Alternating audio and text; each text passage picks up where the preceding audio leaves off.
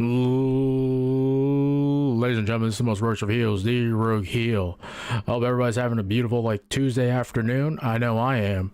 We're putting some Valheim on and we're finishing the fight. That's right, folks. We are finishing the fight. Chud Logic is finishing the Destiny article. I assume this is part 5 of what I would assume will be a 5-part series, one of his greatest works ever, and we are here, you are here, I am here to leech off the content machine that is Chud Logic, who's leeching off the dysfunctional life of Destiny and the terminally online and probably mentally ill Mr. Girl. So ladies and gentlemen, let's start the show. All right, we're all set up here.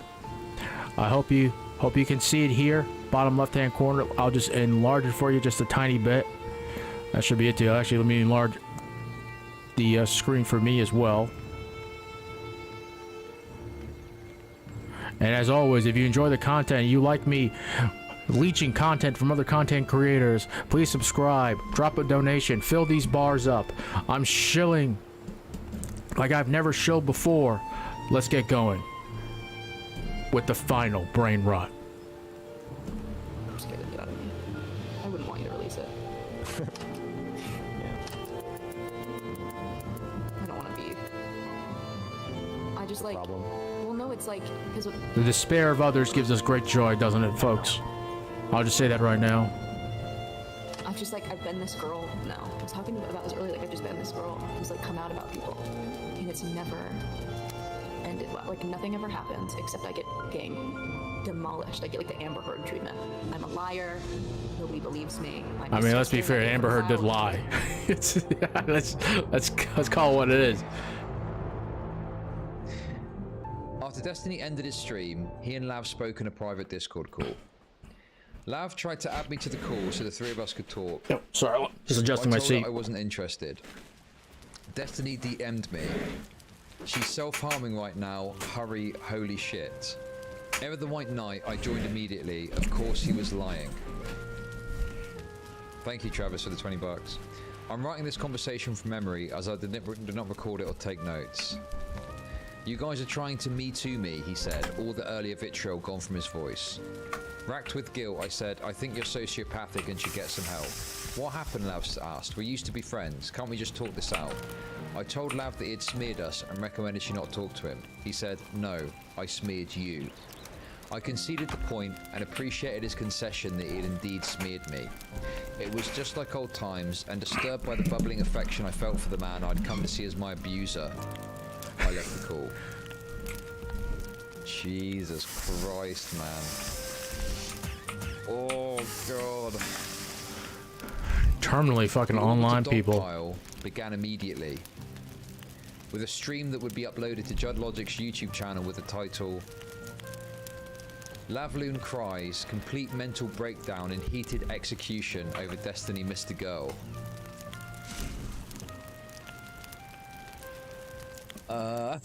Cannot contain himself.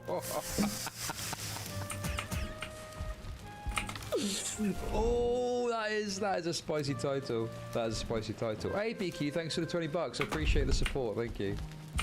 I like showing my face now. You get to see my ugly mug. Oh, that is... Oh.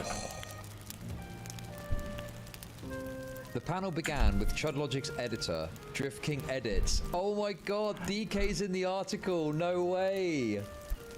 You gotta love it. Saying to Lav has always been a lying bitch. Never listen to anything that she says. Not so erudite. I think that the way you got treated on DGG Reddit was way beyond the pale, right? I think absolutely there's a problem with the way that women in this space get treated. I think the fact that these two people are sexting each other is a really stupid idea. I do think there are boundaries and responsibilities. So those criticisms that you've worked yourself back to, I think are completely fine.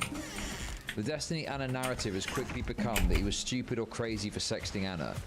Using this language, Orbiters could criticize his actions without implying he had abused his power or mistreated Anna. Oh my god, this is such fucking cope.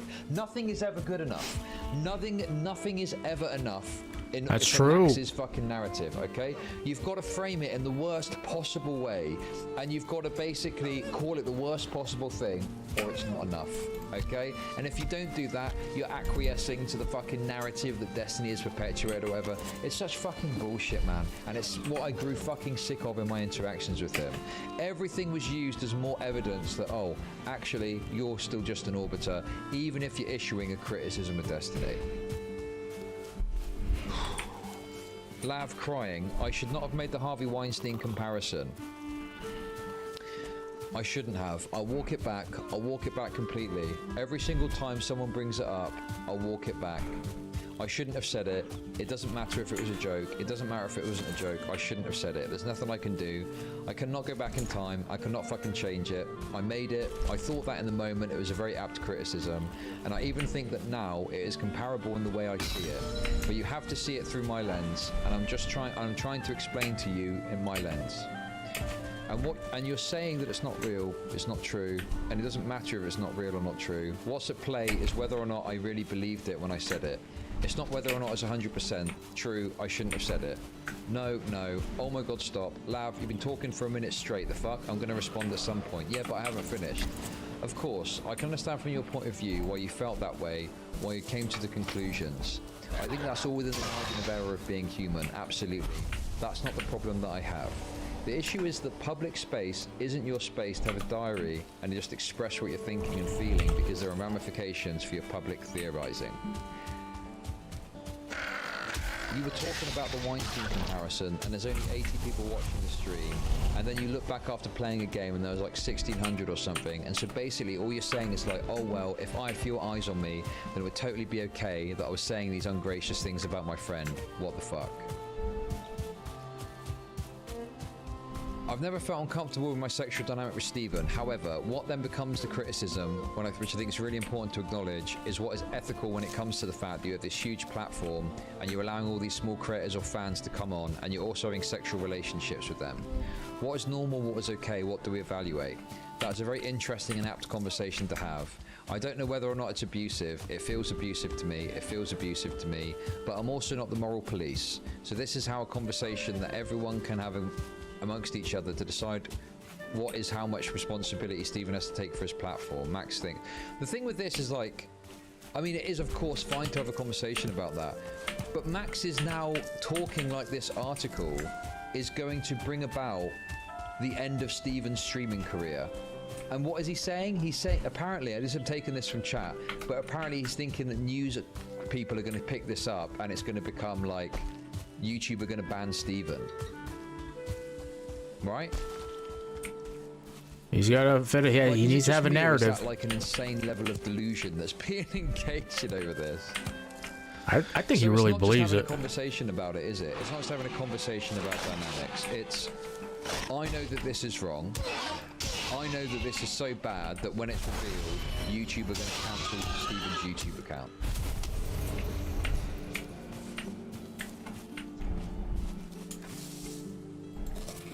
Is he? Oh, for fuck's sake.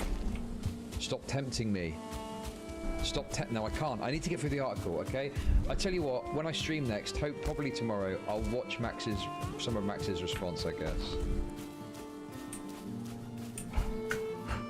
I swear. This is my problem, though. And as you know, where is the Black I thought there Forest? were some very apt criticisms that he made of Dr. K. But this idea that if the ethics board find him in the wrong, don't find him in the wrong, then there's a step further to take. Even back then, I thought that was too much, right? But this is the problem, is like, it's like he's got it in his head that this is what it is, and nothing's going to stop him from pushing forward with that, no matter what. Nothing's going to stop him from pushing forward. Even if Destiny is meeting all the standards, well, Max has got a different perspective, and he thinks it should be this way, and therefore that is correct, you know? Anyway, let's continue. I'm basically willing to just fully grant that that wasn't your position. You just thought there was some interesting stuff. You wanted to ask some questions. Maybe I can fully grant that I'm dubious, but I'll just grant it for the sake of this conversation. You cannot possibly convince me that Max was just going, I think that was an interesting conversation. These are just some interesting questions that we need to pose. There's nothing in what we do. he was doing behind the scenes. Like, there was no shot that he was just genuinely inquisitive and curious and worried about his friend doing the trust but verify thing. It was not that. Oh yeah, this is just truth. I'm not so erudite. I know how he approached at least some of the women, which is not at all just curious and soft and open and inquisitive. It was absolutely narrative painting. I mean, every single question he asked was begging the question and painting a narrative. I actually think in all this, probably you're getting a lot of shit because you're being so public about it, more than Max at this point. Which really sucks because the worst actor here is Max. Like, everyone is like shitting on you. To be honest, Max has acted way more irresponsibly, way more disrespectfully than you have.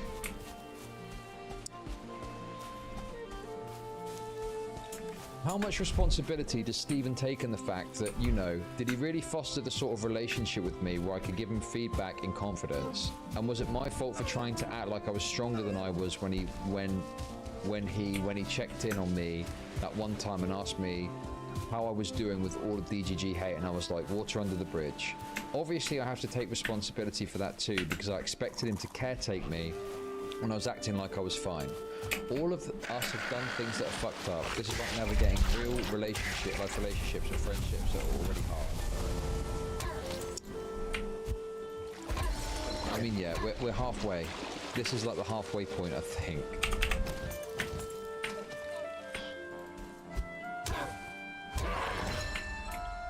Oh my god. Alright. Chud, I'm caffeinated, baby. If I can do it, you can do it. If I can watch you read this, you can read this. Erudite. Everyone's been meanie poo poo. It's just a bunch of bad people that are messy and broken, having messy and broken communications. Wait, what is this from Not Mr. Girl? Destiny is done and not just on Mr. Girl TV. That's a banger.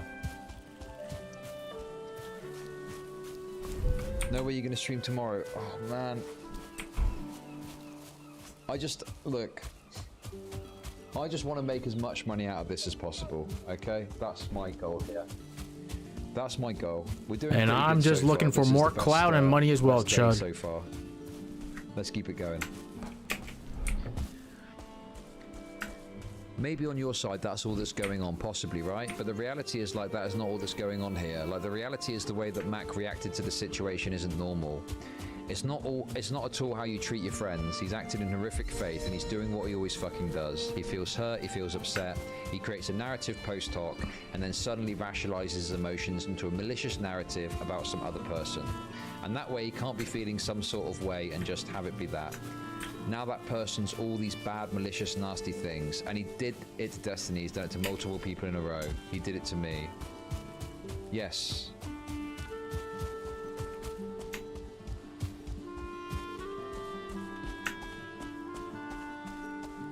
I know he did it. This is a very accurate representation of this kind of thing, right? It can't just be like, yeah. Anyway, let's just fucking read, okay? Enough.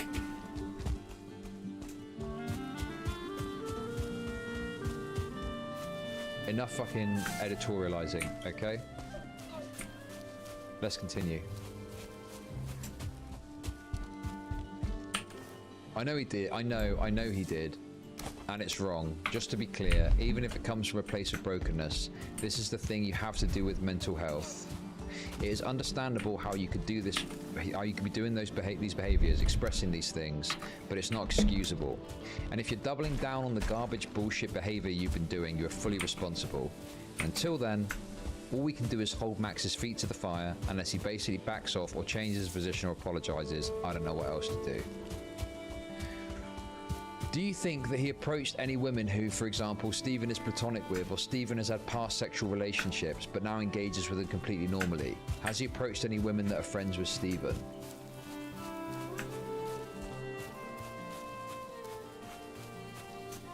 Kelly Jean, he's not approached me and he follows me on Twitter. He's never spoke to me. Well, we know that changed, don't we? Oh, yep. We know that changed. We know that changed.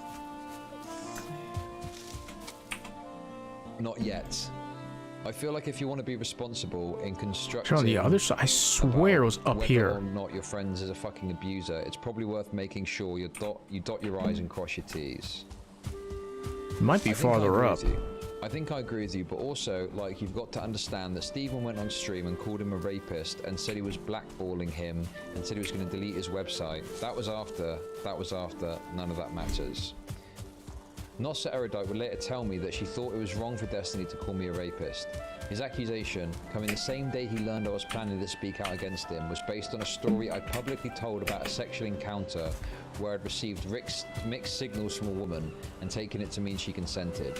I use the story as an example of how idealized and explicit consent is often not present in real sex, but neither I nor the woman ever thought that I think this is the Black Forest Destiny had known now. the story for 11 months before calling it rape. Nope. His Okay. fans immediately took to calling me Mr. Rape.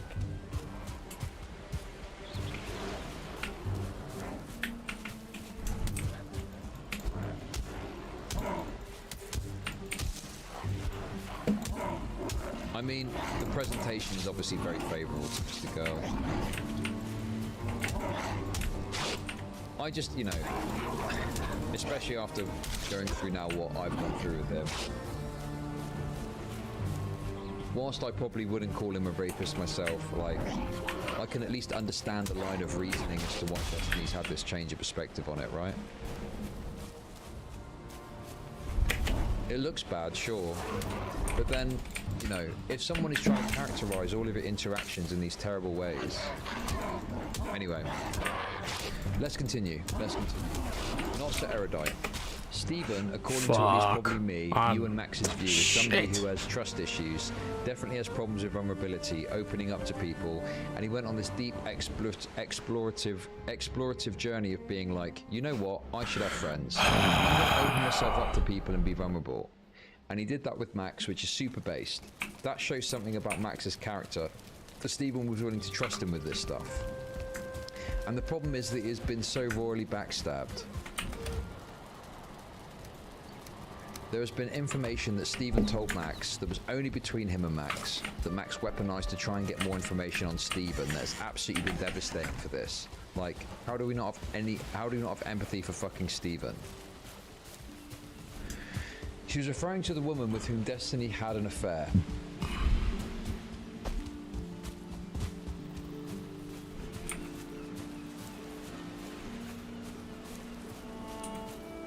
She was referring to the woman with, listen, the fact that it is at this point it's not even a secret it's not even an open secret, is it? It is, everyone fucking knows who it is. Everyone knows who it is, right? And, you know, I feel bad for Destiny over it. As much as people will meme about it and people in my community are gonna say the name and stuff like that, sure, whatever, you know, it is kind of shit. It is kind of shit that, like, what is obviously, you know, a very private kind of thing being revealed publicly. I'm not gonna say a name, no. I'm not gonna say a name.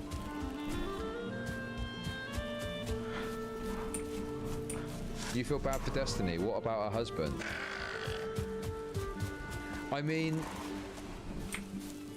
I've got to be honest with you, I thought that this particular person was, like, well-to-do, married, all that shit, so it is a bit of a shocker. But anyway. I thought so too. It's Lauren Southern.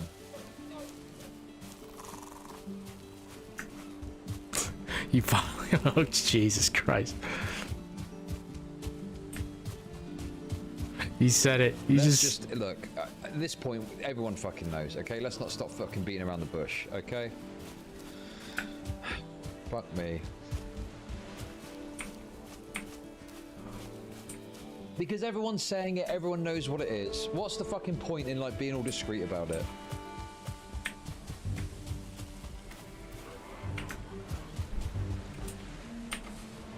People are saying it in chat, everyone fucking knows. People are like, oh, Chud, what? Everyone fucking knows, okay? Everyone's been talking about it. His community's fucking, it's all memes on his community. There's a fucking schizo post that isn't maybe a schizo after all on fucking a certain website about it. Listen, if you were freaking out about me saying it, you are literally engaging in, like, performative outrage, okay? Anytime he mentions in it here, he might as well just say the fucking name. He might as well just say the fucking name, alright?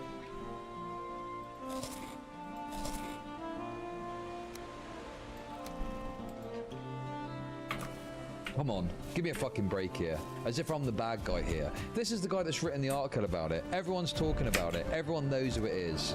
Give me a fucking break. I've not betrayed anyone. I've not betrayed anyone. Destiny knows that everyone knows about it. Destiny knows that fucking everyone knows about it. If Destiny's got a problem with it, he can send me a message and say, you're a fucking rat for doing that. But look, it's a fucking open secret. It is an open secret, okay?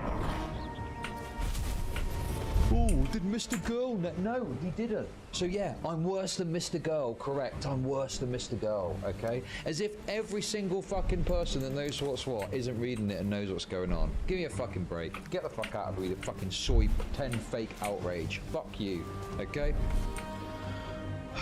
Anyway.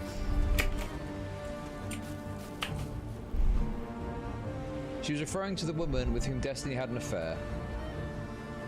I'd reached out to her to offer to write a story if she wanted me to tell her that both Destiny and Melina seemed to have spilled about the affair to a large number of streamers, and to warn her that I'd come to see Destiny as a sociopath. She told Destiny about our conversation, Pot calling the kettle black on stream as an example of me behaving unethically. Chud Logic, Lav. I just want to propose to you because, you know, I'm trying to be a neutral party in all this. Obviously, I'm split in many of these ways. Is it not a possibility that Max is inviting you in closer because he's trying to control you further? Lav. That was a very neutral comment from me, wasn't it? Lav. He has not manipulated me at all. What I think is going on is that I'm the stupidest person alive. I'm just extremely dumb. I'm just extremely dumb. If you're dumb, you're so easily manipulatable. Suggestible, yes. Not so erudite. I don't necessarily want to paint this narrative that they're trying to control you and manipulate you. I have no fucking idea. Lav, I think my brain is fine. I think well, I just don't think before I speak. I just need to be more patient. I'm just impulsive. I'm just impulsive and retarded. I'm whatever. I'm a bad person. Don't take me seriously, I guess. I don't know. Clearly, I'm not okay. Clearly, I'm not okay. I'm very mentally ill. I don't know if I should be in this space, but now I don't know. All of this is fucking crazy.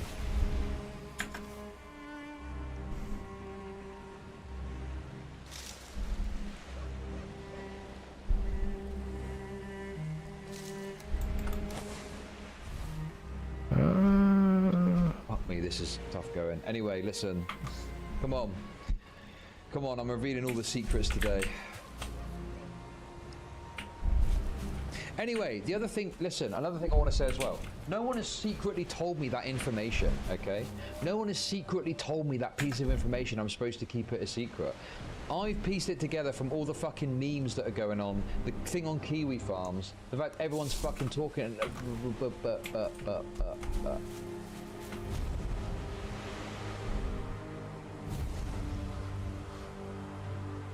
Holy shit.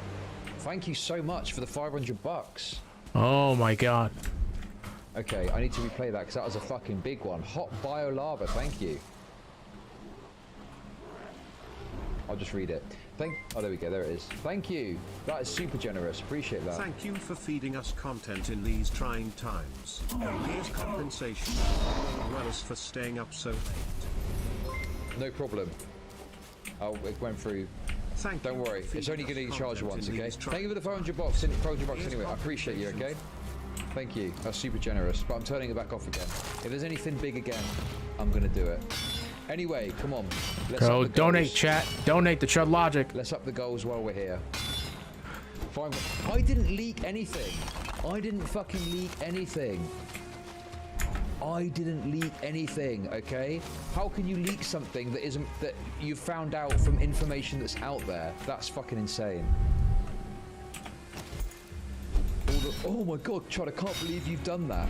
Oh, you can't believe I've mentioned what is clearly an open secret and loads of fucking people know about. Give me a fucking break.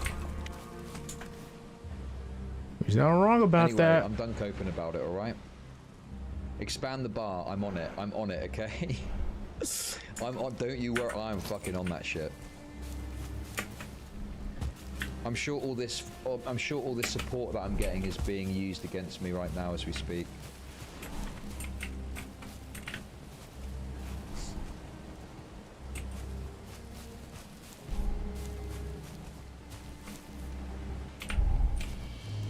I've backstabbed Destiny for the sake of $500. Correct.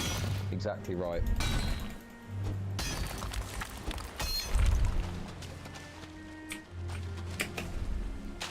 I've backstabbed him hard. And I'm happy that I did it. I'm happy that I did it, okay? Feel that, yeah, listen, every time you feel the bar, I'm going to reveal another embarrassing secret about Destiny that I've heard on the grapevine, okay? Next up, I'm going to tell you the person he actually raped. No, I'm just kidding, that's a meme. I don't believe he's raped anyone, to be clear. My lawyers are telling me to make sure you know that's a joke, okay? Anyway.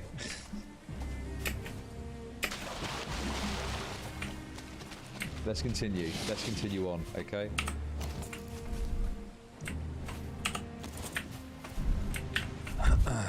Sorry, I'm getting a bit, listen. Okay, I've gotten a bit out of hand with this stream, okay? It's the witching hour. It's the fucking witching hour, okay?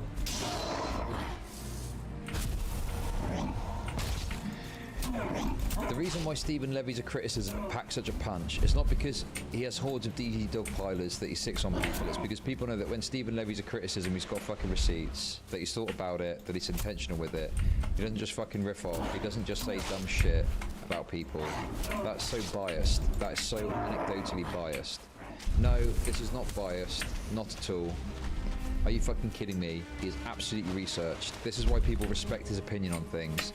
This is why when Stephen comes out against for somebody, it changes the structure of the narrative because people respect his opinion. Oh my god, I cannot believe people are asking me for a source. You people are so embarrassing. Listen, okay, if you need a source, it's not for you, okay? If you need a source, I promise you, you're too fucking inbred to fucking understand it, okay? If you haven't picked it up and you don't know, you're not smart enough, alright? You're just not smart enough. You're just not smart enough. Right, come on, let's continue. Let's continue, okay? Come on, I need to get through this hard again.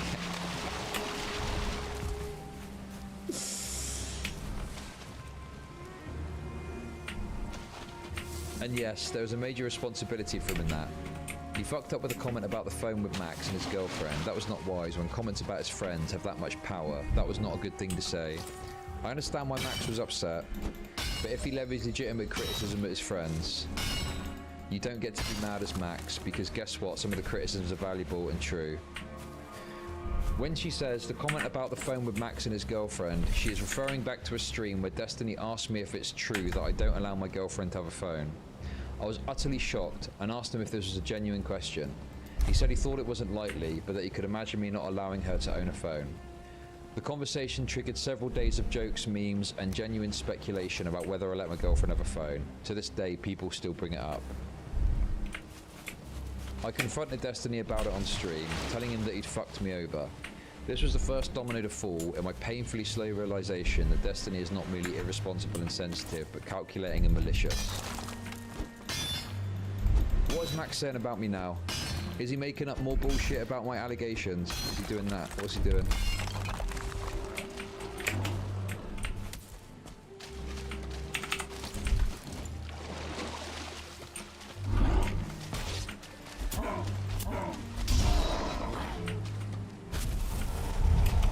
Can you comment on training Destiny banging? I will not be commenting on a proposed sexual relationship between Trainwrecks and Destiny until both those bars are filled, okay? Then maybe I'll consider it, alright? There you go.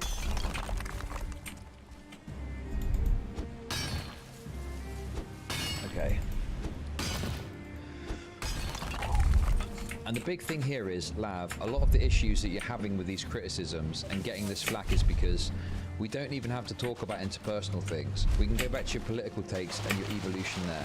You, last night, got on a stream, and as I was pushing back on you, you started to backpedal on a lot of the reasons why you were there. You're not really thinking about these things before you engage, before you act.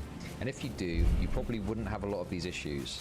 But you're so easily influenced in all these situations, and you know, but you keep getting on streams and you keep saying these things.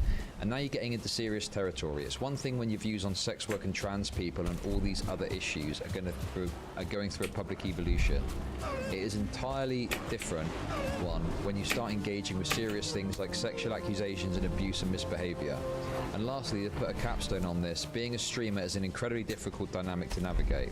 Being friends with streamers is even more so one, but you have projected a lot of onus onto Stephen that no one else in the real world believes is there. There are power dynamics at play, there are power dynamics to consider, but the superior subordinate one that you keep leaning back on is not really there. You're putting it there, you have a choice to be his friend, you have a choice to go on his stream, you benefit from it. Stephen has to be aware. Stephen is aware. Oh, cutting her off straight away. Stephen is aware and he isn't abusive with that power. He doesn't sick his audience on you just because he gives his belief or his view on a situation that in many cases other people tend to be the first ones to come public with. Like last night, he is going to give his opinion and feedback and there's going to be repercussions. You're on the internet, that's going to happen. People are going to talk about you, people are going to go on the subreddit and make posts about you. That is the nature of the internet. Free speech, baby, all the way. You have to decide whether or not you can deal with it. You can't keep internalizing it and then coming out with these crazy public statements and not having something well thought out that you can substantiate. Lav, okay, great. I think this is, again, I really struggled, yes. Okay, now I know that everyone wants to make this feedback about me, I get it. I've already said that I shouldn't have said anything. It's very impulsive, maybe I don't interact with. How many times are you going to say that before you do something about it? Subreddit is on bin quilling mode. How so? What's going on? What's going on over at the subreddit? Is it on lockdown? What, the Destiny subreddit?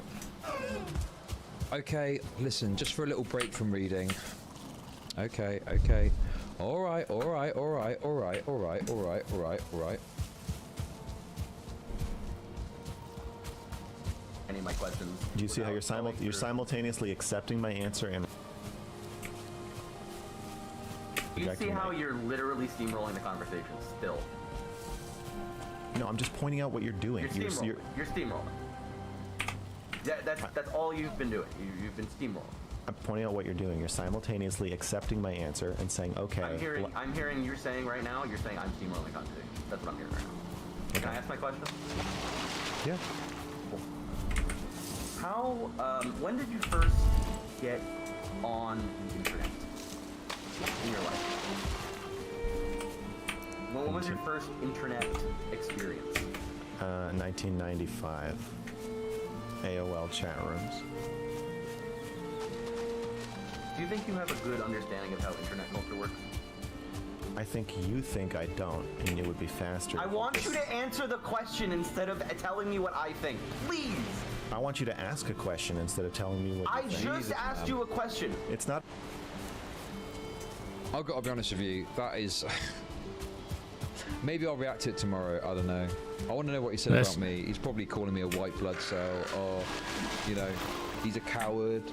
He's not willing to fucking torch his career over the unsubstantiated allegations of the same things. Oh.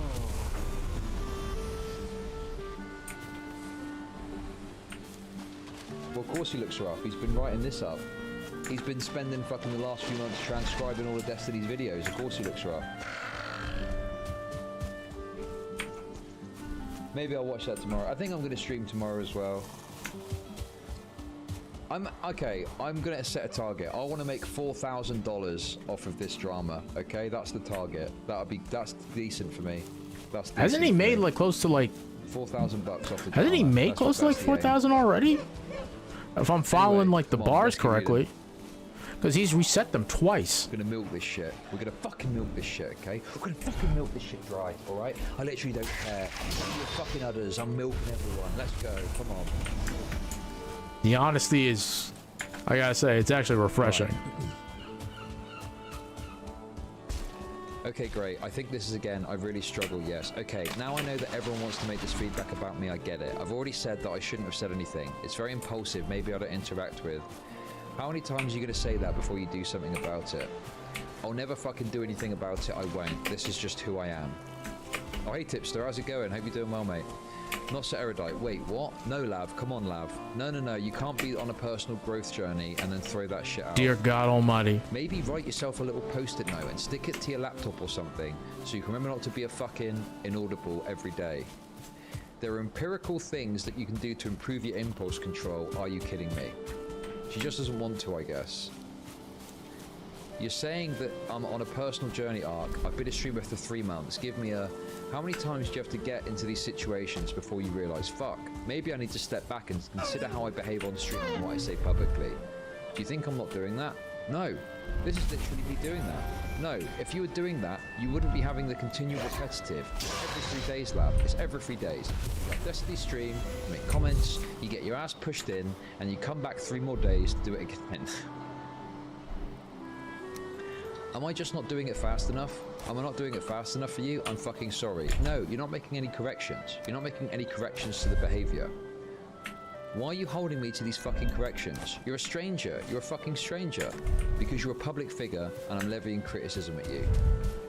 You're not some baby tiny streamer. Don't you have a 700k TikTok and you're decently successful with music? This has been a big thing that I've actually had to like tell other people to fuck off about. Is they've tried to be like, look, there is this massive discrepancy of size and clout and capacity between Lav and Destiny, but that's not true. You're very successful in multiple areas. This is the last thing I'll say about my involvement. I'm obviously severely mentally ill. I'm like, I don't exist. None of this internet fame has ever felt fucking real to me. I was in a cult for 5 years with no access to the fucking internet, and then all of a sudden I get on the internet, I become fucking famous out of nowhere. I only exist on the internet. Everyone feels like my friend. I go online, I say my silly little things online. All your friends are online too, and they're all essentially content creators. World, nothing feels fucking real. You have to put into perspective, like, I do not live, I disassociate constantly. Like, I don't know what is real and what is not real. Fuck me, man. Me, dude, like, this get just some seems real... like total cope. I know this is all stuff, didn't this happen on my stream? I can't fucking remember. Anyway, the fucking reading it out like this, the cope is unbelievable.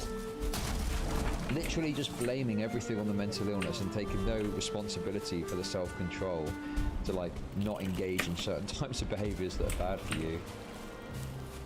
Reminds me of an alcoholic that seems completely unwilling to accept any responsibility for continuing to drink alcohol, and it's all everyone else's problem.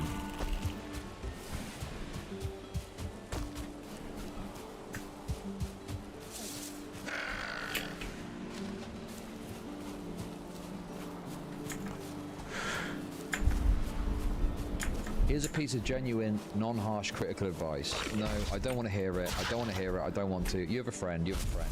I don't know where that stands right now. You had a friend named Steven that you could have gone to. We're friends and he gets it, he understands. He gets it, that's not what I'm saying. It's fine that he gets it. The fact that he gets it and he likes you and he's willing to engage with you, something you could do is process things with him offline. Talk to him in chat, talk to him on the phone, and before you go public with these things, I know. You could do that. Well, you say you know, but I'm telling you, that is one of the key pieces to the puzzle when it comes to these issues you have. Again, you're acting like this is extremely easy to navigate. No, that's easy. That is easy. Lav, beginning to cry. Take how hard it is to navigate genuinely. Take how hard it is This to would be navigate nice this if, like... I've been in this space for a long time. It's very difficult to navigate it. Okay, now add that onto that. I'm extremely underdeveloped socially. Like, extremely underdeveloped socially. Now take all of that and I don't know what to do. I don't know what to do. I know that I made a mistake. I feel fucking bad. Lav, I'm telling you easily, very easily what to do. I'm telling you it's fine. Let's erase everything that happened up until this point. You're going to go forward from this stream trying to make a change. That's the key, and I'm sure. I don't know if I am, and you can't hold me to that, I don't know. She doesn't want to. Oh, who's this? Chud Logic says, this is pointless. I've created a dog pile by mistake. I'm sorry. Lav, it's not that I don't want to, it's that I can't. Lycan, I think you should leave, okay? Pixie says, Lav, wait, Lav. I believe you're capable of change. I honestly... Why? Why is this? Oh my god. This is so annoying. Everything becomes about me. Everything becomes about me. Why can't we talk about the very apt criticism that Steven's sleeping with everyone that he interacts with? I think that is an interesting conversation to have. It always comes back to me. Why? Why? I fucked up. I already said I fucked up. Not so erudite for a couple of reasons, right? I get this. I get this. What else can I do? Okay, so here's genuinely how I think the best way for all of us to move forward. I can tell that you're super distressed, Lav. I think it's probably better for the conversation to end sooner rather than later. Because I hear the distress that's going on for you, and I don't think that anything good is going to come out of pushing this even more. I really think that you should just slow it down a little bit. I think you guys are gaslighting Lav. Smeth isn't one of the Destiny Orbiters. He's one of mine. God, I remember this stream, man. This was fucking wild. I had to try and balance it out a bit because it was getting a fucking insanely like dogpiley. You know, and there were people wanting to jump in and they wanted to fucking have a go at Lav, and listen, I'm all for it. I'm all for it, but at some point it does get a bit much and you've got to try and redress the balance. But people were mad at me for bringing Smeth on, and it's like, well, what, do you literally just want 5 people berating Lav? Like, I know that sounds great, but it just gets, it's not right. It doesn't feel like the right temperature of the content, you know? And it is fundamentally like unfair too, like when everybody just like dogpiles her. You're going to say yes and you're going to giga chat it out, but anyway. Not so erudite. Cool, Smith. Thanks for the fucking psych terms. Good job. I think when you talk about leaving Twitter for 3 days, I think that's a really good idea. I think that a lot of this will blow over if you're just insulting her. You're just insulting her over and over and then letting her melt down. And then every time she melts down, then she scrambles for anything just to get a breath of air. And she's desperate and emotional, so she reaches and says anything. And then anything that helps your narrative you grasp onto, and then you keep going forward with that. What the fuck is going on here? What are we talking about? Can we stop fucking dogpiling Lav and talk about the actual accusations and actual meat of the matter? Wow. Nobody is that interested. I'm unironically trying to be kind right now because I don't hate Lav. I've already extended multiple amounts of grace. There are certain things that she'll then say to try and weasel out, so then we'll hold it on that. Because you keep fucking quote tweeting me. You keep trying to virtue signal using me constantly. I already know that I fucked up. Hold on, I only tweeted your misandry stuff. No, Lav. You will do anything but talk about what's been levied at Steven. I've talked about what has been levied at Steven. What do people feel like we... Okay. 5 buttons.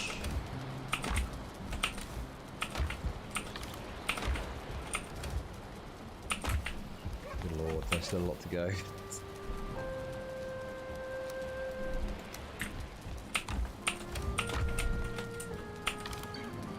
Okay, I actually don't have any wood. Oh shit.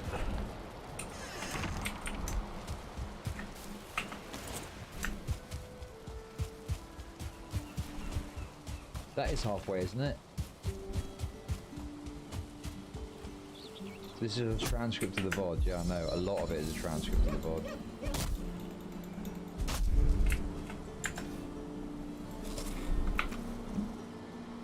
Good lord.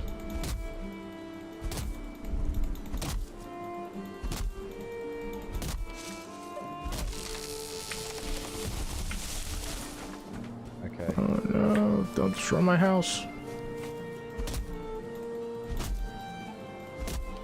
Oh my god, we've got some early thumbnails.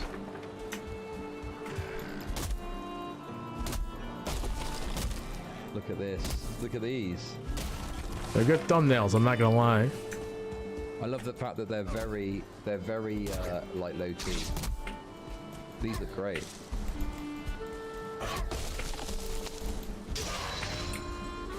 DK is amazing, man. He's a great editor, dude. You may not like him as a person, but like, the guy knows what he's doing.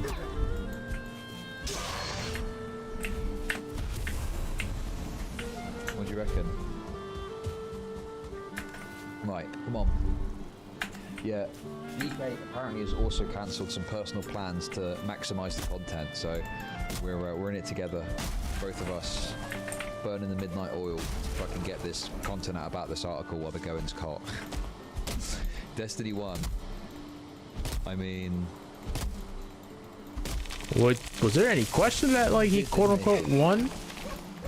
I'll be honest with you, I feel like I'm also somewhat winning. Sat here on a... How much is that? The $2,500 stream nearly. And plus membership. I'm not even counting memberships in that. The only pans, fuck you. You and me, bro. True. Right, come on guys, let's crack on. We're gonna do this, guys, I promise we're gonna do it. What do people feel like we haven't spoken about exactly? Okay, so the thing being investigated, there's no evidence for right now. There's no evidence.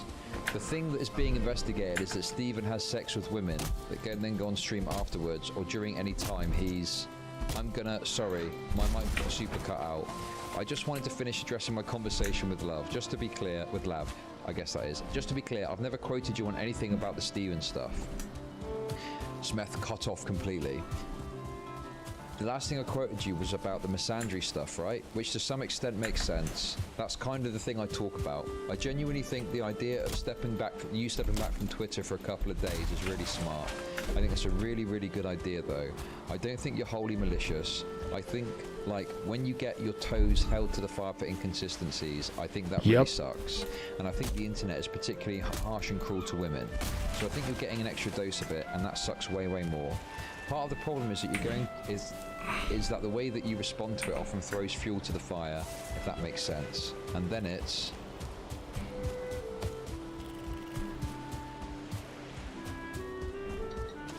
very, very kind of you to give her an out where she can agree with you and then get off Twitter for a while. Very kind of you. Yes, if this is causing this much fucking distress, honestly, when people resist the idea that people need to, like, get off Twitter like this, I'm like, well, what else is there to say? What else is there to suggest? If you're genuinely getting caused mental anguish, fuck me.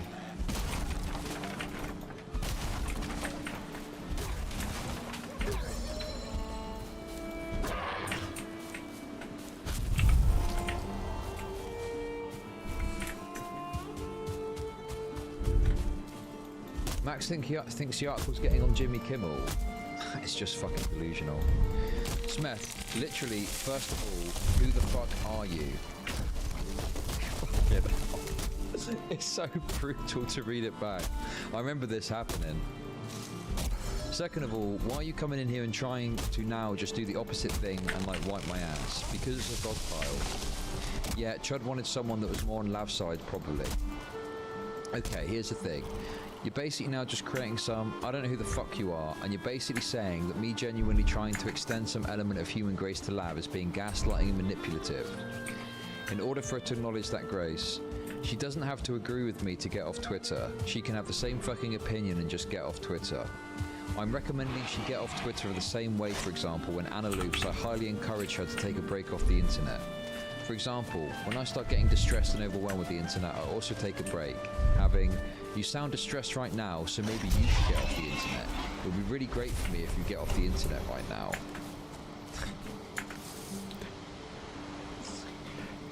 Good job, good job. Oh shit, my camera's gone. Where did my camera go? What? What happened there? You got restarted, Chud.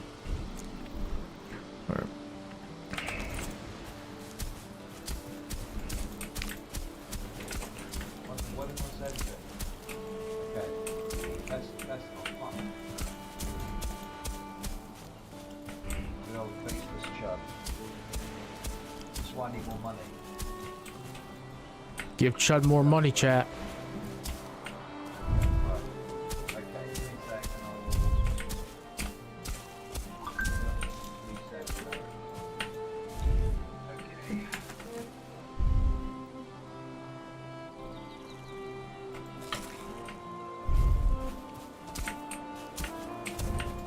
Oh, Dutch angle.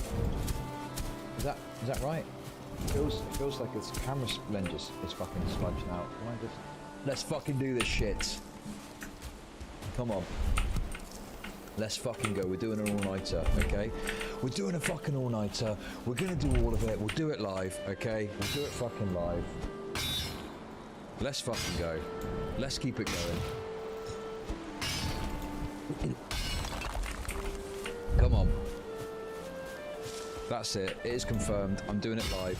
Get the fucking super chats going. I'm gonna keep going all night if I have to. We're gonna read this whole fucking thing in one go, okay? We're gonna fucking read the whole You're thing in one 50% go. there, Chubb. We Literally, we're believe doing in you. this. You also did too, because I'm looking at the video right now. Let's fucking go. Okay, come on. Let's go. Okay.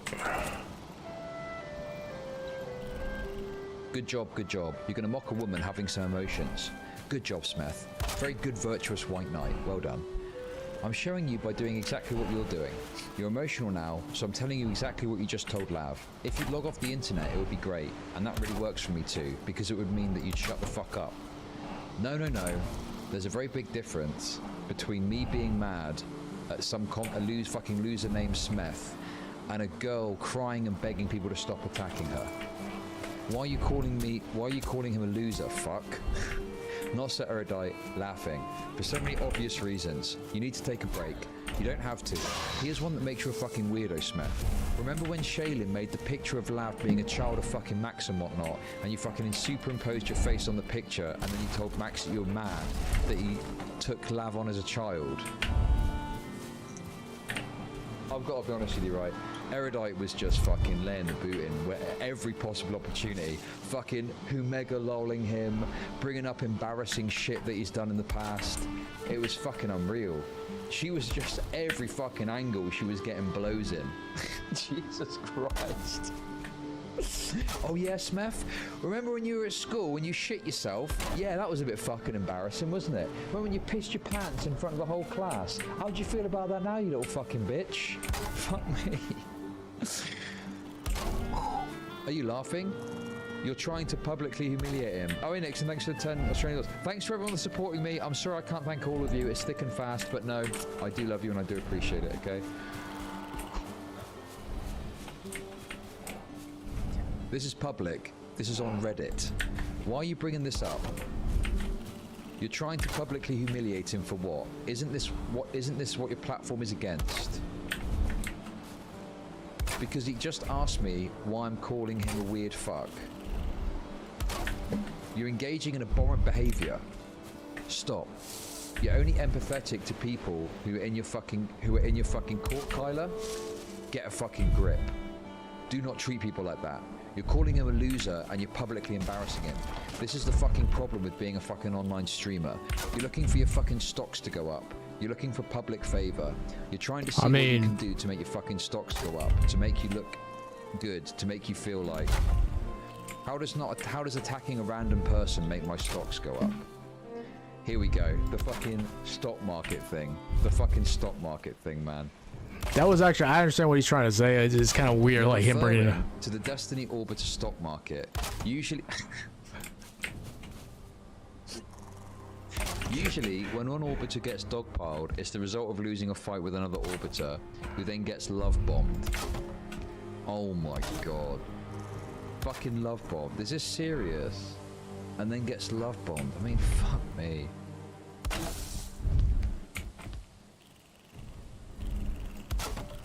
It's a meme. I used to check my stock because I thought it was funny, and then I stopped. But it's a fucking meme. You're not supposed to take it super seriously. You're not supposed to take it this fucking serious. Oh yeah, I'm worried about my stocks. I'm worried about my fucking DGG stocks going up and down. Fuck me. You can conceive of this in a real way and let it control you if you want. Okay? That's fine. That's fine. But the reality, the reality is you've got to have a bit more sense about you to play into the dynamic and have fun with it without completely fucking investing yourself in it to the point where it's driving you crazy. Fuck me. Jesus Christ. I have a huge short on Zerka right now. Listen.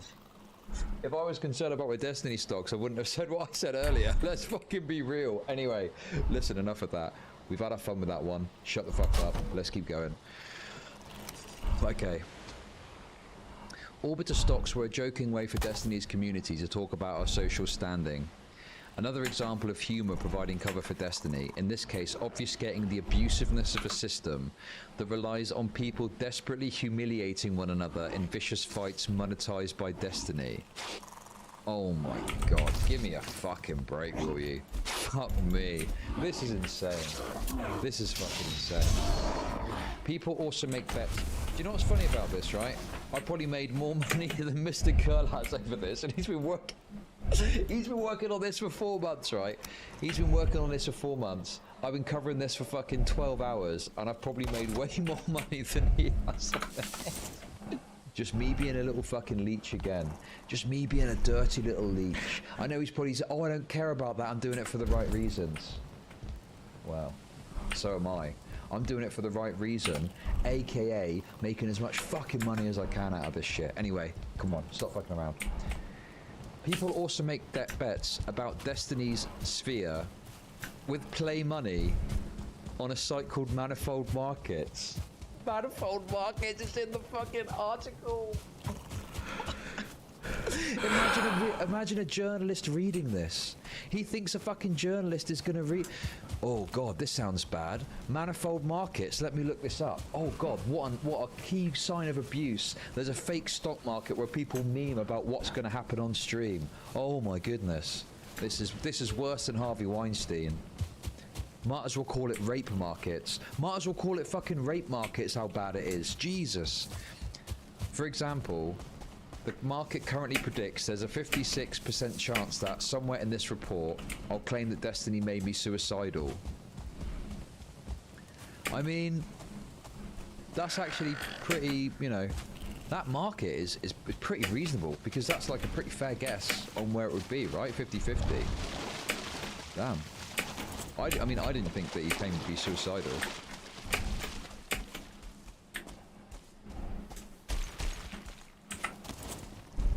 Anyway, what's my stonks right now? What's my stonks? Here we go. Chud Logic stock permanent. Oh, holding steady. Holding steady. Okay, a little bit of insider information. I'm telling you, the bridge is fucking secure, okay? Buy. Buy right now. Buy. Go and fucking buy right now, okay? This bridge is rock fucking solid, okay? Get your fucking buys in. This stock isn't going anywhere. I want to see this go above 80%. Do people still use this anymore? Is this still a fucking meme? Is this even gonna work? Do people even use this? Get me above 80%, okay? Get me above 80% right now. Anyway, stop fucking around. Let's continue.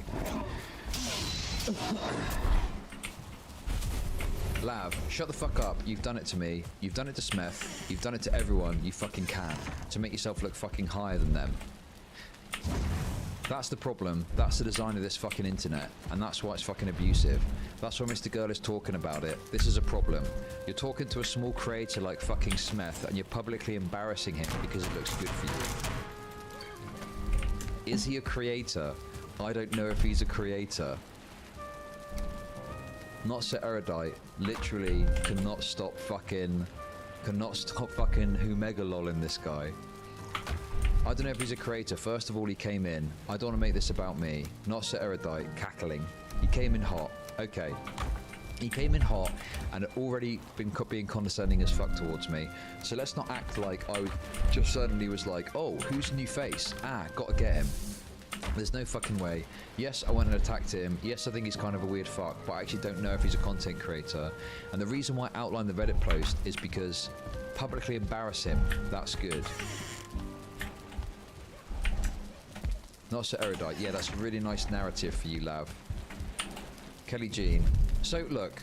Listen, to be honest with you, okay? Yeah? I remember being in that call, and I remember thinking Smith was getting a fucking harsh treatment, okay? And Not So Erudite was being pretty fucking vicious towards him, right? Now, is that because she's trying to curry favour with Destiny? Possibly. I think it's just that she wanted to talk some shit on Smith because he was defending Lav so hard. I don't know. Should have been okay. I know everyone's gonna giga chat and say it should have been worse. Okay, I'm trying to be a good. It could have been person here. worse. I'm trying to be a good person, but I'm getting manipulated by DGG to be bad. I'm getting manipulated to just shit on Smith, okay? Unbelievable. Anyway. Since when? Okay, I'm in a manic phase. I'm going fucking insane over here, okay? It's the witching hour. I'm gonna start fucking being... I'm gonna say...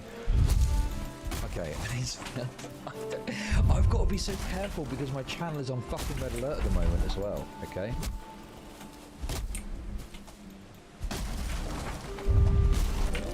Oh. Can always stream on Kick, Chud. Oh, no, it's not.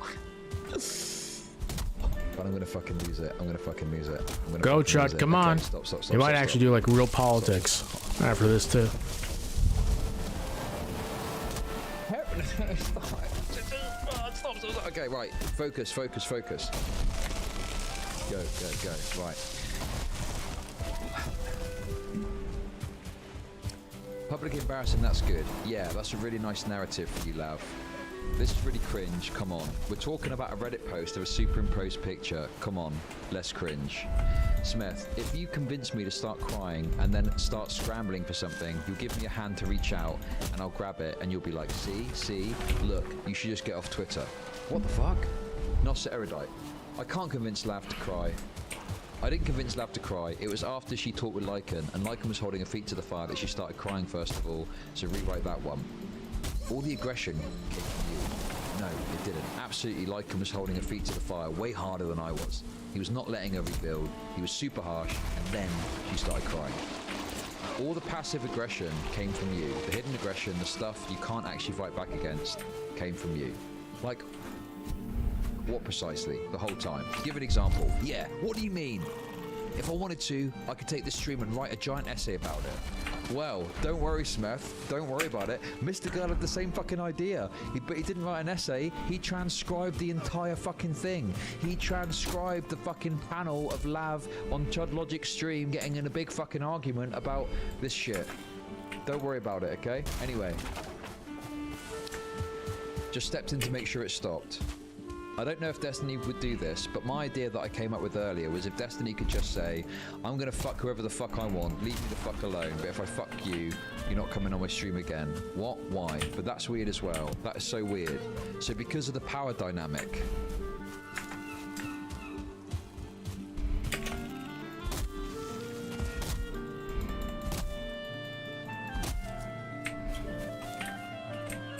okay. Power dynamic. The implication.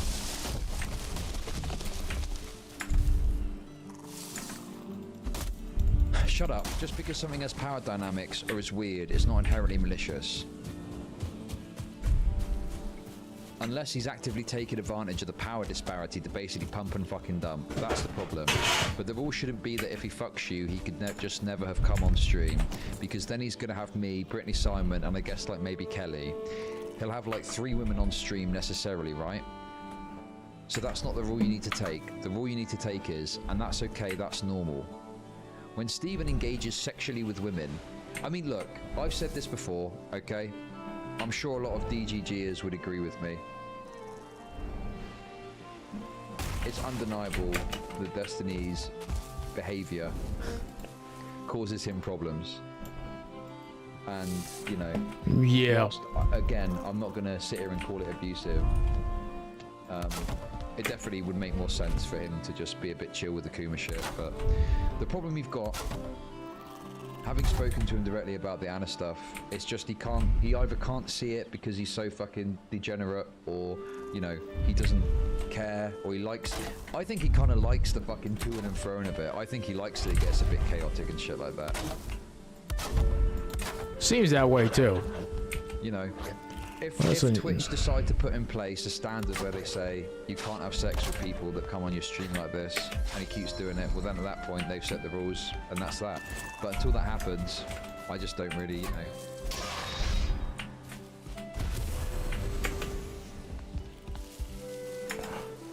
Chaos theory. Anyway, come on.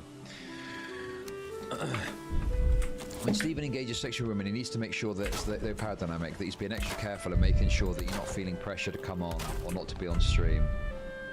And he needs to make sure that he's explicit with his sexual boundaries with them. If he's doing all these things, for the most part, he's good. And I would basically argue probably you should try pursuing women and not just sleeping with the women who pursue you first. That would probably be my other recommendation that I would make to him. Well. Okay, yeah, obviously, you know what I mean, on other platforms. Anyway, if he's going to Rumble, okay, I think that on Rumble you could probably commit a full rape and they're not going to ban you. So Destiny's onto a winner there. Anyway, listen, I'm trying to read through this and I just want to fuck around, okay? I just want to fuck around. I just want to fuck around. Stop. I mean, he fucks around quite a bit too, so. Keep me on the straight and narrow, okay? Destiny, that is. Come on now. Well, I don't disagree that it can be navigated in a way that doesn't hurt people. I'm just saying there's a power dynamic where he's very powerful and going on a stream will help you a lot. So if you've had sex with him and then you engage in that power dynamic, depending on who you are, maybe you can't handle that. Is it Destiny's job to be able to know who can handle that or not? Because eventually he's going to fuck up and someone's going to get hurt. People do get hurt in life, that does happen, yes. People's fifis get hurt occasionally. Before she left the stream, Lav confronted Chud about setting her up to be dogpiled. Oh my god, what is this going to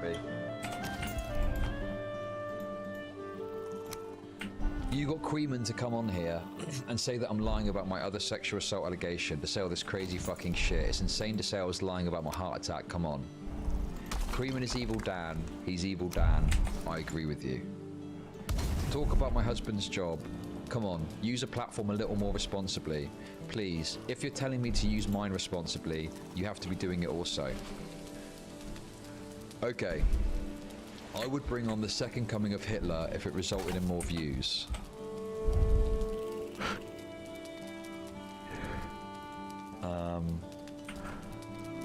Did I say that? Oh, it's in there, so I must have said it. Ooh. Guilty. Guilty as charged. Guilty as charged. Anyway, it's real fucking rich. It's real fucking rich of a Lav to ever fucking complain about people talking about a husband when I've got it on very good authority, and there's going to be something that comes out about this soon which you'll be able to look at yourself. I've got it on very good authority that she has previously shared a picture of her fiance's penis in a Discord. That is very fucking rich of her to complain about people talking about this fella when she is out in fucking Discord sharing pictures of his cock. Give me a fucking break, will you? Give me a fucking break. You really gonna sit there and complain about people talking about fucking the Ridge Wallet shit when you're putting pictures of his fucking dick in a Discord? That's unbelievable to me. That's fucking unreal to me. That is fucking unbelievable. Oh, I'm gonna put a picture of my fiance's cock in a Discord, but don't you dare ever mention what he does or who he is. Give me a fucking break with that shit, okay? Jesus fucking Christ.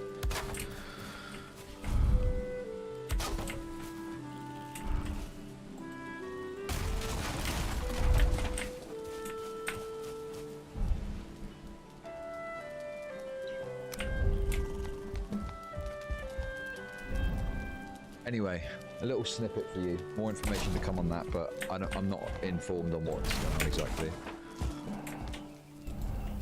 Let's just say there's going to be a certain thread that I've had no hand in, don't know anything about, but I've heard on the grapevine. A certain thread is coming at some point, let's put it that way. Okay, let's continue on. Okay, well, at least from this point, please don't anymore. Don't do this to me anymore, please. Thank you, goodbye. Okay, all the best, bye-bye. November 12th, 2022. Destiny blacklisted Lav and I announcing on stream, this is the actual last day because starting tomorrow, they're not only never getting mentioned in my shit again, I'm going to be removing every fucking thread. I'm also blacklisting the fuck out of them. Anybody that has them on their shows, I'm probably not going to interact with for a minimum of 2 weeks. By the way, the sheer fucking will of me, Chud Nation, and my stream meant that rule was not fucking disregarded, okay? And Destiny realized you cannot fucking enforce that shit, okay? You're not gonna fucking enforce that shit with Chud Nation, okay? Recently he said, oh yeah, I realized I can't really... Also, if he said, like, if it was, like, forever, it would probably be like, I'm never gonna go on your show again, and I'll make sure I'll DMCA all your content that involves me, then people would probably take it seriously. But, like, 2 weeks, though? You know what I mean? Like, no one's gonna take that seriously. Like, 2 weeks? That's 2 weeks of content with Lav, where she gets to say anything. Then he's gonna probably react to it, and then they get to react to him reacting to their content.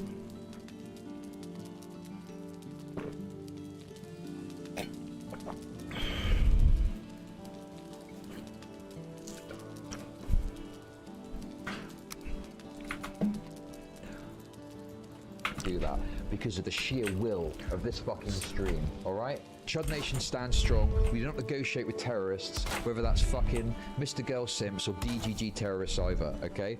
There we go. The Taliban. We stand strong in our anti-Lav position regardless. Anyway. He did not follow through with any of this, but I think it served as an effective warning to orbiters who might have otherwise taken a more neutral stance towards this project. Despite Lav's request that ChudLogic leave her alone, he would publish the following videos to his YouTube channel over the next 2 months. And we all appreciate the free content, Chud.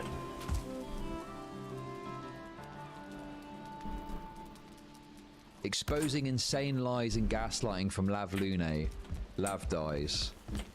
Lav exposes everything in career-ending manifesto. Destiny weighs in live.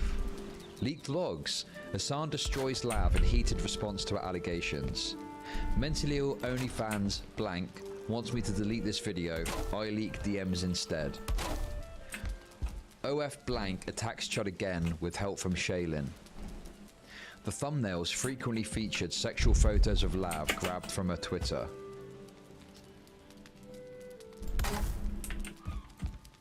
So? What kind of comment is that? Give me a fucking break. Listen, from what I understand, DK went onto Twitter, the first thing is that, and he's putting it in the thumb. Hey, listen, I was a bit of a cop-out.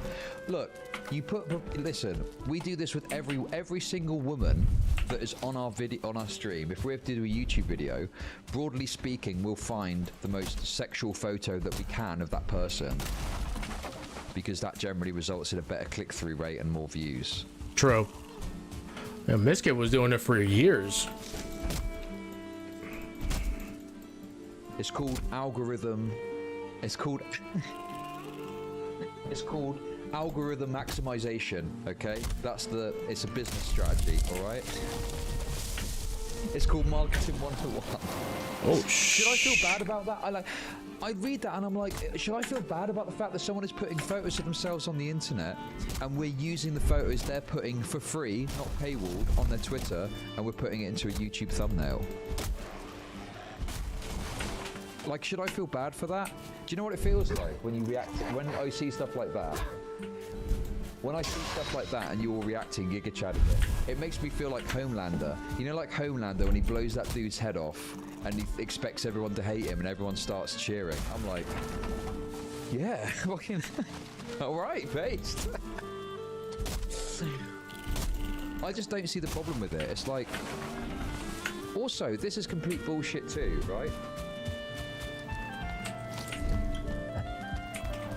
Despite Lav's request that ChudLogic leave her alone, was that the request? So first of all, that wasn't the request that I just leave her alone, right? Sorry, am I not allowed to make content about you if you say to me, don't make content about me, okay? That's complete bullshit. Obviously, no, you don't get to say to me, don't make content about me, please. If I think there's content that's worthy of being made about you, I'm gonna make content about you, okay? Imagine if it was fucking Jimmy Savile. Jimmy Savile was still alive, and he's just been outed as a fucking pedo. Yes, I'm comparing Lav to Jimmy Savile. I absolutely fucking am, okay? Jimmy Savile's like, now then, listen, I'm I've been diddling some kids. If you could just avoid making a couple of videos about me, that would be great. No, mate, you fucking been diddling kids. We're going to make 20 fucking videos about you, okay? I'm sorry, but if Lav is going to continue to engage in the space, okay, and put out lies and misinformation, I'm going to make some fucking content about it, okay? Am I doing it for the right reasons? No. Am I doing it because I'm an honest person that wants to bring truth? No. I'm doing it because when you put Lav in the fucking video title, you get 20,000 views, okay? You get 20,000 views, and that's at least a few hundred fucking dollars in the kitty on YouTube, okay? That's why I'm doing it. I'm doing it because it makes money. I'm doing it because it's good content, okay? Anyway, I just hate this idea of like, oh, Lav said you got to leave her alone. Or if after all of this, she'd have just gone back to a fucking stupid little, oh, I'm gonna go and play, you know, a video game on stream. Obviously, I'm not gonna fucking make content about it, am I? Because what content is there to make? Oh, Lav played Overwatch badly for 2 hours on stream last night. You know, not only that, but she was talking about me. She was talking about me. So sometimes in some of this, I'm responding to shit she's saying about me. So give me a fucking break with this moral policing bullshit of, oh no, you can't make videos about Lav. Fuck you. I'm gonna make as many fucking videos about Lav as I want, okay? Now I'm pissed off. Now, every single YouTube video that comes out for the next month is gonna be about Lav. I will run my channel into the fucking ground to overcome this bullshit, okay? Right, anyway, it's pretty late. I need to be careful not to fucking wake the neighbors up.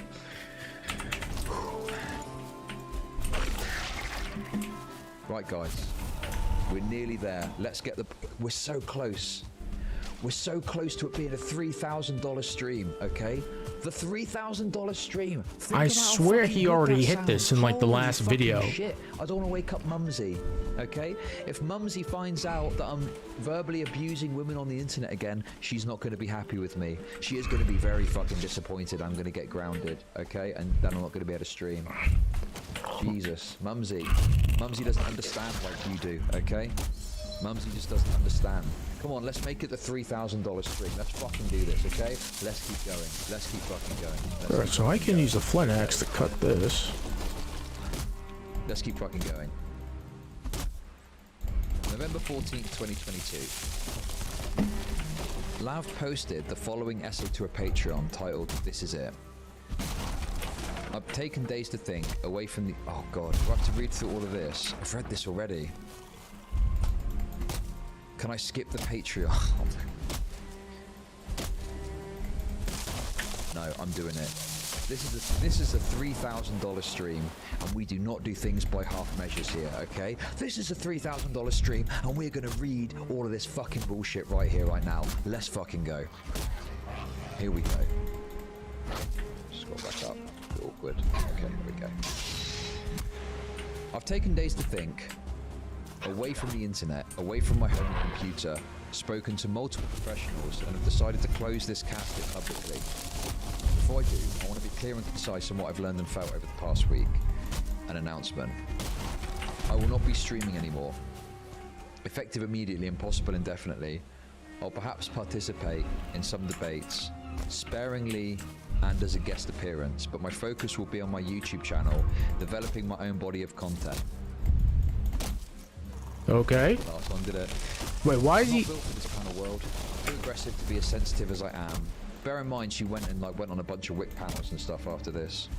Oh, wait, this is Lav. Okay, I thought this was Mr. Girl. My message. I don't navigate social situations well as an autistic person, and I don't have enough practice under my belt to be able to responsibly put myself in tricky social situations in stream. Maybe someday, probably not though. I'll be on this Patreon though. Twitter probably needs to go, but I cannot part with it. This world has taken up my life. To my detriment, I've worked hard. I'm addicted to approval. I'm addicted to proving myself. All this hurts me. I couldn't stop. I have to stop. I have dreams outside of the online that I need to pursue. Overall, the narcissistic world of entertainment has not bode well for me. I left the music industry for the same reason. Something I thought was fun turned into an ego feed, turned into self-harm, turned into me spiraling. I don't want to be famous. I don't want these many eyes on me. It hurts. It's addicting. For someone like me who grew up without parents to have eyes on me, the potential for love, the potential to prove I'm worthy of attention, adoration and love, it's heroin. But I can't get that from you guys ultimately. It's fickle. I can only get that from me. But without further ado, what you all came for. I don't care about the safety of keeping this inside my mouth at best. Do your worst. I have nothing left to lose. It sucks to come out, it does. It sucks to be a woman who comes out about someone bigger than you. This is my second time. Unfortunately, men in power or with big platforms seem to have a propensity to abuse it. This time is different. This time for a week straight, day and night, I had hundreds of thousands of people trying to gaslight me or just downright hurling abuse at me. Going public with sexual instances is embarrassing, and even more embarrassing when someone tries to come forward with that information for you. People have decided to relay my personal story with Stephen that I told privately. I should not trust friends online. I'm going to lay it out for you concisely, and I'm never going to speak of it again.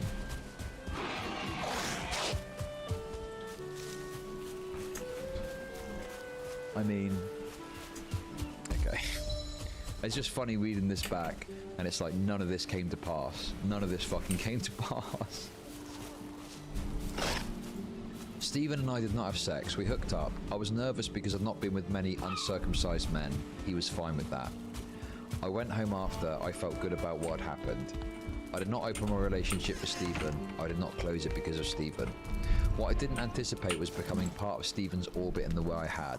I did not knowingly consent to a scenario of being evaluated for my performance, being told I bought views and clicks and content, and existing in the social contract I did after having a sexual dynamic with him, and I didn't realise how many of the women in the orbit had the same social contract I did. Is that why she called him Cheese Man? Because of the smegma?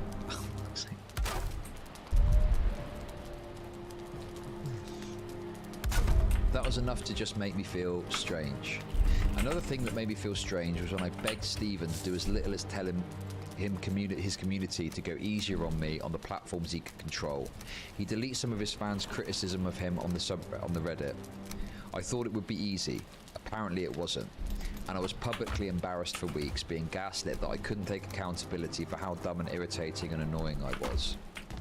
And I just had to admit all those things, and then we'd reevaluate. Stephen even said I was using Darvo abuse tactics when I was expressing my feelings. The thing that made me feel the weirdest was finding out Stephen was sexting and still seeking sex from Anna, who for years he publicly embarrassed and acknowledged was not only crazy, but also completely obsessed with net him. empty. And the consensus Well, I in the ate some good right now. has been she's a psycho stalker, and Stephen's done little to nothing to quell that idea and exploit Anna's sobs and mental breakdown for views. This is abusive. It was the cherry on top that nobody knew about, and the nuts sprinkled over everything that was Anna. That Anna told me she felt like she had to do it in order to feel safe from Stephen. This resonated. The first time Stephen and I spoke off stream, he decided to tell me this huge career-ending secret, and I bartered with my own secret. He's alluded to it in his messages, baiting me, and I had to know. We were strangers, and he told me. I'm not keeping an abuser's secrets. I'm done. It was about sexual indiscretions about someone other than his wife, an affair his wife didn't know the extent of, and he said he was never going to tell her. He didn't want to ruin anything because he had jumped the gun and broken up with Melina before he knew this other woman had wanted him. I thought, okay, this is not really my business, and I don't know Melina. Stephen says he doesn't care if this gets out because it only hurts the other woman. He said this on stream multiple times. So alas, I'm not going to mention the other woman because this has nothing to do with her. And here I am, a stranger holding this secret. Me, a stranger. So, okay. Here's another criticism for Destiny, okay? Here's another criticism for Destiny. Why is he revealing such personal secrets about himself to random people? Like, cut that shit out, man. Like, you're just fucking hurting yourself at that point, bro. Like, Jesus, dude. Like, just chill, okay? Just chill. Does he feel like he doesn't have anyone else to talk to about this stuff? I just don't understand. It's like thrusting that information out there so strongly. Like, you're just going to end up in a position where people are going to have, like, potentially some sort of weird leverage over you, you know? I mean, sure, there's being emotional with people, okay? I might be emotional with people, But there's stuff about me that I don't want people to necessarily be privy to. I'm not just going to go and be like, right, here's my being emotional with you, okay? Insert embarrassing or, you know, dangerous secret about myself. Do you know what I mean?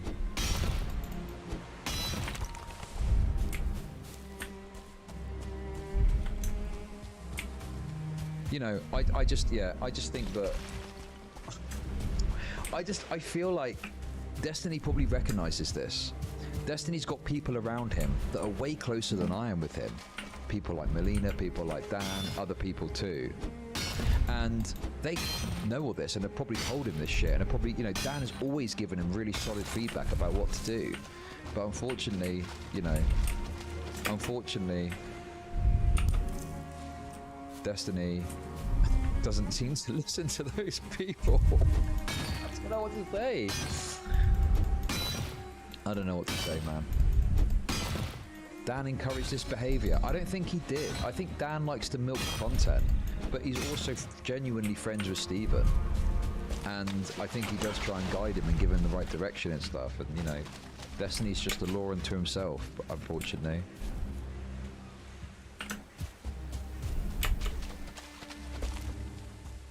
Well, listen, content for everybody else. The bonus next month.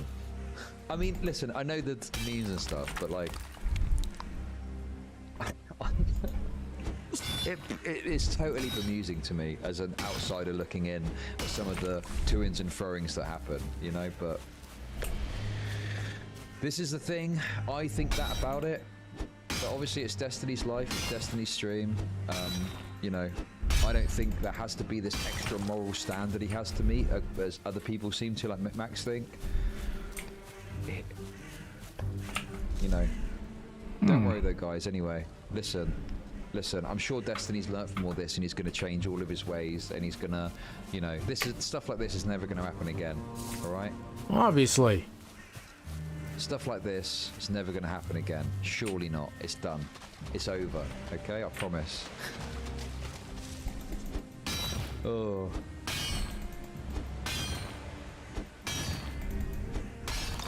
Listen, as much as I've got a reputation as a drama farmer, okay, I'm a fucking lockbox, okay? I'm a fucking lockbox. If you tell me something in secrecy, I will not fucking let that get out there, okay? I'm a fucking lockbox. Now, I'm not saying that because I want Destiny to tell me more of his secrets, okay? Like, whatever, okay? That's not it. But I'm just saying that these other people that are sometimes being trusted are like, laugh, fucking laugh, fucking laugh,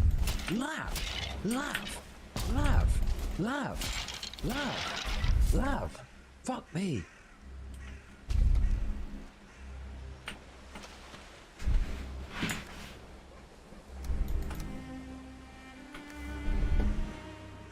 You the person that leaked Lav's DMs for a lockbox. I sometimes will leak DMs, certain DMs, and yeah, I understand people might look at it and go, oh, that's not being a lockbox. But sometimes, I mean, from my perception, you might disagree with this, I feel like I'm being put in a position where it's like, there's a dishonest representation of what's going on. And I'm like, well, hang on a second. I don't leak all the DMs. I just say, here's a relevant thing to demonstrate that what the person is saying isn't actually true. But, you know, if I was to go through some examples, I'd probably admit that in some points I've shared DMs that are like, you know, maybe I've done it and it's not exactly that I'm doing that. Maybe there's a bit of maliciousness. I'd accept that I've probably made some mistakes with that, right? But the thing is, that's different. You know, someone coming to me and saying like, oh, please delete the video, I'm like, fuck you, and I release them. I'm talking about someone telling me specifically a piece of information that is, you know, supposed to be kept secret. I've got secrets about other people up here, okay? I'm thinking them right now. In my head, okay? But I'm not going to say them. I'm not going to reveal them because that would be a breach of, like, what is an extra level of trust that's agreed, right?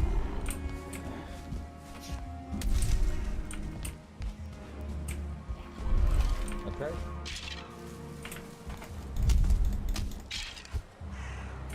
Unless they betray me, if the betrayal was around that and they were dishonest about it in a way that fucked me over, but I don't see how that would happen.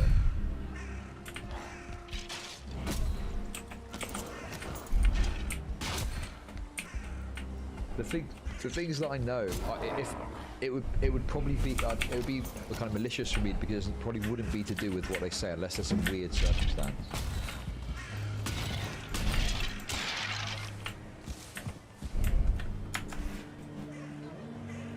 Chud is the Rust equivalent of an armored door with a code lock unlocked. Right, we're getting there, guys. We're getting there, okay? Listen, I appreciate the support. We are soon going to be hitting the $3,000 stream mark, which I cannot state how excited I am for. Let's continue. Make no mistake, he wants people to know the secret. He wants to embarrass Melina and the other woman involved. I just don't think that's true. It's why he teases it on stream. It's why he tells every orbiter. It's why he told me. Just to be clear, he never told me anything about this, okay? Never had any indication to this. My stating it is not related to Destiny saying fuck all to me. It is my picking up from all of the different clues and the things that have been said. And even people within fucking DGG talking about it, okay? It's not as if fucking he goes, right, here's a secret that I'm going to tell everyone.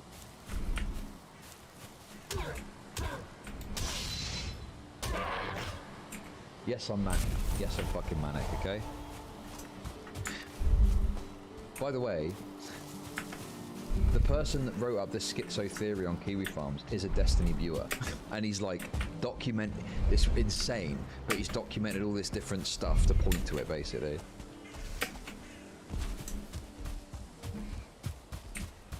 Anyway, come on. Let's keep going. A day or two before meeting in person, we spoke on the phone again, and I had asked him about his relationship history because it seemed very toxic to me. Before that, he was cheating on his wife, and the only other public relationships I knew of online were toxic. And he told me this really funny story of this time he and his ex worked together and he was sleeping with a co-worker.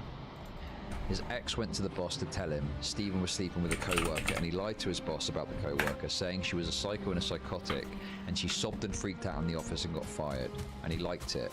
And they continued to have sex and brought up the situation during sex because he literally got off on it. I thought he told me this to be edgy, the way men often do, but it made me uncomfortable and I didn't know how to respond. We hung up moments later and I felt confused, but we'd already made plans to go hang out. I'm pretty sure I covered this, didn't I? I can't fucking remember. Listen, I can't respond. Listen, if I was responding to everything Lav said that wasn't true, we'd be here for the rest of the month. True. Let's just continue on. I'm going to address the stuff that I either know about or I've got some insight into I think is like super relevant, okay? Let's continue. Thank you so much for all the support. I do really appreciate it, okay? When we hung out, I asked him about Anna and Cherry. He repeated the usual, she's psycho, I love toxic women, it's exciting, it's good content. I think I scoffed. He tells me Anna was a stalker, but he's over it, again because he's a sociopath and he doesn't care much. That's the thing, Stephen is so charming, he could be saying literally anything and you feel like you're in on it. I thought, yeah, she's a psycho, I'm different. He frequently repeated, we'll see how you'll turn out, like he either expected me to be psychotic, he was hoping I'd be, or I'd have to prove myself that I wasn't. I chose the last one. It didn't pan out, I guess, not the way he sees it. I didn't know they'd been sexting. If I'd have known, I wouldn't have continued to hang out with him, because that's abusive, and I don't have sexual relationships with abusive men. Fast forward, I reached out to Anna almost a week ago. I'm feeling low because DGG hates me and they're following me across platforms to leave nasty comments, and I'm starting to feel weird that Stephen gaslit me and uploaded the video of me crying on his YouTube. And she willingly tells me that they still have a sexual relationship. That's when I decided I'd never stream with him again. Anna tells me he told her he likes to watch me embarrass myself on stream. I remember the ex-wife story, the big secret. I remember the way I found out he was through the Anna streak being recommended to me on YouTube. He likes this. And it's when I went on stream to say he was borderline abusive, I didn't have the balls or the words to say it with my full chest. At this point, has Lav's story not changed about fucking 20 times? He's abusive, he's not abusive, speaks to Destiny, oh I don't think you're abusive, the next day actually he's abusive, like... Fuck me, it is just endlessly flip-flopping on this. And I thought the power dynamic and lack of care he had for my well-being was uncomfortable enough to not stream with him anymore. Something I thought would be a relief to his community and neutral to Stephen. I immediately was met with disdain. People jumping down my throat telling me I was horrible for coming out about it. Very few people questioning why I'd said it or thinking critically about the power structure I felt I'd been in, where he uses orbiters as content, teeing us up for vitriol and not controlling the narrative he could have easily controlled, or at the very least told his community to stop mass linking pictures of me without makeup.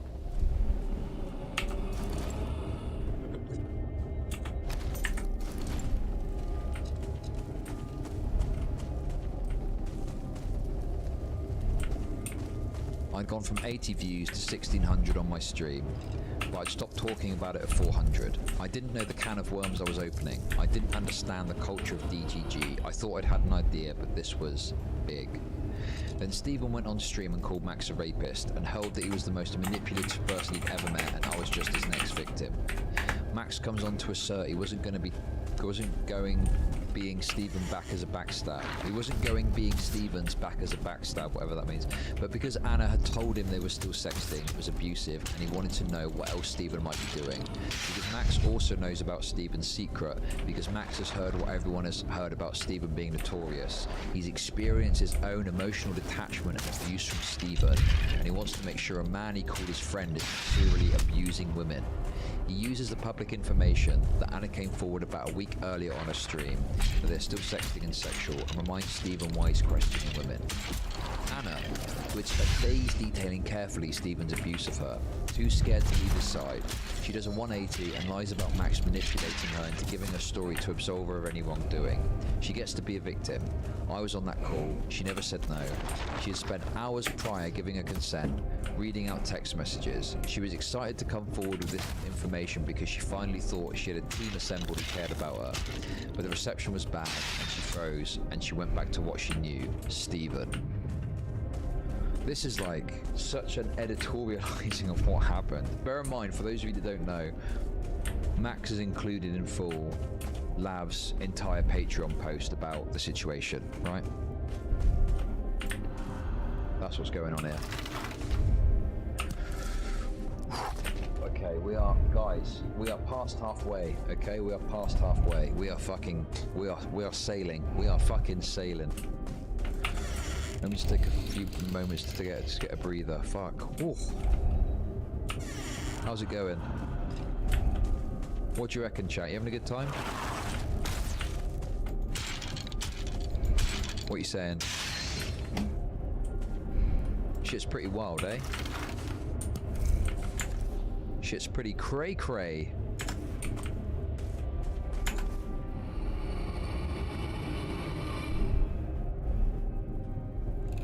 You know, I'm the kind of person where if I start something, I've got to finish it, and we're gonna keep going. Monty Spa, I disavow you. This is the DGG Super Bowl.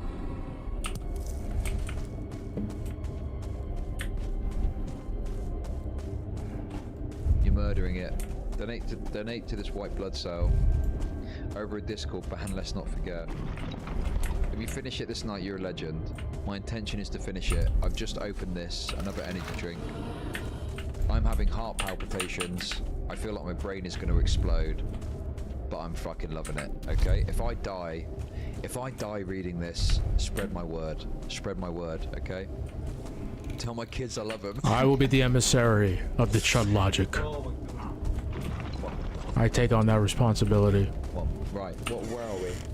Oh man, we're like $350 away from the $3,000 stream. Come on, let's fucking, come on. I know I'm fucking begging, but I don't care. This is like climbing a fucking mountain, okay? I feel like I'm climbing Mount Everest right now. And all I want is a little bit of money at the top. Is that too much to ask? Let's fucking go, okay? We're gonna make this a $3,000 stream. Yes, I'm mad.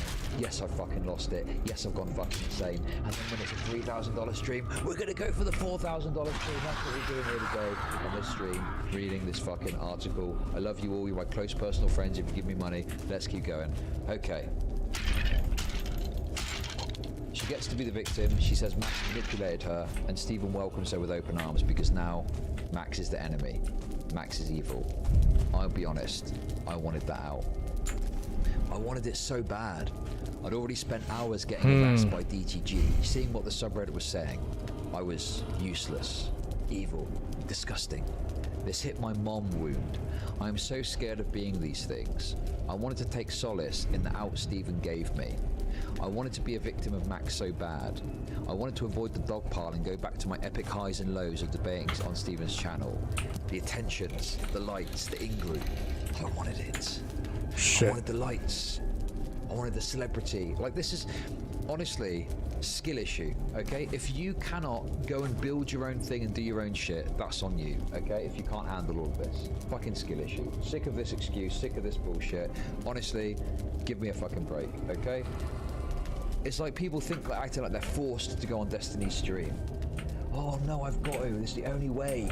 No, it's not. Go and do your own thing. Anyway, we're reading, we're not commentating. Let's continue. I wanted to curl up next to Stephen and repeat how bad Max was. I wanted safety from the avalanche that would inevitably come. But I couldn't.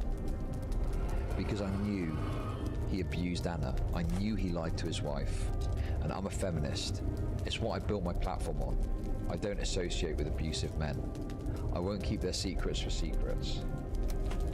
At this point, I didn't think Stephen was really a sociopath. I didn't think he was doing it on purpose. How could I? Stephen had been kind to me. He's a charming, likable guy. I messaged him saying I thought he needed to get help. See a therapist, maybe. It was a sex addiction. Maybe he was stuck in his relationship. Maybe it was intrapersonal. I called him after his I'm nuclear stream, and he gaslit me for 2 hours straight. Assured he checked on me, did everything he could to be a good friend. Assured me he was my best friend, he checked on me once. I said I was okay. So really it was actually my fault. I'd been manipulating him, because I told him I was okay to get back on stream. Of course I did. Who wouldn't? I'd sobbed on that stream, made a diary entry. He'd acknowledged that I wasn't fit for stream, yet he'd say a day later my spiral was good content. Everyone has a piece of the responsibility pie. He repeated I didn't deserve his charitability. He was just so charitable and such a good friend. I was crazy, but I didn't have to be.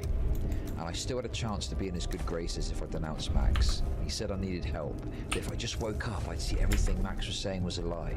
And I nodded and stopped at the thought. Golden out. My solace. And lastly, he brought up the secret I'd told him. Out of nowhere. So out of place in the conversation. The secret I told him when he told me his secret.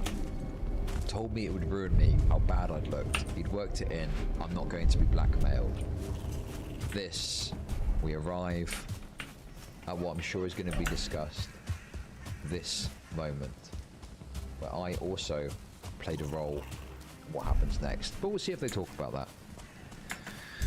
Hassan Piker slept with my very young friend when he was not so young. It was legal, but he's denounced men publicly for doing much less.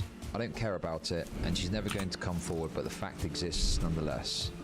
An example of hypocrisy. Another person's hypocrisy is gold to a streamer. Shiny weapon. I was armed, nothing will come of it. Ethically is a small infraction, and it won't be held over my head. So just to be clear, my role in this is I took issue with the fact that Lav here was acting like this is something that was being held over her by Destiny.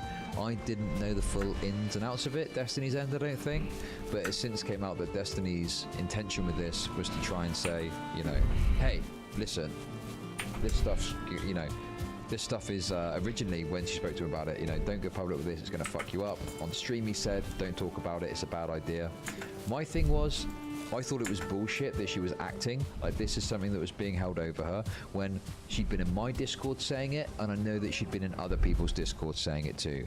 At the time she said it in my Discord, I didn't talk about it and I didn't make a big deal out of it because I thought, you know what, it's a fucking dumb thing in my Discord. Everyone else is saying that she's stupid for saying it without evidence, and I left it at that. But when I saw this, I was like, nah, this is fucking bullshit. She's making out like this is being held over her when she's in Discord saying this. What fucking cope? Okay. What absolute fucking cope? So Obviously, I put out, hey, it was in my Discord, who's got a thing of that? I showed it on my stream and said, this is what she said in my Discord. That eventually wound up on LSF. That wound up in front of Hassan. Hassan responded to it, and that then ended up, you know. Yeah, this is sounding like more and more like a lot of stuff. Lav is looking for like a certain level of I'm putting the psychology hat on, but Lav is looking for like a ton of attention, and it's just like she can't handle like all the attention and the scrutiny that comes with like being someone on the internet. And why would you, if you know anything about DGG and Destiny's community, ever want that level of scrutiny from like DGG and the community that he's fostered? You are out of your fucking mind if you can't handle that too. But she still goes there. She's still looking for it. Going on Philip DeFranco and stuff like that. Now, obviously, Mr. Girl and Lav have framed this in the most, I'm sure we'll see in the article as they talk about it. It's been framed in like this insane aspect that I was like acting super maliciously to try and shit on Lav and try and get. All that I was doing was responding to a claim in this article that I thought was disproven by something that I knew. And that's all that I was doing. Did it blow up? Yes. Was it good for me? Yeah, sure. Beneficial, whatever. But it was never the intent that fucking Philip DeFranco was going to make a video about it. That's literally fucking insane. Of course, I had no fucking clue that Philip DeFranco was going to find out about this and do a video about it and spread it further. You know, it was. I mean, it was involving Hassan, like so. When all I was doing was just saying, "Hey, it's kind of bullshit that Lav is saying this is being held over her," when I've got evidence here that she was routinely going around and talking about it with no issue. Okay, that is the point of that. Let's continue.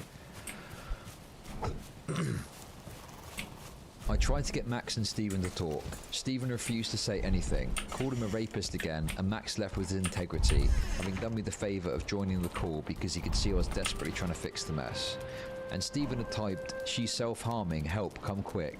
And so Max has come quickly to see if it was true.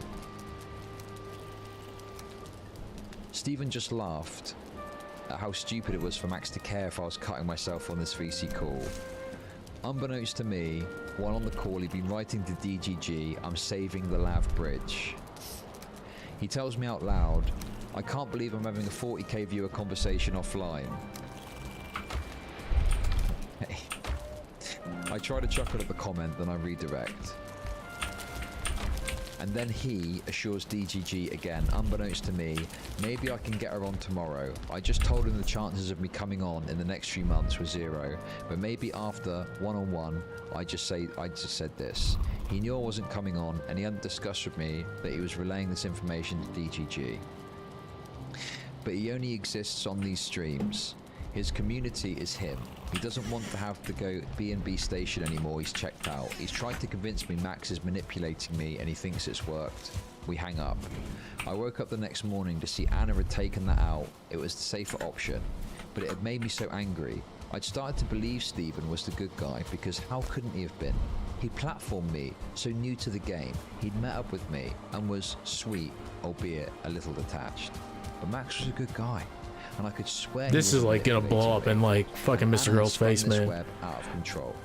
I mean, but I don't think anyone really cares that much outside of like maybe like polls. Steven reassured me she was crazy and looping the night before, and he forgave her, and he could forgive me too if I just denounced Max. Max assured me this is exactly how I'm abusing Max. I Google it because I don't trust him. 4,000 people are telling me I'm a pawn in Max's game. I'm skeptical of Max. I should not have publicly trashed her, and I should not have gone in that panel in the emotional state I was in. I went on Chud's panel after being gaslit by Steve. Again, I shouldn't have, because I did not have it correct. I hadn't spoken to my therapist in a week. I'm getting mounds and mounds of shit and hate pummeled at me. I just wanted to make it better. I just wanted everyone to be better. I couldn't believe Anna had lied.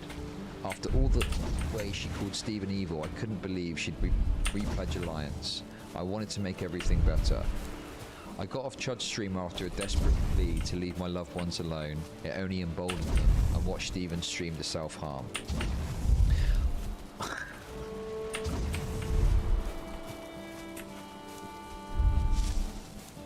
At what point?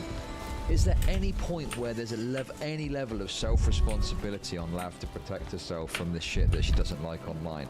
Is there any level of saying, "Hey, maybe you should take some. Is there any way we can ever do that? This just seems so insane to me that someone can. This is like an alcoholic just constantly drinking, and it's like, hey, maybe you should put the alcohol down. And then I picked up another bottle of whiskey and I kept drinking, and it's like, okay, well at this point surely. And then I went into the wine cabinet and I got a bottle of wine out and I started drinking that. Okay, maybe at this point. And then what I did is I went to the off license and I bought a shitload of alcohol and I was drinking liquor straight out the bottle. Like, fuck me. At some point you gotta fucking hold your horses, excuse the pun. Like, what the fuck?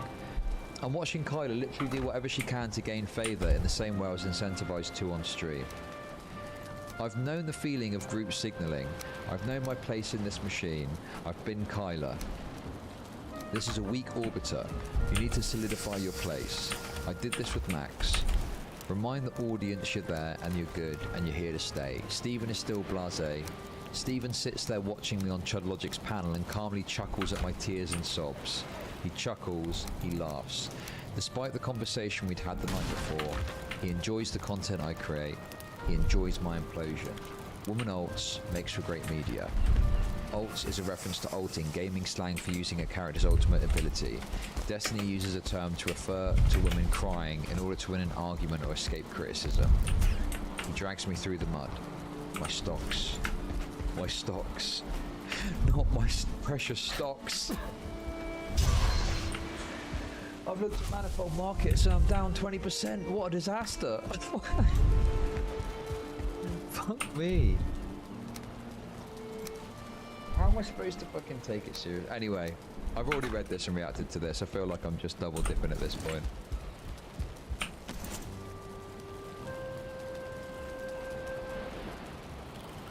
My stocks are gone. That reminds me of, you know, when that guy got his NFT stolen and he tweeted out, my apes are gone.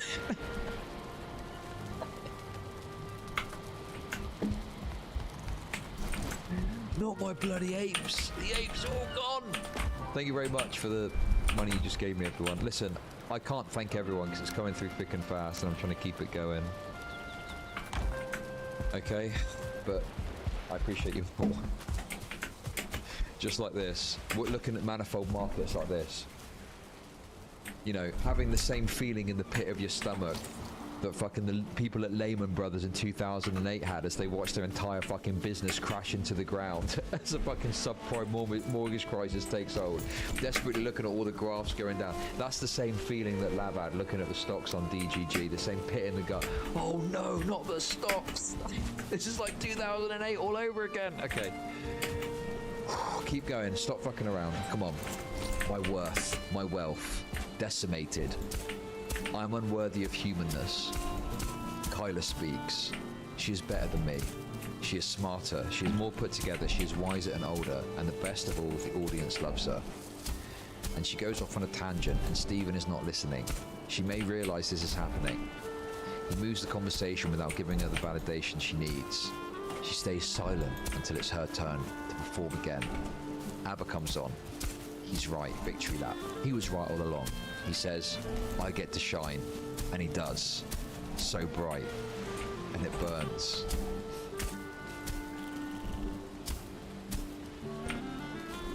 What's that meme where it, you know, the Invader V thing? What's the name of that song? What's the name of that fucking song that plays at the end of that Invader V meme? It's some fucking emo stuff. That's what needs to be playing on the background of this. I can't play it because it's probably content ID. But that's what needs to be playing through the background of it. Just imagine, yeah, bury me, that's it. You gotta fucking imagine it, alright? Kyla hasn't taken it. Okay, we read this already. Kyla says Stephen is simply too likeable. That's his problem. His response? Cringe. Stephen is the victim. I'm reminded of how small and silly this world is. This is a very small place. Stephen can control, it's his.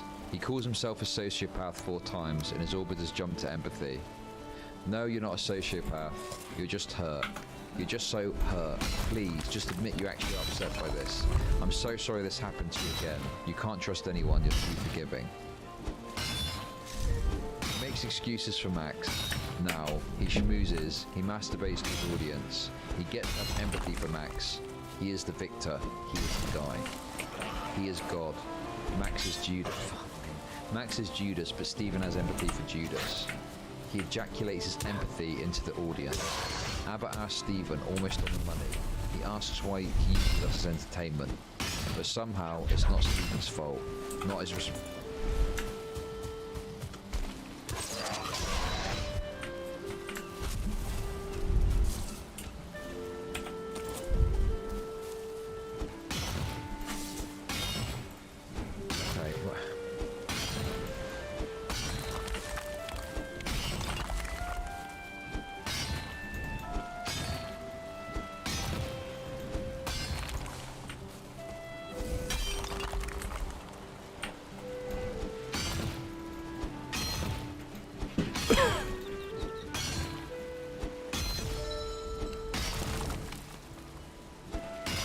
Keep going, Chud.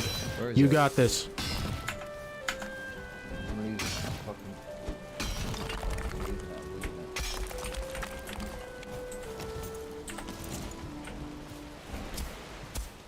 Okay, we got it. Okay.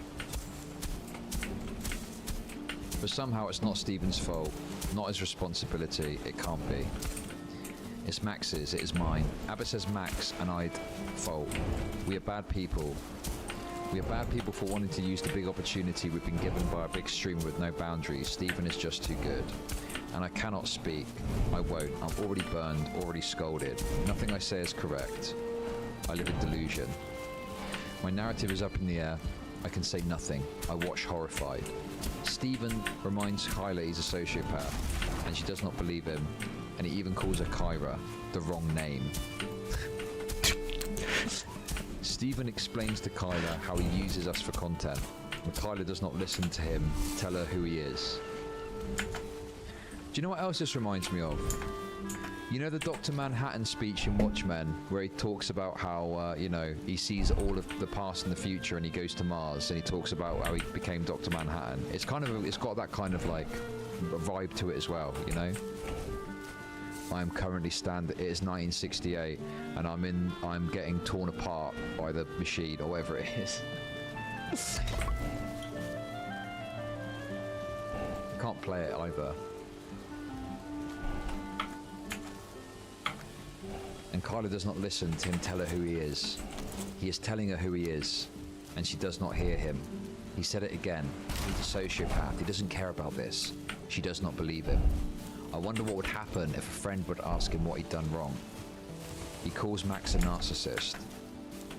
For a year, he's groaned about armchair psychiatry and peer diagnosis. It doesn't pertain, not to Max. Stephen knows what Max is. Kyla scrambles to tell Stephen he's a good person deep down and needs better friends and richness. And Stephen calls her a Max, a weapon. He says she's mind raping him, that he is just this person, he just doesn't feel. Kyla goes silent, shot dead with Max bullets. What is this? Max, who was one of her closest friends a week before, he promises for the third day in a row to nuke all mention of me. He doesn't. The engagement is too good. He doesn't. Kelly Jean says she wound me up on purpose. She knew it'd be easier after I cried on stream. She knows I'm spiraling. She likes it because I exploded on it in a panel and I have differing views on sex work, so I'm no longer human. She said she'd think it was fun. Kyla, the psychology buff, laughs. Stephen laughs. Everyone laughs. Then is a half-hearted sign of disappointment and they move on. I message Max sobbing. He is a usual self. Caring, there when I need him, but vaguely distant because he knows I don't trust him. He doesn't want our narratives to get mixed up when we're both emotional. He is the hyper-aware of the manipulative narcissist label that has been hurled at him. He wants to keep us both safe. Shaylin asks if I'm eating. Max mostly just tells me to write how I feel. I do, I write this. I look back up at Stephen's stream. Last, Stephen reads a text from Anna. Anna laughs at me. She jokes about me and Max. We're crazy. I'm crazy. But now, I am Anna. And she laughs. Stephen laughs. And the stream chat roars favor for her. I'm reminded of the text she sent in those screenshots. Your community likes me now. She is safe. And the chat fills up.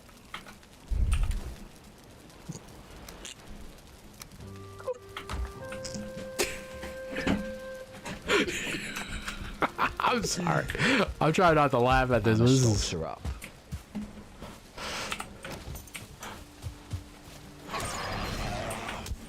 Imagine a New York Times journalist reading this. Imagine a New York Times journalist reading that and going, what the fuck is going on? Who is this nutter that sent me this fucking schizo rant? What even is this? I'm so confused. Like, what the fuck?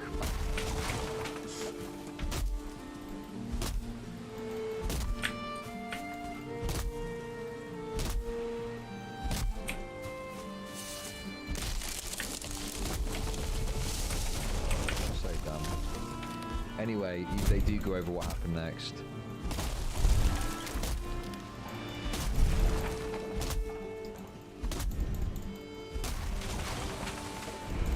Okay, we'll get to that. Fuck me, man. God, this is fucking tough going, isn't it? Jesus.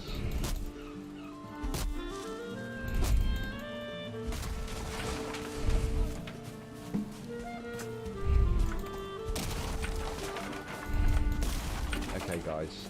Right. I cannot believe we've nearly got $2,000 in super chat donations. Okay, that is astounding.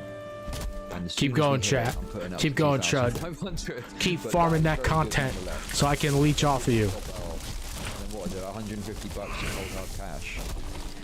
The $3,000 stream, that is insane, man.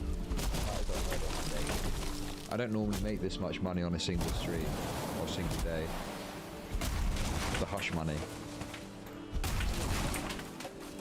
Fuck me. Just to be clear as well, for anyone that's watching, I'm going through the night.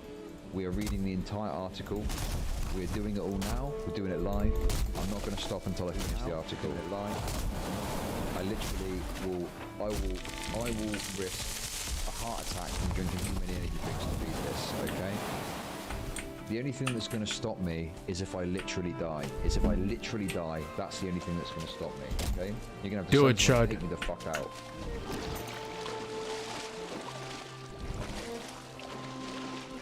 Right, let's focus on this, okay?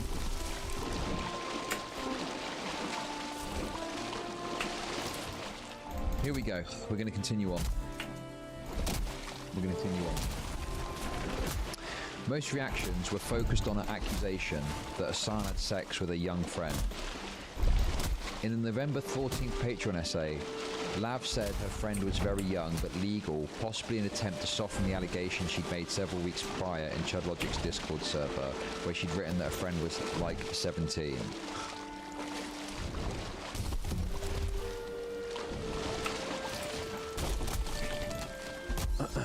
It didn't work. Exactly as she feared, her claim about Hassan would eclipse everything else she'd said.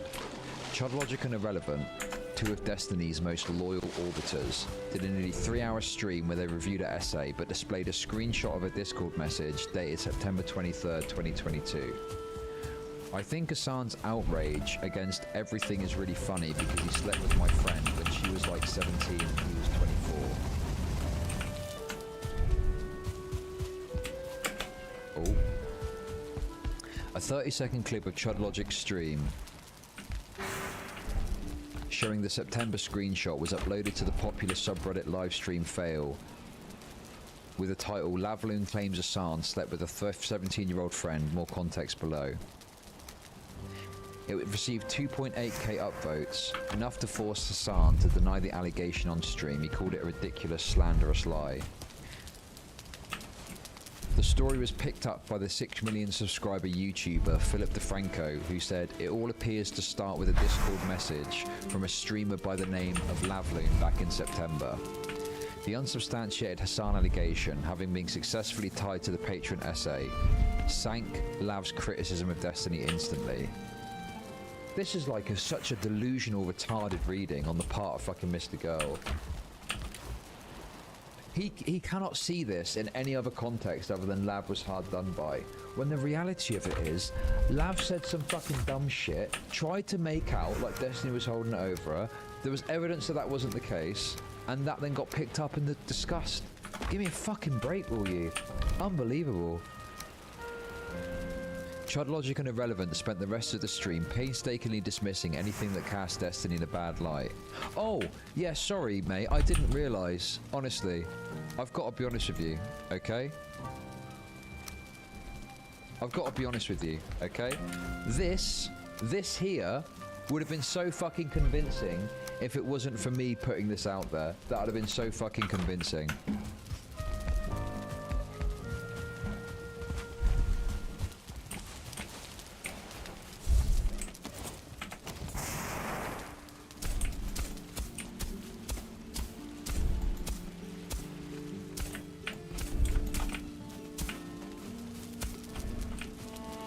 Unbelievable.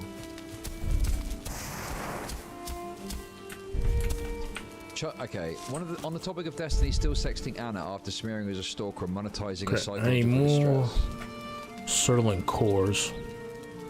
Irrelevant. From my perspective, a lot of the many different strategies that Destiny tried, one of the larger ones, was him trying to shut down all conversation about Anna. So not necessarily providing pushback against people calling her crazy or anything, but saying if you speak out about her at all, just, you know, time out, stop talking, shut up and stuff like that.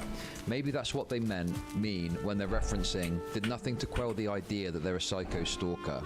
But that point about exploiting Anna's sobs and mental breakdown for views, that one, I would have to talk with them specifically about that, because I feel that they'd be appealing to was the intervention streams and stuff where they would, I think at one point they got, what was it, that person who was studying to be a therapist or something, to have conversation with them and either mediate, and I don't feel like that was just exploiting Anna's sobs and mental breakdowns for views.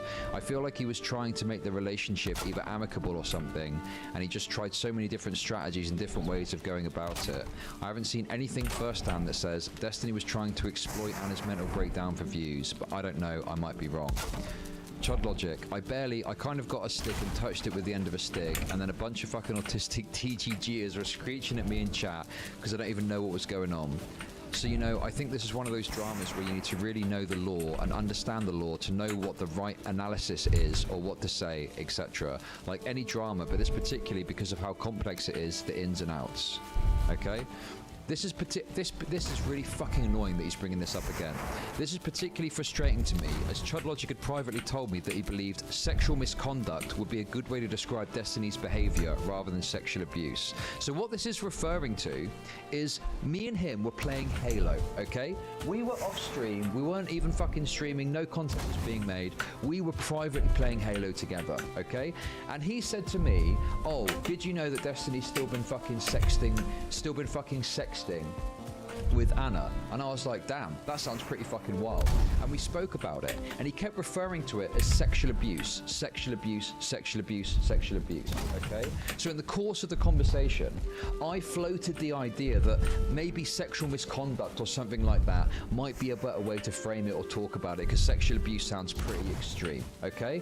But now he's holding on to this idea that because we'd had a private, casual conversation about some drama that was going on, and I'd suggested that maybe sexual misconduct was perhaps a better way of phrasing it or a better way of thinking about it, right? He's now holding on to this as me saying, yes, I resolutely said Destiny is engaged in sexual misconduct, right? And the other thing that pisses me off about it too is I made it clear to him in private conversations that this is not something that I would publicly come out and say, like, Destiny's engaged in sexual misconduct. The problem with calling it sexual misconduct is Destiny has not agreed to a set of standards or a set of conduct that he's got to follow in relation to how he does and doesn't engage with people on his stream. As long as he's fucking following the TOS, as far as I'm concerned, that's fine. So this desperate holding on to the fact that I privately, when playing fucking Halo, right, had said to him this thing to try and bring him back off the precipice of calling it fucking sexual abuse is fucking insane. And I made it clear to him time and time and time again that, listen, when you come out publicly with this, right, I'm not going to come out and say, oh yeah, I think this, and this about it. This is roughly what my position is based on what I've seen so far. And I again have said to him repeatedly, if you can provide hard evidence that Destiny is engaging in some sort of like serious sexual abuse or something like that, I'm willing to call that out. But he hasn't provided that. He hasn't fucking provided that at all. Instead, all he's done is point to these things that have happened and said, oh yeah, I think this is this, I think this is this, I think this is this. But the reality of it is, some of the stuff that Destiny has done is fucked, yeah, and stupid, and I don't agree with it. But he's got to have it framed in the way that he thinks it is, despite the fact that he's not provided like adequate evidence of some of the dynamics that are at play in order for like to call it that thing.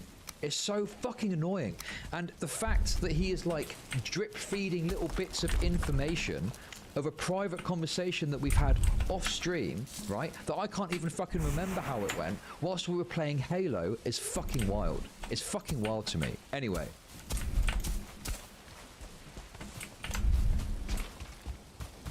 After this stream, when I demanded to know why his coverage was almost exclusively critical of Lav and barely mentioned Destiny at all, despite being the person in position of power, Chodlogic wrote to me, I don't have hard proof of anything beyond Steven sexting Anna, which is wrong and I've said it's wrong and he shouldn't have done it.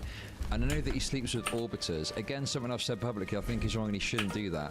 When he spoke, I was trying to find a less severe... When we spoke, I was trying to... Why is he fucking leaking my DMs as well? What the fuck is this shit? I thought he doesn't leak DMs unless the other person leaks DMs first. If he's gonna leak some DMs, I'm gonna fucking leak some DMs then, little fucking bitch, okay? I'm gonna show you just how fucking hard I was trying to tell this guy to walk back from the fucking precipice before he destroyed his entire fucking career. Because I'm fucking sick of this shit. This is insane. This is unbelievable.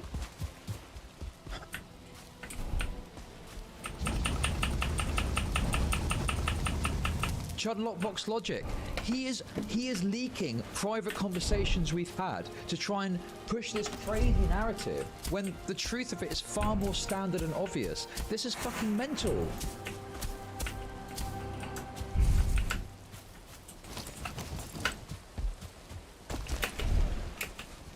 When we spoke, I was trying to find a less severe word than sexual abuse in regards to his interactions with Anna. Misconduct seemed closest. One issue with that is what framework are we analysing the misconduct? There's no formalised code of conduct beyond TOS, and nothing Steven has done has broken that. So no, obviously I'm not going to put out a video with a claim I can in no way substantiate. On Destiny telling me that Lav was self-harming to get me to join the Discord call. Chud Logic, after a long bout of laughter, the bait and switch is funny. I'm sorry, I can't help it, okay? The idea that you would say to someone, get in here, someone's about to fucking top themselves. You get it, it's just a bait and switch.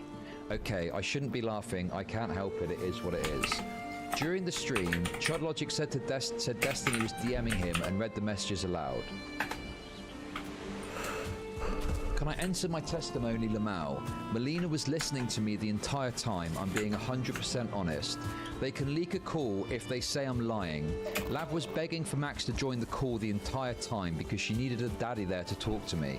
He finally joined at the end and was fucking silent for like 10 minutes. He would only speak to say, Lav, this isn't a good idea. Lav, we shouldn't talk to him. Lav, there's no reason to talk about this. Then he fucking dipped Lamafau. I never ever told her to denounce Max. I told her she could do whatever she wants with him. She's free to talk to him or whatever, Lamafau. This is like 99% lies.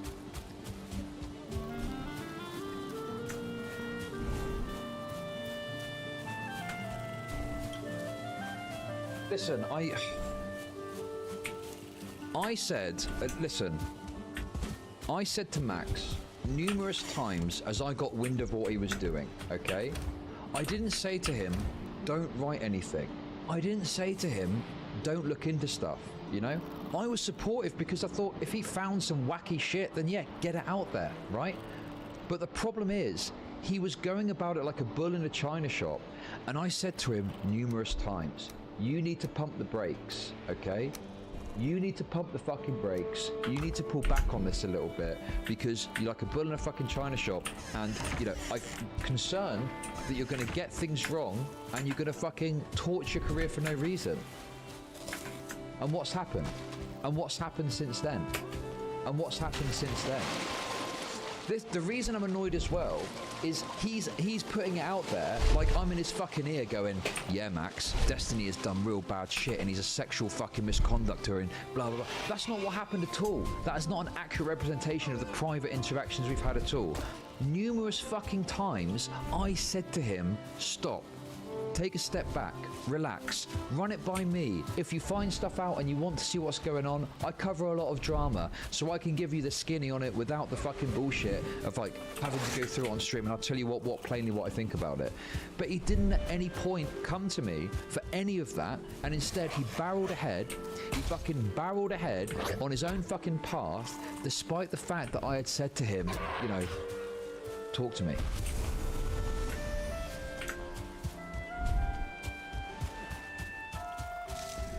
Yeah, I've got a Discord link. I'm so...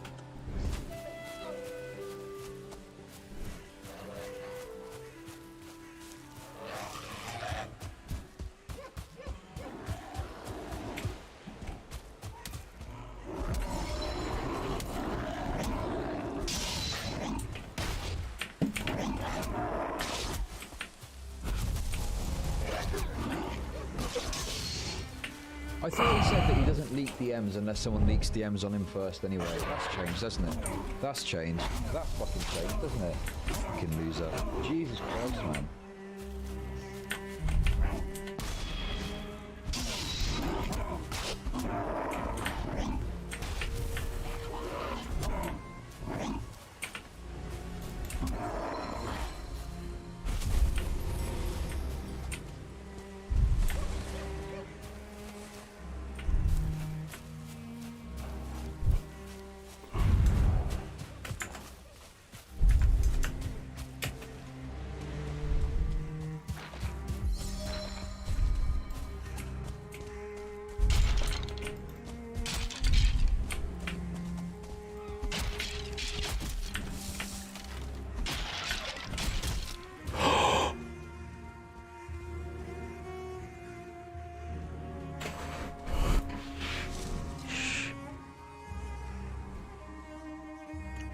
Fucked up. Fuck. I wasn't paying attention. I thought I had.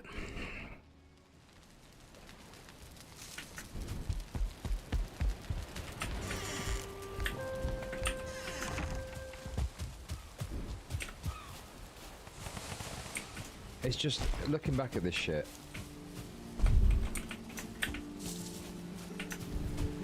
I don't want to get into the fucking the deep leaks.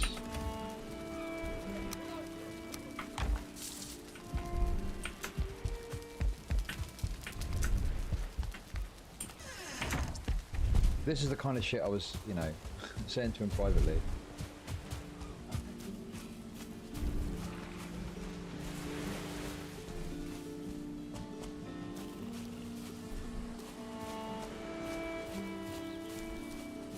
If you have the evidence, that's one thing. You cannot go public without evidence. Please do not feed yourself into the meat grinder. I really need to sleep. Please do not do anything before you speak properly. You're a loose cannon. Oh, we got the leaks, boys.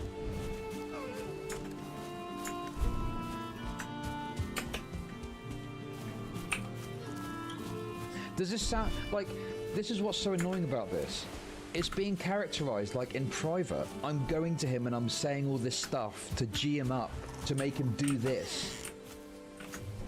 But every fucking step of the way, I'm saying, hey, calm down, slow down, okay? Don't go public without evidence. Don't feed yourself into the meat grinder. Don't do anything before we get a chance to talk.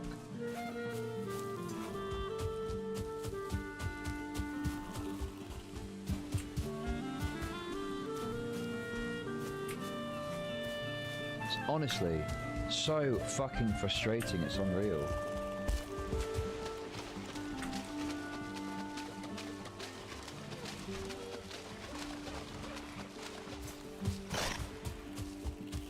And now it's getting framed like this. As if like, you know, I don't know, man. I don't know what to tell you. I don't know what to tell you. It's frustrating. It's really frustrating. You know, even after everything that happened.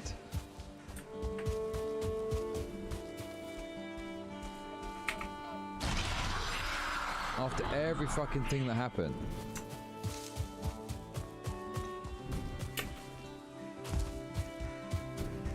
You know, all the way back through November, I'm looking back. I'm not gonna listen. I'm not gonna leave the fucking. It's just frustrating that even back when it was first happening, I was taking the approach of like, look, Max, just chill your boots. Let's try and fucking. This is going a bit crazy. Let's. I don't know, man. It's just fucking infuriating. It is fucking infuriating. And now for it to be presented, you know, to put it across in a way that makes it sound like I'm some fucking snake and I'm there discreetly saying shit in his ear. Meanwhile, publicly, I'm like, oh my God, I can't fucking believe what's going on, da-da-da. Well, see, that's not what happened at all. That is a complete and total fucking lie and misrepresentation of the nature of the interaction between the two of us.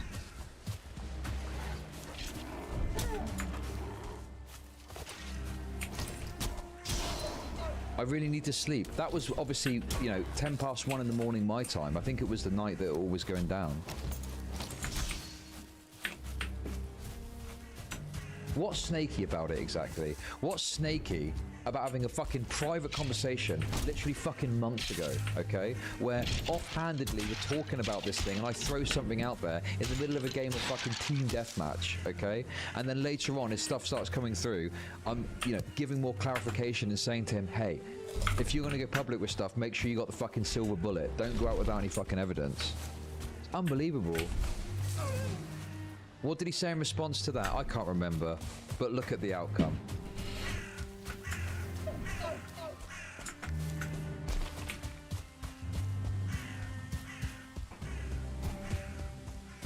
Now, listen, I don't want to fucking get into it.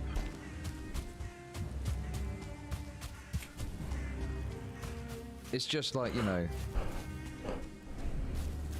A lot of hurt feelings. There's obviously. I just don't want to instigate. Oh man, this is just. Oh my God, it's so annoying. Okay, let's just continue on.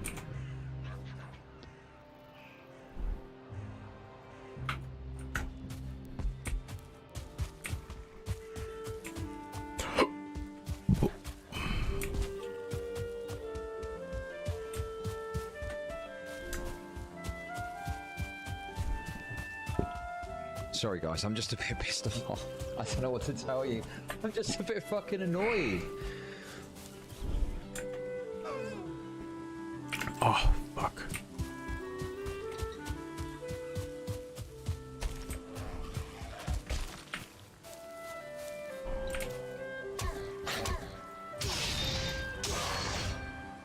It's like a single piece of information over months of DMs, where if you were to read through them, and I'm not going to leak them all, okay? But if you were to read through them, okay, it would, I don't know, man. I was constantly saying, chill, stop, relax. If I could liken it to anything, it's the meme of Walter White shouting out of the car window, okay? Okay, I'll expand the part. It's the meme of Walter White shouting out of the car window. That's how I would largely characterize it, you know?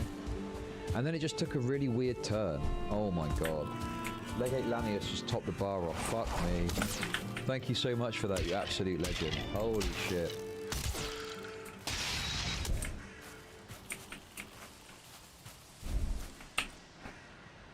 Does everything like respawn? Max!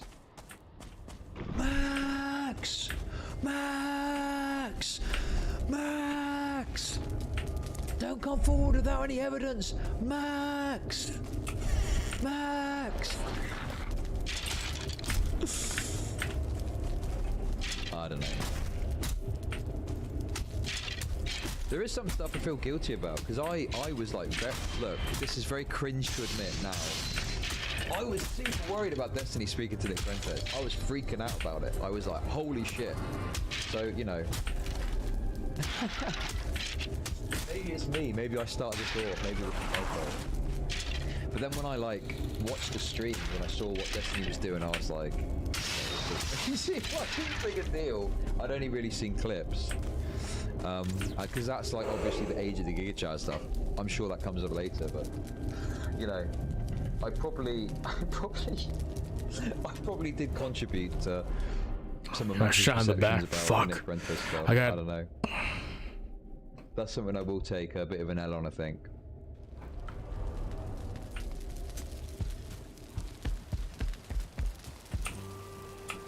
God, it's kind of cringe to think about now with everything that's happened. Okay, I'll increase it, okay? I just find it frustrating that my interactions are being characterized in a way that make me look like I'm just behind the scenes going, I'm like worm tongue. I'm like that worm tongue guy. Yes, Max, Destiny's doing all this terrible stuff. Oh, you should write an that's article 15. about it, Max. That would be good, wouldn't it? You know?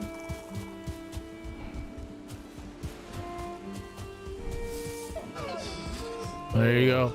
Your daily Lord of the Rings reference. I don't know, man. What can you do? You can get revenge, We're playing Chud. the long game. I'm I pro knew this was gonna revenge. happen. You should I'm get 20 years revenge. ahead. I knew that I'd have a stream where I'd How earn you would do absolute it? fucking ton of I would need money to take some covering time. this, so- Well, we can collaborate.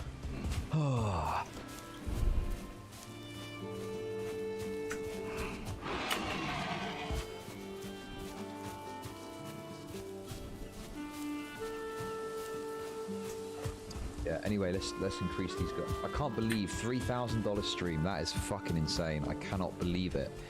We're gonna have to increase it a bit more. Let's Go make up to that 6,000. 3,000. Let's make that You gotta keep going. 2,000. The $5,000 stream. Let's go. Listen, look, okay. I would be happy if I didn't get a single other fucking penny out of this, right? I've made so much money tonight. But it's a good meme, and obviously, you know, I fucking love money, so we're gonna go with it. Okay. He's got kids, chat. Apple's moment. I gotta go. Okay. Let's continue on. Come on. Let's stop fucking around. I just need to send. Give me a sec, okay?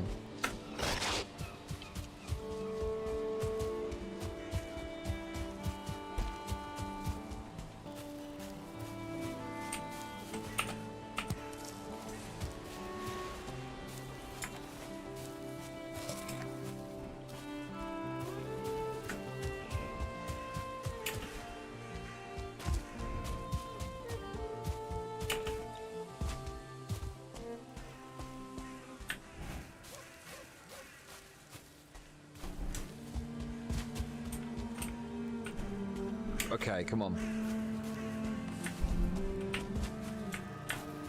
Right, here we go. I feel emboldened to continue. November 14th, 2022. Destiny DM Lav.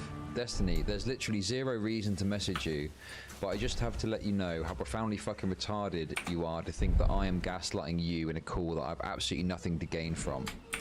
But the dude who's referring to you to talk his fucking partner, cult behavior by the way, lol, when you're upset is absolutely not the one trying to manipulate you, LMFAO.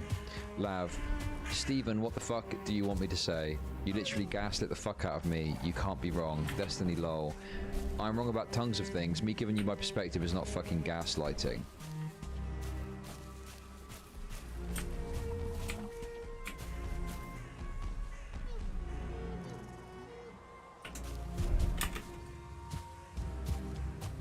Stop using psych terms for everything, holy fuck. You are destroying your ability to honestly assess the world. Why are you messaging me? Did you still want a last lick? I'm leaving this world. You're unscathed. What could you possibly want?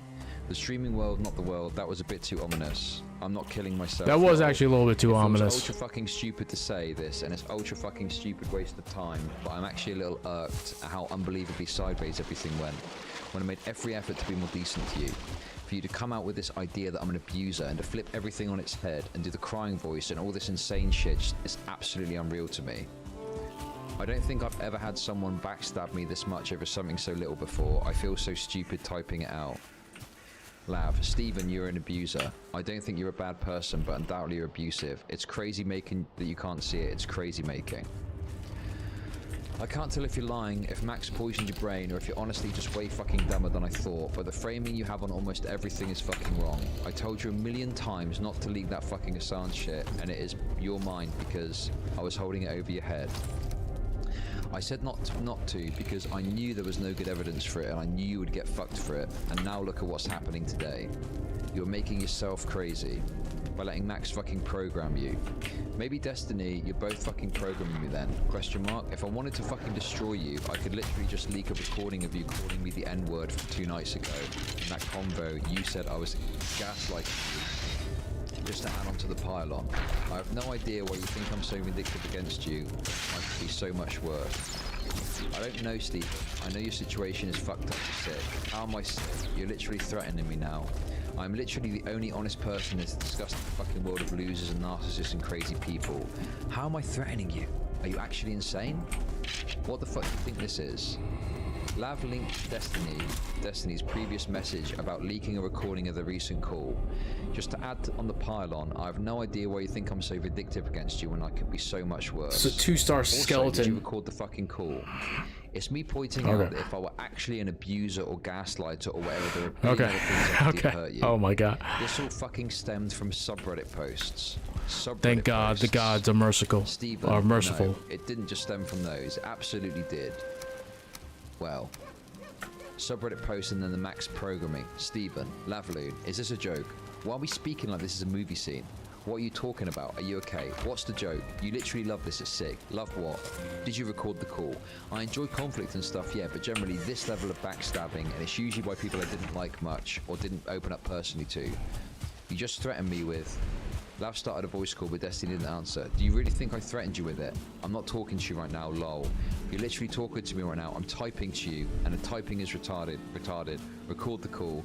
I'm doing work stuff and I don't want to get roped into a huge call. I don't care. I prefer to text anyway, so you can't say I'm gaslighting you. Record the call. I'm so curious. When Max left the call with integrity intact or whatever the fuck, why do you think he was scared to say a single thing when we were all three on the call? He wasn't scared, he didn't know how to fucking approach you. You're a hard person to approach.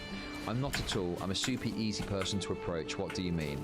Anytime someone's rumble around you, you start to make fun of them or say they're wrong. Holy fuck. Is this just you just make shit up? Are you used to never having anyone push back on you ever? Is that what's happening? If you're interested in hearing what I have to say to you, I will talk on a call. You can do whatever you want with. The typing is too much. I haven't slept in days and my fingers are not working. Okay, good night. You're insane. You're actually insane. No, you're the one crazy making lol. I have plenty of conversations with people who rumble around me. I've had intimate conversations with you. You're just upset that I push back in a convo where someone is claiming I'm a fucking serial sexual abuser, like lol. Yeah, the problem is pushback. Not that I feel completely like an open sore around you and you can't even hold a bit of space for me or my feelings. Or acknowledge the position we're in. I've held a ton of feelings for you. You literally admitted to lying to me when checking up on you. I don't know what else I'm supposed to do. Treat you like a 4-year-old? No, you haven't. You asked once. I have to take responsibility, but you also saw the state I was in the diary entry. It's clear I was not handling things well. You never communicated any of that to me. What am I supposed to say, do? You're so fucking smart, you fucking knew. I'm smart, but I'm not a mind reader, and I'm not here to revoke you all of your autonomy. Oh my god. Previ with 133. Thank you, that's super generous of you. Holy fuck. Thank you so much. Go, people. I'm smart, but Donate. I'm not a mind reader, and I'm Donate. not here to revoke all of your autonomy. Knew because I cried on stream to you. Bro, you were literally hopping on a stream every day to get into more conversations. How the fuck am I supposed to know you were suicidal, destroying yourself, doing this after checking in with you and saying you're fine? This is the problem as well. Again, I'm looping at this point, right? But like, she is desperately trying to get onto as many streams as she can. Sure, she's looking for the attention. You know, an alcoholic picking up the bottle and having another drink. What responsibility does the alcoholic have to fucking, at some point, you know, take a step back and put the fucking bottle down? You know, yes, people might be, you know, people might be willing to like come in and help, but that's got to be family members and people around her. Like, You can't expect everyone to look over your shoulder to make sure you're not being an alcoholic.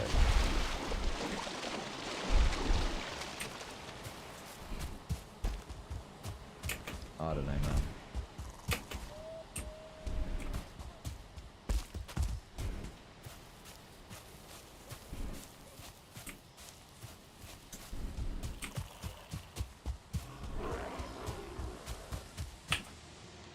I mean,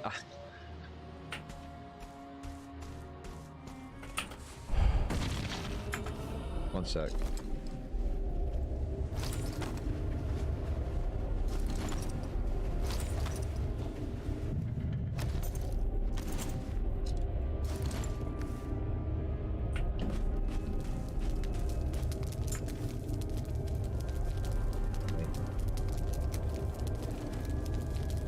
No mention of her detoxing in the article, something she has often blamed the behaviour on. I don't think so, no.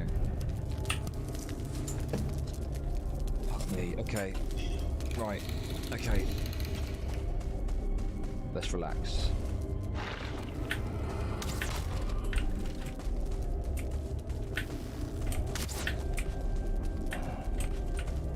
What's that thing? Fucking that film? Anyway, okay. I don't know, you have this whole narrative built in your head, but none of it conduces to any fact in the world. It's all invented shit. There's a story that doesn't line up with anything. Like if you could show a single time you reached out to me privately where I blew you off or ignored you, I think you'd have a lot more space to complain. You, at the very least, shouldn't try to publicly embarrass me. But I reached out to you and you said you were fine. Stephen, you knew. I didn't. Even by your own admission, I was telling you that I should defend your takes when you weren't there, so people weren't just dogpiling or shitting on you. Remember that the only reason you're friends with Max today is that I reached out on your behalf and poked him about you two talking and getting you unbanned from his Discord server. Like if you made private requests of me, I'd do my best to help. Wait, where are we now? We're like well over halfway, aren't we? Oh, look at this. Arrows are the way to go. Evil monster to you in private or whatever, and that's not true. You're just transferring every negative you saw on my subreddit about you to me. Steven, you're not evil. Oh my god, stop with the word games, please, lol. You're not evil, you're just an abuser who has no consideration for other people who is also maybe sexually abusive. Okay.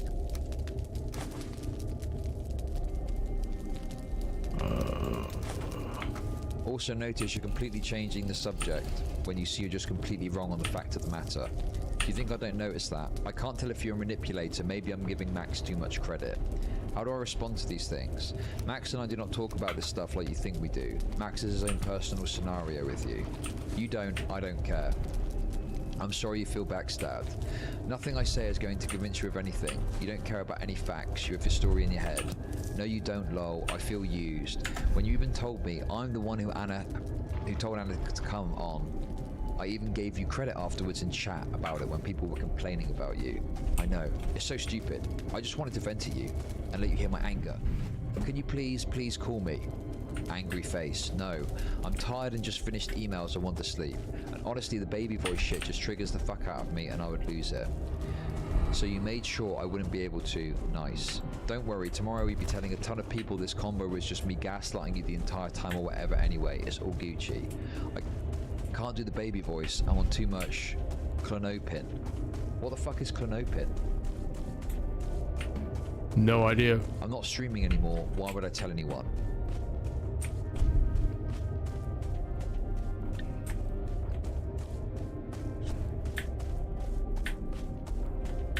I don't know, apparently you have no problem telling literally every single person who DMs you, or every single person who talks in a server about all of my shit.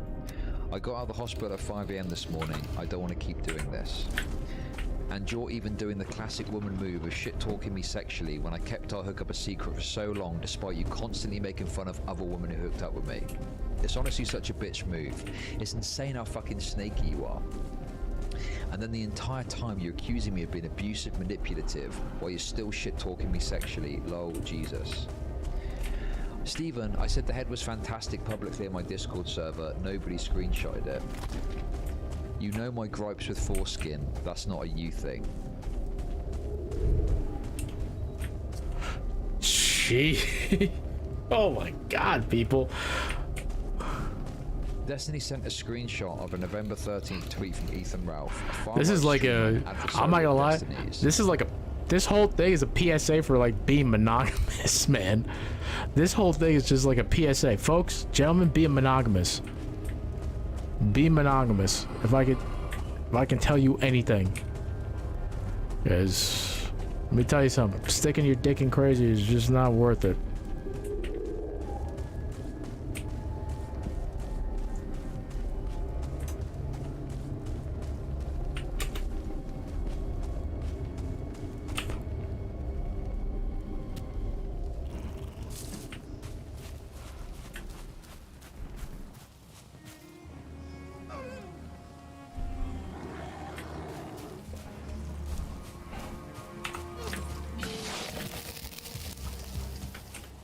Oh, fuck me.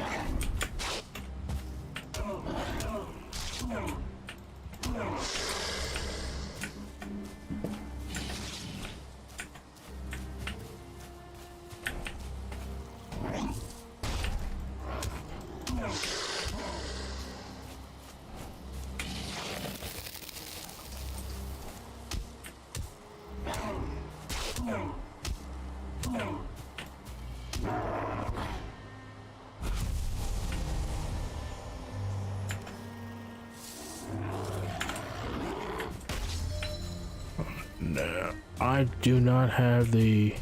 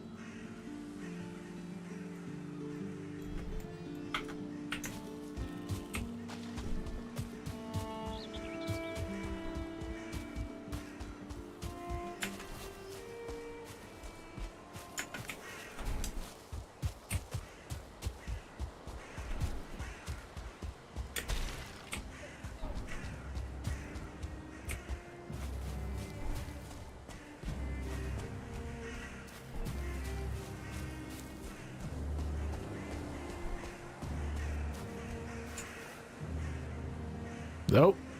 Lav is claiming behind the scenes that Sorry Destiny about never that. actually fucked her, that she only Back let to him Chud perform logic. oral sex on her, and that he seemed sad it didn't go further. She was grossed out by his member and only touched it briefly. Oh my god.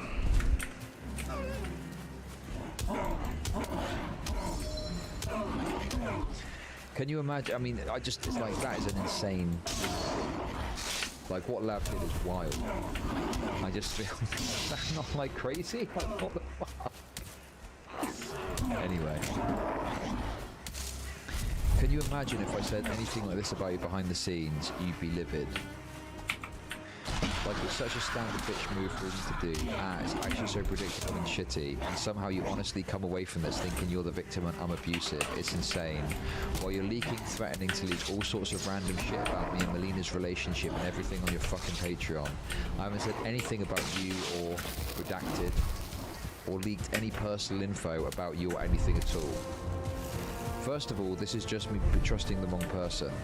You are sending these DMs to strangers in your Discord. How do you think I got DMs between you and Max? I'm so wildly upset that got out, and I'm sorry.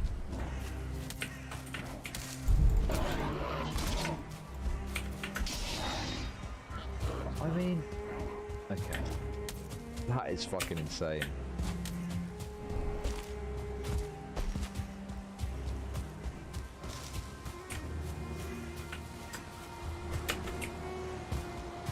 That is fucking insane, man. I honestly... You're telling big... I...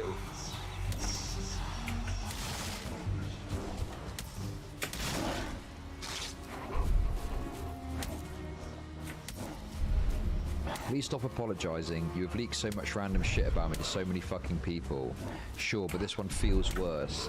The other ones you literally said you didn't care about like every day for a week. Destiny sent Lav a screenshot of Discord messages written by her. The way I was able to get on the stream is because I had criticism of Max. Steven wanted me to destroy Max. That's why I fucking joined. Steven didn't understand Max. He saw a ducking content opportunity. The way you characterize everything is just so insane.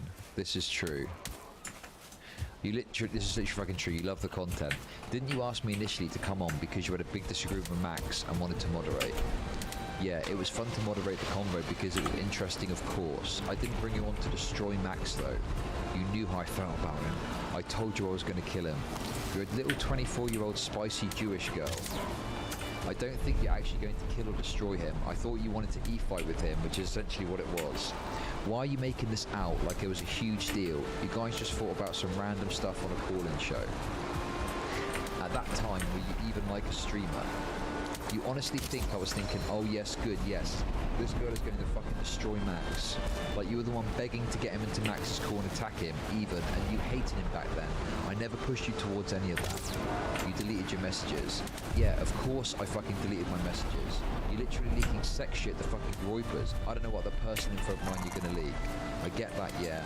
Yeah, you asked him on that with him because you talked to him once already on your show or something and you thought it went poorly. Yes, and then you were the one who told me to get on. What am I supposed to do, Lav, when we're asking? No, you can't come. I don't want you to because you're not ready for it. You can't handle it. Yeah, of course, because you asked. Yeah. There are tons of people that come onto my stream because they asked to come on. You should have asked, been a bit more forthcoming with your community and what I was getting into probably, I don't know. What would you have said to back then, do you think? Steven, I've done OnlyFans for years. I was in the music industry and I have 600k followers on TikTok. I'll be fine. Lol. The same thing I said in that message. Protect me.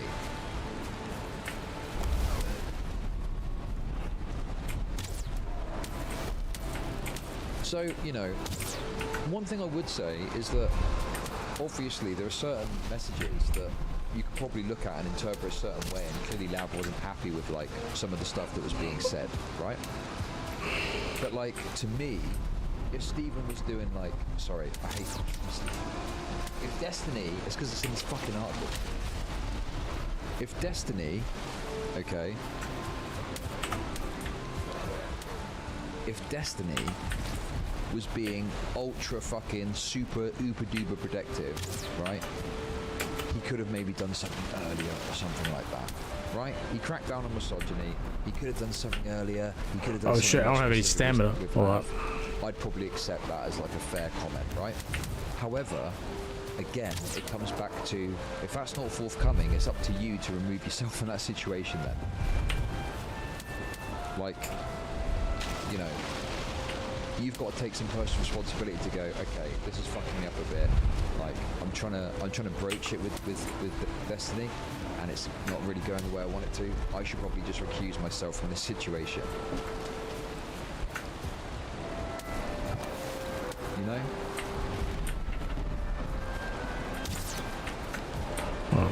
I'm like aiming way too low. I think, look, as much as this article is extreme, there probably are things that Destiny could have done differently, right? He probably could have taken certain steps here, certain steps there. But to me, a lot of the things that he could have done are not something that I would expect as standard. It's like extra, you know? It's like taking it an extra step further. But then I guess the other problem you've got is, in taking it that step further, you also are like starting to take away the personal responsibility from the individual that you're interacting with. Yeah, too. You see what I mean? Also, if you start like doing that stuff too, everyone else is gonna expect that too. Oh, you did it for Lab. Why is she getting trouble with stuff? He could have said, right, you're not allowed to come on stream anymore. That would have been like a more protective thing to do. That would have been in excess to what would be, in my opinion, required. But then you're taking away a sense of agency from the other person. Do you see what I mean? Does that make sense? It's like, I feel like a lot of these standards, you are going to have to reach a point where you're expecting people to take steps that are in opposition to the agency of the person that you're opposite. I just don't think there's any obligation to do that.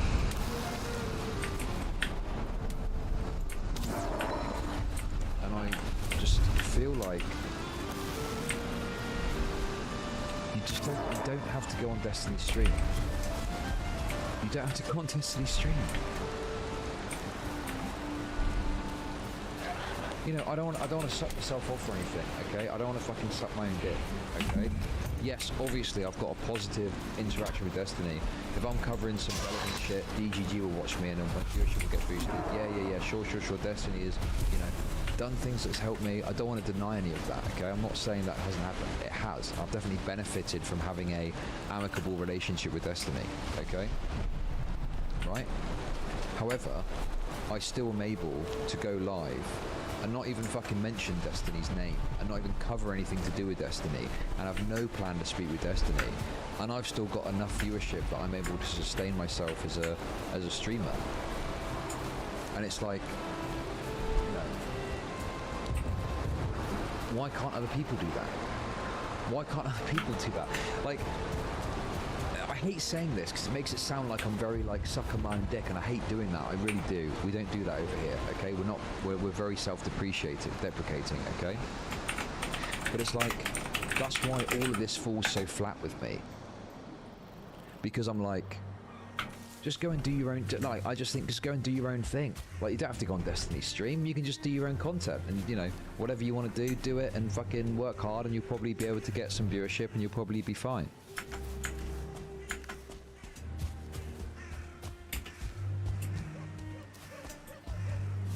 Right? And the other thing, like, listen, you don't want... if you start kicking off about getting called an orbiter and shit, it just gets worse. I don't really care that much, right? But I feel like the way people characterize my growth through this space, Destiny is often centered in it, but there's actually a lot of other stuff that I did. Like, for a time, like, me and Destiny didn't even talk. The panel I went on with him in September 2020, when I had a somewhat hostile, not hostile, but like a disagreeable interaction with him over certain points, right? Destiny thought I was some fucking breadtube anarchist retard, which, you know, is only partly true. But like, it's not as if my entire career is centered around going on Destiny streams, talking to Destiny, talking about Destiny, da-da-da-da. Yep. So I just, for me, this isn't the self-suck, okay? This is to say, hey, take some responsibility and some accountability for your own fucking stream and your own content, and put stuff out that isn't, there's the challenge, put stuff out that isn't related to Destiny, work hard to promote it and put yourself out there, and you'll be able to get some success. It's not as easy, but you can do it, right? That's the point. He's not wrong about that too. That's why I'm doing drama coverage. Now I'm going to take my dick out of my mouth. Okay, this whole protect me narrative didn't start until like 2 weeks ago, when you started to get significant blowback from people online. Imagine that. But you don't even protect yourself. Do you have any idea what kind of reputation stake you're asking from me? I'm already going pretty far out of my way to tell people to chill and shit, which I was doing even in my chat, and by removing certain Reddit threads and banning certain commentators. But while I was doing that, you were being insanely provocative the entire time on Twitter and in Discord chats. You told me you weren't going to do that. You said I wasn't a kid, and you weren't going to protect me. You said the same thing to Max. Your moderators did not do a fucking thing, especially in the last 2 weeks. They made it worse. It's not a thing born out of malicious intent. I just can't baby people through my subreddit. Moderation. Why are you looking at subreddits still? Jesus, people. If it's honestly too much, it's to disengage. You can't keep picking the hornet's nest and then get mad that I'm not doing everything in my power to stop the hornets. Where is the lie? Where literally, where is the fucking lie here?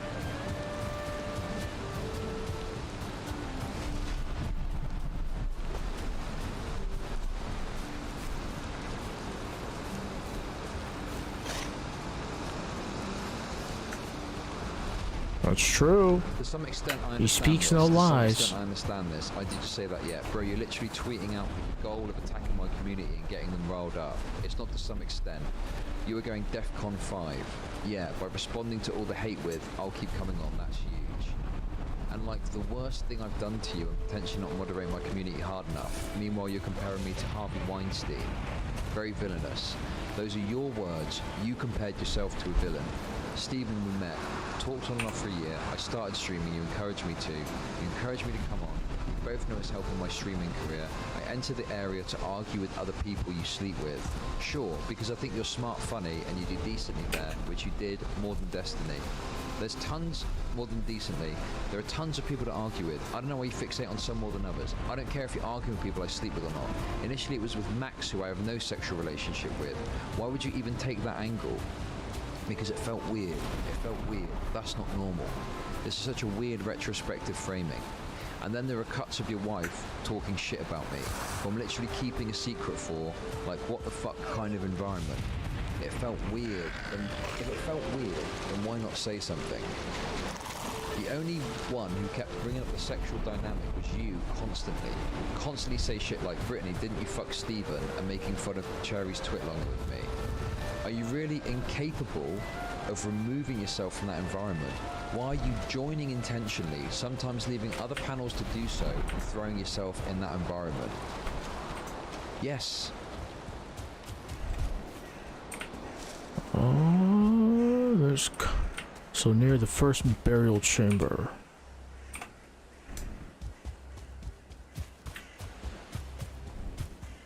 This is just... I just don't... Correct. Are you dumb? You know the answer to that. What is the answer to this? Peak The brain same rot, reason you everybody. can't remove yourself. The attention, the career opportunity, having fun of those high moments, chasing them after the lows.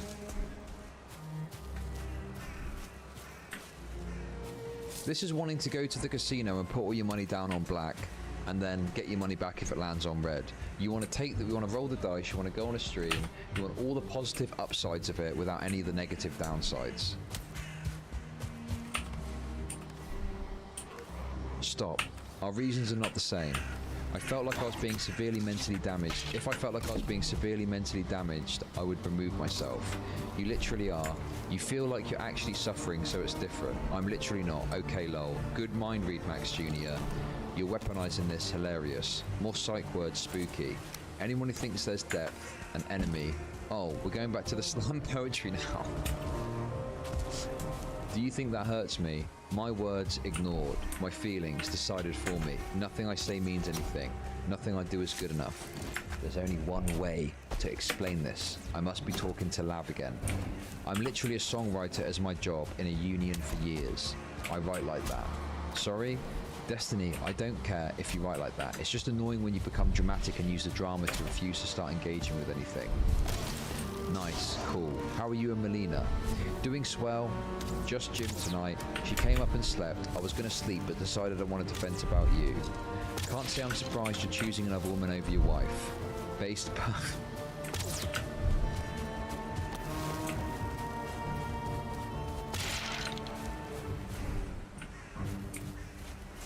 Okay. Jesus Christ. Base personal insults, following your lead. Do you think it's possible genuinely that your skull is just too thick to see another apt perspective of your behavior? I've driven myself crazy trying to see it your way at the expense of the way I feel my morals. I've made excuses for you in my head with the Anna situation. I get tons of perspectives and feedback about my behavior constantly from like 50 different avenues on the internet. I'm constantly evaluating and re-evaluating how I engage with my platform, the people on it, and people I speak with. There is, however, one constant. Oh my There is one god, constant to please it. stop it. That is constant stream. Come on. I'm losing it. I've gone, I don't know where, my head is fried. I don't know where the fuck I am anymore. I don't know where the fuck I am anymore, okay? I'm fucking losing it. Okay, come on. Let's keep going. I've changed my mind over a number of issues relating to these things constantly over the years. The idea that I'm the one who just doesn't understand things, and you are completely new to this area with almost no experience. has it all figured out and I'm just missing things. It's almost impossible. No, you fucking aren't. You're fucking numb to it in real life. I don't think you have it all right. I know you've engaged in emotionally abusive behavior. Just because I'm numb, it doesn't mean I'm not constantly evaluating how it impacts other people. You need a therapist. In my teens and early 20s, yeah, sure, but I don't really do that much anymore. Not nearly as much as you do. You're right, I'm sending you my bill. You see I'm clearly spiraling. You're like, good idea is going over Lav having a mental breakdown and having August upload it onto YouTube for 250,000 views. Good stuff. Destiny. I can help someone who's spiraling. I can't help someone who's spiraling who refuses to tell me until it's too late and is constantly attacking, trying to destroy me on the way down. You're trying to destroy me and Max. I don't make calls over content going on my channel, but again, your worst spirals are happening on your Twitter and in your Discords. You are freely and continually engaging in these spirals over and over again. Max, yeah, you? Not at all, I'm not even trying. Actually, I'm not even trying with Max. You don't control your channel, huge.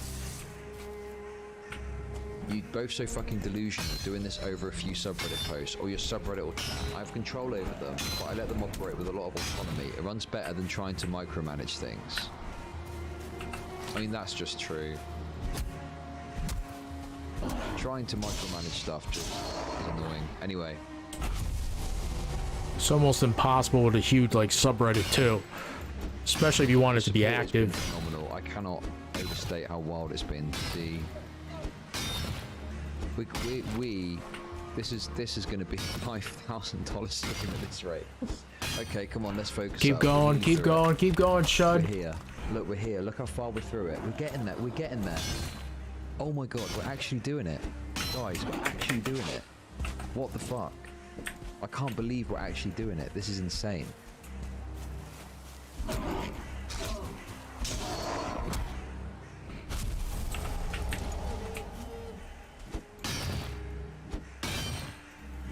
cannot believe how well this is going.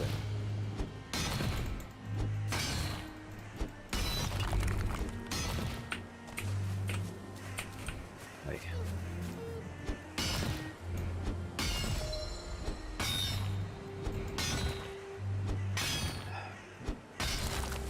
Thank you so much for all the support. Let's keep going. Come on. Keep supporting Shud, everybody.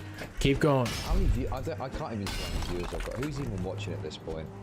2,248 brave warriors, Shud Nation. Or maybe you're visiting our great lands, are here to watch me schizo the fuck out as I go over this absolutely fucking insane article. Let's fucking do this. Hassan called me out today. His community went crazy. Then he said, call it, and in 10 minutes everything about me was deleted, and I've gotten 10 comments about it from his community. The guy who owes me nothing, in fact the opposite, really put things in perspective. Destiny, question mark, question mark, question mark. You literally have like 1,000 comments about you on LSF right now. What are you talking about? And Hassan has no community to moderate. No shit, he has no fucking community. Once his stream shuts off, they scatter to the wind. And you have a cult. I see you're upset. Go talk to my girlfriend that I have videos of me screaming at making cry on my YouTube channel. You're actually fucking insane. Yeah, this has driven me crazy. We'll see what happens in 2 to 3 months when you guys disagree on something and you realise you're paired up with an actual fucking MPD psycho. Paired up, we're friends. He doesn't tell me anything about what he's doing. I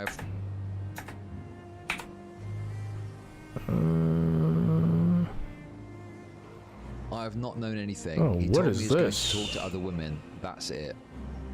You guys obviously talk about way more than that, but I don't care to know. I'm not interested. Just saying, the fallout on that one will be extreme. Otherwise, he has just checked in because I had a literal mental breakdown and had to go to the hospital. Yeah. Max laid it on super thick to me. On 2 separate occasions, he said to me in DMs, Lav isn't doing very well, Chud. Lav isn't doing well. Chud, Lav, not doing well.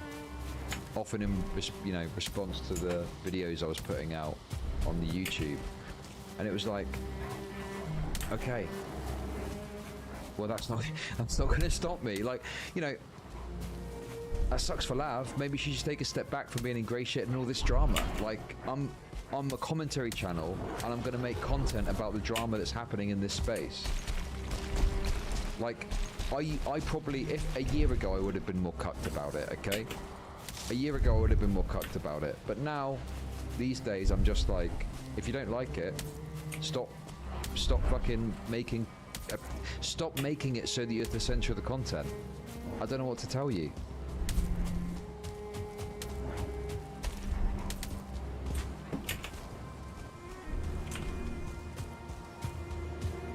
I don't know, man. It's just so frustrating.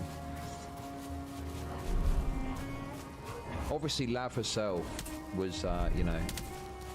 Obviously, that Lav herself was, like, desperately messaging me to get a video taken down.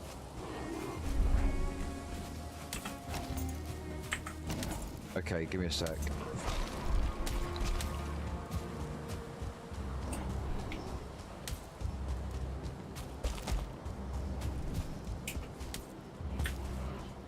Right, let's keep it going, guys.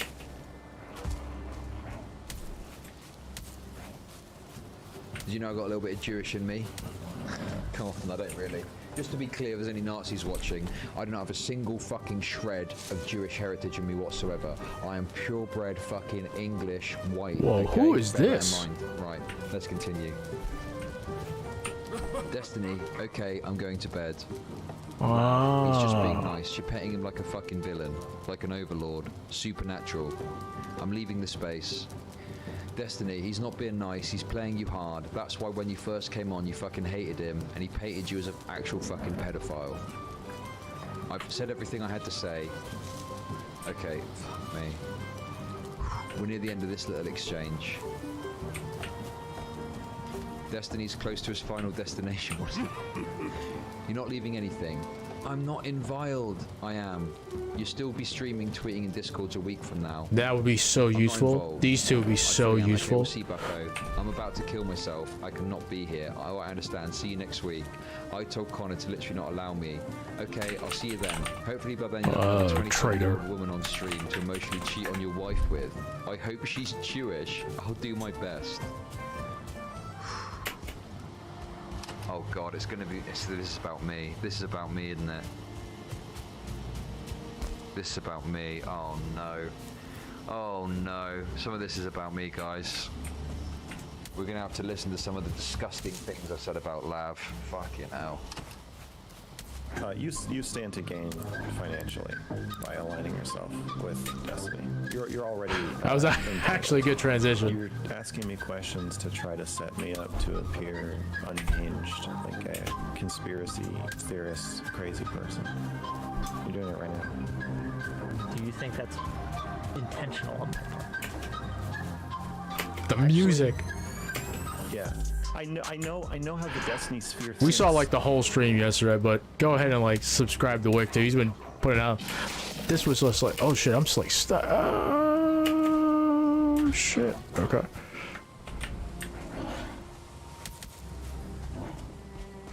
Oh, we had something going on there.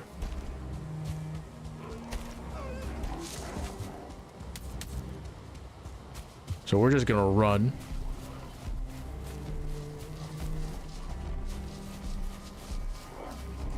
So we got a giant troll over there. I don't know if the trolls and those things are like aligned or anything like that.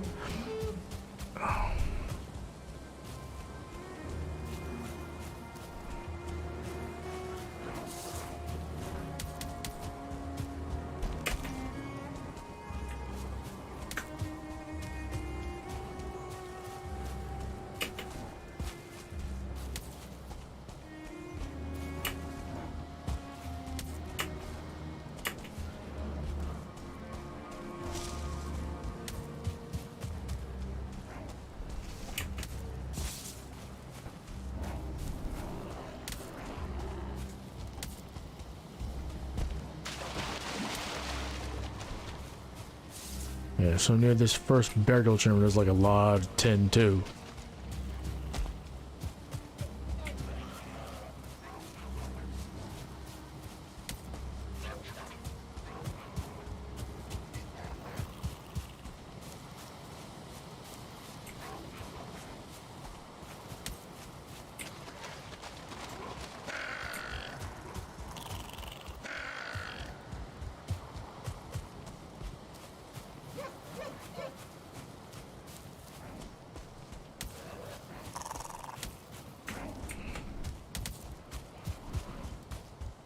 go.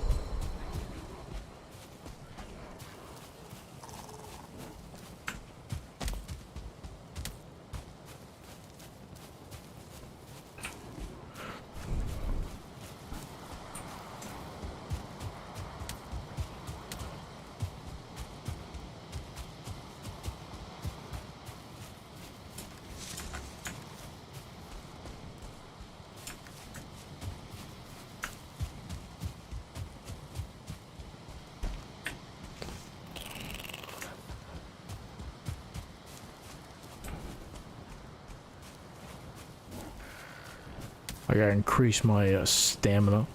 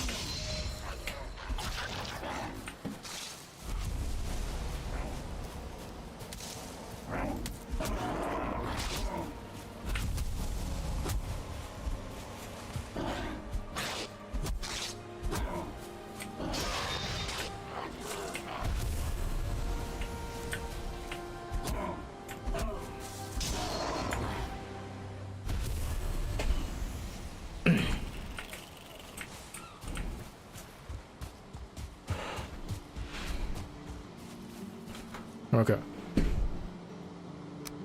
Let's go ahead and save this. We'll see. Oh, nope. Wrong one. We'll see what else is left. There. Financial genius Elon Musk concedes that Twitter is now worth less than half what he paid. We gotta take a break from Chud. We gotta take a break. Oh my goodness. What a silly Billy. Elon Musk offered stock grants to staff that value the company at $20 billion. Platformer reported he paid $44 billion, famously, to take control of Twitter in late October. You need to consider that this gives him a $24 billion tax deduction. Oh my I God. don't know about rich Yes, people taxes. Abba. I know Thank he's you, not happy Abba and that the Preach, corporation is being paid. on the Lav Loon stuff 2 hours ago. Thank you. Value that much? That's true. That's true. Yeah, legally forced to buy Twitter as well. Zoe Schiffer, the managing editor of Platformer, tweeted Saturday that Musk told staff Twitter had been through a period of radical but necessary change because it had been about 4 months away from running out of money. Now he says the financial incentives of employees should align with the company. What? Okay, that is this right here is business speak for if this you all have to do well or the corporation sinks and you're out of a job. That's what this means. Musk also told staff he saw a clear but difficult path to a $250 billion valuation. Schiffer tweeted, "He's insane. He doesn't know anything. Are you Didn't we just watch this? A $250 billion? Okay, yeah, okay. Yeah, dude. I bet he does believe it too. He's so stupid. He's so stupid, man. Hold on. Let me restart this. Financial genius Elon Musk concedes that Twitter is now worth less than half what he paid. Okay. I swear we saw this. And like, what if Steven is just like trying his hardest and like this is gonna be really hard for him? Like, what if everything that he's done isn't like that bad, but then like people pile this on him? And Nope. like, what if he can't run from this? He can't feed his family anymore. He can't. Okay, this is the I new don't know, one. what if he, This was what just if he posted, thinks right? He's evil inside, and this is like it. I think he does think that. I'm like, what if Steven is just like I mean, I think you and I both trying wanted his to be the hardest? people who would.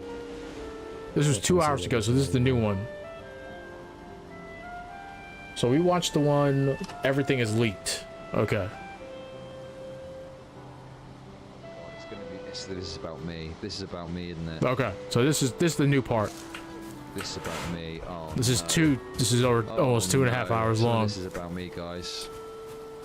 We're gonna have to listen to some of the disgusting things I said about Lav. Fucking hell. Okay, anyway, let's let Relly have his moment to shine first. December 4th, 2022. Irrelevant uploaded a stream to YouTube with the title Lavloon enters my chat as femoid in response to allegations and accusations.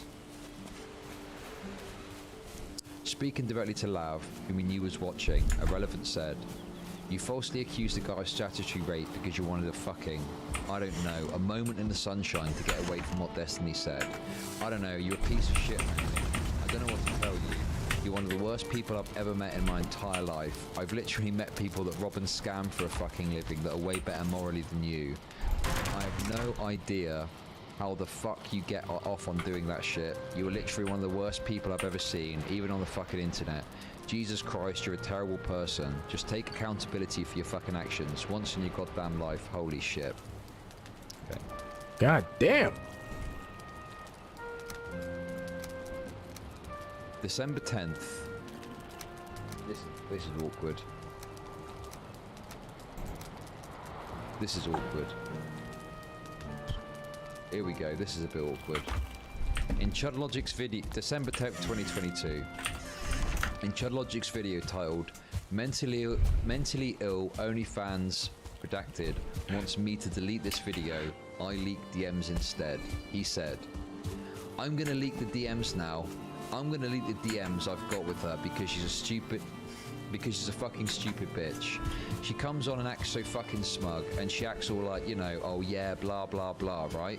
She was in my fucking DMs absolutely desperately begging, please delete the video of me, and please, I just want to move on, please, I'm scared. I don't want to come forward anymore. I'll never say anything about it again. I'll quit streaming. I embarrassed myself. I shouldn't have come on, please. I'm asking you from human to human, not content, outside of the streaming world. I'm not okay. I'm not okay in that video, please. Of course I was happy to have a panel up where I defeat everyone. Delete that one also. Delete all traces of me. I'll leave the internet. This one where I'm sobbing intermittently and was clearly in the middle of being gaslit is not good. I should not have come on when I didn't know which way was up."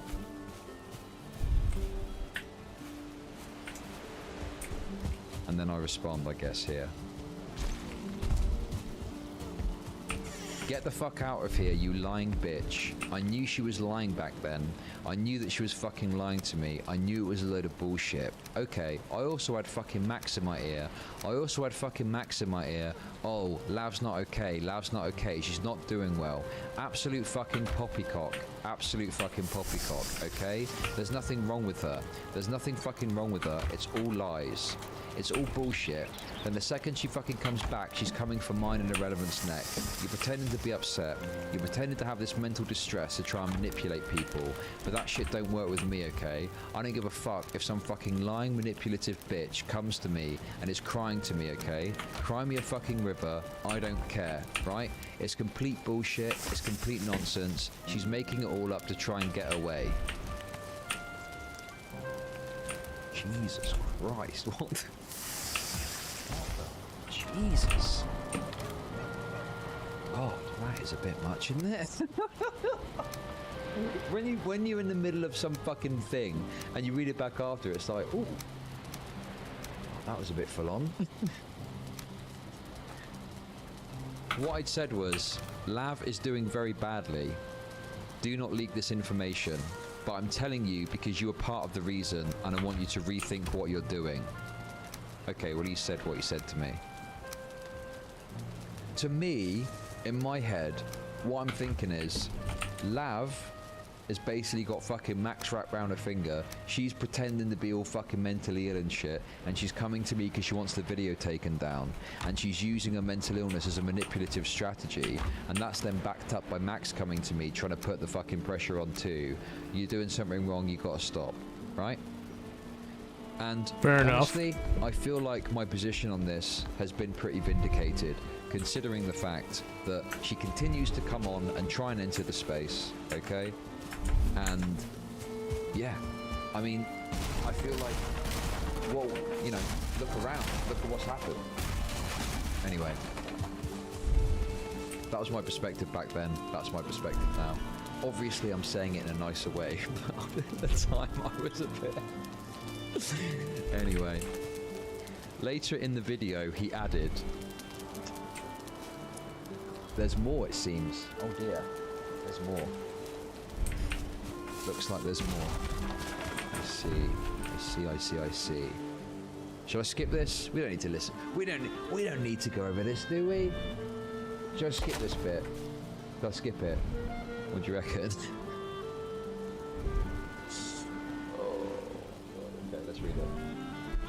Later in the video, he added, listen, you stupid fucking whore. If you want to call me a loser, you go ahead and call me a fucking loser, okay? That's fine. You do you. All I'm pointing out is you're the most inconsistent bitch I've ever met in my entire fucking life, okay? And you'll simultaneously will say I'm quitting streaming, and you'll be in my fucking DMs literally fucking begging me on your hands and fucking knees. Your hands and fucking knees. You're begging me to take videos down. Please, just please, please. I'm so mentally ill. Please, I'm begging. You got to take the video down. I'm begging you. Please, please, please, please. I'm so sick. I'm so sick in the head. Please. I'm so sick in the head. You've got to take the video Jesus down. Christ. And then later on, you're going, yeah, I'm going to call you a loser on stream. You were in my DMs crying, you stupid bitch. You were crying to me to take that fucking video down. And now here you are, acting all fucking chill about it. Give me a fucking break.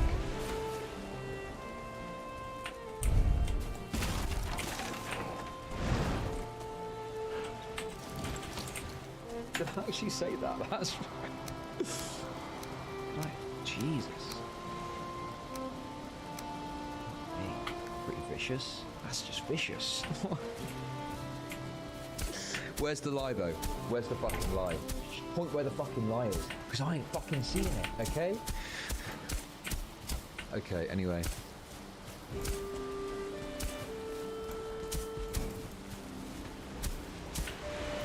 It's honestly so weird to read back the stuff you say in the heat of like some fucking unhinged misogynistic rant. I just... Anyway, if you like that one, support generously, okay? We're going for the $5,000 stream today. Right. God damn, For man. the next few months, Lav and I kept in close contact. I'm going to read the whole thing today. I'm reading this whole thing.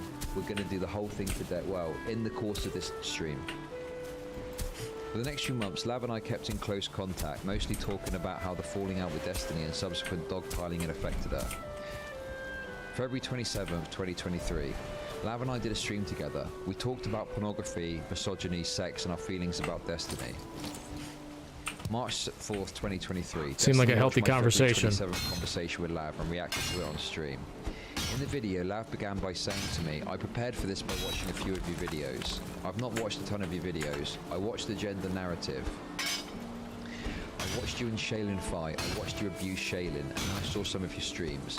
So it was crazy to see your other content. It was like, because now we've established relationships, it really was just watching like a friend instead of just... Destiny, reacting, said, do you think they've banged? I'm so curious. If he asked, I wonder if he would honestly say. The answer ought to be no, because it would be wildly inappropriate if that's his daughter, but given everything else that's happened, if that's his daughter, quote unquote, he trailed off. The answer is no. Lav told me, after not speaking to Destiny for months, she almost joined a streaming panel while he was on it. Destiny had gotten word from the panel host and shared the news to his audience. Lav. All the people in chat were like, Lav, our queen. It was really overwhelmingly positive. It almost fucking got me. I wish I could taste it. I could taste my comeback story. I could taste my stocks rising. I could taste being valiant. and winning favor. And then I was like, I know where this ends. I know where this ends. Imagine after everything that's happened, still nearly getting baited in because you're worried about your stocks. Like, it's fucking insane. It is fucking insane, man. The stocks! My stocks, I'd lost them all, but I could get them all back. It's just ridiculous.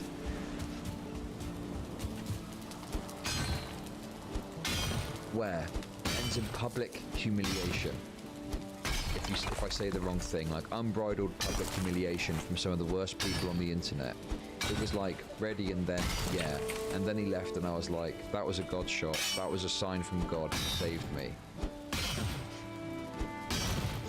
You think you're gonna actually go? Yeah, I would have. Everyone loves the comeback. It feels incredible to get positive attention from Stephen Corbett. Destiny reacting, no lab, you're just obsessed with any positive attention, period. You've conducted yourself in the same manner through your entire fucking TikTok life. We're gonna watch the Abba and Preach video after this. This is like 2 hours though. I really want positive attention from this match. It's not positive attention from bro, this is insane. Him reading all this too. Of positive attention. She just wants positive attention from any possible fucking place she can get it. When chat is saying like, oh, our queen, does she really think that people are like, oh, we miss her so much, we love her and cherish her, our queen is back? Does she not realize people just mean, holy shit, it's content time? I mean, yeah.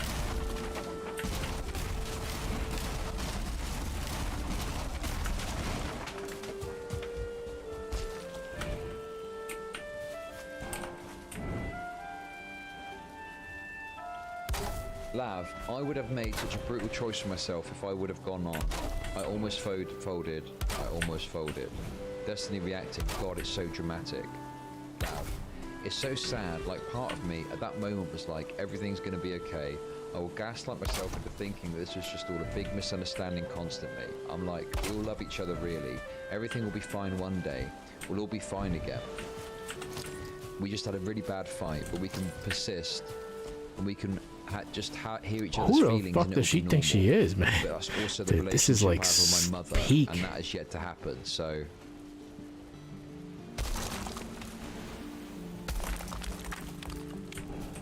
Jesus Christ, man. Jesus fucking Christ. Oh, Jesus Christ, what? It does suck though, because I miss Steven also. Uh-oh, not good, red alert. I miss the attention, but I also miss Steven. Red alert, don't let get away with that one, Max. You got to bring her back into the fold. Sorry, are you about to mute me 2D? I mean, they're going to talk about you. I don't know if they're going to dogpile you, but yeah, I'm ready to mute you. I'll lock up the sharps just in case.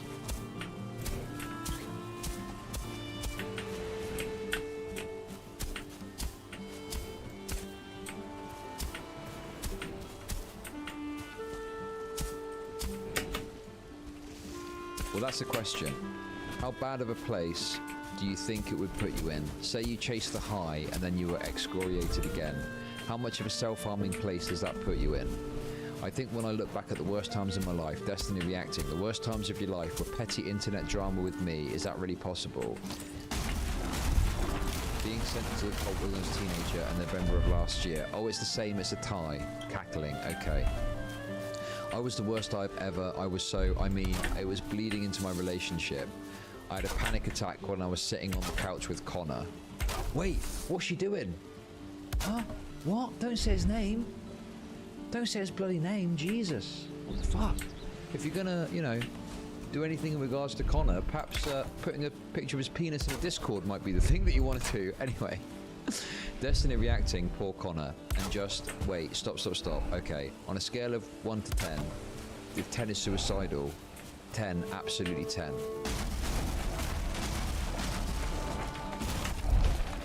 If she was 10 out of 10 suicidal, why didn't she try and kill herself?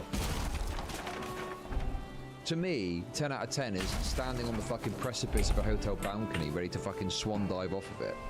I mean, I just feel like, to me, that is like a overstatement if you're not literally trying to fucking kill yourself. That sounds pretty callous, I know.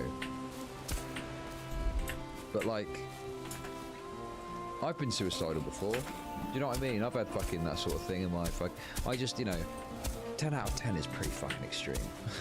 To me.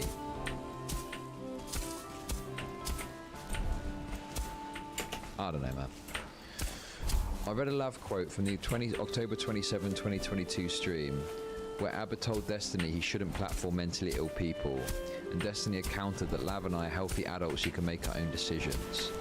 Lav, well, I have to be healthy, like I have to be healthy. Anna has to be healthy because he's having sexual relationships with us. Destiny reacting. To be clear, and I know Lav likes to fudge the timelines on that, but I hooked up with Lav months before she ever started regularly coming on stream. If she wants to challenge the timeline, she's free to do so. Destiny and Lav had their sexual encounter on September 1st, and the falling out was on November 10th. Additionally, Destiny asked Lav to hang out during TwitchCon, writing to her on October 5th. Just eating you out for an entire weekend. Jesus Christ. This is...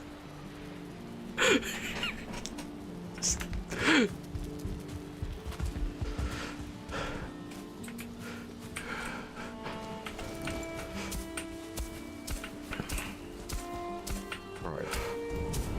Destiny's got to fucking sort his shit out, man. I don't know what to tell you. This is just ridiculous.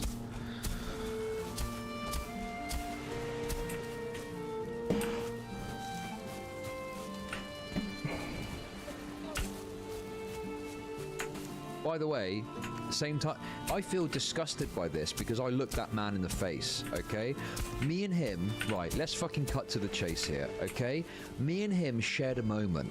Me and him shared a moment where we were both terrified of getting murdered by Agent S, okay? If you know, you know. If you know, you know, okay? Not familiar with I that. shared a moment with this guy where we were both terrified of getting shot in the back of our heads by Agent S, and he's doing this shit, okay? And I'll tell you something else as well about this little fucking Kuma rat. I'll tell you something else as well. He was fucking saying shit to Anna too. I remember he was saying to Anna I found this out after, he was saying about Anna, we should sneak off to a room somewhere, okay? I'm fucking sick of this shit, man. I'm fucking sick of this shit, and I'm sick of the denial that this is all totally fucking chill, and it's bullshit, man. It's bullshit. He's fucking himself up with this shit, I'm telling you. Honestly, it's unreal. I don't know what to tell you, man. It is just unbelievable. That man needs a fucking chastity cage on him. That's what he fucking needs. Jesus Christ. Fuck me. And then I get shit when I fucking criticize the DGG fucking autists. They're like, oh no, Chud, you don't know what we're talking about. Destiny can do what he wants. He's a consenting fucking adult. Yeah, sure, he is, okay? He fucking is, right? But you can be a consenting adult and you can do some crazy shit. I can't even think of a fucking example of what you can do, okay? But like, yeah, if I think it's crazy, I'm gonna say this is fucking crazy. And what's annoying about it as well is I know people that are like from Destiny's community that are close with Destiny that have even helped on manifestos. Some of them watch my streams regularly and they fucking agree with me. So they're the ones that are fucking some of the closest people to Destiny and they fucking agree with me. And they fucking are like, yeah, Chud, you're right. This fucking sex and Anna shit was crazy. This is crazy. This is crazy. It's only these like weird autists that never fucking go outside that like idolize Destiny's relationship that are like, Destiny doesn't do anything wrong. All of his sexual relationships are totally normal and fine. Give me a fucking break, right? Especially when you've got stuff like Melina didn't even know about fucking Anna, and you're gonna try and sit there and convince me, oh, actually, this is all totally fine. Give me a fucking break. It's complete fucking bullshit, and you know it, okay? Fuck me. I'm sick of it. I'm sick of the fucking bullshit over it, right? Now, listen, I do understand somewhat, okay? I do understand somewhat. Obviously, Destiny doesn't want to cop to stuff because it looks like he's admitting to fucking giga-raping people. I get his hesitancy. I totally get that. I get that when I talk to him on stream and talk about the Anna stuff, he doesn't want to take an L because it looks really fucking bad that he's giga-raping them. I don't think he's giga-raping anyone, okay? I just think he needs to fucking sort his shit out. And it's not just fucking me saying this. There's people far closer to him than I that are saying this too. I don't know, man. I don't know. Okay. Melina win, yes. Yep. Oddish, yeah, it's all over now. I'm fairly certain that Destiny is going to learn from this and he's never going to do any sort of thing like this that's going to fuck shit up again, ever. That's it now, it's done. It's guaranteed, okay?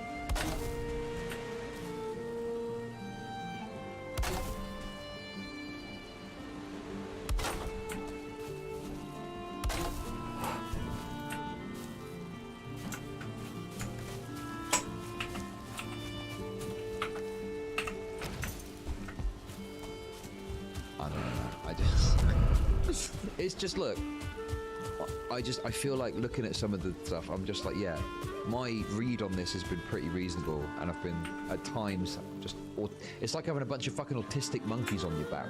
Oh, chug, no, blah, blah. Get the fuck off me, you fucking autistic freaks, get away from me. Chucking monkeys left, right, and centre away from me, get away. Listen, I'm a fucking 30, how old am I? 37? I'm a 37-year-old man, I'm long in the fucking tooth, okay? And I fucking know what I'm talking about with this stuff. Right? And if I had a friend like Destiny that came up to me and presented some of the circumstances that he is in, and he's talking about, oh, Chud, I've got this situation, what do you think? I would be, what the fuck are you doing? Stop immediately. I'm confiscating your fucking phone. You're not messaging this mentally ill retard anymore. I'm cutting you off, okay? That's what I'd do if it was my fucking friend. Anyway, Dan tries his best, I guess, but fuck me. Dantel's all married and has a kid too. He's got priorities. Yeah. Okay. Anyway, I'm done talking about it, okay?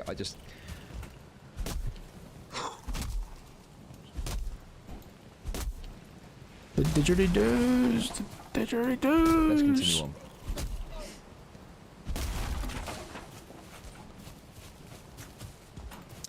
Destiny reacting. To be clear, and I know Lav likes to fudge the timelines on that, but I hooked up with Lavs months before she ever started regularly coming on stream. If she wants to challenge that timeline, she's free to do so. Destiny and Lav had their sexual encounter on September 1st, and their falling out was November 10th. Additionally, Destiny asked Lav to hang out during TwitchCon, writing to her on October 5th. Just eat. Okay, we read that already. Sorry, I didn't mean to go over it again. That was a mistake. Genuinely. This is a good time to point out a tactic Destiny employs fairly often. Even though you can knock down his claims about the timeline pretty easily, even by engaging with it in the first place, you allow him to smuggle in the premise that the timeline is important to the point that Lav is making. In order to have sex with Lav, humiliate her or both, Destiny needs to define whether healthy enough to consent. But when Lav and Anna call him abusive, his defense is that they are mentally unwell. Why would it matter whether it was 1 month or 3 months separating those events? Is he arguing that they lost their minds at some point? By shifting the argument to a timeline dispute, he evades Lav's criticism altogether. However, if you don't engage with a tangential dispute, then he gets to call you a liar uncontested, which discredits your arguments. I mean, you know, my response to this would be, it takes two to fucking tango, okay? It takes two to fucking tango, right? Like, we're acting like Lav and Anna have literally got fucking Down syndrome or some shit. You know? Like Destiny's out there, you got some fucking downy with a high sex drive that's desperate to suck on his dick, and Destiny's like, yeah, let's fucking go. Like, it takes two to fucking tango, okay? Can we stop taking all the fucking accountability away from the women, please? I'm fucking begging you. One scrap of accountability for the woman. Is that possible? Is that possible? Can we have any accountability for the woman's involvement in this? Anyway. Destiny reacting, but I was not hooking up with her. We weren't sexting, trading nudes, or anything even remotely in that time frame when she was coming on and she was fighting a lot on my stream. That was not happening. I know that she likes to say this over and over again, but to be clear, between me and her, I was one who was sexually abused if we're going to go by the fact that she leaked our sexual interactions. She made fun of me to a fucking weird Nazi dude online, and she continues to perpetually talk about it in Discords. I've never leaked anything regarding our sexual interactions, and I could. I've never said anything embarrassing about her in our sexual interactions, but I could, but I haven't done that. And yeah, you know, it feels like there's like, Lav has done some stuff which is like absolutely worthy of criticism, but Max is just totally unwilling at any occasion to issue any substantive criticism of anything that Lav has done. It is like non-existent, right? And it's framed as, well, Lav is the victim of abuse, so she's obviously, you know, but it's like, even if that was true, even if I believe that was true, okay, right? That doesn't give free reign for the person to do whatever the fuck they want. You can still criticize behavior, even if it's acted out in a bad way. Anyway. I feel like I'm losing it a bit. You gotta keep going, Chud. For Chud Nation, man. We're doing this. We're gonna keep going. What is going on, man? I'm out of it. Why have I got so many notifications, man? What the fuck is going on? They all want a piece of Chud Nation. That's what's going on, Chud. I can't even keep up.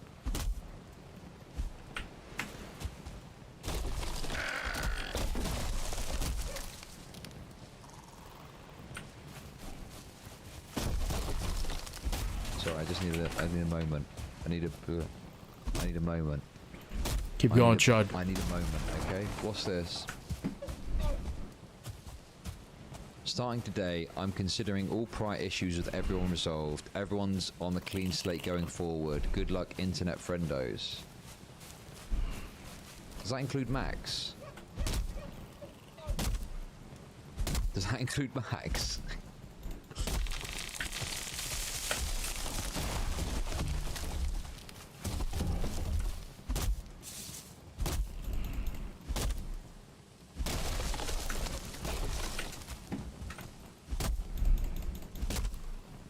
He's on drugs, yeah. Well, right, come on. Let's keep pushing. Keep on trucking.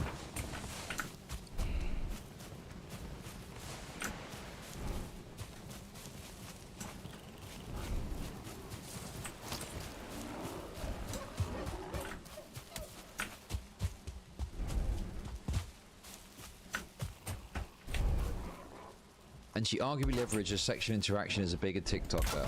She has like 600, 700,000 people on TikTok. She arguably leveraged that to get on my stream. If that's the route you want to go, I could unintelligible this whole fucking narrative.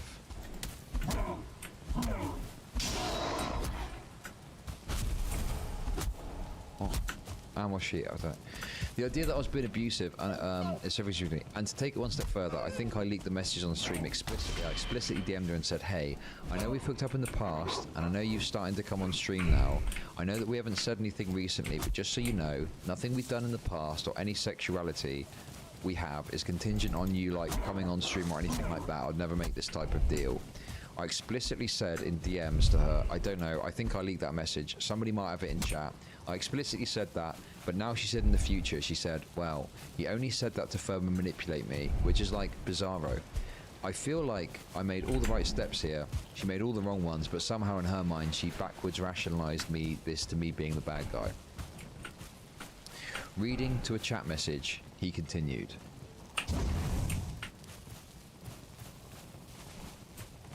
Nice covering your ass? No, fuck off. Hold on. I never cover my ass for sexual assault shit. I don't care to cover my ass. I just don't want it to be weird.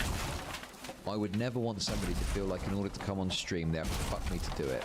It's not fun sexually. It's not good content on stream, and it puts everybody in a really weird spot. Like if there's a girl on my stream that's dog shit content, I want to be able to kick them off because I don't like them. I don't want them to be some weird like, well, you know you fucked me 3 times. I said you could have at least 2 hours of content every fuck. It's just a bad deal all round. Definitely. He was joking. You guys can't joke. You're not allowed to joke because you fucking retards turn every joke you have into something serious 2 weeks later if you don't say anything about it. At least 30% of my audience that's in here right now, even right now, 30% of the people in here think that the only reason Lab was on my stream was because we're fucking 100%. 30% of you still believe that. Even to this day, 30% of you believe that, even though we weren't hooking up at all when she started coming on stream normally. Destiny reacted to a challenge in his audience chat. Look, here's a guy. This guy's serious. The only reason, no, but if you weren't looking to do it in the future, I don't think she would have come on. There are a lot of people who actually believe this. The reality is that 1, Lav is content, and 2, there are a ton of people I can fuck. Why would I leverage my stream to fuck somebody? I could have been meaner there. Why would I do that? It just doesn't make sense. Why would I hold my content at risk when I have so many random girls DMing me on 12 different fucking platforms? Wow. Wow. Humble brag much. It just doesn't make sense. The only way that can possibly make sense is if you think I'm so fucking desperate as a fucking mid-Jewish pussy. You think I'm so fucking unintelligible, like, oh, I'm never going to fuck a girl if I don't bring her on stream, blah, blah. And you think that I'm actually so desperate for this person that you actually believe this? It's so fucking frustrating to me. What was that guy's name? Fuck you. He banned this critic from the chat.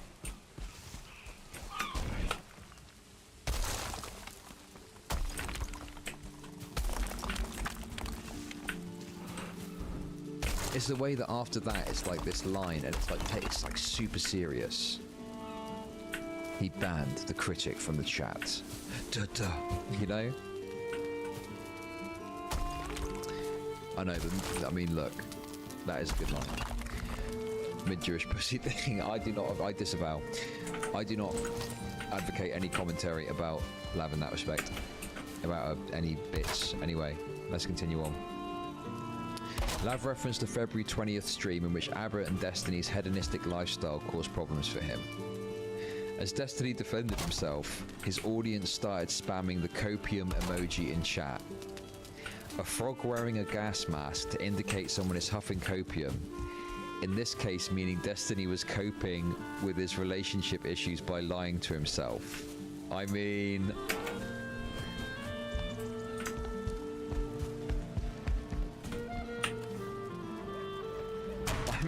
That's not...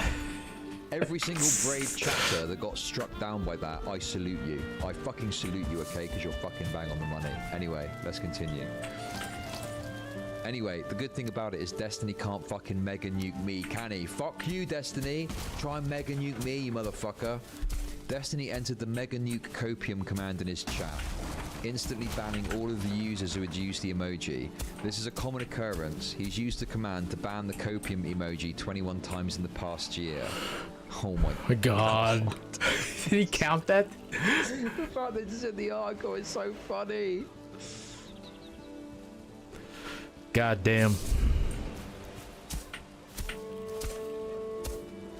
That is so funny, man. That is fucking hilarious.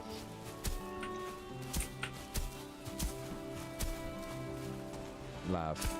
I think I believed him for a really long time until I saw on your subreddit the video of him banning the copium emoji from his chat and like a simple, just the copium emoji. He was banning people who made him look even slightly bad in a conversation. I was like, people are telling me that I was a dog and to kill myself and that I was just like my mother, and you're like, there's nothing I can do. Destiny reacting. Doesn't she say she's just like her mother literally all the time? But kill yourselves, I'm pretty sure people get banned for shit like that. I don't know if she has examples of people saying kill yourself and nobody getting banned. I'd sure like to see it, but lo and behold, she probably doesn't have any examples of that because she's just making shit up. Lav, which given the relationship we had felt Destiny reacting. The relationship we had was basically platonic friends that had hooked up once in the past, barely. As mentioned before, they're just eating you out for an entire weekend DM from Destiny to Lav was on October 5th, only 11 days before he called her a dumb bitch on stream.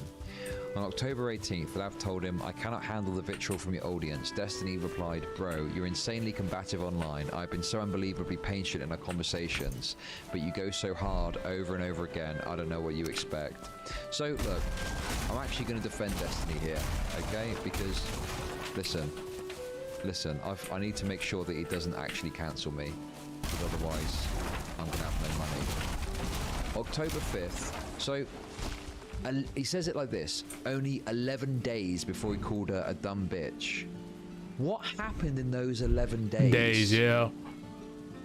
What might have, like, that's a lot of, he says only 11 days, but that's a lot of time in the streaming world. okay? I've got to be honest with you. I think that it's fairly reasonable that he might send that message at this time, and then, you know, nearly 2 weeks later, stuff has happened that would lead him to say something like that. We had, like, the whole Reddit Orbiter drama. We had the Mr.Girl flashing thing where Lab was on stream with Cherry and shit like that. Like, you know, there's a lot of shit that happened between those two circumstances that I think it's fairly reasonable that you might go, okay, well, you know, some stuff probably changed that led to Destiny saying that, whereas a couple of weeks ago he was talking about eating on a fucking minge.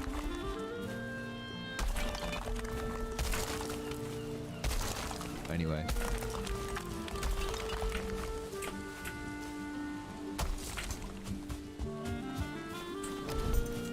Okay.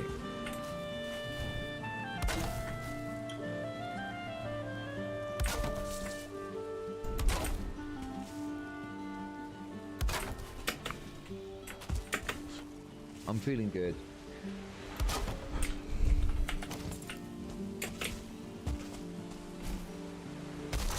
I'm just thinking about the fact that apparently, okay, all I'm going to say is this: squirt is piss, okay? Squirt is literally piss, and you're not convincing me different. If you know, you know. I'm not saying anything else on the matter because I don't want to get too fucking. I don't want to get too gauche. I don't want to get too fucking gauche, okay? But squirt is piss, and you will not convince me otherwise.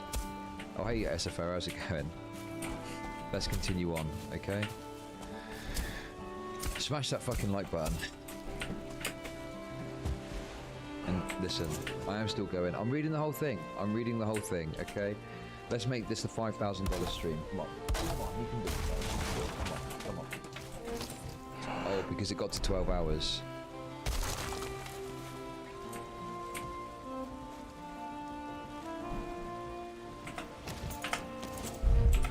Her first ever complaint about his audience's treatment of her was sent 2 months early on August 8. Your Reddit is self-harm. Laugh.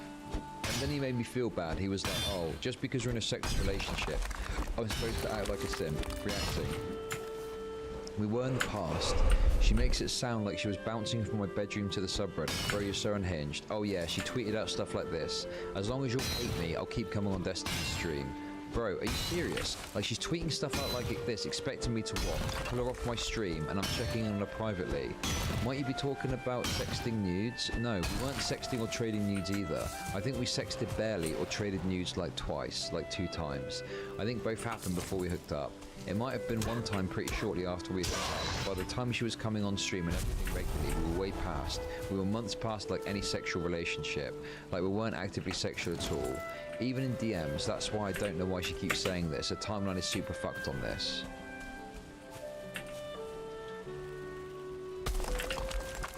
Also, look, I feel like we're look, I'm going to defend Destiny again because I'm sick of this bullshit, okay? I feel like saying eating your pussy out the whole time, or whatever the fuck it was. Yeah, that's a sexual message, okay? That's a sexual message, right? But I think there's a way you can also interpret that as like a kind of extreme flirting. It's not like if there was that's extreme. I like being very direct. If there was like an ongoing sexting thing, I think that would be like a lot more damning, right? If he was like doing a really intricate deep sexting thing where he's going into the intricacies of what's going on, that's very different to like a one-off comment of that, right? Does that make sense? See where I'm coming from?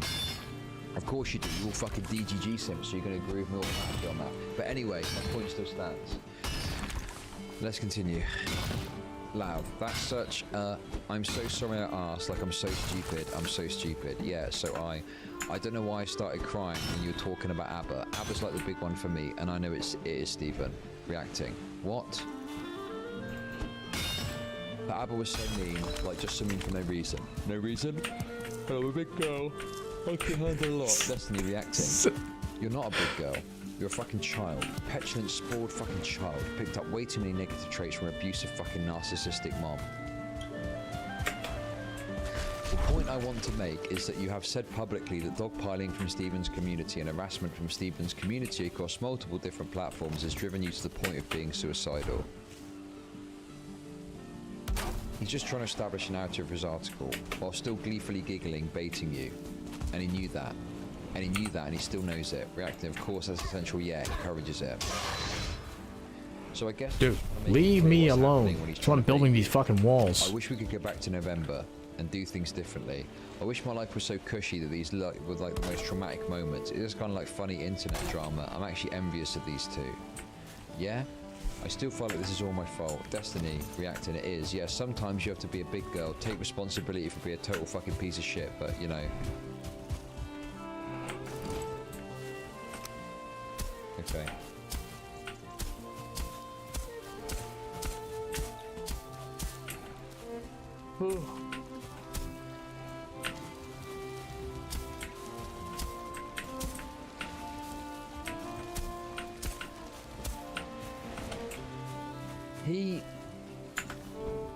Max really thinks this is the golden touch.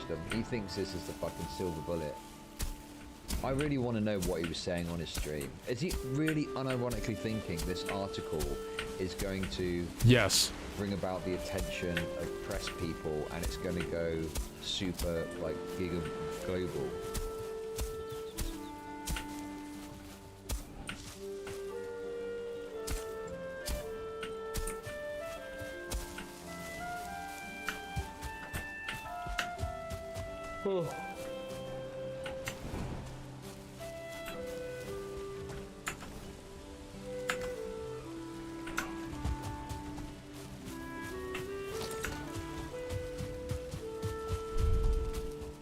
He said the goal for this is to be known internationally. That's not gonna happen. I'll watch his thing tomorrow and see what he says. Warner Brothers are going to make a movie about this. Okay, but I want to play Mr. Girl. I want to play Mr. Girl, okay?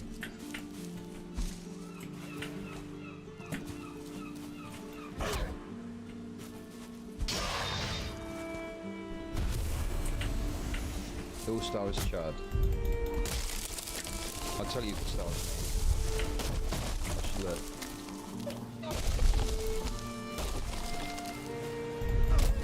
What's the guy's name? Wait.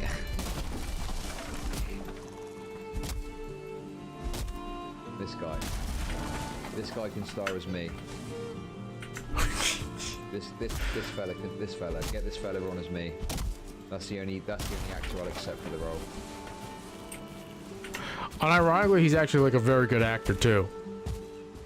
Unironically, yeah. I don't know, man. I am fucking lost in the sauce at this point.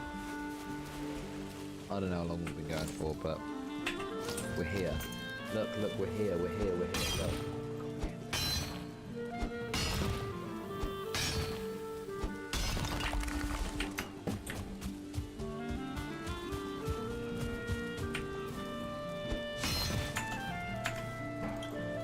There you go. The same day, Lav did an 8-hour stream with a small streamer named Tuna Chip, who later added the streamers Zonya, Stardust and Beckett to talk about, among other things, Lav's allegation of Destiny abuse her.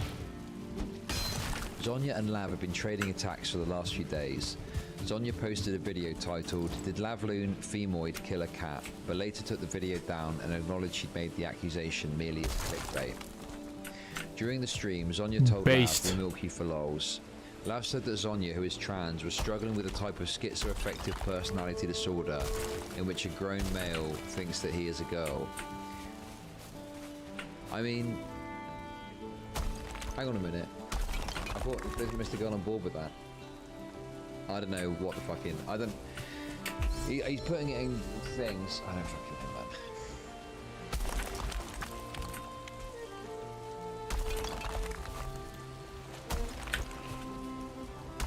Later in the stream, Lav argued with Zonya and Stardust about whether it was unfair of her to call Destiny abusive and whether I was being unfair to Destiny by writing this report. Lav attempted to correct Destiny's false claims around the timeline of the sexual elements in their relationship, but Stardust replied, "He probably invited you to hang out as a friend, right?" Her reasoning was that since Melina hated Lav, Destiny wouldn't have sex with Lav in the same city as Melina. What? At that point, Destiny had finished his own stream and asked Stardust to bring him into their current Discord call. Everyone except Lav agreed to add Destiny to the call. Lav only said, wait, excuse me, and he was added. Okay, just a random timeline question, okay? Yes. When you started to come on and there was a huge 10 to 15,000 viewer streams, I'm pretty sure we hadn't done anything sexual for like weeks or months at that point. Is that true or false? Weeks or months are really different, Destiny. That's November 9th. It had been 2 months since we met. 1 month since you asked me to drive me to TwitchCon. We didn't meet up at all, right? Yes, which we didn't do. But are you going to try and pretend there wasn't going to be, that we were just going to be like geeky friends? I don't know, I have no idea. Sure, but it was there, right? We hadn't closed the door. Listen, my door's never closed, okay? Maybe that's part of the fucking problem, mate. Maybe that's part of the problem, okay? You need to get the door closed, get a fucking lock on that shit. You need to fucking have one of those 5-point locks where it closes. You need a fucking bolt. You need a fucking a gate that comes down. You need a fucking lock. Anyway. I know, but what I'm saying is, it's being presented as though you're coming onto my stream into the combat zone, crying in private because of how traumatic it is, and then I'm sexting you at the same time, but there's like at least a month or two. I think you should have said 2 months of distance between us having any type of sexual relationship and the crazy combat sports you're doing on stream. No?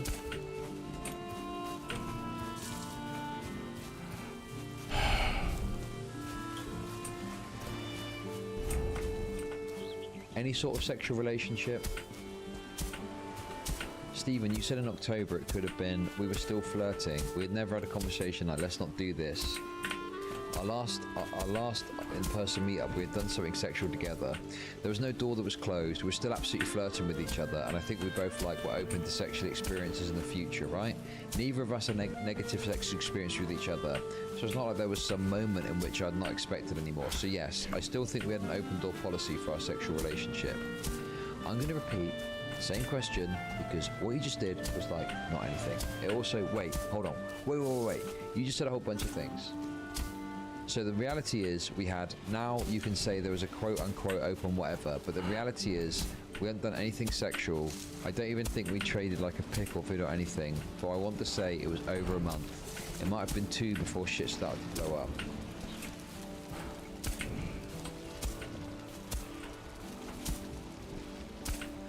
I am fucking listening. He's losing it. He's losing it, folks. He wants to quit. He's like, oh my god, this is enough. This is enough. But he finishes it. He finishes the fight. I believe in you, Chud. This time frame though, what are you trying to insinuate with bringing up it had been a month? What does that? You're making it sound like you're trying to get extremely traumatized on my stream while I've an active sexual relationship, which was not true. First of all, I did not make that claim. Okay, I'm curious. If you were to poll your chat of everyone in this room, does it seem like she's implying that with Anna? I absolutely implied that with Anna. Okay, I'm telling you that you implied that with yourself on Max's stream. If I implied that, I completely recant it. If I didn't imply that, I don't think I have. Okay, cool. That's good. Okay, do you, at no point in time, either implicitly or explicitly, did I ever say that you had to do some sexual act or send me anything ever to get on my stream? Didn't I say the exact opposite? Do you think that you need to implicitly say something for it to exist? Well, implicit implies it was not being said, but being implied. Did I ever imply that? Did I? Wait, did I ever make the claim that it was that? It was that it was... Did I ever make the claim that that was what? First of all, you pretend, okay, so let's make it very clear that Max feels differently about this than I do. Well, then why do I care about what? Okay, well, what's Max's justification? This is why I watched your stream today, and why was he acting like I'm saying everything that Max has said? Destiny, you're a star witness. They're supporting. You guys are both sitting there gaslighting each other like I'm a rapist, sexual abuser. Lav, you call me the Harvey Weinstein of Twitch. What do you think that implies? When we go back in our DMs, I send you a scantily clad photo and you say, welcome to the Orbiters Club.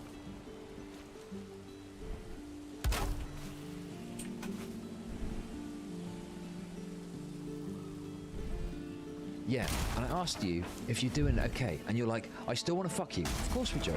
Do you really think that there was entry into my stream? I got permissions in your Discord after that, I don't know. So, okay, just to be clear, you're hinging all this implied sexual coercion on me saying, welcome to the Orbiter Club. Implied sexual coercion. Listen, I just want to hear you say that. You're telling me that you think that was the serious me saying, welcome to the Orbiter Club. You've made it because you sent me a picture? British Destiny. British Destiny. I'm living into it, okay? Wait, is he actually pulling Wait, is he pulling Destiny in? Hey Chud, didn't Destiny also tell you, welcome to the Orbiters Club, when you sent him a scantily clad photo as well? Maybe it's because I'm not a woman, but I've never been subjected to these weirdo things that apparently happen. I don't actually talk to Destiny that much, even off stream or privately. I tend to interact with him in DMs.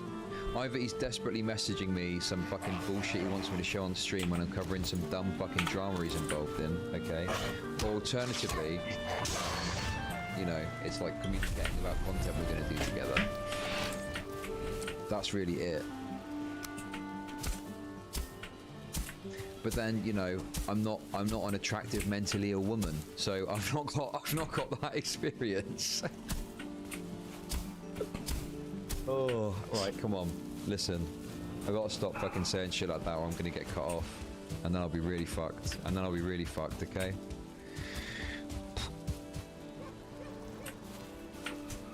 Judging out his drama just made you thousands. Yes, it did, and I'm still gonna make little fucking memes like that, okay? Because it's funny. Because it's funny to do so, okay? Listen, Destiny, thanks for the fucking over $4,000, but I still gonna fucking mock you for it, okay? It is what it is, all right? I respect the hustle. Oh, anyway. I'm fucking losing it, man. I'm fucking losing. Oh.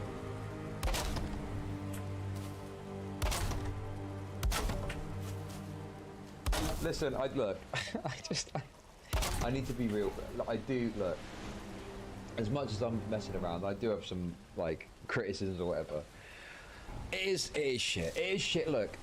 There's obviously Destiny lives his life online and stuff like that. I still think that there's this feeling that he's like entitled to no fucking privacy whatsoever. And it's like, obviously there's some stuff he's going to want to keep on the down low. And obviously some of this is pushed out into the open. It is bad. It is bad. Fuck, man, it is bad. Chud being brainwashed in real time. I don't know, man. I've obviously had stuff leaked about me which I'd rather didn't, and it sucks.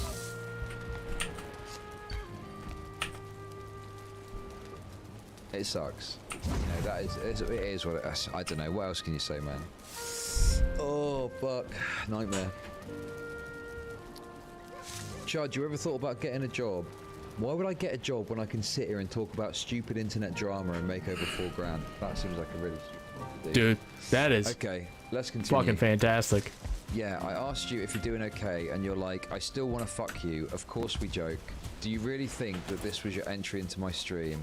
Okay, where were we?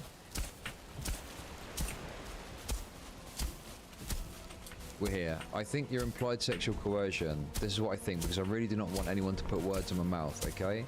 I think that you live in an extremely messy sexual life. I think that when you mix that with now 8 to 13,000 people are now part of your life parasocially, it gets even messier and potentially abusive.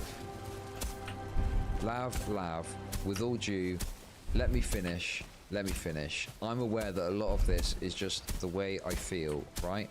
And part of me feels very sheepish and embarrassed that I feel like I expected you to protect me more after. Okay, I'm not going to let you ramble on this, Lab. With all due respect, the one who's making the messages in front of my audience is you and Max. Are you fucking kidding, Steven? You for years, I'm getting the fucking woman's voice now. Tee-hee-hee. Tee-hee-hee. Let's all pray for Destiny. I'm sorry, but it's too late for that. I'll tell you what you shouldn't do. Do not pray to fucking Allah, whatever you do. Because if you pray to Allah over Destiny, he'll just explode in a fucking suicide attack. What are you saying? That doesn't make any sense. I'm just literally just fucking saying shit now. Okay, I need to, look, give me 2 minutes and I'll be back, okay? I need to take a piss, I need to get another energy drink. I need to get myself through this, okay? I'm manic. I'm literally manic right now. Chud's sacrificing his mental health for us, for the entertainment, Chud. Do it. This article has destroyed me in every possible way. Okay. Okay. Have I basically monopolised? I have monopolised the coverage of this article, haven't I? I've had like thousands of viewers constantly watching me cover this, and everyone else is fighting for scraps. I'm basically the fucking Google of covering this article right now. Holy fuck, man! It wasn't my intent. I feel bad. I feel terrible. I feel terrible. Do you though? Oh. Are you fucking kidding, Stephen? You, for years, have been known to have the messiest fucking sexual social life on the fucking sphere. Don't you dare. Lav, I've had sexual relations with tons of people where nothing has gone public. You're looking at the most public-facing stuff and trying to condemn all of my sexual relationships on that. If you want to do that. Stephen, I found you through Anna. I found you from fucking Anna shit. That's great. And I know of you because of the false allegations you made against other people besides Hassan in the past. Here we go. This is what you do. I bring something up, and then you have to make me a liar. You can't, because you've lied. Because you've lied multiple times. Stephen, you lie all the time. You lie all the time. Also, this is what you do. You say, so what if I'm a liar? You're also a liar. That's not for some fucking debate. We're talking about you right now. No, you're obsessively talking about my... You don't need to talk about me. Destiny. Why am I reading the names again? I do need to talk about you. Obsessively? Stephen, I haven't talked about you for months. What do you mean? You just had a 5-hour struggle session stream on me 4 nights ago. And before that, when was the last time I spoke about you? Constantly. You don't think I get DMs leaking of you shit talking about me? Name another time. You do it in private discords all the time. Where? Name another time. Do you want to listen to the audio recordings I have of you talking about me in multiple fucking rooms? Lav, why are you pretending that substantiate it. Send it to me in DMs. Substantiate. No, I'm not going to tell you what my source is. You have been on stream for days, weeks, months talking shit about me, and I've fucking said nothing publicly. Where you've dragged me through the fucking mud every chance you get when anyone comes on and fucking shit talks about me, and you say I'm looping. You go over fucking everything. You also loop, dude. It's a fucking joke. Lav, the only time I bring you guys up, or when you bring me up, you're the one that, by the way, sexually abused me by leaking details of our hookups to a guy that you know hates us. I haven't talked about any of your shit talking your fiancé after we hooked up. Ooh. The tentacles of the Kraken are fucking bashing on the door. Ooh, the tentacles of the Kraken. Anyway, I just watched this the other day, so we obviously are familiar with this. Ooh.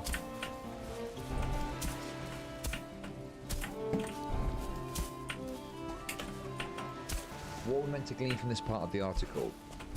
So, what this is supposed to be, this whole article, the point is giving Destiny enough rope to hang himself, i.e., I'm just going to show interactions that are publicly available that he's had that demonstrate a pattern of behavior of abuse. This is the logic that Mr.Girl is using, okay? So all of this is to back up that central thesis.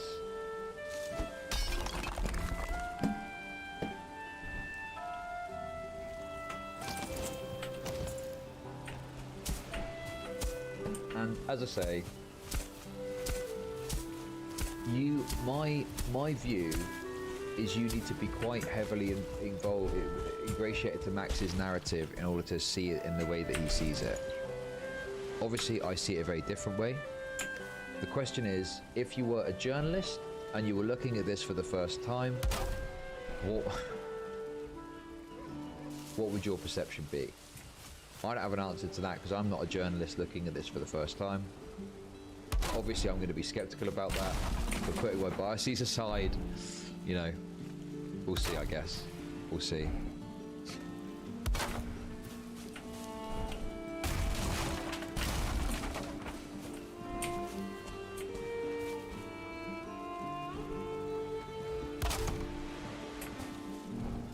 Okay, let's continue.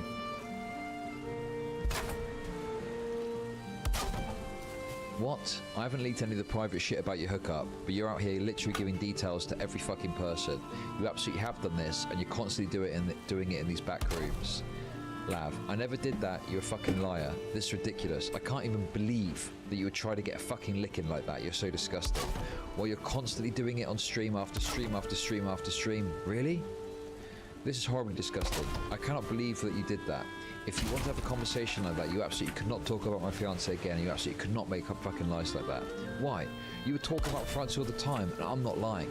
You literally have. You're talking about Melina all the time. Your life is public, okay? And guess what? Yours is too. If you want to be out here saying, my CMO boyfriend.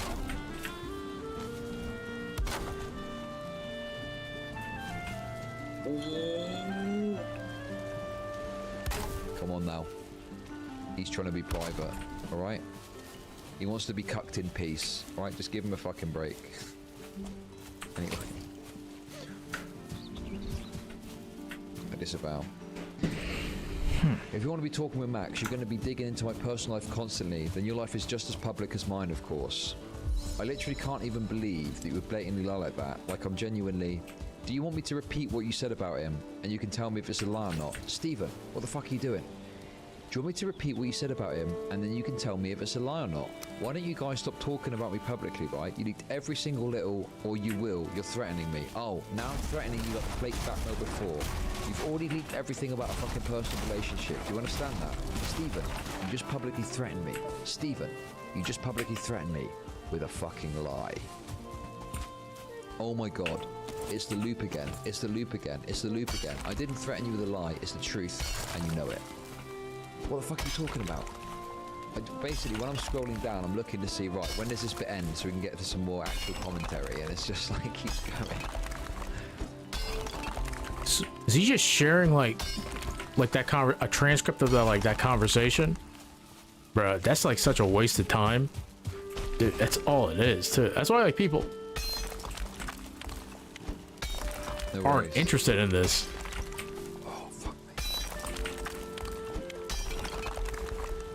Okay. I feel like I've got to do it though. I feel like I've committed to doing this, and I've got to read it, even though this happened 2 weeks ago. Now, come on. No half measures. No half measures. I'm going until it's done. Okay? We're going till it's done. This is the $5,000 stream. We are not stopping until it's done. No half measures. No cutting it out. We're committed. Let's keep it going. Okay? Let's keep fucking going. We got this. Steadfast. Exactly. Keep fucking going.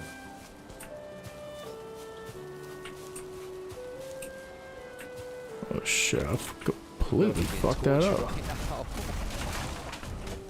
God, this must be, you know, this must be what it feels like to be in Guantanamo Bay. Fuck me. Jesus Christ. They think they've got it bad with those little paper bags on their head. Try reading a fucking 100,000 word article about some autistic internet drama. Fuck me. Okay, come on.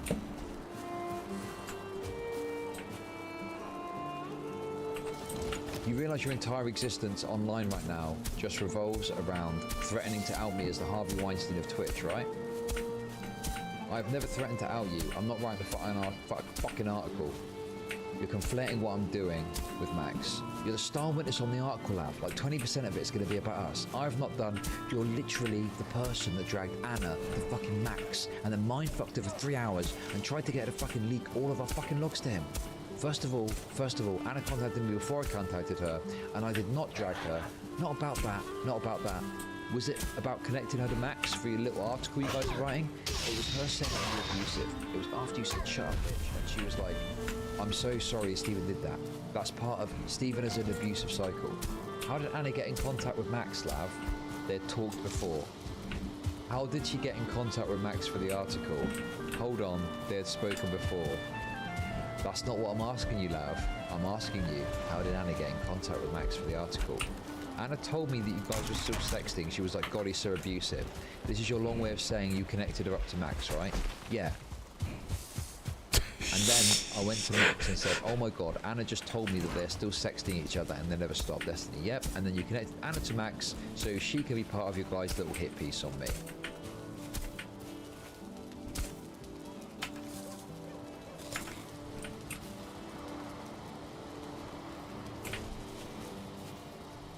Stephen, every chance I've gotten online to the detriment of myself, I've said I do not think what you've done is that bad.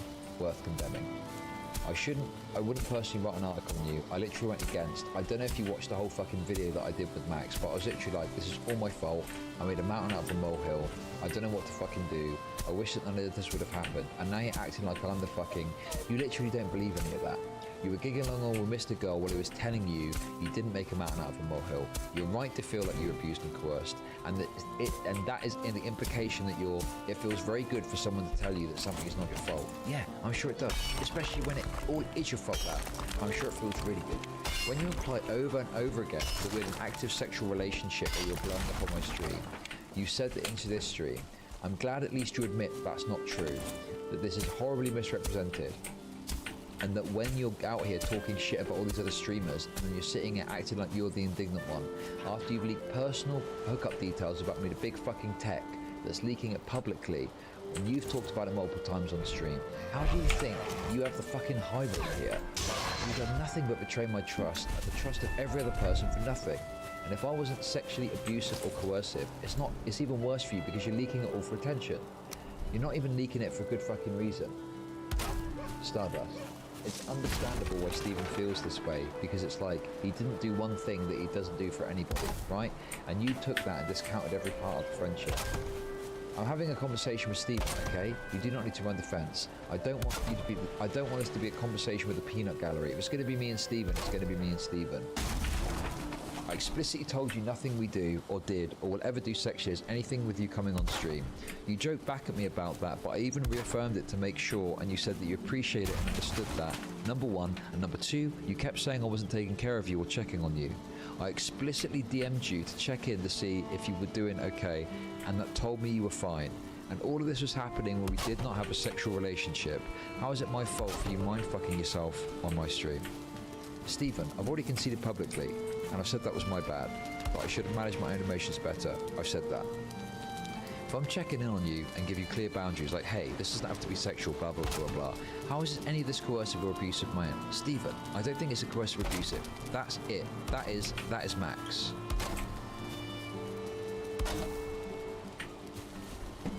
She changes her story so much, it's unreal.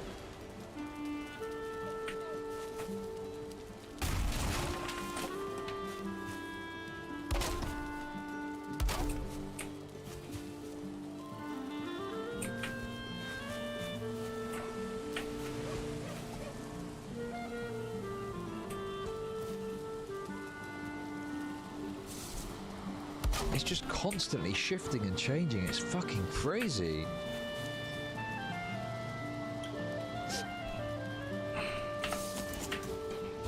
Then what have I done wrong to you? I mean, I don't. If you really want to talk about it, we can talk about it, not publicly. I already talked to you privately, and you wouldn't seriously reference anything. So I'm asking you. No. When I told you about how I felt, you were trying to debate me out of it because you're already working with a guy who was digging into every woman I've ever talked to, trying to write a sexual assault piece on me. First of all, I was suicidal during that time, but I don't attribute that to you. Oh yeah? Yes, Stephen. I was coming off a fucking benzodiazepine addiction. So that was what I understand, detail, right? Unless I'm fucking insane. Now I remember that on like Zonia's stream. Zonia was like talking about that. It's actually pretty like hefty. Sure, like come down. Piece of information that came out in the course of this. No, it's not. When was this mentioned before?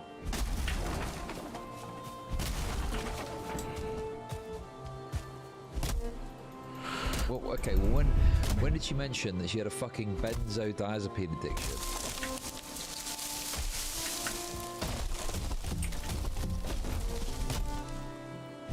No, she mentioned Klonopin, but did she mention that she was coming off an addiction to them?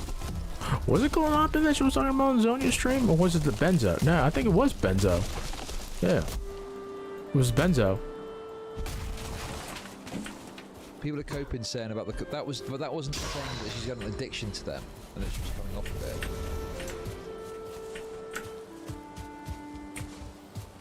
Anyway, I know that I'm right, okay? I'm correct. I was, that would be really, why didn't you mention that next time instead of making it sound like I'm making you fucking kill yourself? I've literally mentioned that so fucking often. If you haven't seen it, you haven't seen it. I mentioned that. I just watched you having 3 hours of you literally said the worst times in your life were when you were dropped into a fucking cult at 16, and then November when you're on my stream. Yeah, November was really awful for me. I mean, one of your orbiters made a video. You didn't mention anything about benzodiazepines then, did you? One of your videos, or two of your orbiters actually, made videos about me because low tier god. Nice pivot away from what you just said actually. Sorry, I'm a little jumbled because you talk fast. What was I? On Max's stream, you said those were the 2 worst times in your life. You never mentioned a benzo overdose. Actually, I'm going to be honest, I don't even know. Not overdose, detox. I don't even know if you were even detoxing from the benzos, so that is not something. You knew that I was taking them because I took them when we were together. Yeah, sometimes you take a Xanax. That doesn't necessarily mean you're taking so many that you're abusing them. I wasn't abusing them.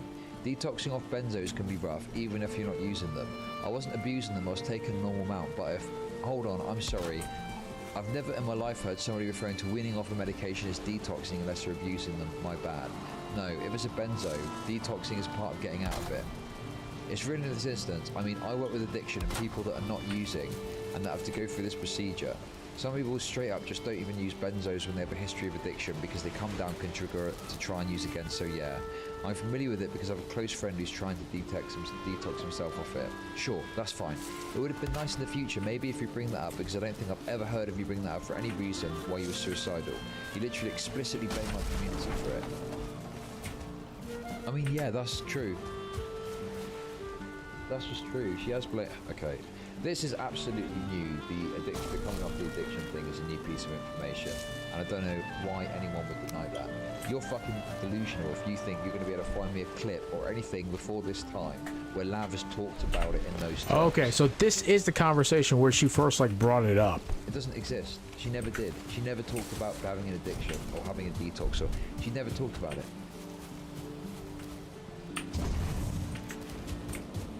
I know she did. I watched this stream. I know.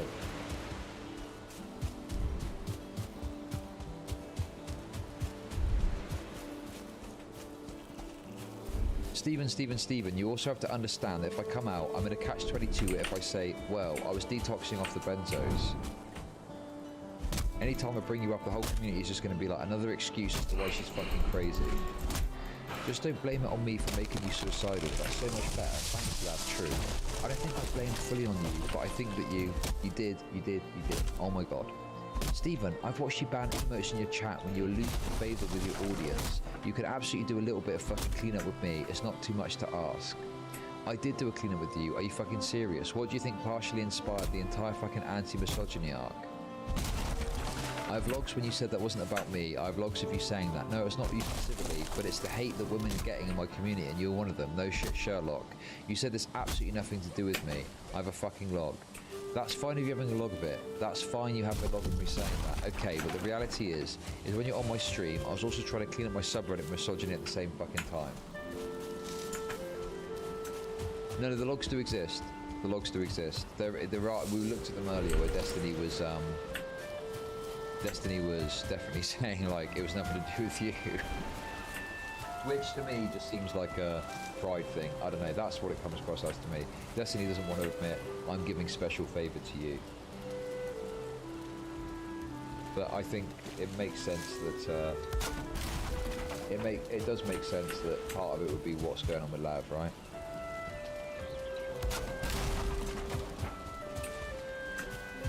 I don't know, man. This is supposed to be more pattern of behaviour shit, but anyway, look, we've still got. We're here, guys.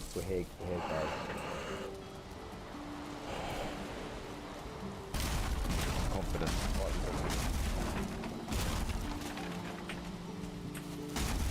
Any particular reasons I didn't have when he's not Twitch? I was due to. Basically, I've not done any YouTube streams this month. So I decided to do a YouTube stream today, and it's when that article happened to drop. So yeah, it is what it is, and I just want to get it done. And then if I do stream tomorrow, which depends how long this goes on for, I might not. I don't know. Maybe I'll do a little. I don't know what I'm gonna do. I don't know what I'm gonna do, man.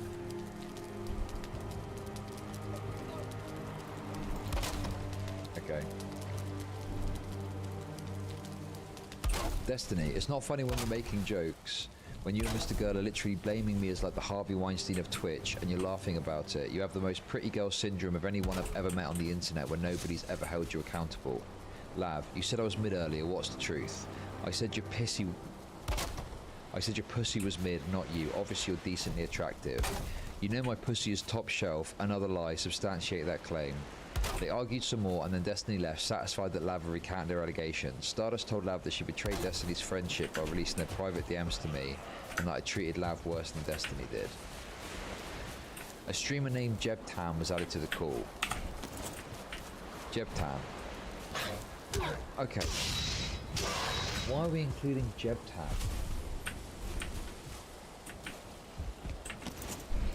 Honestly, the bloat on this article is fucking unreal. The bloat on this article is fucking insane. Jebtan. Fucking Jebtan. I like Jebtan, he's a nice guy, I've spoken to him before, he's chill, but like, why this?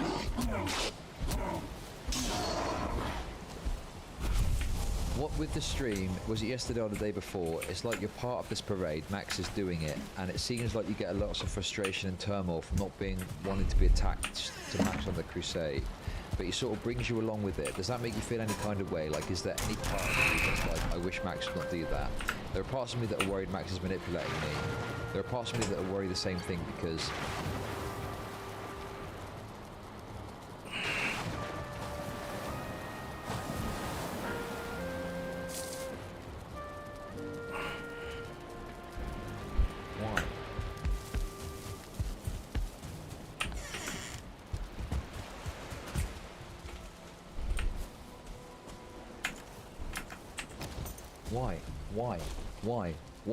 Why? I don't think they're found in anything. I don't think that he is. I don't think that actually he's done. I cannot pinpoint things he's done, but just know that I'm hypercritical of everything he does because I'm very aware of the fact that I fear this. I talk to him about it, we talk about it. He wants me to be open how I feel about it. I worry about it, and I think a lot about it, and it could be true, but there are no things that stick out. He's overwhelmingly just been really positive and really held space for me to express what I feel about the situation, and sometimes how I feel about the situation isn't necessarily rude and logic of the situation, right? Yeah, of course, like there's going to be an emotional connection to the situation too. And especially I think you've been really open about the conversation about some of the things that can make it hard to do good decisions related to Steve and stuff. But I think Max is one of those that makes it really hard for you to make good decisions about the Steve and stuff, and that's what really concerns me. I made the decision that me and Max would not have a dual relationship anymore, so we're not going to stream together, at least until Destiny stuff is like completely. When did you make the decision that's big? You're not streaming Max until Max releases a document. No, until it's longer a hot topic that we're reacting to. We're going to talk about Stephen again. If we talk about it, even if it dies down, wouldn't that be able to just be like bridging out of time and then bridge it back to the light? No, I've got to do it all. I have to do it all. I have to. I've committed to it. This is a $5,000 stream and we don't do things for half measures here, okay?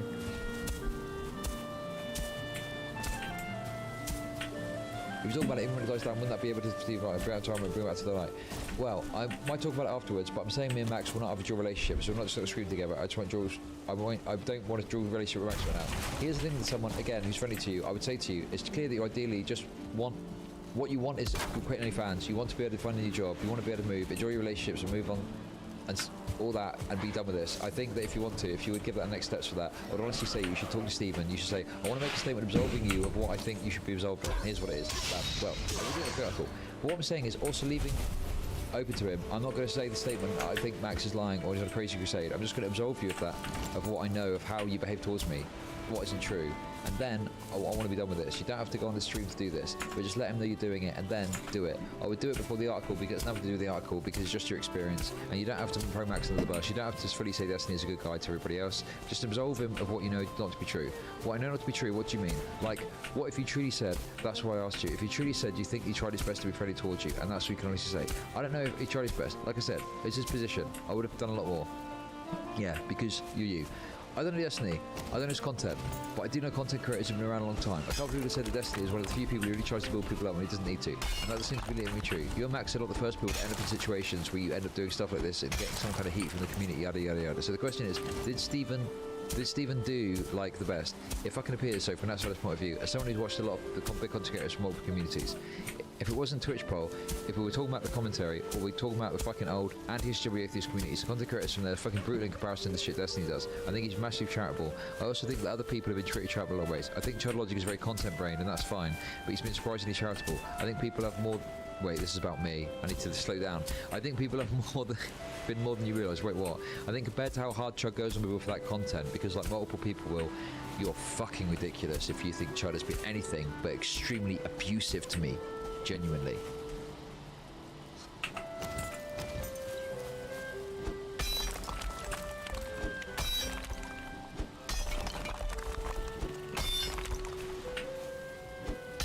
Is it too late to just short the panel video? Yes. This is reading the document. I'm being autistic.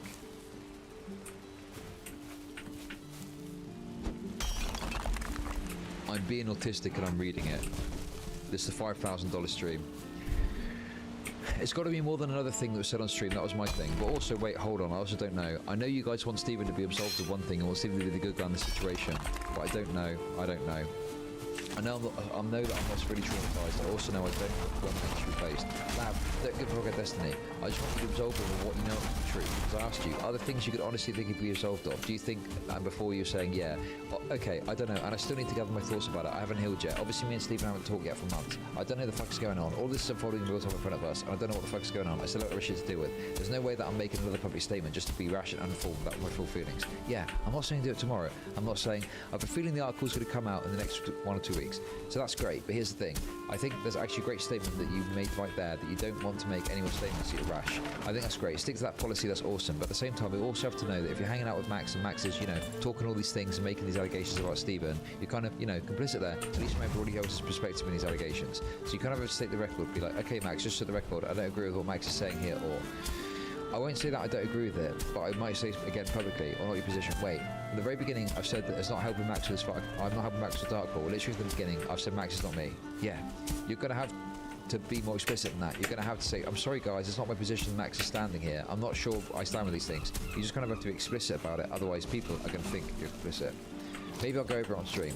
If I said, I've got nothing against Sonya using whoever's attacking Sonya, I've nothing against them, but I've given all my chat logs, and every stream I've ever done with Sonya, people would read the same way, even if I was claiming neutrality. If one of... If one of you was doing background on Max, and asked you for all the logs of Max, and you wanted to try, like, I don't know, paint Max as an abuser, not paint him as an abuser, but if you're trying to find out as an abuser, I'll give you all my... Would you? Well, actually, that's an interesting statement there, like, genuinely, it comes out, and people think he's full of shit. Like the stuff gets disapproved or whatever. Max has got contextualized. If he needs it, can people ask for those logs? Is that a commitment? I'll readily give them. We're getting to the 2 times speed run reading. Lav, I gotta know. Why would you take the hypothetical? It's Max. You've given them. What would it take for you to say to that person, hey, I'm redacting my logs. You can't use them. What would you need to know out of the intent of the person? Is there anything that where you feel once you've given it, that you can say you don't know that, you're not allowed to use this anymore? I gave that thinking it was for this, but now it seems like it's for this. I was trying to deplatform Max, or if someone was trying to aid in harassment of Max, or was trying to hurt his family, or do you think the article that Mr.Girl is making has no intent towards deplatforming Destiny or hurting his family?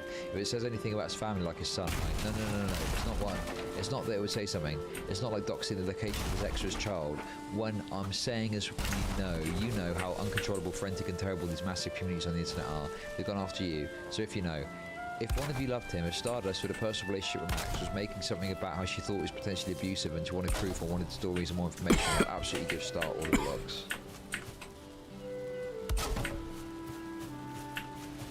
Well, based on the love, based on the idea that you think they have genuine care, yes. But do you know for a fact that what love is? This is fucking insane. I honestly absolutely fucking... Doing God's work here, Chud. Keep going, buddy. Bro, these people are all crazy. They all have like serious fucking mental issues and they need like professional help. The funny thing is they acknowledge that they need the help. I can't believe this is all in here. This is like... Why? But I don't even know where I was. Who fucking cares, man? But you do know for a fact that love, what if that love, if you had some inkling of suspicion that the love is gone, and now instead there's a bit of resentment from the in shadow of an eclipsed love, I thought that was the place that Max was coming from. I absolutely would not give him the logs. I would not give him Stephen's logs. You would redact the logs. Would you redact the logs after having given them? Yes. If at any point I thought that this was the reality of the situation, I would say no. I would not want to be mentioned in the article. But Lav, if you love somebody and you thought they could be doing something self-destructive and destructive to the people around them, do you think you'd make an article about it, or do you think you talk to them and bring all the same evidence just to them and not announce a giant article slam piece on him? Well, the problem is that Stephen doesn't have a great track record of taking hard feedback on stream. I'm just asking what you would do. As a bisexual man, this conversation is making me so gay. You can give him plenty of feedback on stream, it just depends how you deliver it. So if you even bring up the anger situation or how he acted in the situation, I mean, there was a post with thousands of upvotes on me where we were just talking about audience hate and what you can do to mitigate it. And I was like, well, the Anna thing happened, and he was, and everyone freaked the fuck out. That makes sense. But that makes sense. That's a situation that's very sensitive, and you've got to talk about it to him in private. You can't talk about it in public. I'm asking what you would do. That's ridiculous. The whole thing fucking happened in public. I don't know why you talk about it in private. It doesn't matter. It's a very sensitive situation. It has a long history to it. You know, some of the things that are flared up in public, it's one of the things you just cannot talk about in public. It's one of the things you have to talk to him about in private. Otherwise, he's just going to shut you down for a really good reason, and I would shut you down too if you did. I don't give a fuck about Stephen. I don't care if you make a statement about Stephen. If you truly believe he does, if you truly don't believe he deserves absolution for anything, my goal for you, my goal in this situation in general, is I just want you to ride off to the sunset in the interest name of.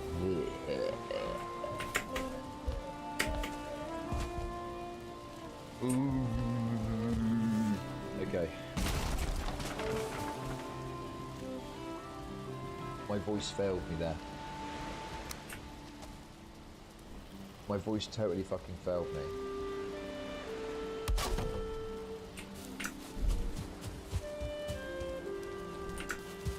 Almost near the finish line, but I'm really not. I'm here. I'm fucking here. It's 6:34 in the AM. It's 6:34 in the AM. You need to finish this, Chud. You need to finish the fight. This is going to be a 24-hour stream. Holy shit. No, I'm going to keep going. I've got this. I've got this. I've got this. My goal for you, my goal in the situation in general, is I just want you to ride off into the sunset in insert name of the state you moved to, with insert name of fiance, with insert job, and get the fuck out of all of this, okay? Because that's what I think you want deep down. But sometimes you just let them pull shit you back in, whether it's on Destiny's side or Max's side. I just want you out of it and put the can beaten out of it. Do you think I can exist online without everyone fucking trying to? No, I don't think you should exist online. I think riding off into the sunset includes shutting this laptop, closing the computer. The only place you need to exist online is fucking Battle.net with your boys and your girls. He's referring to Lav's love in the video game Overwatch. Shayla and I listened to this conversation live with our friends, who were refreshingly horrified by how Destiny and his orbiters handled abuse allegations. I asked Shaylin, do you want to get in there? She said, I don't know.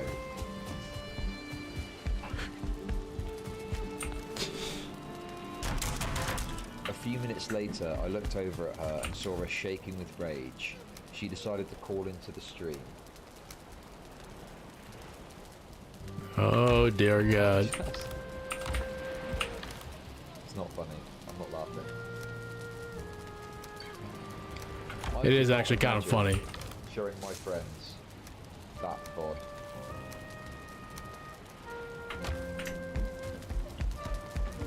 Hey, you should check out this stream. It's a bunch of autistic people arguing on the internet. What do you reckon? Tunachip.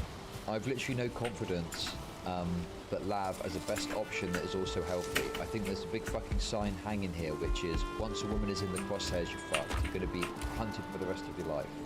I can think of plenty of examples of people who moved on. Why are you contributing to that then? Why are you putting Lav on trial if you think there's an atmosphere here in which women speaking out about things puts you in the crosshairs? I don't think it's putting someone on trial to discuss with them some things as long as you're well-meaning and you're not reaming them over and over, and if you're having their best interest inaudible, I don't think it's putting them on trial. Okay. Well, Shaylin jumped in. What's that?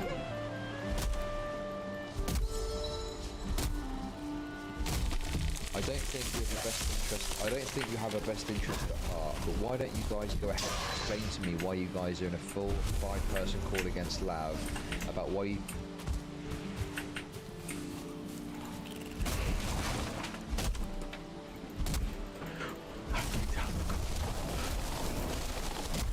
A full 5-person call against Lav about why you think she's fucking up for it. Someone, please, explain it to me. Sure, I could explain. I jumped on because I'm not against her, because I very specifically just said I just want her to ride off into the sunset and be happy with her fiancé, the place she just moved, and enjoy her life. And it seems like the internet is doing nothing but robbing her of that ability. That makes me really sad. As someone who barely even knows her, it just makes me really sad. That's why. Well, I think, Jeb, you're the most well-meaning person here. I can't say that for everyone. I don't know Zonya, I don't know about anybody else. Zonya just fucking released a video suggesting that Lav murdered her cat. Don't fucking talk to me about how Zonya's good faith. She's the biggest crock of shit I've ever heard. That's ridiculous. Lav, do you think I'm good faith? No. Don't fucking ask Lav. What is your problem, Zonya? Absolutely not. Lav, I thought, okay, so I guess we didn't actually patch things up. Never mind. Alright, well, whatever. Wait. No, we're on friendly terms, but no, that does not rewrite the fact that for 30 minutes early today, you said you were going to milk me because I'm a lol cow and I was mentally ill. You were horrible. Lav is referencing the language of Kiwi Farms, the harassment-focused forum where users refer to the sadistic pleasure as milk and the targets as lol cows.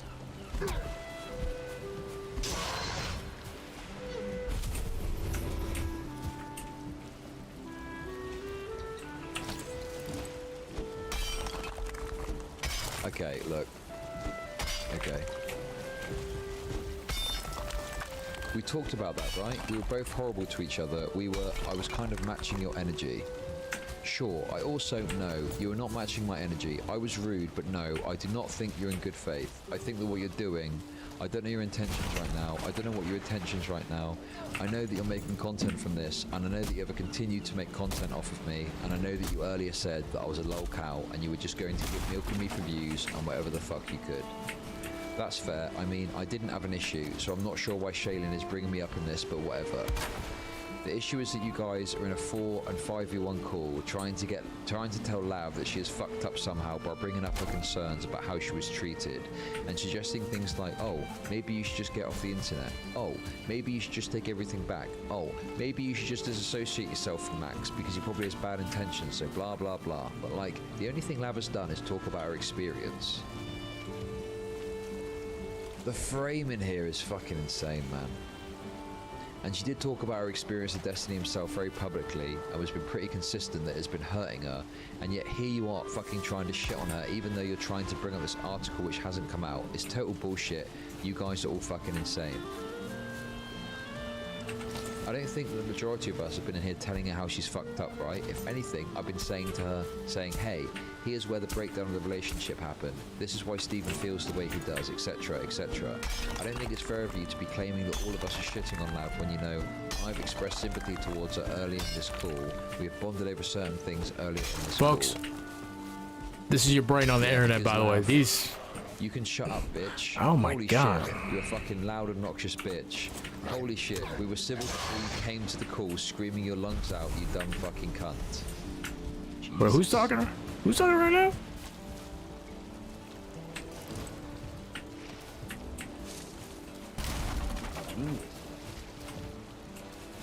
Yeah, I said at the time it seemed it was very excessive. It was like, whoa, you know, Stardust and Sonya hopping off on Shaylin.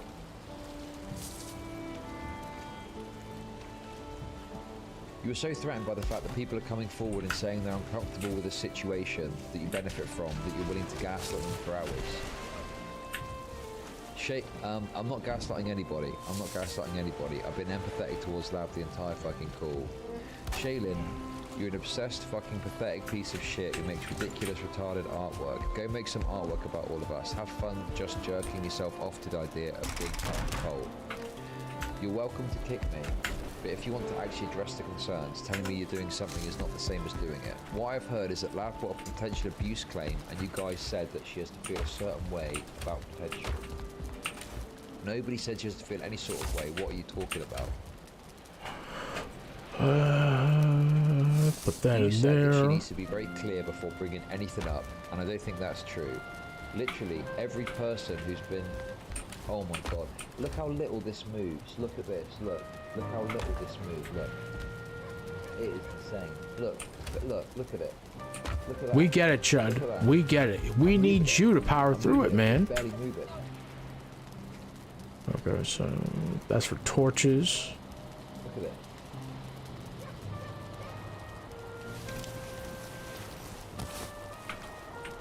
It's fucking wild.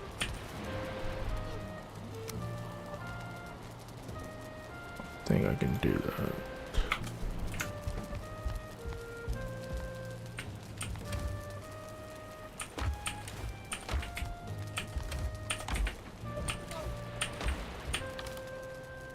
Literally every person who's here has... Literally every person who's been in an abuse situation has mixed feelings about it. The fact that you were all on here trying to tell her that she should have thought about it more, or that she's like you're just gaslighting her. She has feelings about what happened and she's expressed it over and over. So who gassed at her about what? Shaylin, can I respond real quick? Just for me. I gain nothing from Destiny. I don't stream, never been on a stream. Don't care to grow a stream. I only came here because I've had conversations with Lav. I've not shit on her one time. I've only given her good faith advice. And the only thing I've ever said as far as her experience and how she should handle it is that she should absolve Steve of the things after asking her if she thinks he did his best.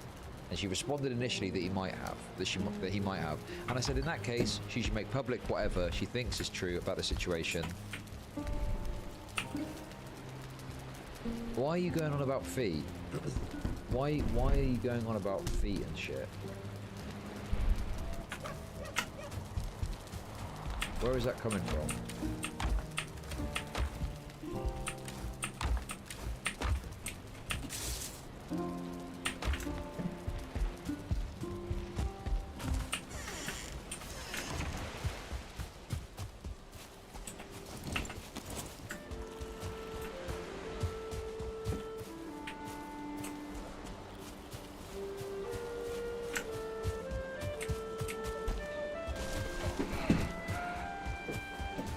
Don't worry. Eventually, industry will come here, and all this foolish green will fall. What did I just say?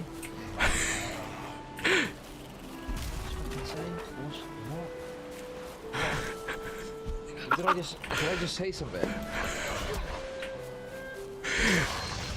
He's losing it, man. He's losing it. I can't even remember what I just fucking said.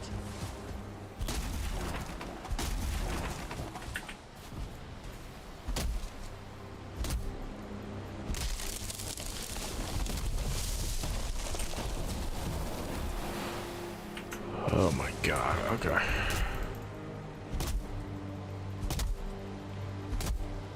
Right, come on. $5,000 stream. $5,000 stream. Let's go. Come on. Come on. $5,000 stream. Let's go. That's what I'm talking about. Come on. Let's fucking go. I drink bleach. Based. Let's go. Come on.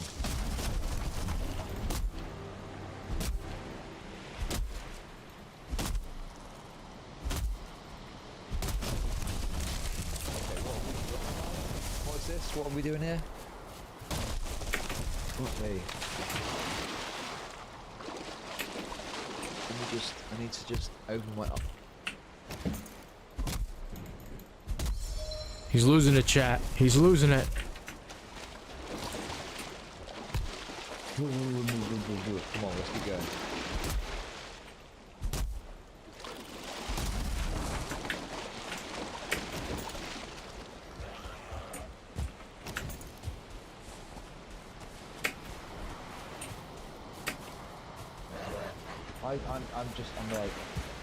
I'm losing. I'm just like, you know? I just feel like, that's what I feel right now. Oh my god. Thank you for all the support and Sammy with $150. That's perked me right up. Thank you. That's incredible.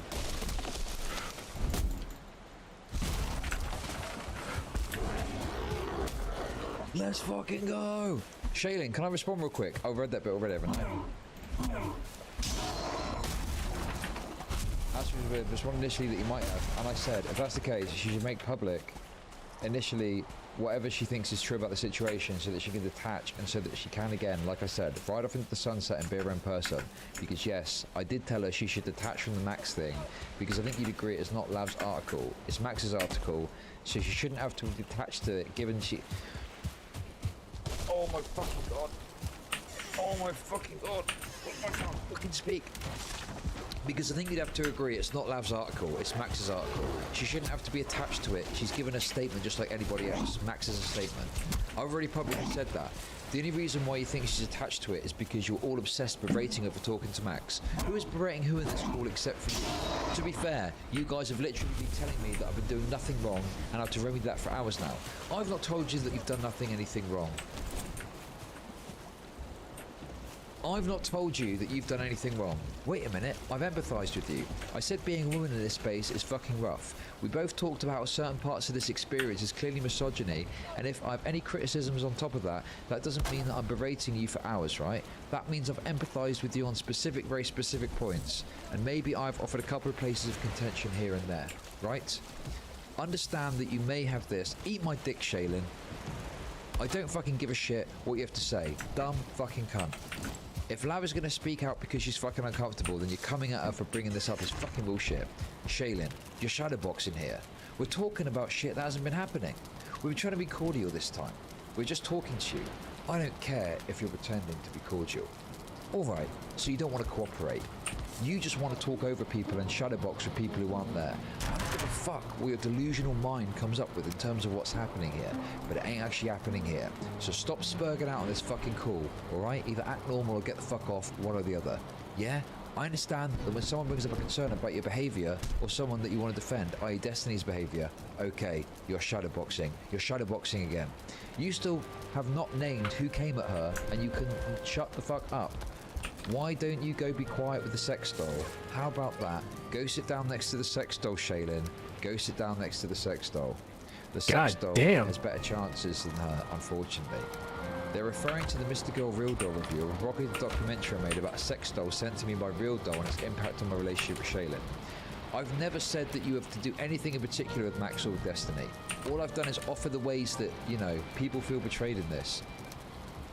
Have you been defending Lav's position as much as you're defending Destiny's? I know everyone wants to talk about how Destiny might be feeling in this situation, but if all you've been given the same amount of time and energy to think about, I've offered my sympathies, Destiny has been added to the call without Shaylin's knowledge. Wait. Why would you assume that Lav's position deserves as much defense as mine when Lav was constantly like, oh, no, I'm not going to talk to you. Are you going to get in trouble? No, I just think you're an abusive piece of shit and I'm not interested in talking to you at all. Oh, okay. Coming from a person that lives with their employer. Okay, dude. Anyway, I'm not going to continue this conversation if Destiny's in here. Bye, good night. Oh, you're going to run away? Really? You're going to run away? Tell Max I said hi. I'm glad he sent you in here to do damage control. Yeah, you're all fucking psycho and abusive. Oh my gosh, the person who made the fucking piece of artwork wonderful. Go hang out with the sex doll, Shaylin.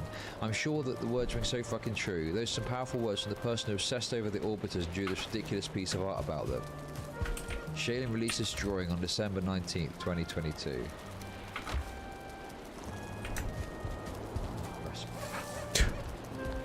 You're in there, Chud. Respite from the words. A glorious, beautiful respite from all those words. Oh, thank you. Thank you for the respite from the words. Oh my god.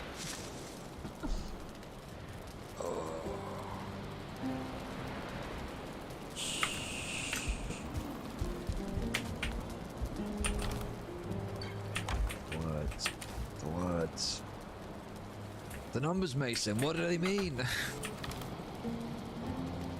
The words are coming at me. Everywhere I turn, I see abuse. I'm getting abused everywhere right now. Critique the picture. I mean, look, I'll be honest with you, I think it's kind of cringe to story out about this picture. Who fucking cares, man? Doesn't really matter that much. Who cares? Shaylin's a good artist. Yeah, it actually is good.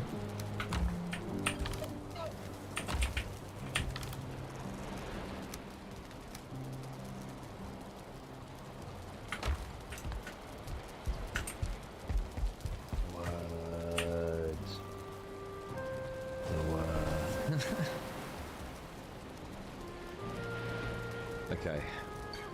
Honestly, I'm losing all perception of reality right now. Find your face damp with tears. God damn. I'm losing literally all perception of reality.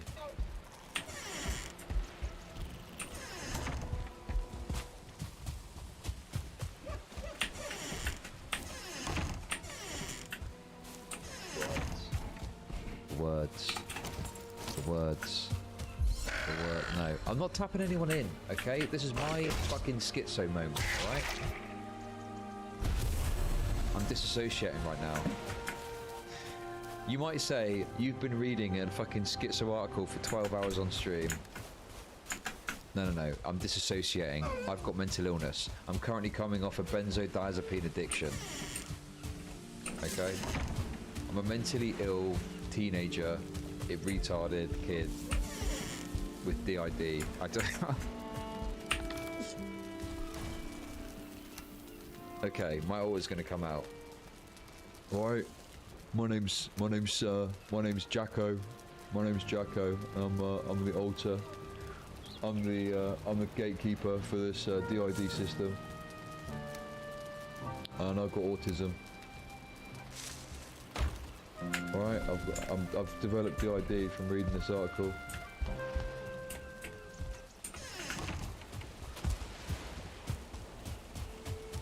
Okay.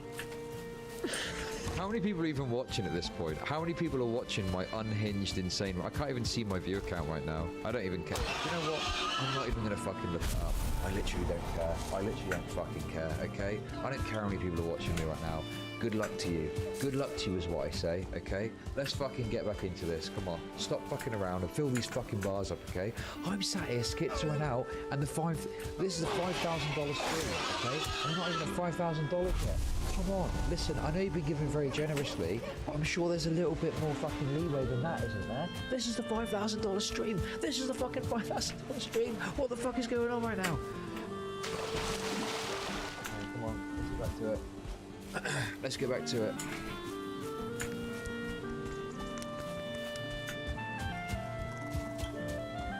Let's get back to it. Let's get back to it. Let's get back to it. Let's get back to it. Come on. Let's go. It's a $5,000 stream. One day. That will be me as well.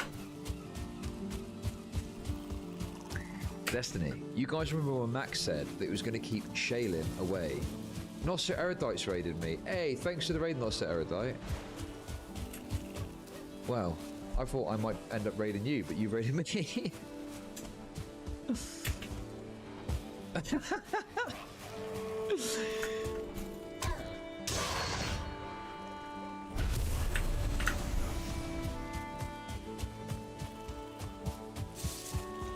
I'm fucking amazing, Nicholas de Oreo. I'm fucking great. I hope you're doing well, mate. I'm setting new grounds for commentary YouTube, okay? I'm literally having a mental break on stream right now. Well, maybe that's not you, but... Right, come on.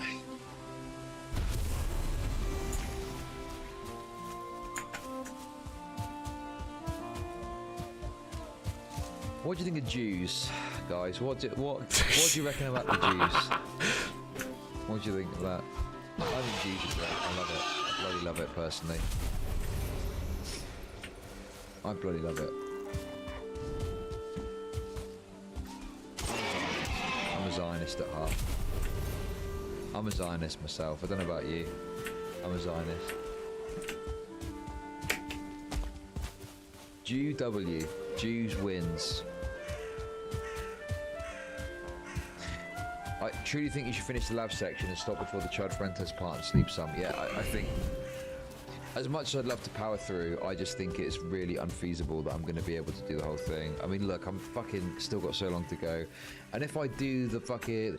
The Nick Fuentes thing is probably one I need to pay attention to because I get brought up, and I'm probably going to need to defend my honour once again against the spurious allegations that are going to be levied against me.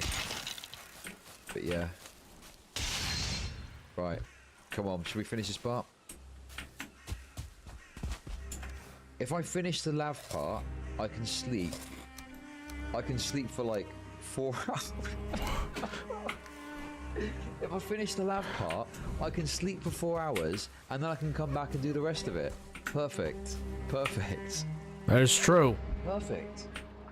Brilliant. What a great idea. What a great that's such a good idea. I'm going to do that. I'm going to fucking do that. Right. Come on. Let's keep reading. Let's keep reading. We're nearly done with this bit. We're nearly fucking done. Let's keep going. Keep it coming in. The super chats are flying. $5,000 stream. Let's fucking go. Come on. Let's do it. Stop fucking around. Let's get on with it.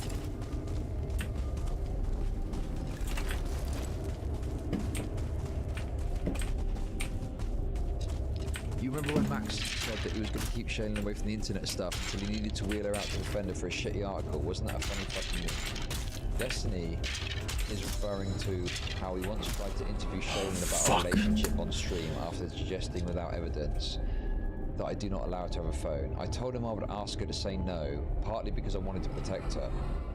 That was stupid. It was that 2-star raging interview with Chud Logic in which she called Destiny abusive and a douchebag. Yeah? How'd you like them apples, Destiny? I got the fucking exclusive, didn't I? Yeah. How'd you like them fucking apples, mate? Okay? Maybe if you weren't a fucking giga rapist, you'd have got the interview. Did you think about that? Think about that next time before you rape, okay? Now, let's continue. Let's continue. Okay, let's continue. Alright, let's continue, come on. Dying the fucking skeletons here. I'm not that far away. Come on. Oh, that was so ridiculous. There was literally no reason to say that, and I did it. Why? Who fucking knows? Because you get paid, baby. I'm on a 5v1 call with you. If I leave, how are you still on the call, you psychotic piece of shit? Because she has to pull Lav out because Mr.Girl is telling her she needs to make Lav leave. When Lav was talking about her experience in this space, I was still very sympathetic towards her. I still empathise with her, even if I disagreed with some of the things that her and I, our interactions that we've had previously. This entire thing that Shaylin came in with is the worst faith lunatic, the most lunatic shit I've ever heard, and I don't blame Max. I really don't. That he wants a silent sex doll. Okay, really, don't blame him, because I wouldn't want this, like, violent misogyny. What the fuck is wrong with you, Star? I'm gonna go to bed now. God. God. I've seen what you've given to others. And I wish the same for me. You're all insane. I love you, Lav, and we'll talk later. I love you too. All right, talk later. Get them fucked. What the fuck is wrong with you guys? What the fuck's wrong with her? How can you agree with that craziness? The way that Star and Zonya, the just vitriolic misogynistic abuse was so fucking disgusting, I genuinely can't believe it. The way that you guys think the language is permissible to speak to another human being is fucking insane. You do realise that Shaylin literally drew them as dogs to bind, right? Do you think that's a little bit more misogynistic or vitriolic? How about you send all your logs with him to me then, if you're on a neutral side here? You said all of our logs to him, which by the way included a ton of personal information that I see you don't give a fuck about. I have nothing to hide. I'll send them to you. After the call, Destiny tweeted out a screenshot of his DMs with Lab. If you promise not to abuse me with these or paint me in a poorly or direct hate, I will send you the logs, but I'm scared. Yeah, I promise, but I'm not holding my breath. 6 hours later, Destiny wrote lol, but Lava blocked him.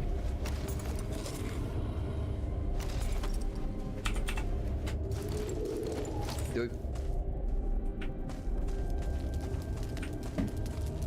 nearly there. There's another $4,000 stream. This is the $4,000 stream. Let's keep it going.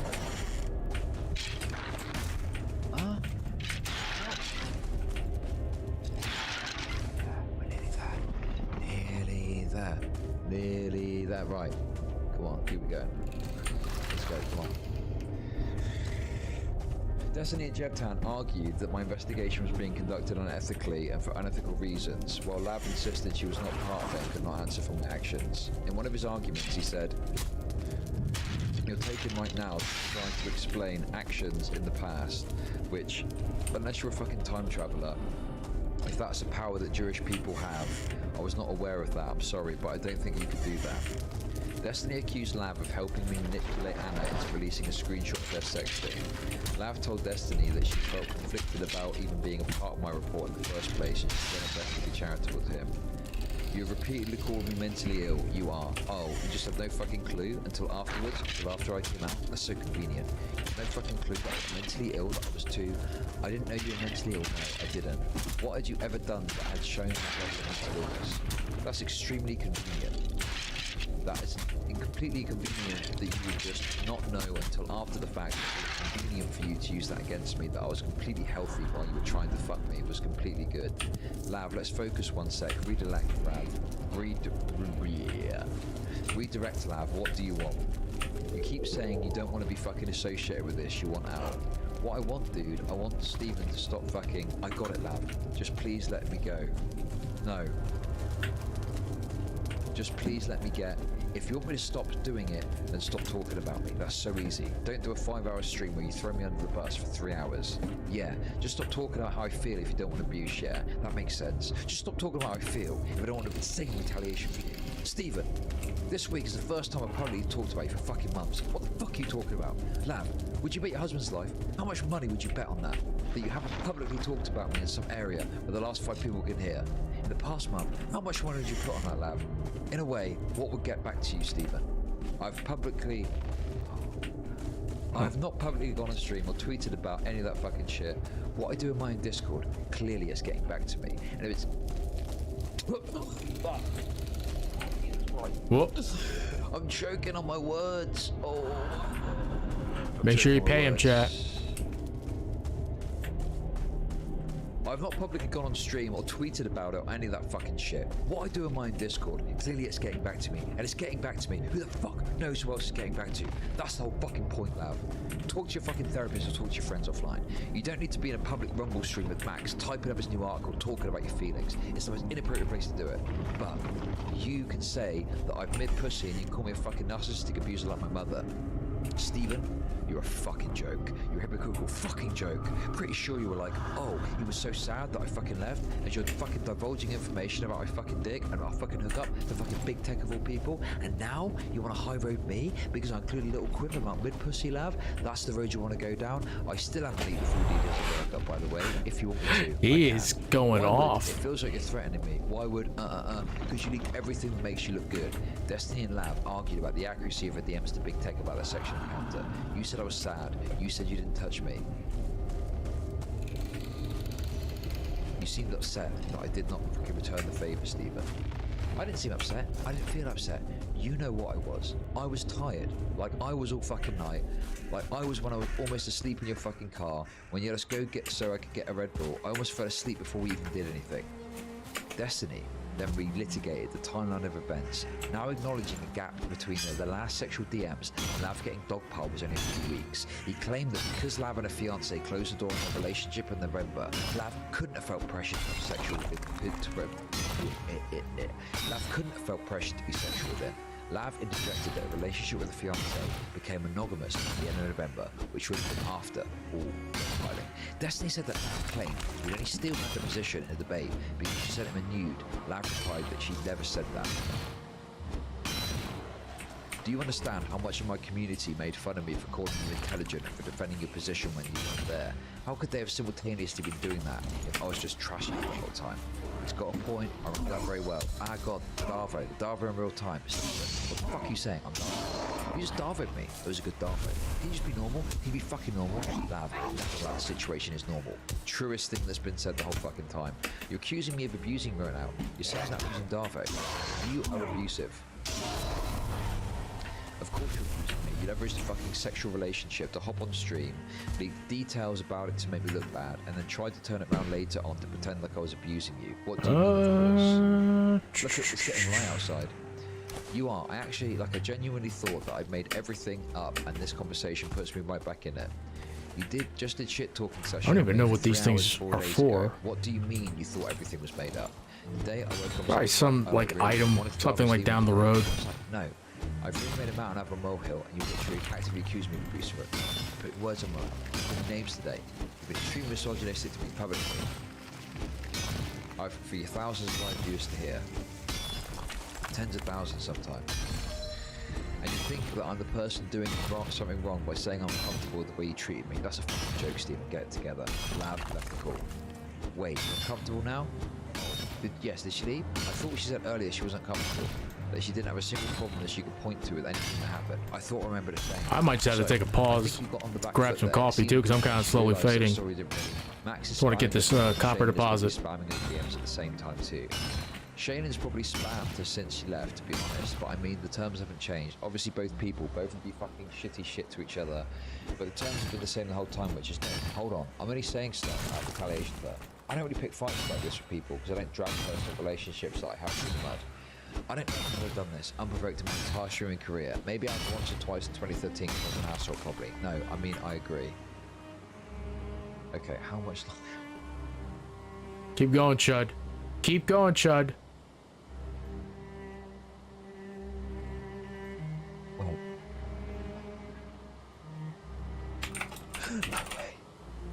No way. We're near the end of the lab bit. We're near the end. I can see the fucking light. We're near the fucking end. Oh my god, he actually is. I'm about like 2 hours in. He's got like what? Bro, he has nearly like just like 20 minutes left. The video. I can see the light. We're on the final stretch. We're on the final stretch, guys. Dude, this is insane, dude. I could never do this, man. For something as like, I hate using the word, but as crazy as this, I would never do this as a Mr. Girl like article or his manifesto, whatever he calls it. Okay. Okay,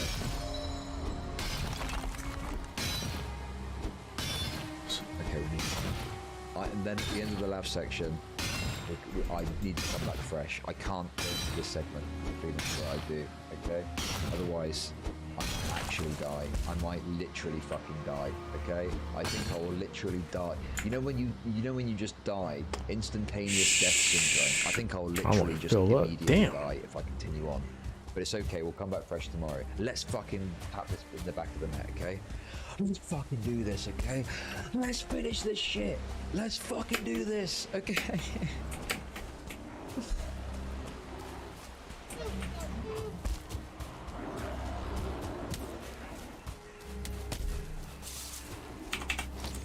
I just want to be clear because there's a lot of people being like, oh, you both have done shit or whatever. Bullshit and audible. She said crazy shit about me. I usually leave it alone until they start talking about me. Yeah. And she posts on the subreddit incessantly about me. She talks to Mr.Girl incessantly about me. And she's talking in so many, I don't know if you guys know.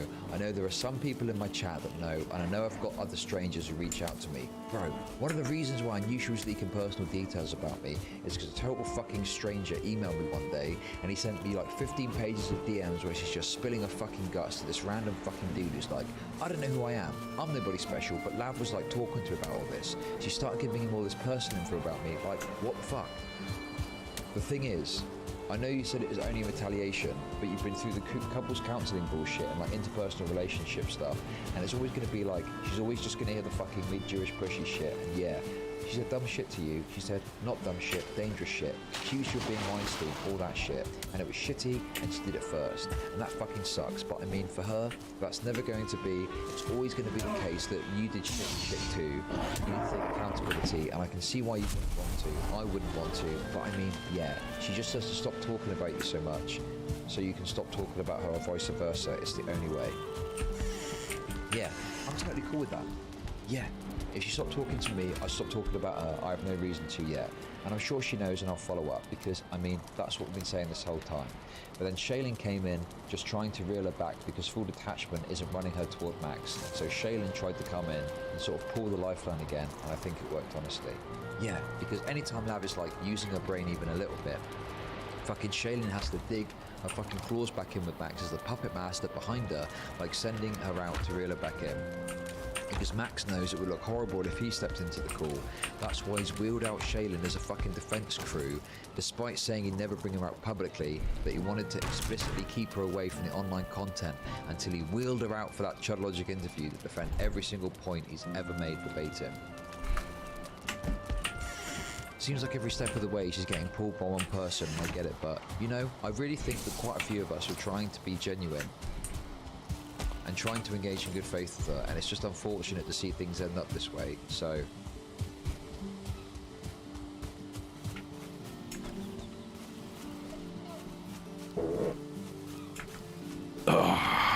There we go. I don't give a fuck about it, but I really just want her fucking out of the shit, because the whole situation could be diffused. And Max's dumb shit article can fucking get released into the nothingness void because it's bullshit, but it's just like her being caught in between the triggers, half the drama. I've been trying to be charitable with her tonight after our blow up and everything, but the thing is, she'll get involved in this stuff. She likes talking. She likes talking about things. She likes talking about people, and she likes doing it on streams and doing it in public communities, or other people will also go onto streams and talk about this stuff, and I'm on gossip networks and stuff. So there's not really a way for this. I don't foresee a way for this to stop. Okay, we've got one. Okay.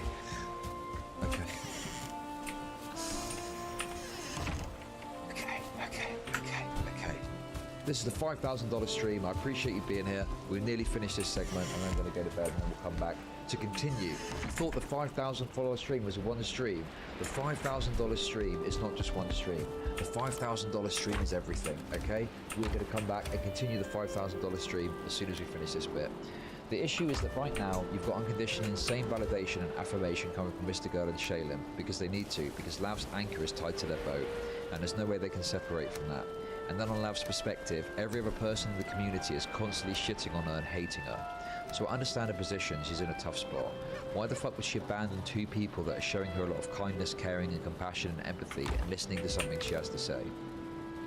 And then trade them for a community of people that seem to be like ravenous sharks that fucking hate her. She's in a really tough spot. I would drop anything. Like I said, I'm not joking when I say it's fun talking to her because she's fucking smart and she does gaslight the fuck out of people. That's really entertaining to me. I enjoy the conversation. I wouldn't shit talk her publicly. I don't even care if she talks about me privately. She's like, I fucking hate Destiny. I hate his fucking political positions and his stupid fucking blue hair. And he's like, whatever the fuck, that's fine. But just when you're out here saying shit like, oh yeah, privately he talks about how he likes to abuse his fucking ex. And he's so fucking abusive and Harvey Weinstein. Then it's like a different thing. If somebody wants to talk shit about me, that's fine. But when the crazy abuse shit starts, is insane. But yeah, I don't know what her move is. She can never get away from Max and Shaylin because every fucking community online is completely and totally dead set against her.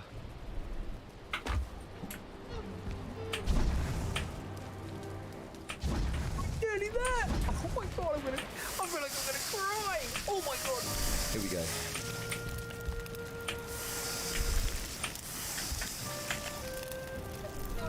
Solitary tear rolls down my cheek.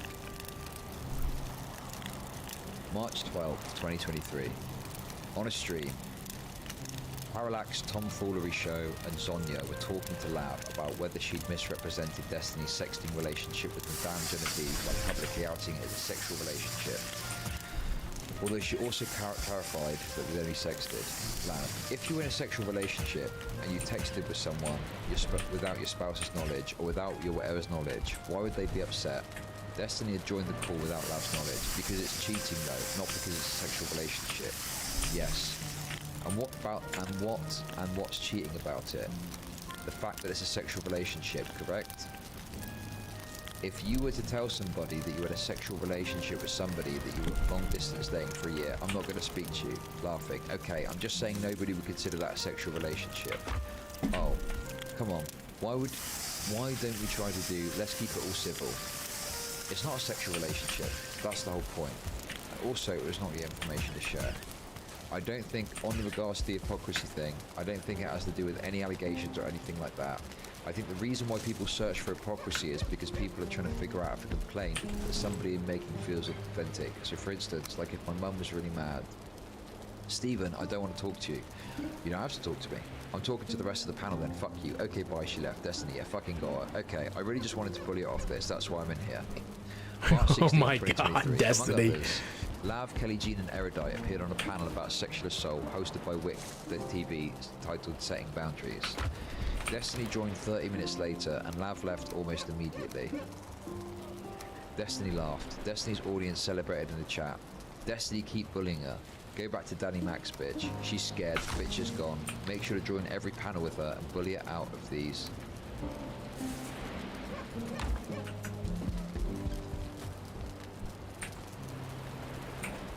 Yeah, I need. Spaces.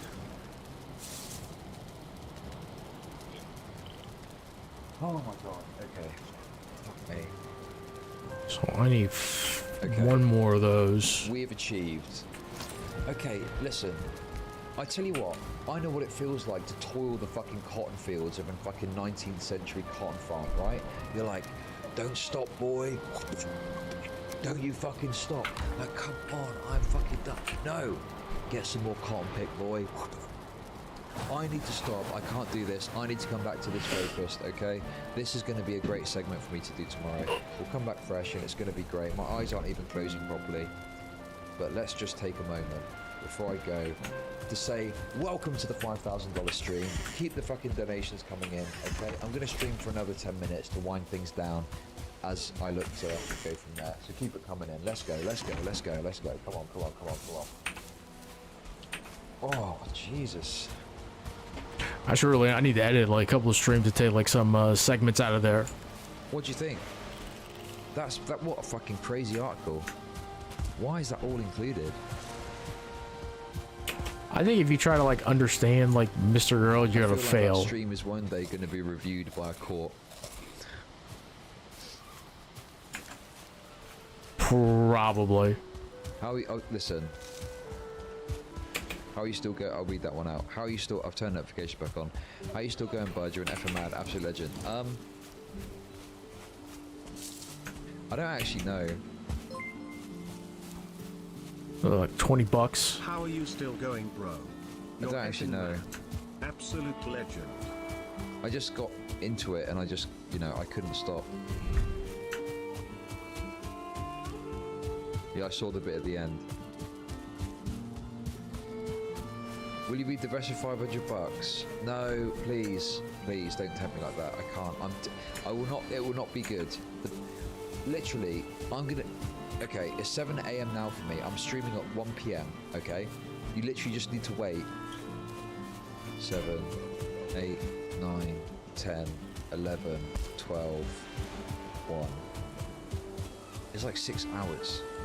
It's like 5.5 hours from now. Come on. Come on.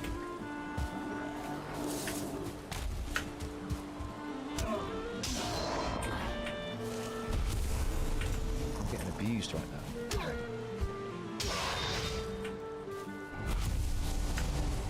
Also, if I go again in 5.5 hours or whatever, we can continue the $5,000 stream and possibly next.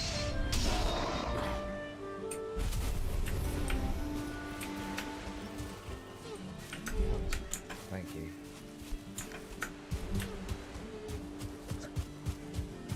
Okay. Ooh. Right. Who are we raiding? You said raid Zonya.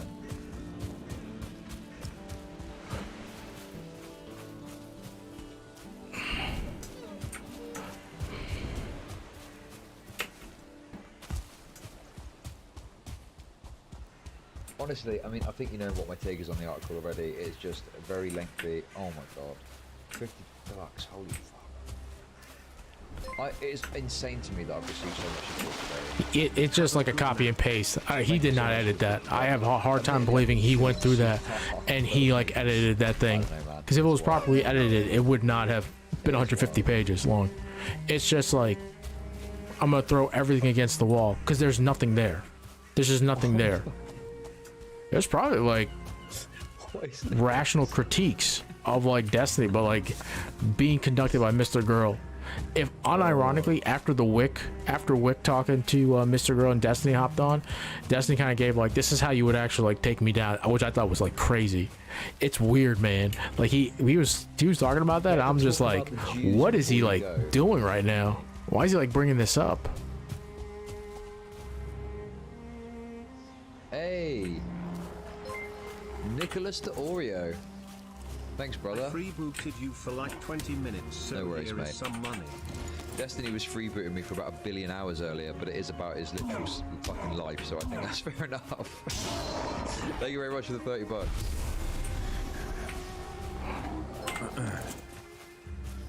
Hey, King, I've spent more time listening to you than I have. thanks for the any man 420. this year. Appreciate it, Ben Max Spirits and Lav's Biceps. credibility is in the toilet. Honestly, I don't know how I got through that without just bleeding viewers. I don't might know, just it's have to wild. take out that gray dwarf. I mean, my comments are, you know, as much as I know it, that people don't like this, I've obviously got my criticisms of certain actions of Destiny and things I disagree with on like a personal level. I think Max is trying to set a standard beyond the terms of service that he put in place and wants everyone to kind of acquiesce to that. I don't necessarily agree with that. I think that the fact that the article is just so bloated is wild. I don't think that there's any need for like certain sections in there. You could excise entire segments and it would still make perfect sense of the point it's going to make. Makes it $22 Canadian. There's a lot of problems with it. A lot of problems. I feel like, you know, the other thing I think as well is like, it's obviously about Destiny because it's personal. There's like so many other dynamics in code that you could look at. You could do a fucking whole article about the entire streaming complex and how weird it gets in Austin, how incestuous it is, and how shit goes down. Like, so much more That's meaty true. stuff you could get into. I don't know, man.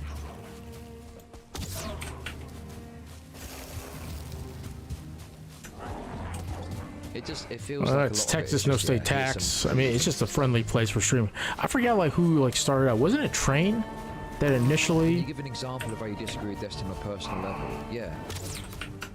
and then like there's a lot of like, tumultuous relationships he ingratiates himself into with various women. That's what I disagree with on a personal level.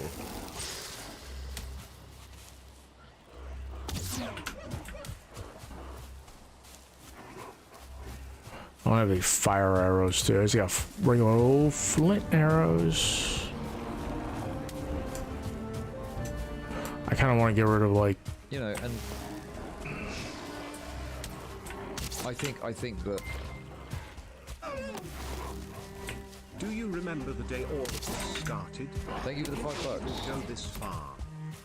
Honestly, I thought it would be a short perfect. article documenting some of the shit he'd experienced, but it became this crazy behemoth. I didn't expect it to go to this level. Honestly, this is like my ego speaking maybe. I thought Max might at least speak to me about what's what. Good job, Chud. I thought he might have at least said, oh hey Chud, yeah, I'm doing the bit about Bosch. Can you just tell me a bit about that? And I'd be like, yeah, well look, what have you got so far? Okay, you'll give it a very favourable thing to Bosch. Here's what I think about it and maybe what you need to put in there to make it a bit more reasonable, right? If that was the case. Like, it was never about saying you should never write an article if you think Destiny's doing something wrong. It's just, why are you fucking doing it so shit? Why are you saying shit things? This was true art, you deserve this. You kind of been clowning him though. Clowning who? Who have I wait, who?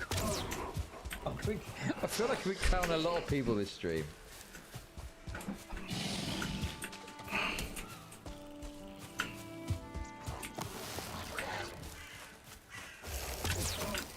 I don't know, man. I just, oh god, what a fucking mess. Fucking mess. What a fucking Max AK Horseman. Yeah. Do you blame me? Do you fucking blame me? I was looking back to our DMs in November when this all started to leak, right? Okay? And even with everything going fucking insano town, I wasn't going, right, I'm cutting you off, you're criticising Destiny, I can't have you doing this. I was saying, listen mate, it was like, it's almost like the house was fucking burning down, right? Every room was on fire. And I'm sat there going, it's going to be, listen mate, we'll try and figure it out. We'll try and figure out what's going on and try and get through this. And fucking everything's collapsing around me, beams are dropping, fire's raging. I'm like, it'll be alright mate, I'm sure we can figure this out. I'm sure we can sort this out, you know.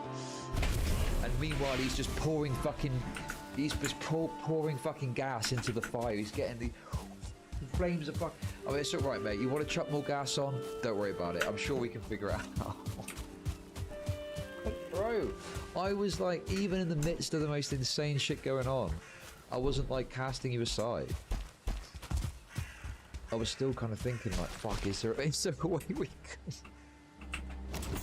Is there a way we can salvage this? Oh my god, man. Can we salvage this? I am How insane that is, to man. stay with you, but I can't hold my eyes open no more. Yes, I am a weakest vessel, so good night everyone. I'll pause here. It's alright, we can do this. We can thread the needle. We can thread the fucking what's thread this? the needle. Fucking insanity. Oh, yeah, well. Thank you for the 25 squids, Beckett. Appreciate it. Hop on Apex. How are you planning on leaving the orbit now that Destiny Weinstein Tate has been completely exposed?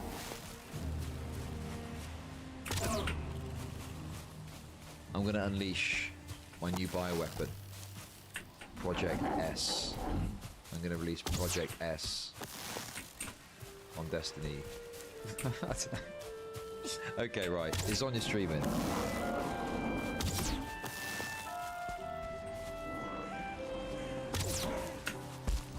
Come on. Right, let's have a look. I'm gonna raid out now, and I'll be back tomorrow at 9 or whatever. I don't know. I'm gonna be back in 5.5 hours from now. Is that right? Just keep an eye out, and I'll be there. That's like a big thing for me, is I need to make men obsessed with me. I need to have that power over them. No matter how many men I make obsessed with me, the hole will not fucking fill. I was so mean. Like, just so mean for no reason. I think a lot of it's really hard to place anger. Oh, you don't remember who this girl is? I don't. We covered her. She was the one who made that false claim against Hassan. I think my brain is fine. I think well. I just don't think before I speak. I just need to be more patient. I'm just impulsive. I'm impulsive and retarded. I'm obviously severely mentally ill. Nah.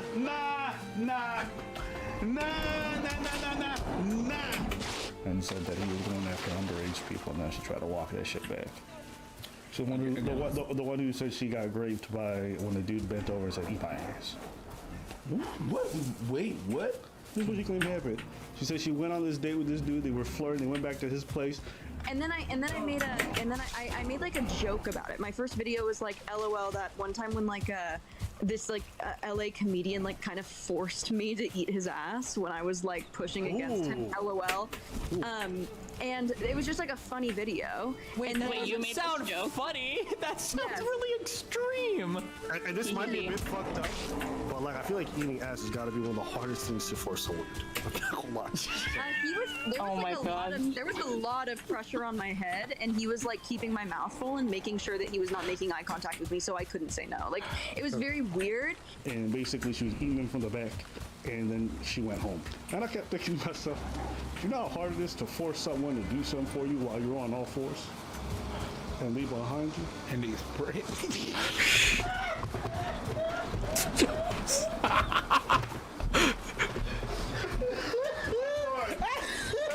I'm sorry, my nigga. I'm just saying. Listen, if you want me to do something to you, bitch, you better not give me your back. Give me your money.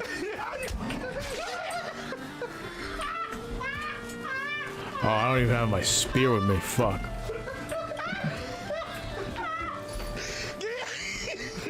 Hey, wait, hold up. Where your money at? No, it would be funny if he holds the gun in his butt cheek and he's just like, "Give me your money." Give it. Yeah, put it in the pocket. Put it in the back pocket. Yeah. You scared while the guy's like screaming, "Oh yeah."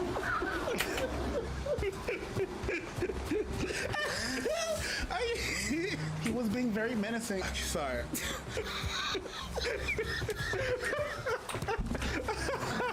So yeah, she did that. We called her out on that, and then now, you know, this is what she had to say about it. Okay. Because it feels like a lot of the like outward vitriol was from people like Abba, right? Who were like Glav, or like his audience who were like Glav. So it's like, for some reason, I'm like not mad at Steven. Like I'm like, well, it's not him. It's not him. That's what he's saying. He's literally explicitly saying that to you. It's not. Yeah, and so now I'm like Gabba, which like Gabba obviously. So when people are calling you out on your shit and they're like, you because you're falsely accused someone of some shit and you backpedal and there's no consequence to what you do, they cannot dare to say you to you, but you're gonna be them? Yeah, you bitch. You. Roll it. Editor's gonna have a lot of censoring. Yeah, Bro, these motherfuckers. whatever. It is what it is. How about you get all the out of the way? You.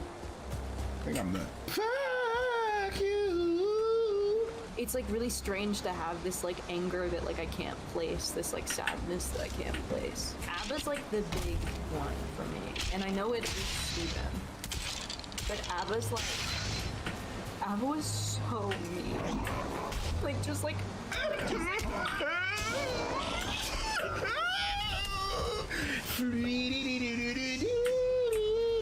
Why are you so mean? Emma was so mean. My dick ain't never been harder. Keep going. You falsely accused someone. Bitch, are you hot? Abba's like the big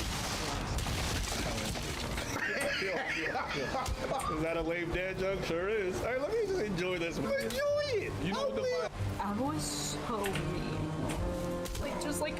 Like just so mean for no reason. For no reason? Oh shit! She said what? I think sometimes there's some pretty women out here who think like life is supposed to revolve around them. Yep. They can be out here destroying everyone else's lives, and their only focus is how do I feel?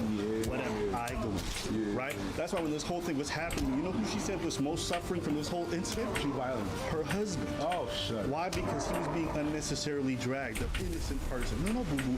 You're the one who started a tornado. Turns out you also turned on friendly fire and fucked up his home too. That's your problem. That's I don't feel bad for your husband. Nope. I don't feel bad for anybody who associates with you. Nope. You motherfuckers want to harm other people. When people say, hey, you're harming other people, that's up. You want to be like, but my feelings. For no reason. Because I couldn't watch most of that video, most of the video he made. Yeah, Abba. So 3 weeks after this conversation, Abba made an entire video. This is fucking hilarious, dude. This is like some truly terminal online shit. This is like peak why like people don't like her. This whole narrative started around me being like, bro. A liar. That's what apparently we made up the whole narrative that she's a liar. Is that right? Okay. Let's see. Sometimes I be talking, and a lie just.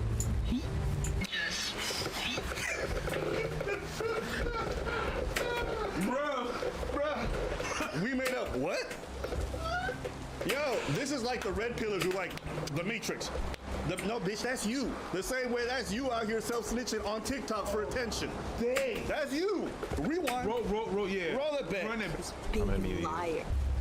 Sometimes I be talking, and a lie just.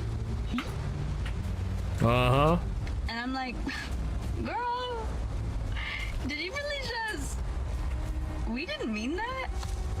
That's not real, sis. Girl, this guy was fucking with underage women. Girl, that's not true.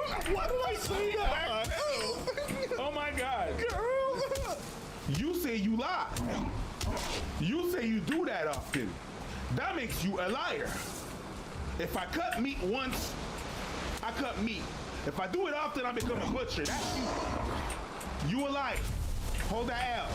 Sometimes, put your phone down. It's gonna be a minute. Sometimes, give you space. People out there, we have to stop glorifying a couple of words. Oh, these are haters. Sometimes they're not haters. Sometimes what you do is garbage. And they don't like what you do. And sometimes people are not attacking you. It's not because you don't like what someone is saying that they are attacking you. Okay? You said yourself that you lied. Girl, we didn't mean that's you. Stop. That was not an attack. If you did something messed up, just say, I did something messed up and move the fuck on. Move on. This whole narrative started around me being like a liar. That's what everyone's saying. I'm just like this big I'm gonna mute liar. you. I'm gonna mute you. Yeah, I can feel you starting to slip. Don't. So weird, man. Who's this guy? Oh, that's. Hey, my dude. Who the f is this guy? Who the f is the enabler? Who the f is that dude? I'm gonna mean because you're about to slip, you're about to slip in your truth. You're about to, unravel yourself. Who the f are you? Who the fuck is this guy? Hey, my dude. Who the f is this enabler? Hey, girl, I'm just trying to protect you. I'm just trying to protect your aura. Who the f is this guy? Hey, you don't want to know. Let's just keep. Let's I'm about to mute you. No, let her go on, bruh. He ain't touching this shit. She already did what the hell she had to say. It's her dad.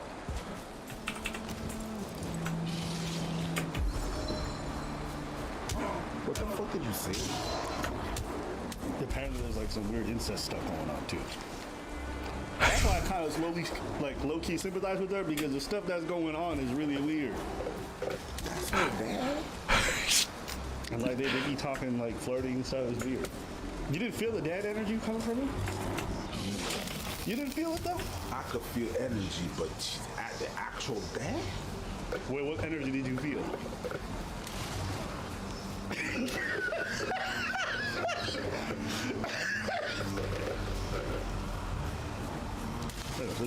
No!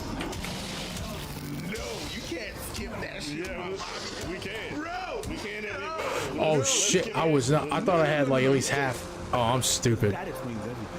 What you mean? That is protecting her, trying to fuck her and everything and stuff. About everything. That never held her accountable. My dad would be like, okay, but why? I think a dad would if he's trying to bang his daughter. So I feel like this is like all my fault. All right, we're gonna take a break from this because it is. Everything happens for a reason, maybe. I don't know, but That's a weird way to justify you lying. You making an accusation. Everything happens for a reason. Yeah, bitch, you uttered the words. I just think like if I would have just shut up. Yeah! I've been trying to tell you that for months. That's right. You just shut the up. Fuck yeah. Yeah. Shut up. Oh, I got a false accusation. Shut up. Sometimes I'll open my mouth. All right, let me just go take a break. I gotta make some coffee. I'll be right back, guys. This is fucking wild.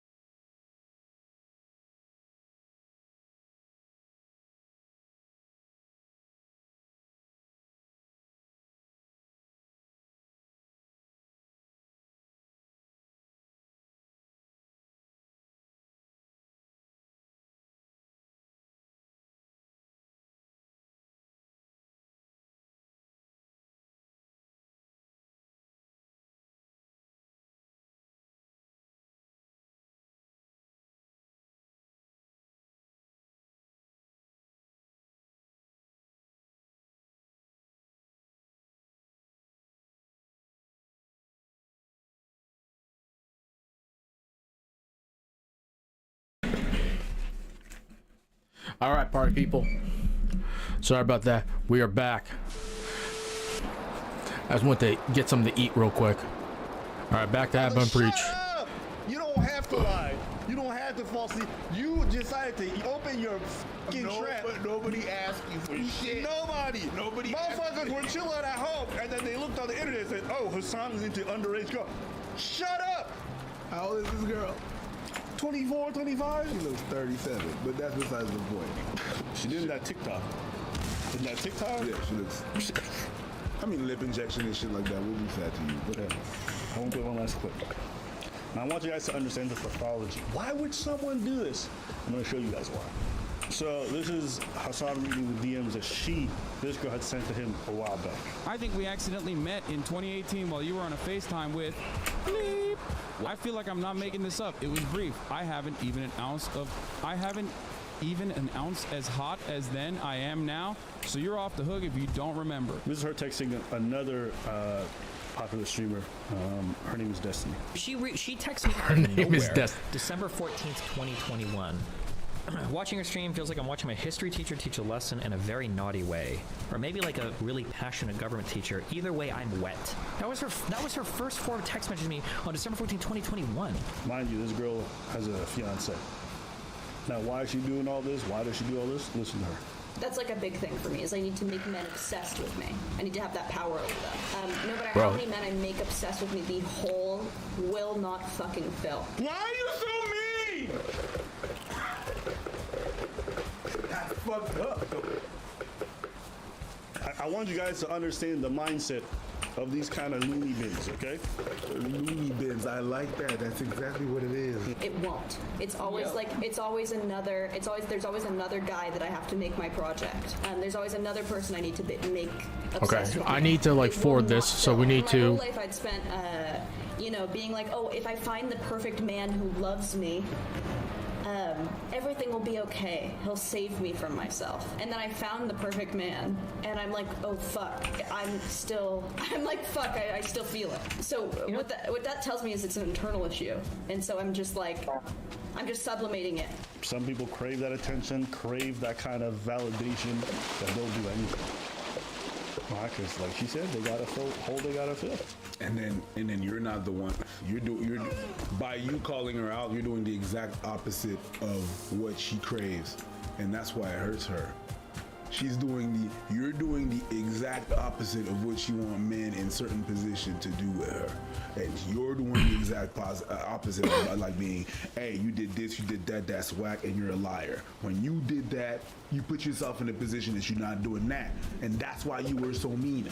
All these men, they're trying to be obsessed with me, and then there's this guy, one guy, that's not buying it, and he's so mean, and that's why you're mean. At any rate, we at least wanted to put this together for you guys so you guys can hear it yourselves. Let us know what you think. Anything else you want to say? No? You good? I'm good. I don't need to say much else. She's crying again. Her husband's crying. I don't give a fuck. This whole idea, human, no. You want to falsely accuse people, you can get fucked. That's not. Financial genius Elon Musk concedes that Move it Twitter on the is now Vosh. worth less than half what he paid. We're kind of getting into politics. Oh my goodness. What a We're silly gonna finish the day. fight. Elon Musk offered stock grants to staff that value the company at $20 billion. Platformer reported he paid $44 billion, famously, to take control of Twitter in late October. You need to consider that this gives him a $24 billion tax deduction. I don't know about rich people taxes. I know he's not happy that the corporation is being paid. It takes a true genius to lower the value that much. That's true. That's true. Yeah, legally forced to buy Twitter as well. Zoe Schiffer, the managing editor of Platformer, tweeted Saturday that Musk told staff Twitter had been through a period of radical but necessary change because it had been about 4 months away from running out of money. Now he says the financial incentives of employees should align with the company. What? Okay, that is this right here is business speak for if this you all have to do well or the corporation sinks and you're out of a job. That's what this means. Musk also told staff he saw a clear but difficult path to a $250 billion valuation. Schiffer tweeted, Get the fuck out of here. He doesn't know anything. Are you joking? What value does Twitter? Trillion? Okay, yeah, okay. It's a small form like blogging, Yeah, essentially dude. blogging I website. bet he does believe it too. He's so stupid. He wants to He's believe it. Doesn't mean he's gonna so make it fucking stupid, true. man.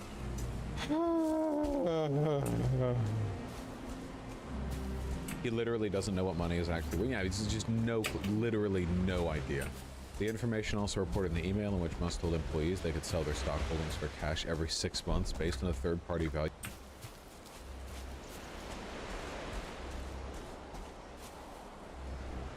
Valuation during liquidity events. What? Hey guys, how do you want your pay? All right, do you want direct deposit or do you want biannual liquidity events during which you can sell your stock holdings for cash based on a third-party valuation? It actually makes me wonder, by the way, if the $20 billion valuation that was tweeted about was one that came from Musk or from a third party, because it would be very funny if he was the one who made that valuation and then a third party steps in. They're like, yeah, you can sell at a valuation of like 14 billion and keep doing it, Cockatwin. You're doing great. He also wants employees to think of Twitter as an inverse startup, a very real thing. What the f is an inverse? What does that mean? You have a successful company and then you grind it down to being small? That's called a crash. What? For the information and a reference to the thousands of jobs that have been cut since he took it. Twitter now has as few as 1,300 staff. Yeah, we now have this like one guy per continent monitoring child abuse material, down from about 7,500.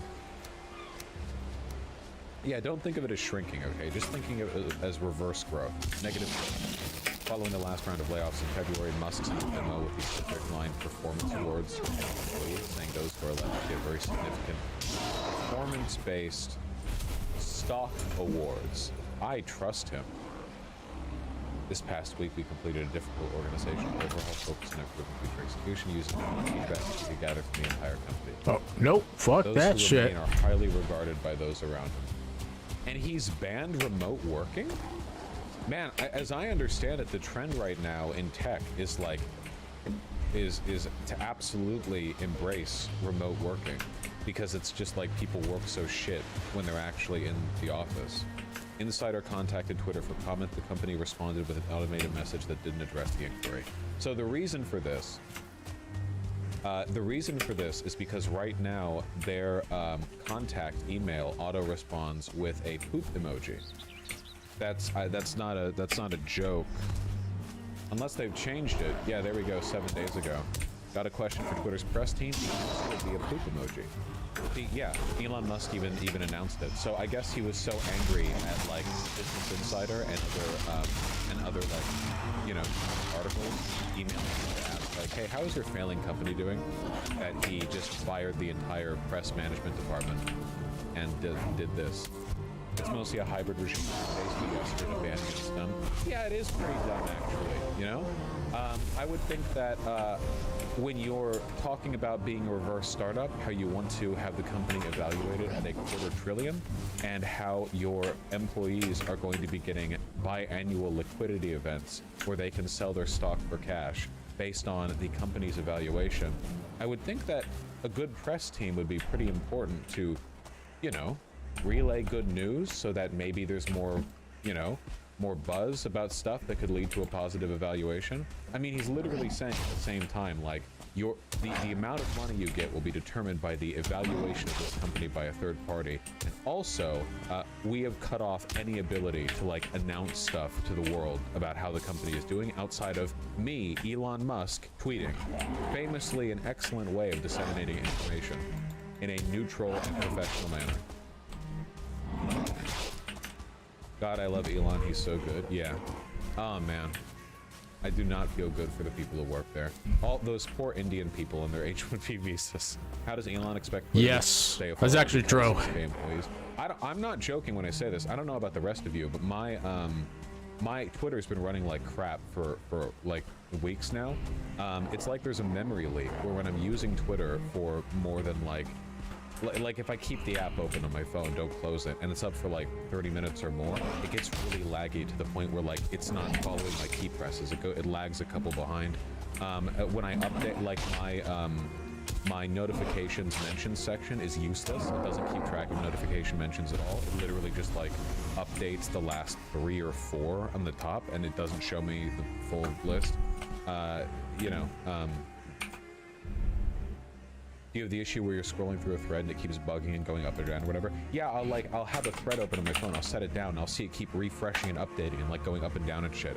I'll see like replies at the bottom. Then I'll click hit more replies, and then there will be like 8,000 hit more replies prompts underneath it that don't open anything. I will scroll further down and see multiple tweets multiple times because it's like they're like refreshing below, like a panoramic scroll where I'm like scrolling down and like a tweet from up here is going back down here for me to see it again. Yeah, lots of really good stuff. So I guess there are consequences to cutting off, I don't know, 80% of the staff of your giant tech company, but you know, sometimes the tweet you're just looking at disappears. Oh, I've heard people have been getting on the For You page, which is now just filled with right-wing dogma. People have been getting recommended tweets and people who have either blocked them or they have blocked, and they can see them even if they've been blocked. I've had that happen for people who have blocked me. I see their For You thing, and I just see their tweet. It's going good. It's going good. Names that I've need to keep up. It's a dog strap, yeah. Get on Mastodon? No.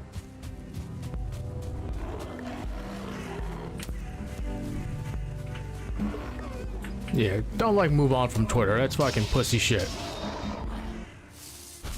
TV claims that Kick has 6 big signings and that the faces at Twitch will be shook. When these next 6 signings are announced, Twitch and all of its puppet faces.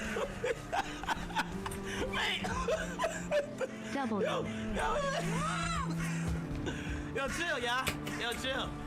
Yo, I know what y'all talk about, right? Okay, 6 signings. Okay, wait. That just means that it's confirmed, right? That they got 6 people, right? So, like, who do y'all think those 6 people are? When you move to... I can shoot them. Everyone on Twitch is evil. Everyone's against you. Everyone's against you. Trust nobody. Trust nobody. Everyone's against you. They're coming. They're coming. They're looking at you. Everyone's watching. The government's watching. Oh my God. Say the truth. Don't say the truth. Don't say the truth. My civilization's closed-minded. Closed-minded. Abide. See it, the blood. We have 6.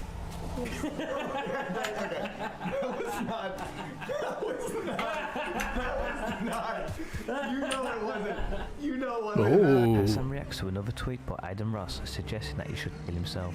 I'll just briefly go through this. Yes, Aiden Ross is I think trying to say that I should like kill myself or something, but in like a creative way. But also pretty funny that he doesn't know how to say not. There you go. I don't know why or what reason why he like came up with this out of nowhere, or maybe he just needs like, you know, a positive male role model in his life, which I can be if you need it, Aiden. I'm here for you, you know. Yuki T on Hassan's hypocrisy. It's worthy of simply 24 hours. Showing porn enters, even if it's your first infraction on the platform, deserves longer than 24 hours. But when his best friend Cutie does an OnlyFans ad, on top of that, sign in using your It's Fansly, but it's adult content still. Adult content on Fansly. After a Mario Kart ad for kids, not a single word is spoken. Minors, any transfer or attempt to transfer over the internet is punishable under the federal law. Total one has a realization.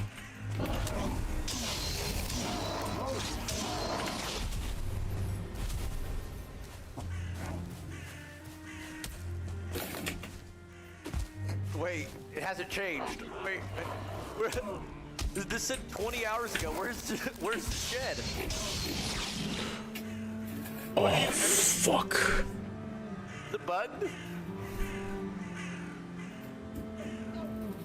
Is it butt? Squeaks and Sia are being weird together. Anal in the anus. Sorry. Stupid. What a stupid. I'm about to cumulate. And your anus. I was not paying attention. I love how you keep going. I know, I can't stop. Don't zoom. Why are they zooming? Anal! It's so dumb. It sounds like my uncle saying anal. Stop. That's what it sounds like. Sorry. That's what it sounds like. I know. Now I can't say it. Yeah, you just got fucked. I threw you under the bus hardcore here. I'm gonna have different angles. It's like we're in like court right now. Why am I sweating? Probably sail around. I am like But sweating as well. Doesn't he on AI? But how crazy is it that like 5-6 years ago, there were so many, not all software developers, okay, but there were a lot of computer programmers who were like, sorry, truck drivers, you're all gonna be automated. Five or 6 years, the Tesla Semi is gonna come out. You guys all better learn to code. Here we are in 2023. They can't stop the Teslas from crashing into brick walls. Meanwhile, ChatGPT-4 can code a whole game with like one sentence as a prompt. Maybe your asses should learn how to drive a truck. E-Rob accidentally gives an order. Stand on the roof. Okay, you tell me, I don't. I wasn't. I know. No, bro, stop.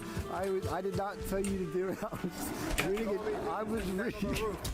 The words came out of your mouth. Stand on the roof, Theo. Do it right now. I was reading a chat message, bro. Vale, don't play with me, Theo. You say do it, I do it. Anything for money, ya sabes. Oh, sorry. Let's try. Will I get wet? Go, go, go! You take off your shoes. Oh yo, 宝贝小心。 might just move on to like Destiny. Actually, I'm actually kind of addicted playing this, to be honest with you. No wonder everyone likes this game. よかったよかった。大丈夫です。よかったね。今ちょっと治った。ひげ治った。治りましたか。治りましたね。When you lose your ninja Fortnite skin. Thank you. Put that to the left, please. I will take away your iPad, you hear me?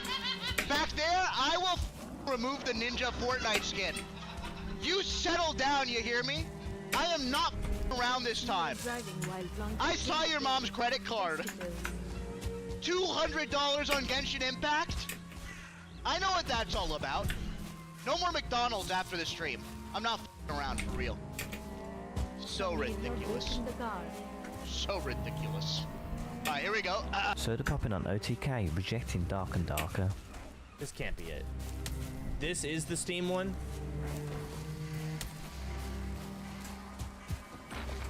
I mean, if this is the one that Tip saw and declined, I'd be pissed at him. I'd be mad. But beware, learn asking Tips to judge games. You're not wrong. You're not wrong. But yes, Dark and Darker applied to be at the OTK Games Expo and were declined. Yes. They were declined by Tips. It did not cross my desk or anyone else. Yes. The trailer is bad. It is trash. But even then, like, I don't know. If I saw this and I saw co-op, like, oh, this is online co-op. You get to play with friends in this little dungeon thing. This actually could be. Dark and Darker was rejected from last year's OTK game. So Dark and Darker actually applied for the Games Expo last year. And they got rejected. Dark and Darker actually applied for the OTK Games Expo last year. But they weren't in the show, and it's because the game looked like ass. The game didn't look good. Yeah, so, everyone was playing it. The game didn't look good. Yeah. Lyrics Nasty CS2 are playing the 10-man lobby. Karn, ramp, Karn. Oh, yeah, we should go. Side dead. Whoa, from behind. Cat box. Bro, I don't get it, man. Both there. Yeah. This one's one. We got this. Yes! Oh my god. Come on, bro. Holy. Let's go. If you guys enjoyed this video, feel free to drop a like, and if you want to keep up with the latest news and clips, be sure to subscribe and turn notifications on, and I'll see you guys in the next one. Extra Emily finally breaks character. And suddenly, I feel at peace.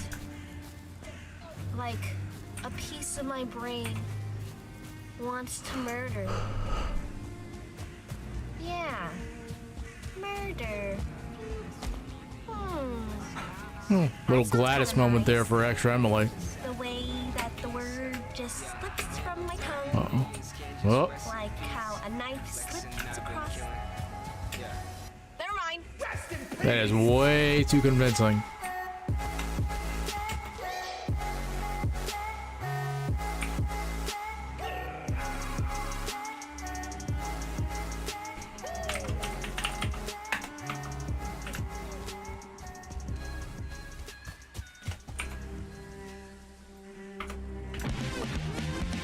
The following is an in-depth series analysis. If you haven't seen Community, you may want to before watching this video. You all came to this community college after your last fractured pill addiction, failed legal career, broken marriage, lost scholarship, old.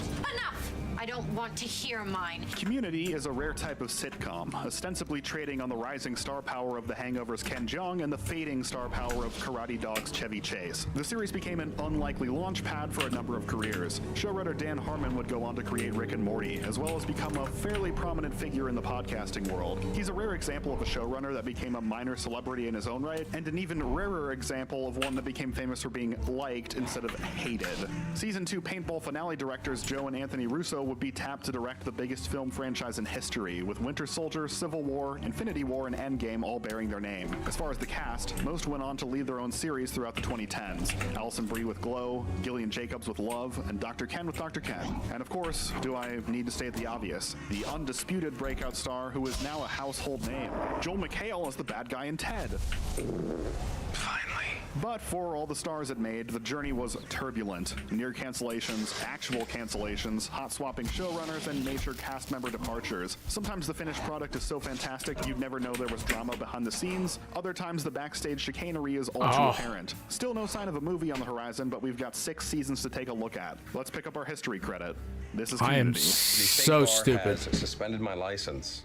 They found out my college degree was less than legitimate. Well, I thought you had a bachelor's from Columbia. And now I have to get one from America. Community follows the manly adventures of 7 students at the less than prestigious Greendale Community College. Sleazy lawyer Jeff Winger must complete 4 years of remedial classes after getting sacked for holding a fake bachelor's degree. Jeff tries to trick activist airhead Britta Perry into a date under the pretense of joining his study group of 1, but when she takes it on herself to invite a number of other classmates in need of a tutor, Jeff finds himself running an actual study group. The pilot, it's an interesting novelty when you're already a fan of the show. Going back to see how everyone met, what the characters were initially like before the writers and actors found their footing, it's intriguing. However, when you're brand new to the series, you're probably just going to wonder what all the fuss is about. Introducing audiences to Jeff, 6 study group members, and Professor Ian Duncan is a lot of ground to cover in 20 minutes. Jeff set maximum scumbag levels to tee up his arc of discovering his humanity, which can be off-putting. Some characters are introduced through solid jokes, others kind of info-dump backstory out of time-crunching necessity. It's a mixed bag.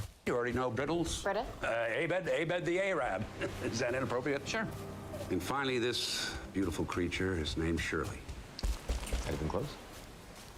The main cast, in addition to Jeff and Britta, consists of Abed, an on-the-spectrum movie buff, Annie, an overachiever who blew her chance at the Ivy League on account of her pill popping, Troy, the washed-up high school quarterback and Annie's not-so-secret crush, Shirley, a Christian mother and recent divorcee, and lastly Pierce, the apotheosis of baby boomers. After the pilot, Community works its way through a series of 6 episodes, each one pairing Jeff off with a different member of the cast. It's a solid way to introduce us to the characters one by one, as well as help the writers get a feel for which characters will naturally collaborate with each other, together and which characters will clash. Pierce and Jeff team up for a class project, and it's apparent that Pierce wants to be as cool as Jeff, but can't decide if the better way to accomplish that is to suck up to Jeff or try and tear Jeff down. What are you going as, a gay douchebag? Just kidding. Nice one. I'm not much of a costume guy. No, you're not much of a liking ladies guy either, huh? Jeff becomes a surrogate father to Abed after Abed's dad stops paying for his classes. Abed seems somewhat aware they are in a TV show and is able to predict the sorts of emotional arcs and scenarios Jeff will be going through. Shirley and Jeff bond through gossip and snark directed at other students, which helps the two blow off steam but also stunts their development into better human beings. Jeff gets Britta off the hook for cheating on a test, emphasizing that while Britta often makes a show of appearing to do the right thing, Jeff is the sort of guy who begrudgingly will actually do the right thing. Blackmailed by the dean, Jeff talks Troy into joining the football team. Troy's optimism and lack of shame about where he is now versus where he was in high school mirrors the journey Jeff is on. Now's not the time to worry about who you used to be. Now's the time to make the most of where you are. Jeff and Annie are the last to be paired off, first in the Halloween episode Introduction to Statistics, and shortly after with the episode Debate 109. If you ask people when the growing pains for Community ended and the show first hit its stride, the answer will usually be either Introduction to Statistics or Debate 109. At that point, Commander Riker is no longer clean-shaven, the show's beard is fully grown, and the rest of the season is home run after home run. Yep. I would argue it's Debate 109. That's what really turned it around. I'm not saying that the episodes preceding Debate 109 where we get to meet the contestants were bad, just that the show wasn't firing on all cylinders. The Jeff A plots were mostly solid, but the B stories were mostly filler. Forgettable, generic, and lacking any real laugh-out-loud moments, with the big exception of Professor Duncan's waiting room freakout experiment. The Soul Train board with a knife! You rabbit bust! I barely remembered Annie and Shirley hosting a protest, Abed not understanding pranks, or Britta being too rah-rah feminist to make ladies' room small talk, because no parts of those B stories are all that funny. Pierce is far and away the worst offender. What's that one episode where Pierce claims to have some sort of professional skill, but doesn't, but is too proud to admit it? If you're struggling to narrow it down, that's because there's actually 4 of them. Claims he's a hypnotist, claims he's a songwriter, claims he's a mascot designer, and claims he's a public speaking coach. It took the writers longer to get a handle on how to utilize Chevy Chase's talents than it did for most of the characters. He's obviously a master of comedic delivery and gets to strut his stuff as the series progresses, but in the early days we get a lot of funny man fall down go boom. Your idea? What the hell are you? Put fire! And oh God! With Debate 109, the show really enters the golden era. On top of whip-smart writing and characters the audience has come to know and like in record time, Community has mastered the rising action, and each third act is a spectacle. Season 1 Community episodes don't just end. They pay off in explosive ways. Fights and dance numbers and musical numbers, surprisingly moving heart-to-hearts that strike the perfect balance between saccharine and snide. Even when the resolutions are more low-key than dazzling, Community still has a good habit of wrapping up with the biggest punchline of the night. The STD awareness fair that's been passing out defective rubbers all night, and Abed's very poor choice of words to alert the campus gets me every single time. Don't use the condoms. If you're going to have sex tonight, don't use condoms. The rising action of each episode lends an infectious energy to every plot, with the glorious payoffs making the audience feel like they just watched an event episode. Which brings me to oh the my actual god, event I got fucking episodes hit in the series face. would soon become known for. The 2 style parody episodes of Season 1, Contemporary American Poultry, an episode-long Goodfellas homage, and Modern Warfare, the first of many Greendale paintball action flicks. The latter, quite literally, ends in an explosive payoff.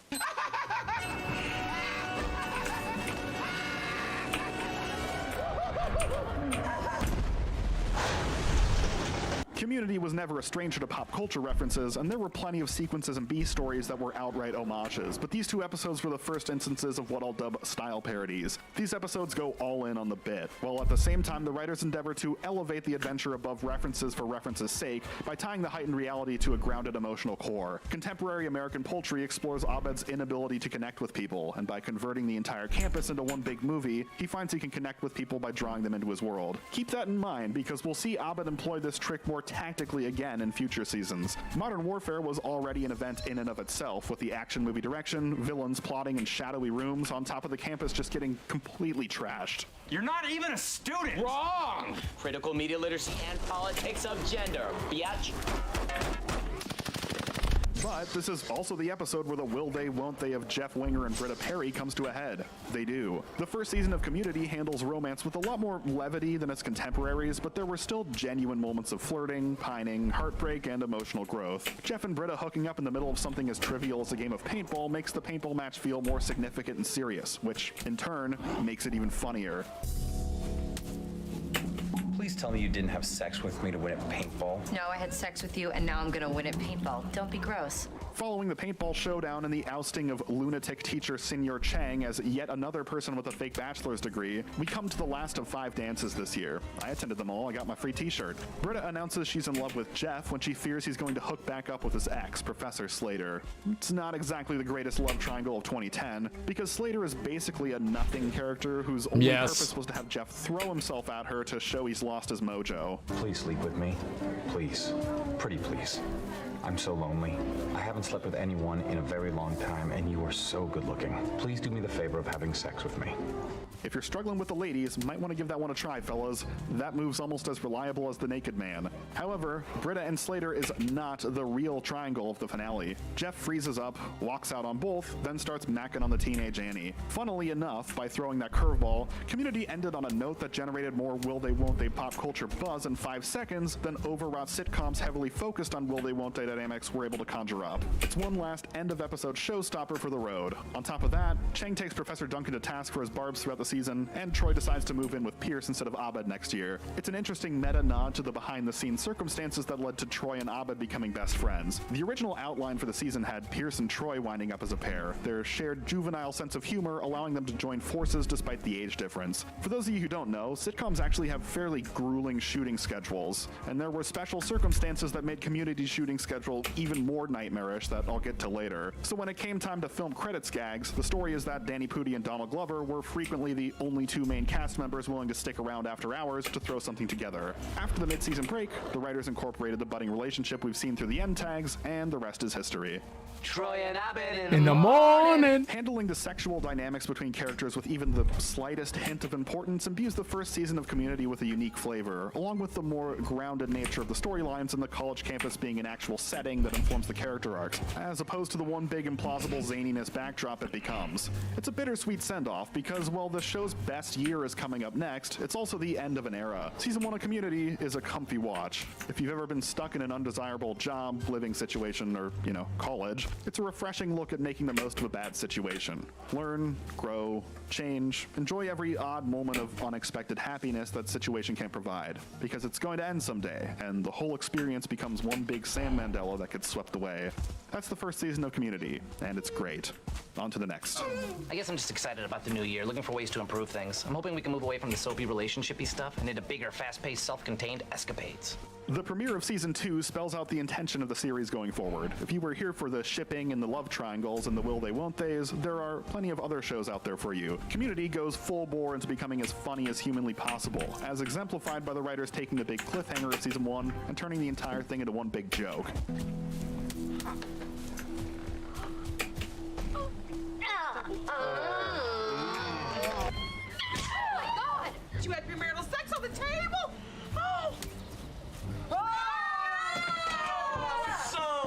There's this anything for a laugh energy to Season 2, not in the lowbrow or desperate way. What I mean is that the hits don't stop coming. Razor-sharp banter, character-based gags, clever pop culture references, dumb pop culture references, visual gags, continuity gags, all paired with ridiculously raising the stakes. I always enjoy pinpointing the first time in any sitcom with a seemingly mundane premise where the characters either commit a felony or are put in mortal peril. The first felony comes courtesy of Annie in episode 2, when she chloroforms a janitor during a break-in, and the entire cast is almost killed in episode 6 when Greendale becomes the epicenter of a zombie apocalypse. A zombie apocalypse that is not another character's spec script or a dream or nothing. It's real. Yeah, Season 2 of Community goes off the rails fast, and it's glorious. You have to destroy the brain!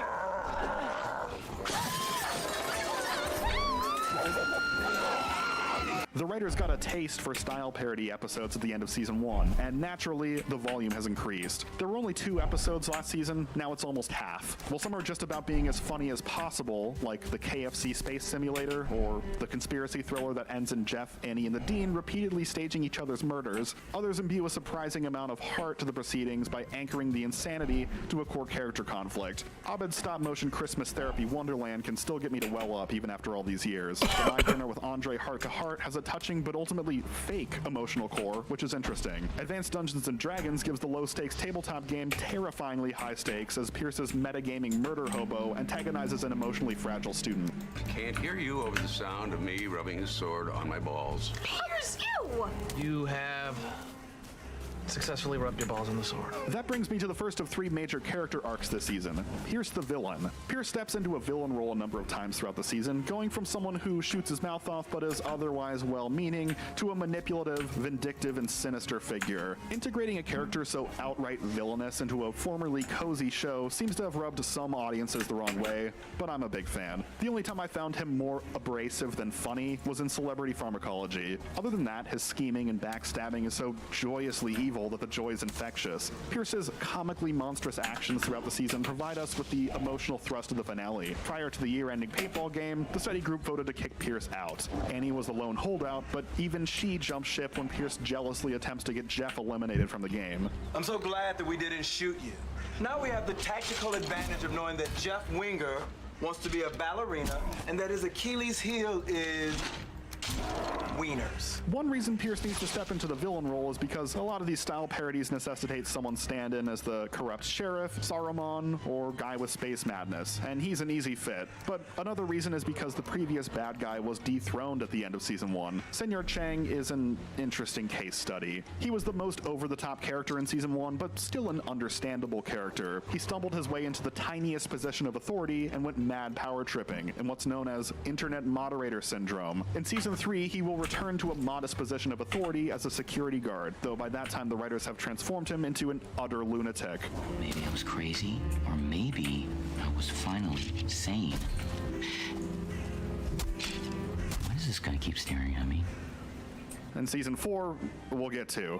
And then in the final 2 seasons, Chang is a generic non-sequitur machine. So season 2 is kind of a limbo season for him. The once prideful and powerful Chang has been kicked to the gutter and is desperately trying to worm his way into the group. Some people outright hate the consistency of him, seeing season 2 in particular as a massive mishandling of the character. There's certain elements I take issue with, most notably how Chang has gone from master paintball assassin to the worst player in the game between seasons, which always irked me more than I know it should. But for the most part, his presence is still a boon to the show. Chang is much funnier than Andy from The Office, a similar character in that they were both really amusing and effective villains who got a justly deserved comeuppance in their first season, but then came back the next season as a completely different, pathetic character. It's a low bar to clear, though. Positive cancer diagnoses are funnier than late season Andy. I've worked out a way for them to reroute the power from the auxiliary battery. Reroute to what?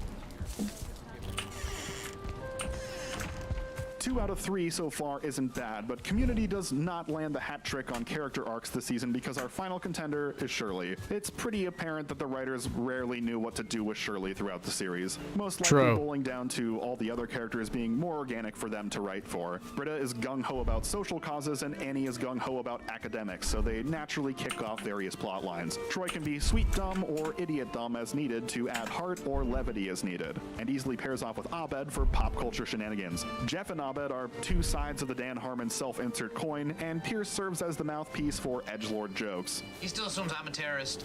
If you're not, I'm sorry. And if you are, I'm a hero.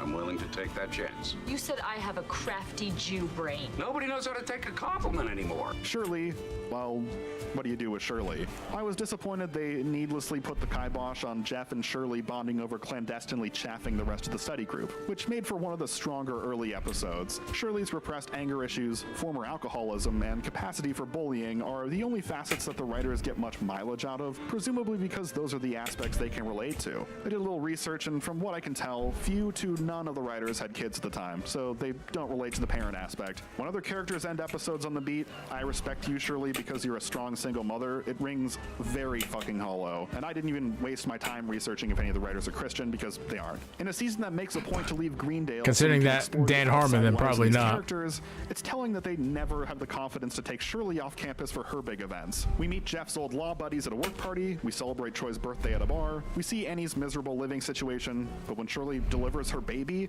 it's in the classroom. Shirley gets married, it's in the study room. Shirley opens a business, it's in the cafeteria. It's very sitcom-y, and not in a wink-wink sort of way, in a we don't really care sort of way. It's a shame. Yvette Nicole Brown has great delivery and comedic timing. She really makes the most of it when she gets something fun, but unfortunately, that isn't all that often. Her character sort of got what the Maku call dirt roaded.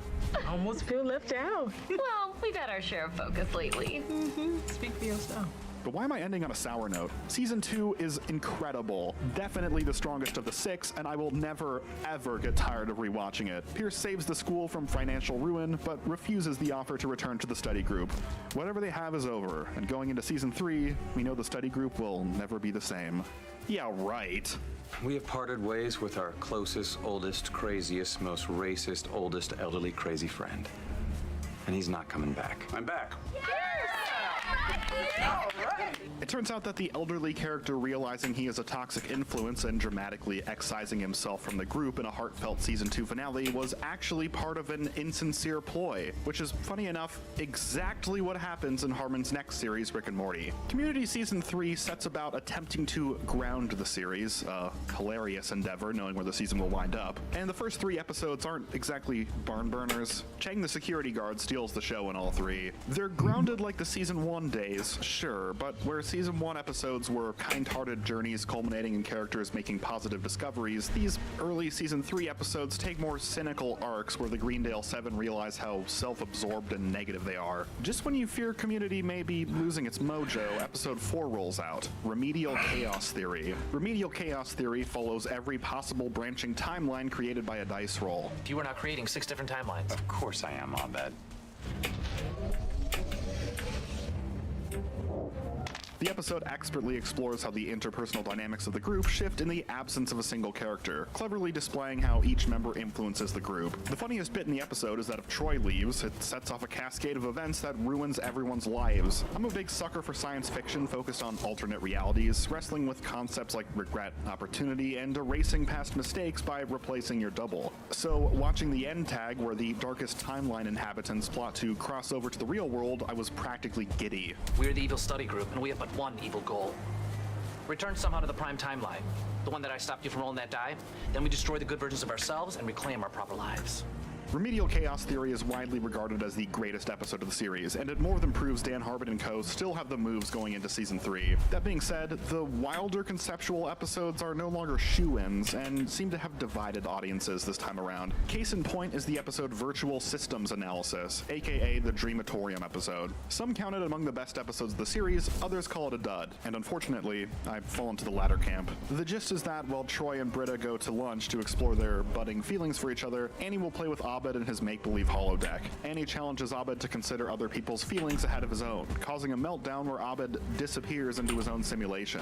What follows is a heartfelt deep dive into the heavier emotional themes that have been simmering throughout the season, with Abed posing as various study group members to challenge Annie's perception of the group's dynamics. However, this is also a guarded way for Abed to express his own emotional turmoil, or at least that's what the episode's going for. Few of the emotional beats landed for me, because the writers never commit to one and stick with it. Feels like grasping at emotional straws, or frantically changing lanes on the freeway to get where you're going as fast as possible. First it's about Abed fearing he'll become a third wheel if Britta and Troy pair off. Then it's about Jeff and Annie and the torch she's been carrying in secret. Then it's about Abed being an inconvenience to the group that they would be better off without. That last one could have worked if the show held Abed accountable for some of his more selfish acts. Abed is more inherently likable than Pierce, but there's been a lot of occasions throughout the series where his antics were just as antagonistic. It's only natural he'd fear the group was starting to resent him and want him gone, just as Pierce felt last season, but the problem is in the execution. While villain Pierce episodes typically end with Pierce being gloriously defeated for his wicked actions, episodes where Abed is manipulative or condescending tend to end on characters realizing they were in the wrong for ever questioning him, and Abed knew better all along. Gee, Where have I seen that before? So that undercuts the emotional core, but the worst sin of the episode is it's just not that funny. Pierce has a few solid one-liners, the Dean's D plot is hilarious, but the only real laugh in the Oh story my God. comes from I imaginary lost Troy everything, getting a dose too. of truth serum. I love butt stuff. I hate spiders. I stole a pen from the bank. I cried during About a Boy. The soundtrack. And don't get me started on the show's parody of Doctor Who. I've seen skyscraper foundations less run into the ground. At the same time as I'm ripping half the season, I'm happy to declare that the other half is beyond incredible. Most of my top 10 favorite episodes in the series run come from season 3. The writers return to some conceptual wells that they tapped in season 2, and instead of being disappointing rehashes, they are impossibly even better than what came before. Season 2's documentary about Pierce's hospital stay was an iconic episode, but season 3's documentary following the Dean's descent into auteur madness is a masterpiece. If I ever managed to finish my old Christmas TV series, regional holiday music would have been the crown jewel. Abed's Uncontrollable Christmas takes the silver medal, but regional holiday music is easily the best Christmas special in television history, and that's a hill here it I'll is. absolutely die on. Greendale is an all-inclusive school. Why don't we let Britta sing her awkward song? Last but not least, the show does one more faux clip show, a concept originally pioneered by the animated Clerks series, which is surprisingly a real thing. This time the framing device is a visit to Abed's new psychiatrist. It is my favorite episode of the show, specifically because of the ludicrous twist it takes in the third act when they learn Greendale is a shared delusion and they've been in a mental asylum the whole time. Ah, yes. This fantastical community college where everything that happens is unbelievably ridiculous and it all revolves around you as a group. When they pulled that stunt, I was like, okay, this is probably one big joke, but the show is likely not getting a 4th season and there's a 1% chance this might be real. Though, of course, the fake doctor was all part of the show's most absurd storyline in its entire run, the first Chang dynasty. Starting with the mid-season premiere, Chang has been plotting to kidnap the dean, replace him with a body double, and rule the school with an iron fist. This culminates in another love it or hate it episode due to the absurdly high stakes and complete departure from reality. But this time I fall into the love it camp. The study group pull off an elaborate heist to rescue the dean, in the process saving the lives of everyone on campus when Chang nearly burns down the school. And when the works accidentally go off, when I hit the final note of my awesome guitar solo, they'll burn up the school's records and all evidence of my misdeeds. You're gonna burn down the school and kill everyone. Fire can't go through doors, stupid. It's not a ghost. This episode's like a film negative of virtual systems analysis. VSA was about taking a silly low-stakes premise seriously, or at least as seriously as Community can. The first Chang dynasty is about raising the stakes to ridiculous levels but never taking it seriously. Your enjoyment is going to be predicated on if you can roll with the punches on the direction the writers took Chang this year, and if you found those Changas to be actually funny. This shit's getting too goofy for you, I understand. This is by far the goofiest the show ever goes, which is saying something for a sitcom featuring a zombie apocalypse. Yeah, I'm interested in your matchbook. Would you like to place an order? I had to think fast. Oh my God. Yes. Part of the study group's heist involves Troy finally joining the cult-like air conditioning repair school, the other major plot line running throughout the season. The vice dean of the AC repair school, played by the always welcome John Goodman, has been aggressively attempting to recruit Troy, who possesses an uncanny knack for blue-collar work. It's all played very sincere and very sweet for how inherently silly it is. We get episodes examining how Troy resents living in Abed's shadow, teases of a burgeoning relationship with Britta, and the apartment has become a main setting throughout the season, so the audience feels the impact when Troy is forced to leave for mandatory on-campus housing. Community was that one-of-a-kind show that could make a season-ending, character-centric, heartfelt moment out of something as stupid and implausible as a deadly HVAC repair competition. Unfortunately, it wouldn't stay that way for long. I would have had too much leverage, too much power, too much salary, as would have a lot of writers coming into season 4, so they just flushed us. Things behind the scenes over the past 2 years had gone from bad to worse. On May 10th, 2012, Community was renewed for a 4th season. 1 week later, Dan Harmon was notified that he would not be returning to Helmet. I mentioned earlier that sitcoms have a pretty grueling shooting schedule, and that special circumstances made Community even more arduous. Well, those special circumstances have a name. Dan Harmon. As great as Dan's finished product is, it's pretty well known at this point that he was a nightmare to work with. Chevy Chase is notoriously difficult to work with also, so the two clashed frequently, and those clashes were only exacerbated by Harmon's drinking habit. His procrastination and perfectionism also led to delays in production, and though it didn't come to light until 2018, Harmon had also been making inappropriate advances on one of the writers and then mistreated her after she rebuffed him. All things considered, I can understand the position the network suits were put in. Harmon's firing is one of the less egregious NBC screwovers, especially in the shadow of the whole Conan and Leno Tonight Show debacle that happened a few years prior. It's stunning how Jay Leno outfoxed you again. Yeah, he's good. We'll never really know for certain what motivated the decision. Some people say Harmon made his bed and he had to lie in it. Other people say NBC was just looking for any excuse to sack the guy. The people NBC would really be screwing over were the viewers. The showrunner position would be taken over by Moses Port and David Jurasco, the pair who wrote The IT Crowd. No, not that The IT Crowd. This, The IT Crowd. Let's talk about season 4. Congratulations, it's me. I see we've all reinvented ourselves over the summer. From the very first scene of season 4, it's apparent that something is very wrong. This is by design. The season opens with a dream sequence on Abed's part. Abed is naturally afraid of change, and since this is everybody's 4th and final year at Greendale, change is coming. Abed wants to retreat into the comfortable world of sitcoms where the status quo never changes. In doing so, fantasizing the terrible, sitcomized version of Community fans were dreading with Harmon's departure. That's a cute meta way to address the issue. Maybe this isn't gonna be so bad after all. But as the episode goes on, it's apparent that something is very wrong. The final history class that the study group needs to graduate is overbooked, so the dean invents a series of physical competitions to determine who will get enrolled. This competition is appropriately titled the Hunger Deans, and by appropriately titled, I mean the title makes no sense. The Hunger Games came out a year prior, but I guess the writers did the Friedberg and Seltzer thing where you try to parody a movie without actually watching it. The Hunger Games isn't about a bunch of various tests of skill. It's a death match where even allies eventually turn on each other because only the last person standing gets the prize, like Battle Royale, the Belko Experiment, Squid Game, or an episode of the show Community titled Modern Warfare. And then Abed abandons the sitcom element to do this whole Muppet Babies thing, a skin-crawling sequence that's not skin-crawling in the way the writers intended. This premiere is flat out awful. It's a tale told by an idiot, full of sound and pop culture references signifying nothing. The shame of it is, the character motivations are rock solid. They're just poorly capitalized on. Jeff wants to graduate early, but he's come to care about the group, so he's gonna endeavor to take them along for the ride. Abed knows that change is coming and struggles to cope with it. The dean knows Jeff is about to leave Greendale and hatches a scheme to delay his graduation. Pierce wants to make a joke about Jeff fondling balls. This is gonna be so good when I finally get it. All these character arcs make perfect sense, but we're forced to explore them through this hackneyed Hunger Dean Presents Robot Jocks with Abed's Fred Willard sitcom starring Muppet Babies superfluous pop culture parade. In fact, the 4th season is so afraid of ruining the characters that they wind up prohibitively slavish to their existing archetypes. Not a single risk is taken this season to push characters out of their comfort zones or explore unseen aspects of their lives. The only two characters who are different are Pierce and the Dean. The Dean has gone from the lovable pansexual imp we knew him as and is now effectively stalking Jeff, moving in next door to him and just constantly harassing the guy. It sucks to see.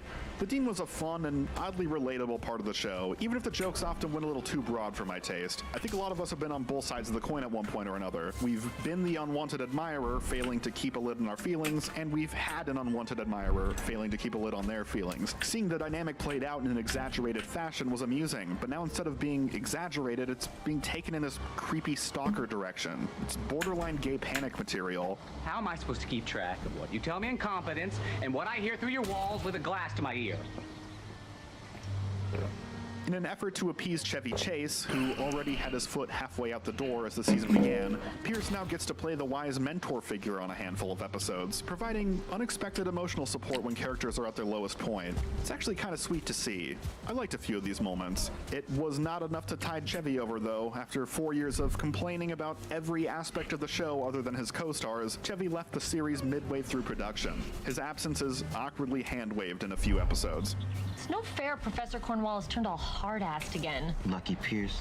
Donating his kidney to Gilbert to get out of it. Yeah, here's a better idea. Just don't mention him at all. So that's it for Pierce, and pretty much it for Chevy Chase, the actor. A man with a number of classic films under his belt who made countless enemies in the industry. Given one last shot at redemption that he instead turned into one last shot to make a few more enemies. Can I just do cameos and soft reboots from now on? And can we use a body double anytime my face is invisible? Okay, great, perfect. The premiere is actually painful for me, but the rest of the season is merely inoffensively bland. I knew watching hack writers put on a puppet show with the marionette corpse of Community was going to be a struggle for me, so I actually did write down timestamps of every time season 4 made me laugh out loud. I'm going to show you them.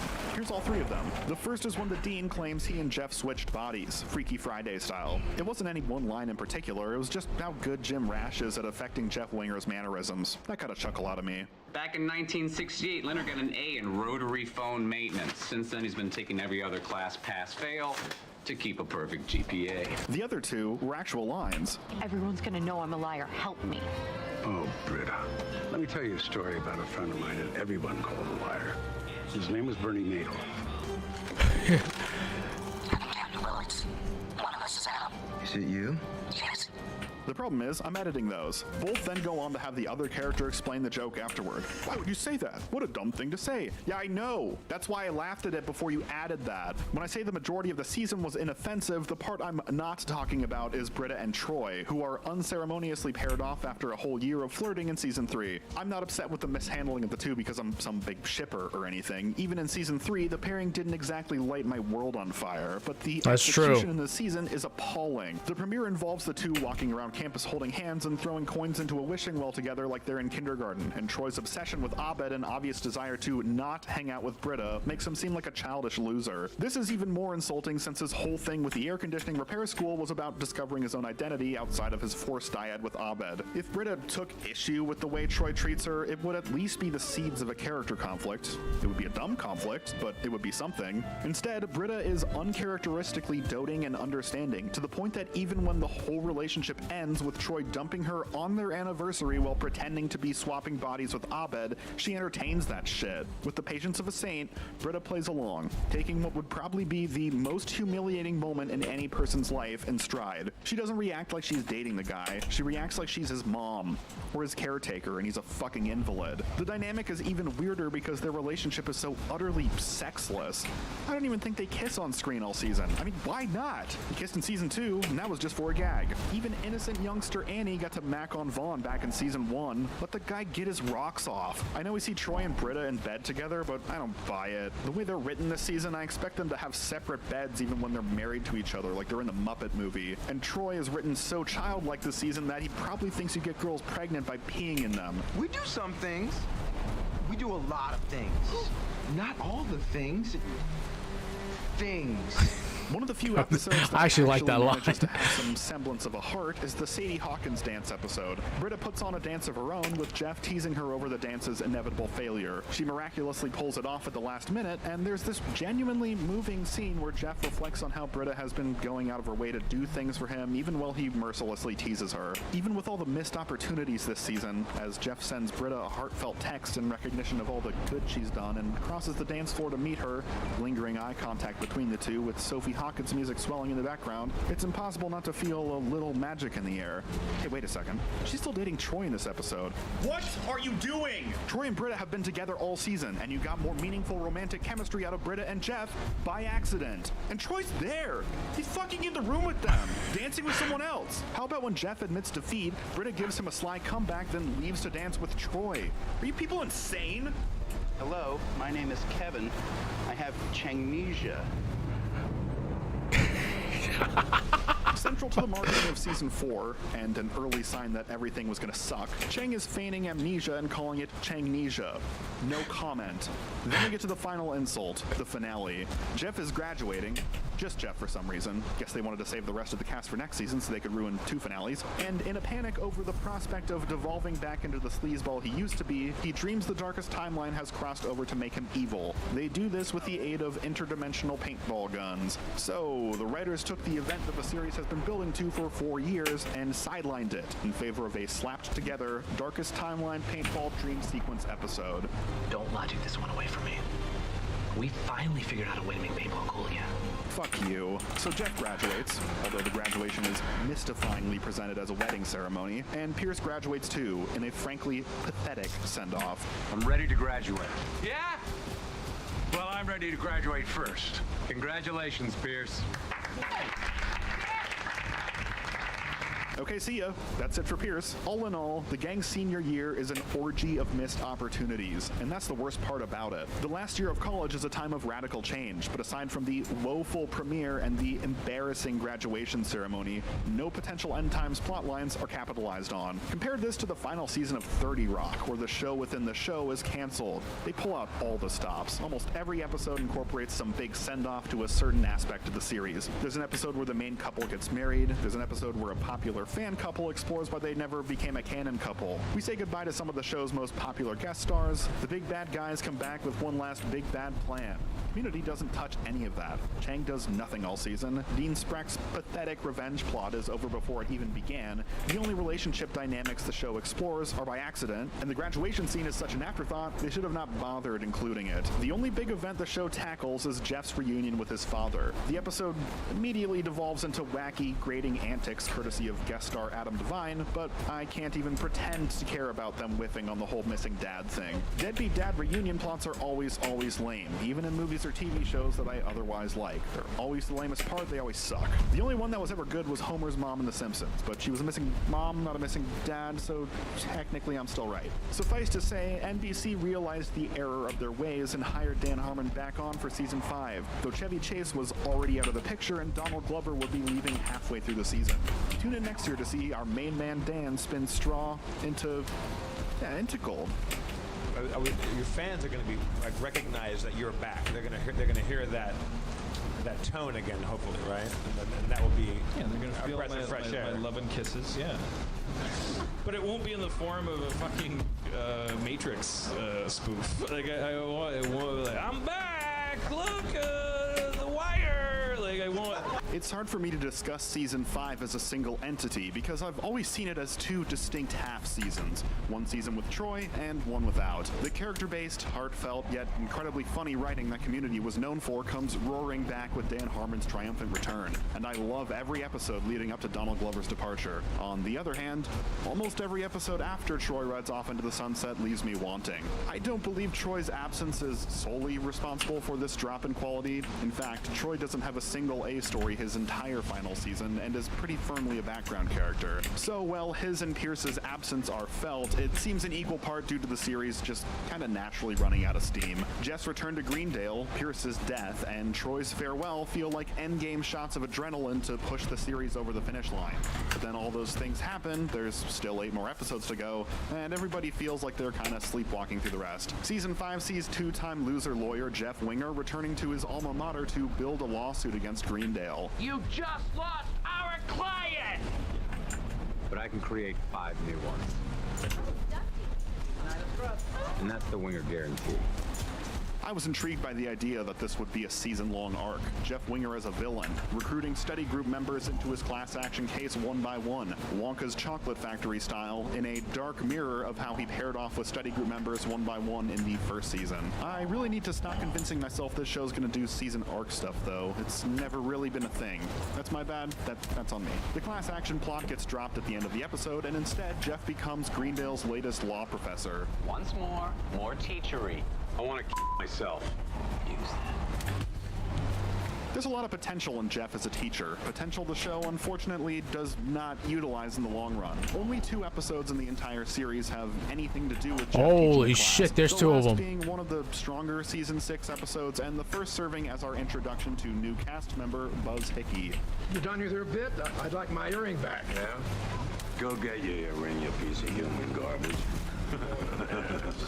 Hickey is a fun addition to the cast. Instead of acting as Pierce 2.0, he's more of a foil. Instead of using Jeff as a tool to make himself fit in, he's a mentor helping Jeff fit in. Instead of being oblivious and self-serving, he's cynical and self-aware. An attitude that brings out the best, but also the worst in characters like Annie, Shirley, Britta, and the Dean. I found his most interesting pairing to be with Abed. Hickey is the first character in the series unwilling to entertain Abed's eccentricities, making the 2 natural adversaries, but also presenting both with the opportunity for growth. You know what I think? I think he's used to getting his own way. I think he's never met me. Hickey fits like a glove, seamlessly incorporating himself into the existing cast. I would have loved to see the character explored further in the final season, but actor Jonathan Banks left the cast after season 5, and Buzz Hickey was vindictively killed off in a season 6 Easter egg. He's in a better place now. A Better Call Saul place. What stopped us? I remember you saying something about doing the right thing. I don't even know what that means. I previously expressed some mild disappointment that Community never chose to pursue Jeff the Teacher or Jeff the Traitor as season-long arcs, but the front half of season 5 is still a refreshing change of pace from the antecedent season. The comedy is laugh-out-loud great, but on top of that, the genuine heart underneath it all is more affecting than ever. The premiere is an effective repilot, reflecting on how far everyone has come and how lucky we are just to have the show at all. The follow-up episode is a fun exploration of the new status quo, low-key and comfortable like the best season 1 episodes, even though that status quo later proves to be a mirage. Next is the first style parody of the season, a David Fincher thriller riff following Jeff and Annie's search for the ass-crack bandit. The ass-crack bandit roams the halls of Greendale, waiting for an exposed rump to present itself for a deposit. Quarter in hand, he strikes without mercy.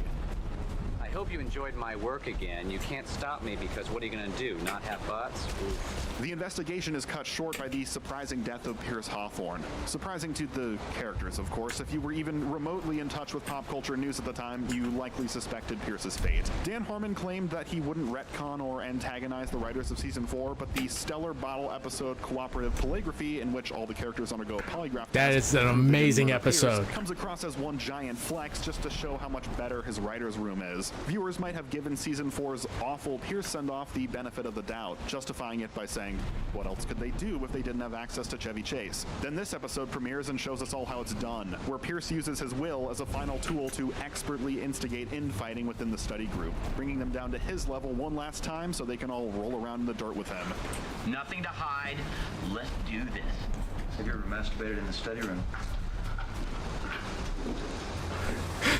It's impressive. The writers demonstrate their knowledge of the characters is so strong that they can make you feel their presence even when they're not in the room, just like we saw previously in Remedial Chaos Theory. It also shits all over a season 4 episode with a similar premise. Intro to Felt Surrogacy saw the study group navigating embarrassing confessions, but each confession was tepid and uninteresting. Cooperative Polygraphy's confessions are plausible and true to the characters, but also perfectly concocted to spark outrage. Cooperative Polygraphy is Mozart sitting down to play the 88. Intro to Felt Surrogacy is a kid sitting on his lap playing chopsticks.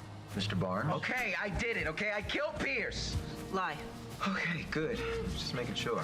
Pierce's final head games end on a sentimental note, with him ultimately bequeathing minor gifts to each of the study group members along with a liquid nitrogen-cooled cylinder of his sperm. Except for Abed, who notably receives only a container of sperm and nothing else. Abed Nadir, did you know that you were insane and nothing that you said ever made any sense to me? Yep. Here's your sperm. Pierce's final bequeathment is to Troy, to whom he leaves his fortune so long as Troy agrees to sail around the globe for a year. This sets us up for the end of the season 5 hot streak. Troy's departure episode takes the form of a campus-wide game of The Floor is Lava, organized by Abed with an absurd cash prize as bait so the campus will go all in. It's spiritually another paintball episode, except this time they actually made it cool again. Yeah, it was good. It was good to have Dan Harmon back. Of your caskets? The Hot Lava match explores a similar theme to the Ass Crack Bandit investigation that ended on the revelation of Pierce's death. These wacky adventures are no longer organic like the halcyon days of Season 2. The characters are increasingly coming to rely on them as distractions from the grim realities of life. It's a dark theme, but the conclusions are saccharine enough to remind us that as cruel as the world can be, there's still fun to be had. Sad to say, after Troy departs and Greendale returns to its regularly scheduled programming, the show struggles to recapture either the heart or the consistent comedy of these first few episodes, with Professor Duncan's aborted attempt to woo an emotionally vulnerable Britta being the sole late season highlight. The first 5 do feel like playing the hits one last time before it's all over. Community dropped the mic, but then they had to come back and pick it up again. When the episodes go low-key, Community is still a decent hangout comedy, but it lacks the grandiose rising action that made the first season's inherently low-key episodes so engaging. When they go for big pop culture riffs, they're rehashed. Rehashes, but not in the season 3 way that improves on the original. Girl. The sequel to Advanced Dungeons & Dragons doesn't shake up the formula. It's just another Dungeons & Dragons game, now with 2 main cast members missing, one of whom was the linchpin of the original. G.I. Jeff is just Abed's Uncontrollable Christmas again, but with Jeff having a mental breakdown instead of Abed. Transporting your characters to a fantasy world as the result of a psychotic break is the kind of trick you can really only pull once without it feeling lazy. The laziness accusation isn't helped by the slapped together motive behind Jeff's madness. Sketchy anti-aging drugs making him perchance to dream after he realized, lordy lordy, I'm turning 40. It's one of the show's weakest offerings. The references are only funny to a small audience familiar with the source material. The joke that characters conveniently don't die in children's cartoons is repeated ad infinitum, and the emotional beats are sloppy, but the writers expect you to fall for them hook, line, and sinker anyways. I already consider Abed's Uncontrollable Christmas a masterpiece, but G.I. Jeff makes it even more impressive now that I see what a tightrope walk the conceit is, and how bad it is if you botch it. It's up to you to hold him back with your inner child's hand. That's wonderful. Despite being a two-parter, the finale was largely anticlimactic by Community standards. Season 1 was the height of the Jeff and Britta and Annie sexual tension. Season 2 was the paintball spectacle that left Pierce on the outs. Season 3 was an obvious pseudo-series finale in anticipation of the show's cancellation. Season 4 was the worst thing ever. But in Season 5, it's a rushed, save the school from being sold affair, without a whole lot to latch onto. The big climactic moment comes when Jeff has to escape a bunker by overloading a computer with human emotions. Don't ask. He does this by thinking of how much all the study group members mean to him, except for Shirley, who isn't in the room. The school is saved, everyone claps, and Abed has a little wink to camera moment where he claims if the audience never hears from them again, it's because a meteor hit the campus and killed everyone. That line was a cheeky show of self-confidence that the 6 seasons in a movie prophecy would surely come to pass. There was just one problem. Community was canceled. Good news and bad news, everybody. NBC has renewed Hannibal for season 3, but canceled the cult favorite comedy Community. The dream of 6 seasons and a movie appears to be dashed. While NBC hasn't made an official announcement yet, TV Line reports that the comedy has indeed been canceled. That was like so sad, man, because the show was like great. Season 4 definitely the weakest out of all of them. Committee within the series was toast, but the real world Save Greendale committee kicked into overdrive. And by overdrive, I mean, you know, it's a bunch of people saying please don't cancel the show on the internet. They didn't really do anything. Sony shopped the series around looking for a last-minute stay of execution, with Hulu being their most likely salvation. Hulu had long held the Community back catalog on their site and had begun to dip their toes into original programming in an effort to keep up with their evil counterpart, Netflix. Talks with Hulu fell through, and there was an ever-intensifying ticking clock of the actors' contracts expiring. On June 30th, the day the contracts would expire, a surprise deal was announced between Community and the shiny new streaming service Yahoo Screen, with Yvette Nicole Brown unable to return due to a family emergency. Before you ask, no, Shirley does not get a big send-off episode like Troy or Pierce did. All the confirmation I need for my confirmation bias. The writers never clicked with the character. There was no announcement that season 6 would be the very last season, but there were 2 massive hints this would be the case. 1, the recurring 6 seasons in a movie mantra, and 2, the Yahoo screenplayer worked about as well as release day cyberpunk. If you don't follow video games, that's another way of saying the player shit the bed. So it was clear the platform would go down in flames. Fortunately, Community ends with a proper series finale, or at least as proper as you can do with 3 of the 7 original cast members gone. It's a wonderful, bittersweet end to a TV show that meant a lot to a lot of people, including me, tied together by an endearing and novel meta framing device where the characters pitch what an ideal 7th season would look like for them. If you've never finished the series, I can't recommend checking out the grand finale enough. I also can't recommend skipping every other season 6 episode enough, because they just don't work. It's a fascinating juxtaposition to season 4. They're both disappointing in dramatically different ways. Season 4 was emotionally overwrought and stuffed with indulgent, needless pop culture references, while season 6 suddenly interjects emotional beats with no setup and refuses to be self-indulgent even when the sillier storylines are begging for it. At the end of the day, both seasons leave you feeling the same way. Not irritated or annoyed, just kind of bored. It's certainly not the fault of the 2 new main cast additions. Paget Brewster as Frankie Dart, who does a lot with a little as the new de facto straight woman, and Keith David as Elroy Potashnik, the wacky new IT guy who is worldly, but seemingly worldly from some other much weirder world. My name is Elroy Potashnik, and from 2006 to 2009, I was addicted to encouraging white people. All right, now there's a man who knows his meatballs. No, the new kids in school are just fine. The big sin of season 6 is a more intangible issue. It's never really any big problem, just a whole lot of little problems, but you can't argue with the little things. It's the little things that make up life. Some episodes have a very compelling premise that gets too muddied in execution to work properly. The season premiere sees Frankie Dart arriving to bring order to the campus, and Jeff Winger starts his own on-campus speakeasy to keep the day-drinking dream alive. So you probably think it's going to turn into some big bootlegger riff. Community does Boardwalk Empire, but it really doesn't. They don't make use of the zany speakeasy stuff, so why incorporate it? Why not make it a more down-to-earth but still funny bit about Jeff roping people into his hard-drinking lifestyle, gradually escalating the campus-wide degeneracy until it devolves into chaos? Well, that kind of is what they did, but there's no gradually to it. There's like 10 minutes straight of Abed doing meta-commentary on the change in networks, the departure of Shirley, the arrival of Frankie, then suddenly there's a speakeasy. The episode where Greendale takes government grant money to educate convicts who roam the campus as iPads on sticks similarly refuses to pick a lane. The writers lay the groundwork for two really solid potential premises, a grounded one, where one of Jeff's convict students is a class clown, antagonizing him and turning the school against him. There's also a zany one, where one of Jeff's convict students attempts to murder him using his remote-controlled body. Did you just try to murder me? Instead, they do both. They do the class clown thing first, then he tries to murder Jeff in Act 1, but then Jeff just takes it in stride and the whole murder thing never comes up again. This pitiful robot attempting to engineer Jeff's demise is a hilarious premise, so why not commit to that? Maybe even give him an actual motive, too, like perhaps the convict was represented by Jeff in the past and harbors a grudge over his sentencing. It's a question I asked myself a lot while watching the 6th season. Why would you do that if you're gonna do it half-assed? A racist comedian comes to Greendale, but in the interest of freedom of speech, the gang stands up for his right to perform. You see the joke coming a mile away. Whatever his performance is, it's going to be awful, and they're going to feel foolish forever defending it. And then you get to the performance after it's been building up all episode, and it's just awkward ad-libbing. Hey, look, I see there's a lot of Jews in the crowd. I mean, there isn't, but usually when I do my act, there's more. Oh my God. God. Jeff wanted to discredit Pierce on the stand, so he Perry Masoned him into telling an offensive joke. Basically, it's the exact same bit, but actually funny. An Irish and a Jew walk into a Chinese laundry with a gay duck. All right.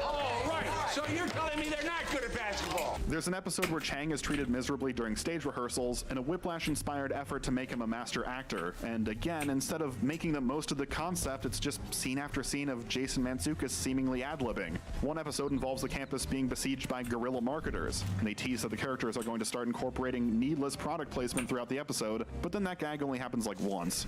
Advertise things without you knowing? Is that legal? Sounds like brain windexing. And don't get me started Brain on the windexing. episode. Casting Matt Berry as a guest star and then wasting him is an action that maybe should carry criminal charges. There's also a much heavier reliance on overly long gags this season. The Dean becoming really, really enthralled by an extremely crappy VR operating system is hilarious, but God, they milk the bit dry. It lasts longer than Energizer Ultimate batteries. It's not even the B story, it's the A plot of the episode. I think I'm alone in this complaint though. People love the VR episode apparently. Corey Barker of TV.com ranked it one spot higher than the Hot Lava episode on his master ranking of every episode. Hey Corey, what are you, fucking nuts? The power. The facility. Jesus wept! Stop saying Jesus wept. I often had problems with the episode pacing too. The third act tends to move slow as Golden Barrel molasses. Wait a second. 28 minutes? Okay, that explains a lot. The Yahoo Screen episodes were all 6 minutes longer, and unfortunately you feel every second of it. Often there's a natural punctuation to the end of the episode, and then you realize the B story hasn't even reached its third act yet. Sad to admit it, I'm very disappointed this is where I'm at with this season. I'm bummed out. This was my first time watching season 6 in its entirety. I expected it to be weaker than the first 3 seasons, but still a decent amount of fun, but there's just not a lot of fun to be had. In general, season 6 was almost as tough to get through as a light lock core diamond rated bicycle lock, but it's still not all bad. The Dean is the strongest part of the season, but he's not a Yeti Crossroads backpack. He can't be expected to carry everything. Allison Brie dresses like this in one episode, so that's cool. The final paintball spy thriller is a lot of fun, more so visually than in terms of laugh out loud comedy, but it's still an enjoyable watch. We've got a real life M. Night Shyamalan here. Shyamalan. Unfortunately, as with his stories, I don't anticipate yours holding up. Easy target. Who's heckling me? The silver bullet that pushes this season ahead of season 4 is, of course, the finale.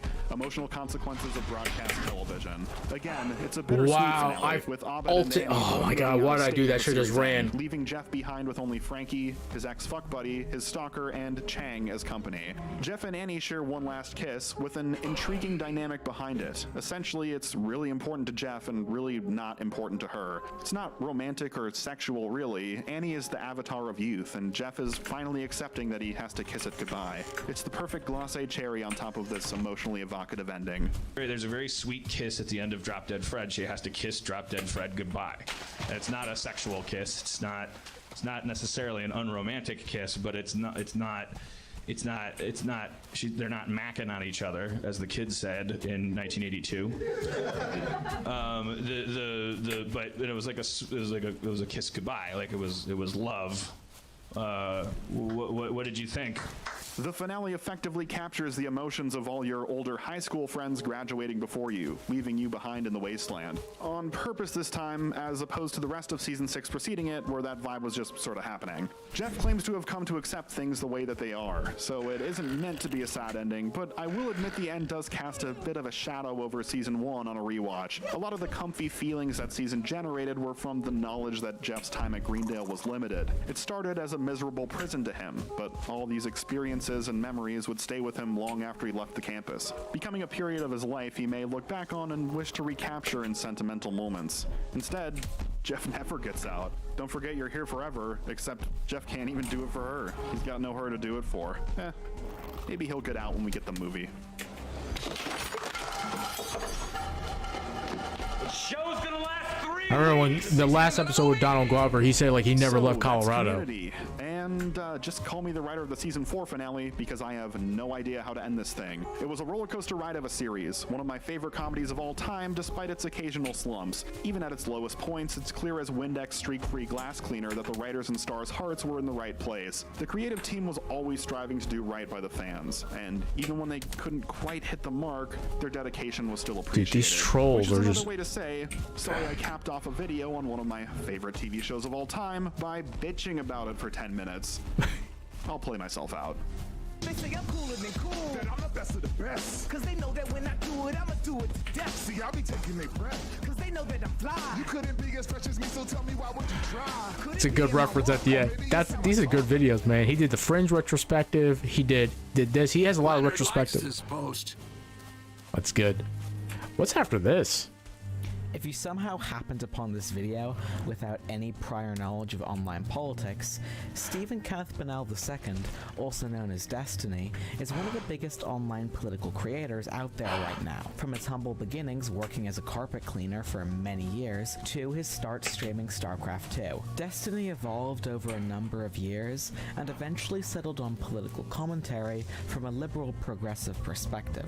Another popular political content creator, Hassan Abi, better known as Hassan Piker, is notable for quite a few reasons. Perhaps you know him from his hilarious showings on Austin Show's Lover Host, his political pop commentary on Twitch, or maybe his thoughts on 9/11. America deserved 9/11, dude. Fuck it, I'm saying it. After interning for his uncle's political news show, he quit and started his own live show discussing politics, getting his start with help from Destiny. In any normal world, two people like Hassan and Destiny seem like the perfect fit for each other. Both have left-leaning political ideologies, enjoy video games and movies, and upload content to the same platform, YouTube. However, after a series of controversies, personal disagreements, and terrible debates, the two are not only not friends, but they outright hate each other. And in today's video, I intend to find out why. Okay, I was wondering what that fucking music was, because it wasn't... I think okay. Compromise like all of its value. The rest of your life is as horrible as it is every single day. Then, shut Okay. the fuck up. Shut the fuck up. Nobody If you wanted to remember that one, that's when he was talking to that trans fan of his too, and it's just like he just went off. I was like, oh shit. After leaving his uncle's political news show and venturing out into the uncertain lands of online political discourse, He made it, man. Hassan latched onto the first sensible figure he saw, Destiny. They coincidentally first met at Politicon 2018 in Los Angeles, where Hassan was scheduled to debate conservative commentator Charlie Kirk, only a few months after he started his Twitch channel. The increasingly political nature of Destiny's streams and his large audience made Destiny fairly attractive to Hassan, leading to him growing an active community centered around his content on Twitch off of the coattails of Destiny.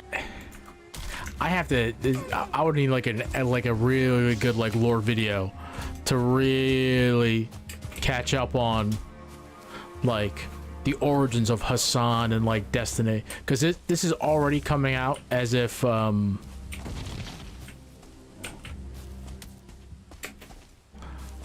Hassan very specifically went out to get Destiny. You know what I mean? Oh my god, stop. These guys are fucking...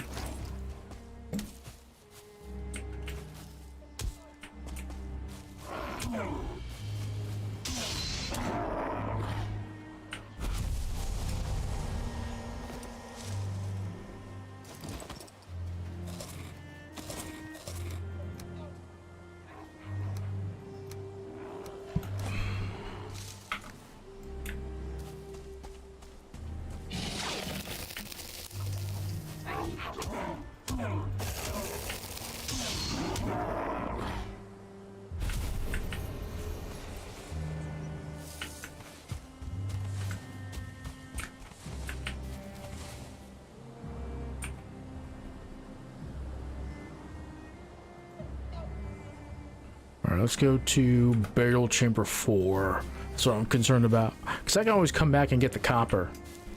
That's the only thing. Alright, back to this. I can already see he's already editorializing a little bit. Like the way he's saying it too. Like Hassan specifically sought out Destiny. Now that could be true. I'm not too sure. I don't recall all the lore in regards to this. There's so much like Twitch poll lore.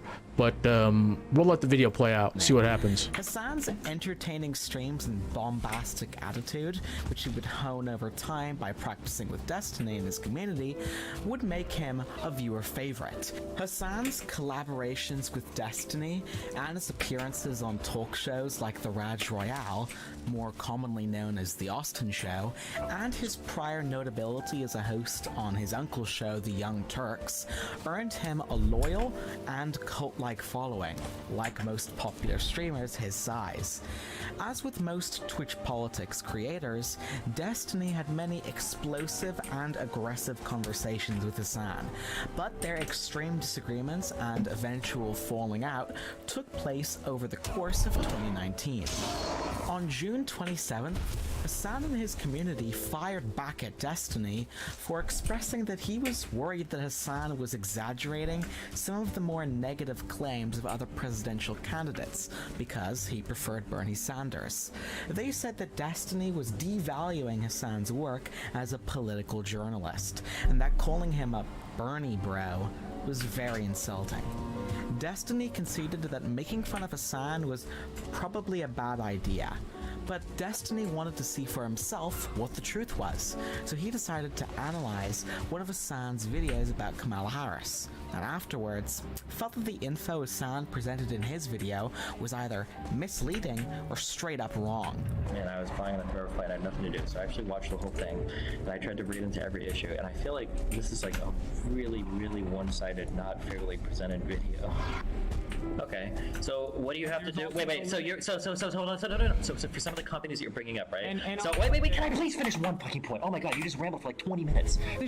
Because you brought it up, okay? But what I'm saying is that, fucking, let me finish, oh my god, let me finish, I can't finish. Okay, what I'm saying is that... Go down this route. No, now you're saying it doesn't matter because you realize that fucking, you're wrong, that you totally misrepresented Kamala Harris's funding? As you could probably guess from those clips, the conversation ended up being entirely unproductive. Neither of them could come to an agreement, and at the end, Destiny expressed that he thinks Hassan chooses his conclusion first, and then picks or skews his points to support that given conclusion. Destiny ended the conversation, offering Hassan the chance to have another conversation later if he was unsatisfied with the one they just had. Despite this major conflict in the rearview mirror, the final straw that ended the friendship was Hassan finding out about a clip in which Destiny refers to Hassan's nickname for Pete Buttigieg as homophobic. I also don't know how I feel about all like the booty judge comments. I don't know, man. It feels kind of baby. I don't know if I would call it necessarily homophobic with those comments. Maybe it is. I'm not sure. The only reason to make the joke is to invoke the fact that he's gay. Wait, is Pete gay? Yeah. Whoa! Whoa! Holy shit! Wait, those comments are super homophobic. Wait, what the fuck? I can see where he sees that too. Like, yeah, it's like you're pointing to like immutable characteristic of him being gay. You know, as a guy that's gay, Pete Buttigieg. What the fuck? That's horrible. Hassan ended up burning the bridge with Destiny over a heated Twitter argument. Love to see the dude I defended for his past and ongoing gamer moments numerous times to journalists, friends, and even political campaigns flip on a dime and try to claim that I'm being homophobic for saying booty judge. Very cool. Definitely another W for the honesty column there. I don't know, mate. I bet $1 million that if you were a fan of Buttigieg and Crowder released a video calling him Booty Judge as a joke, you would be 100% on board with saying he's being homophobic. Or are you just gonna say socialism is for really just meant figs? They were effectively on bad terms after this, but it wouldn't be the last time they came into conflict or had interactions. Which leads us to... The situation that we're about to go over now hasn't been Destiny's first tussle with the topic of edgy jokes in private, so I'll give you a super quick rundown before we get into the meat of this section. Destiny and Trihex, two streamers, were good friends who ran a podcast together on his YouTube channel. Destiny later appeared on a live chat show called Barrage Royale and had a controversial debate on the subject, which led to Trihex and Destiny no longer being friends. But it was just very surprising to me that somehow, in your mind, you can possibly justify the private, because these are private instances, of using the N-word, when I think you often have called yourself a rural utilitarian, haven't you? So Destiny, do you think that if everyone does what you do and privately made jokes using this, the I N-word, actually that want. the world would actually be a good place? It's possible, sure. So I'm very much a fan of a concept called death of the author. That means that once we've created like a work or once we've released some piece into the wilderness or whatever, people can interpret it as they will. You don't have any control of that anymore. So if I engage in certain types of jokes or humors, like in an edgy level or whatever, then what can happen is people can take that and it can reinforce beliefs that I don't want to reinforce, or it can be utilized in ways I don't want it to be utilized. I have no control over people. Stop saying right while I'm saying what I'm Because saying. I'm agreeing with you. Shut the fuck up! So my position on using certain types of humor or certain types of words publicly is, I don't like to do it, and I don't think you should do it because people can take it in ways that you don't want them to. Okay. If two people want to tell like an edgy joke to each other or whatever, I don't think that's a big deal. And also, I think it is possible to engage in those forms of humor without necessarily embracing like the underlying stereotypes that some people might when it comes to that type of humor. Destiny's position seems to be that publicly making these jokes is bad because they can influence or reinforce people's genuine beliefs. But in private, among those you know do not hold those beliefs, there isn't any broad societal harm. But little did Destiny know, this wouldn't be the last he heard of the topic. What at first seemed like a regular Twitch politics panel had something much more sinister brewing under the surface. Two people who planned to be on the panel, Cormentine and Cole, approached the panel leader to sneak in a certain controversial topic. Mindwaves TV invited me onto the Big Brain podcast to have a discussion about political issues with a cast of other people. I've been on here once before and I had a good time, so I accepted the invitation. This is a list of topics I was given for our discussion that night. The N-word topic is noticeably absent from this list. To be clear, and I'm going to read again. To be clear, I don't mind discussing any topic with any person, any environment at any time. I'm okay with this. but I was absolutely ambushed by Quarantine and Cool Cash on this topic. Quarantine questioned Mindwaves numerous times throughout this podcast, asking him if, is this what you wanted? And he follows it up with I didn't ask to talk about this. Did you get what you were looking for out of this? Like, is this what you wanted? I could ask you the same question. I thought y'all wanted to talk about this too. I didn't ask to talk about this. That's not what I heard. Cole also seems to state afterwards he came into the conversation with the goal to expose Destiny as a racist and a horrible person, and he wanted at Andre Demise to use his intellect to expose this as well. So here we have Cole also saying what I just read, right? He's saying he did have a goal coming into it. How does Andre react when we bring up that the N-word topic is the next topic? What is the response?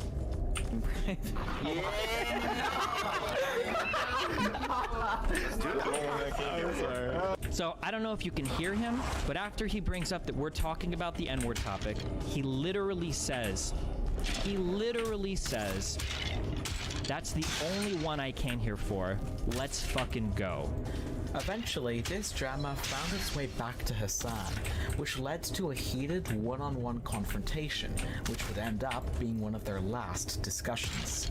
No, I still don't think it's okay. But in your but in your instance, I'm saying like I would, if you're not gonna stop saying the N-word, I would rather you just at least not. Yeah, I'm not asking. I don't know why you're telling me what like a rather. We're not talking about like would you rather this or that. I'm just asking this one very simple question. Said that contextually. What am I trying to draw? Is I'm trying to figure out what the fuck you believe, and it's impossible because you can't answer a single question. You just want to talk in stories all day long. I can't like. I still don't know what the fuck you think. I have no idea. That is context. I just literally give you context. That is an unacceptable one. You didn't. Okay, so what would be acceptable?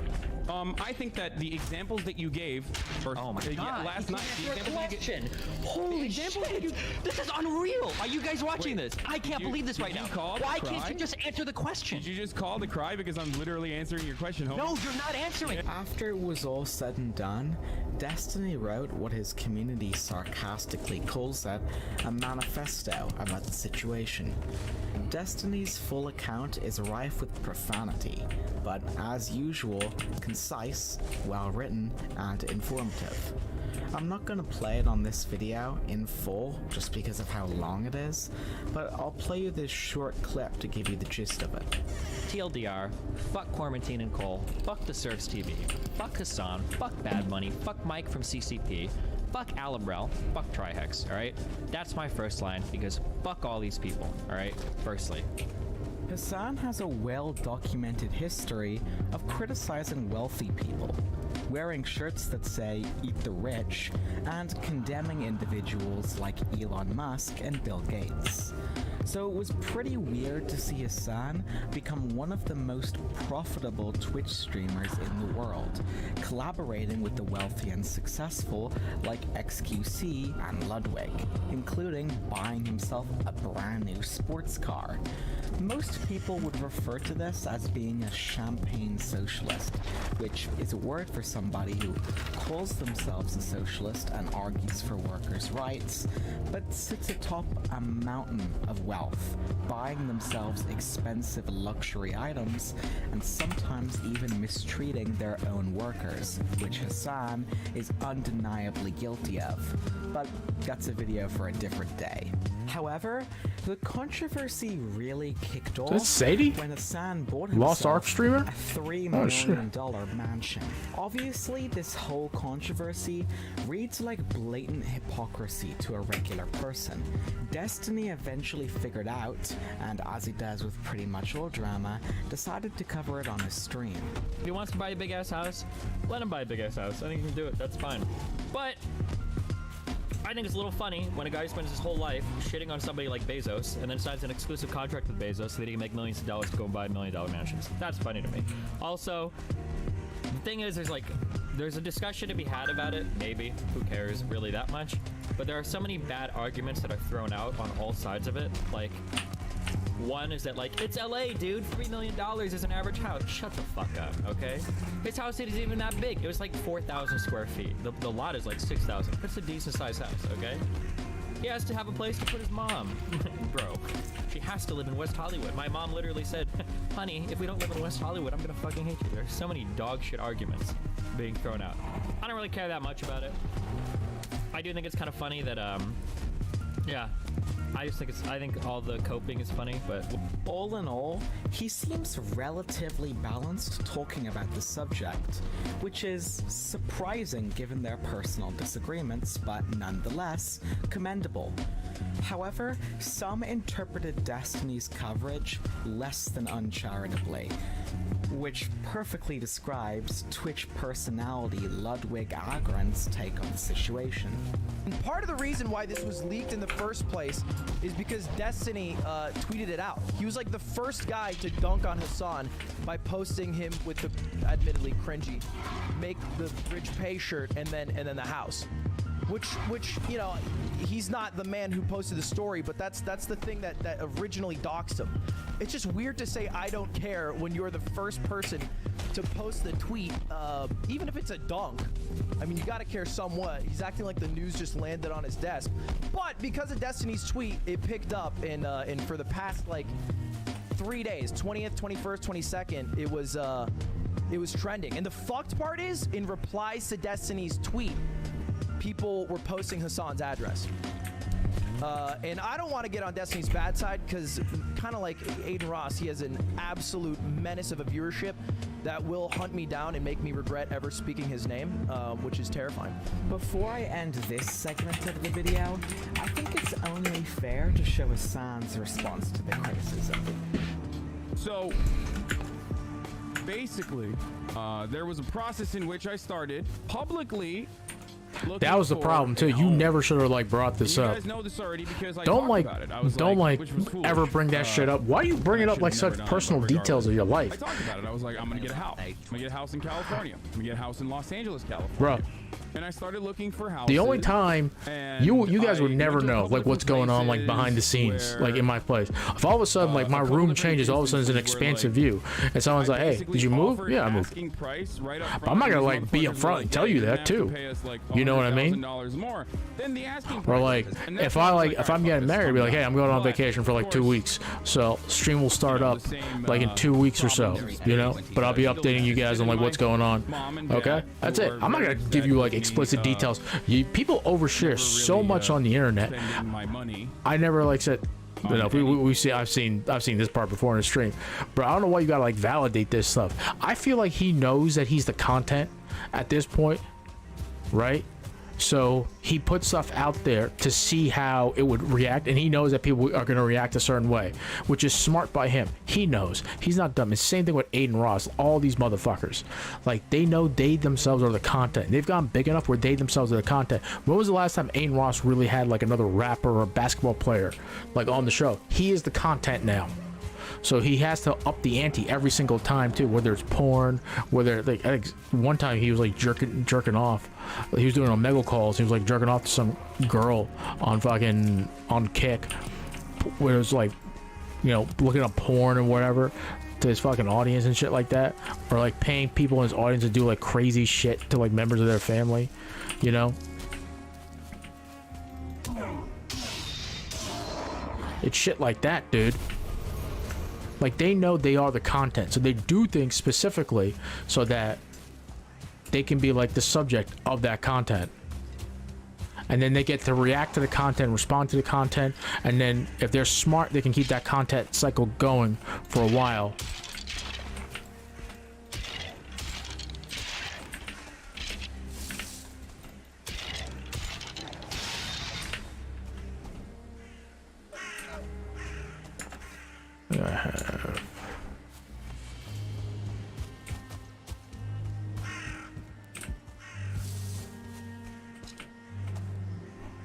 Okay, so like these people may not be like the brightest bulbs in the factory, but they understand the content game, right?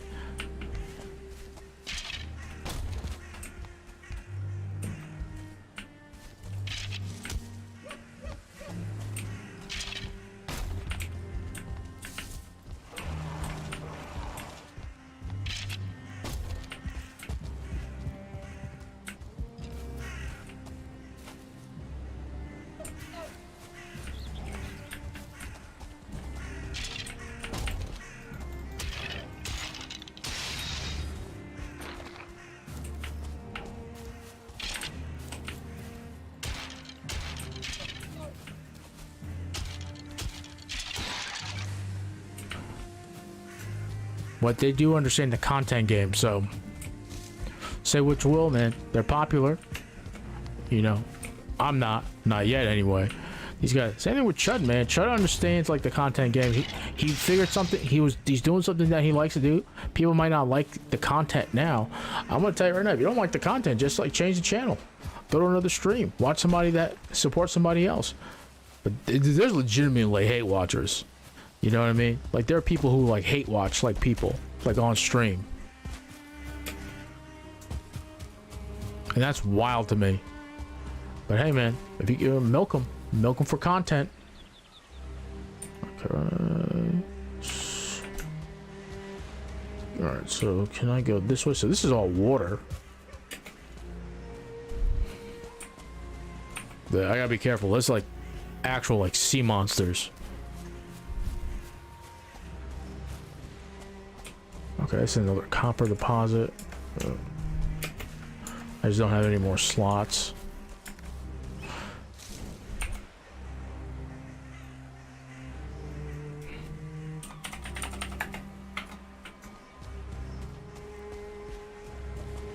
He took a shot at Ludwig too in that video. There is... Oh shit, I don't want to fucking fuck with that. There's something to be said though, like the people at the top of Twitch tend to protect them. You see it too. They'll never be like upfront about it, but like it's there.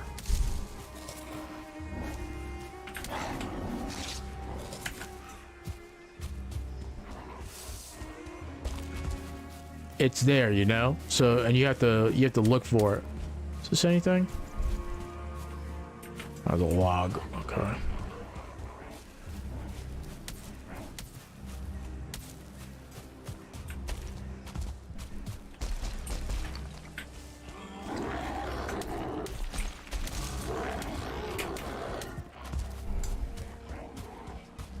don't care about fighting these guys. These guys are all over the place.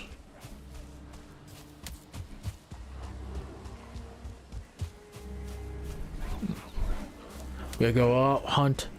Yeah. Now we're kind of like awake and like paying attention now. Ate some ravioli. Cooked some very simple ravioli. Some truffle oil on top. Delicious. Little pepper. This is regular ravioli, just nothing like special, just with cheese. I do have like some lobster ravioli. But let me finish up this like regular cheese ravioli. I need like tomato sauce, that's the only thing. Gardening season's almost back up too, so I can get some fresh garden tomatoes.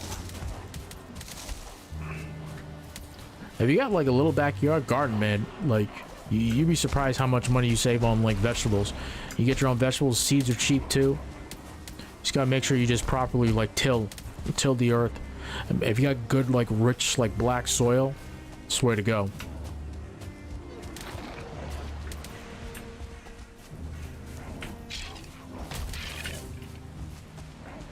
These guys are just gonna kill each other now.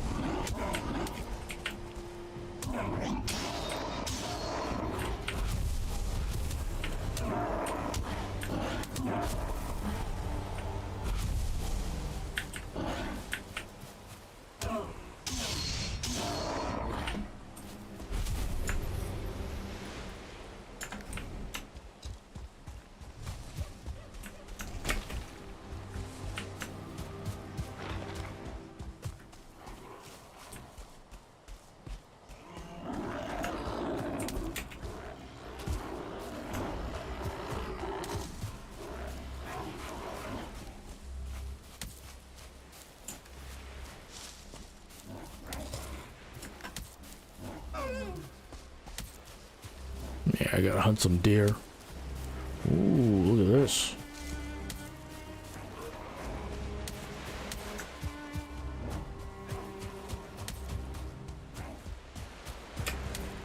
That's a 10.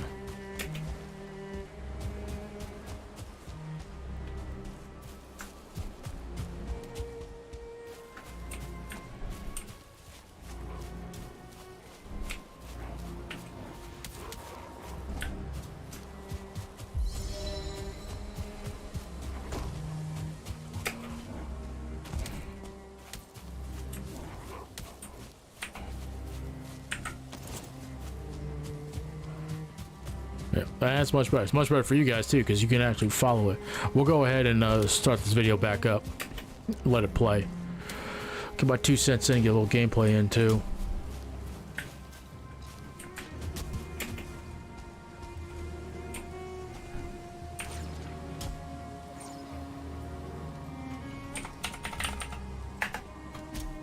You know, the copper deposit.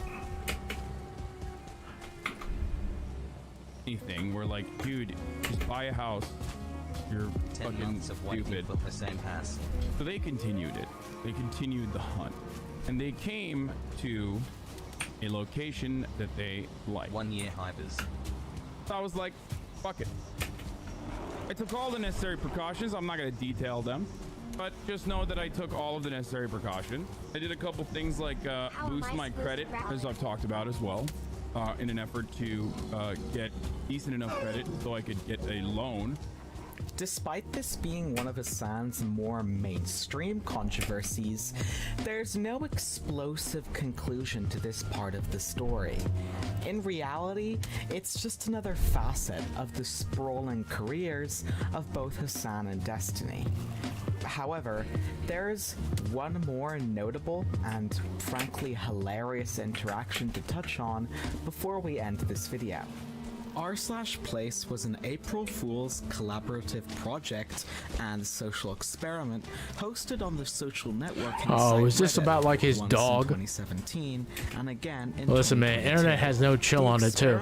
Like, I understand that like you had like a lot of feelings about your dog, and you know, and it was very special to you too, and like people like, but it's Reddit, man, it's the internet. That's why you shouldn't share. I know like it's weird, but like you build like these strange like parasocial relationships, and at the same time too, when you build those relationships, too, it connects with the audience at the same time. But like you gotta be careful with what you share with people, dude, because more often than not, when you share things with people on the internet, they'll use it, they'll twist it, and they'll just bring you down. You know what I mean? I would not share like that stuff. If like something happens and you need to take like time off, just tell them, hey, I'm gonna be taking a little time off a stream, just going on a small vacation. That's it. They don't need to know that like behind the scenes, like a grandparent, a parent died, your dog died, and shit like that. You know? Like you shouldn't show. It seems so strange, but you shouldn't show weakness. Like literally, when you look at Destiny's like private life just being all over the internet, bro. Most people, I don't think most people would like survive that sort of level of scrutiny and harassment, and just like people just like going over and everything. I just don't think people. That's why he's Destiny. You know, he's the man. He's successful for that reason. But the toll on his mental health, I can only imagine. Like he seems to like it, but you know, I know for a fact I couldn't take it. I don't know why he shares like so much stuff about like his private life with people. Maybe that's the reason why he's so popular, whatever. And I might never grow that far, but like I just don't think that you need to share like that much about with people when it comes down to streaming. Have some tough conversations, have do some debates here and there.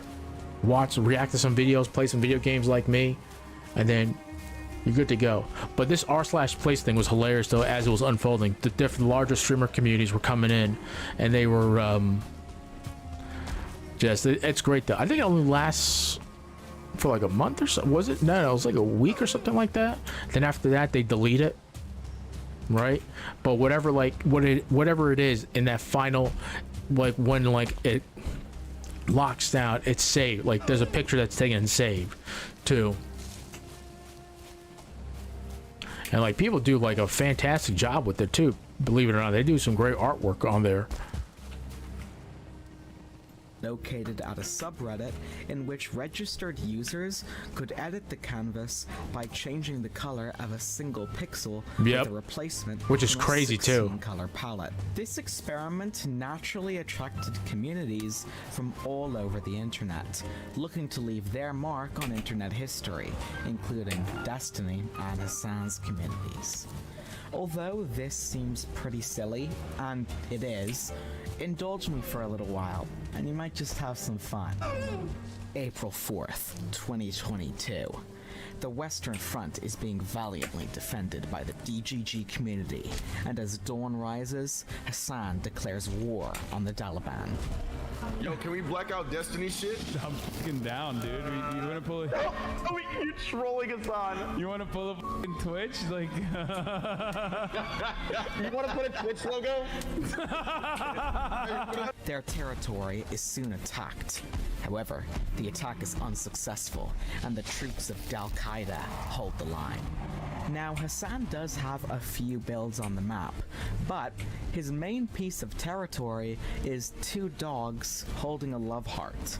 And, in an act of pure retributive justice, Destiny quickly declares war, and the dog on the left is eradicated in what is now to be referred to as K911.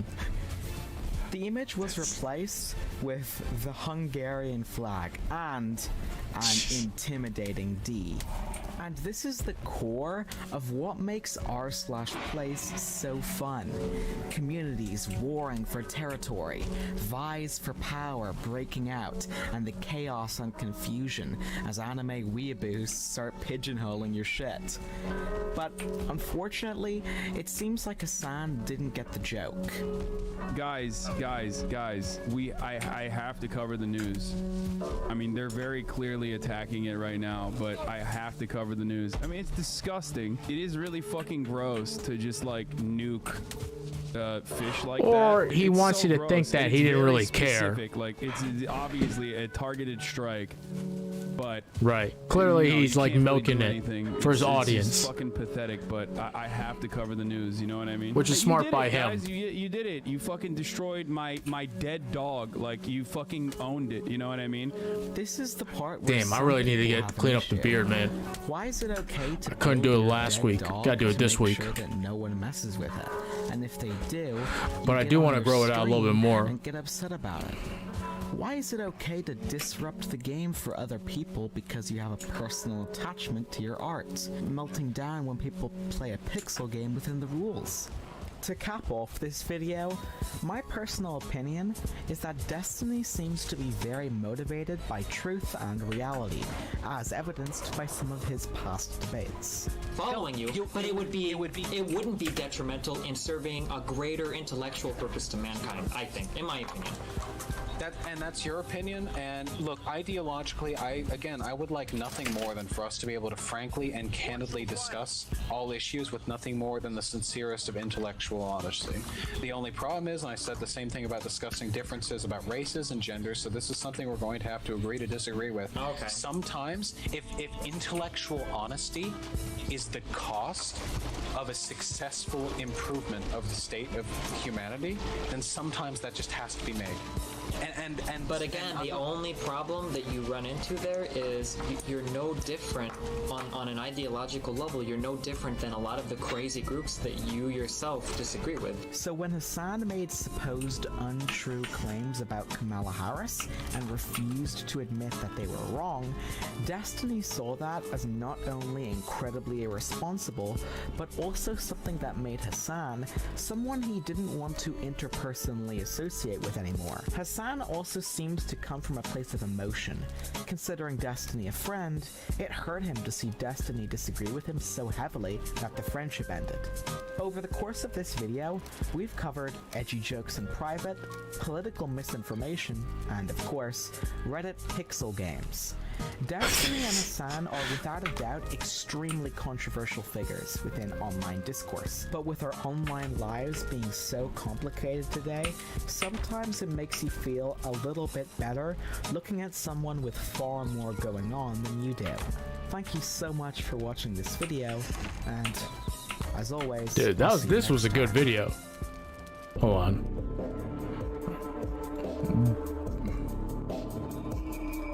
Dingo, you did a good job, man.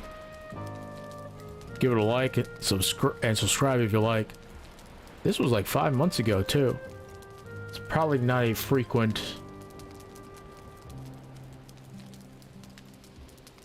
poster. Yeah, every once in a while. Hold on, let's Vosh is gonna be streaming. So that's it.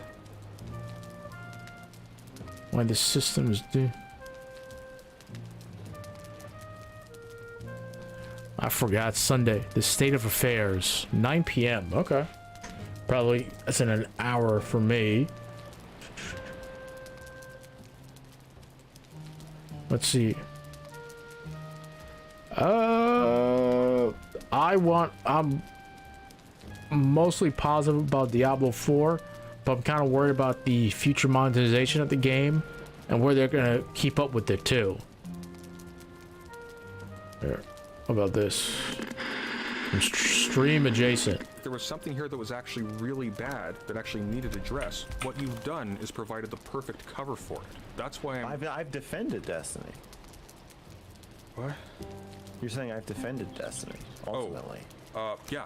I think you've done him a massive service. You know, there's a huge buffer now between him and all this stuff that was floating kind of raw. It wasn't uncommon to find like Reddit posts, for example, that'd be like, hey, I don't know about this thing about the DDoS kid. I never saw this before. This is a little weird. This is showing me a different side of him. Da-da-da. That would happen every so often. Now this is all contextualized in a nice little package. Anytime somebody brings it up, somebody else is going to say, this is just the Mr.Girl shit. Just whatever. You see what I'm saying? When you say see, do you mean understand or agree with? Let's go with both, and you can pick if you want to disagree with one. I understand what you're saying. Yeah. Are you sure about that, Max? I don't really want to talk about, which is your opinion of me or the writing of the article. I understand now. I get it now. You're confronting me to tell me that you think that I bungled this and inadvertently provided cover to Destiny. I warned you about this months ago, that if you didn't do this really well, you weren't really careful, you would bungle this and you would give cover to Destiny. You did say that. This is not a new thing. I'm not accusing you of saying a new thing. Okay.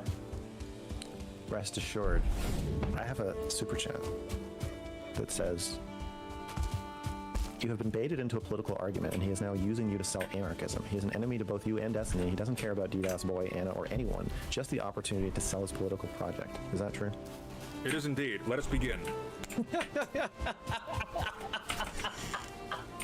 Sorry. Actual good joke versus Sunday. That's actual good joke, yeah. Sunday. Like, you know what I would have done in your place? Had you asked? I know you would have tweeted misogynistic comments about Kyla, and then made a 5-hour video. Misogynistic Kyla. I would have made misogynistic comments about Kyla. What are you referring to? I don't want to repeat them, but. But what are you referring to? When? I think when you levy insults at women involving their acrylic nail polish, you're being misogynistic. Did I levy an insult at Kyla about her acrylic nail polish? Yes. What did I say? I don't remember. You talk about her. I'm pretty sure I mentioned because she kept No, because she on stream she kept picking her ear and like putting her nails in her teeth afterwards. It was gross. That wasn't her. Yes. That wasn't her nail polish. That was her being gross. That was like Nick Fuentes picking his nose. Yeah, I think you're being misogynistic when you do that. Well, Max. As I said that on Twitter. Yes. I think that's a ticket, Max. I think you got me there. I'm not trying to get you. I'm just saying that I. No, just own it. Own it. You got me. Yeah. I'm done. I'll be deleting the channel tonight. I think it's came over. here to get you, and I finally did. Just as a quick aside, you were soliciting interviews for the better part of the last year. Did any of those like come to fruition? I can't answer any of the questions you're about to ask me. Are any of them represented in the article? I can't answer that. Can I ask why?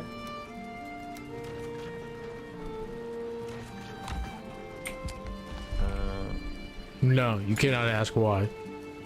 Jesus, fucking. Because the answering can only benefit me and harm sources. Well, not necessarily. You can speak in the abstract. Don't say where the sources apply. Just asking if have any interviews resulted in stuff that made it to the article. I can't answer that. Oh my god. Oh my god. They destroyed my shit. I've discussed some on the record interviews already, so we know that interviews happen. Okay. So, do you have any? I didn't see any evidence of interviews in this article, from what I saw. I saw DMs. I saw Reddit posts. Yeah. Yeah. Which is fine. You're not obligated to include interviews. But it's odd because it feels like. I don't want to talk about whether you think something I did. I don't really want to talk about the form of the article. All right, let's talk about abuse then. Just for the sake of brevity, what's the? Is there a quintessential example here you'd like to focus on if we're talking about abuse? No. That's content. That's a content question. I'm asking for your guidance. But I want the front and center No, the I best can't. case. I can't tell. No, there's no. You already.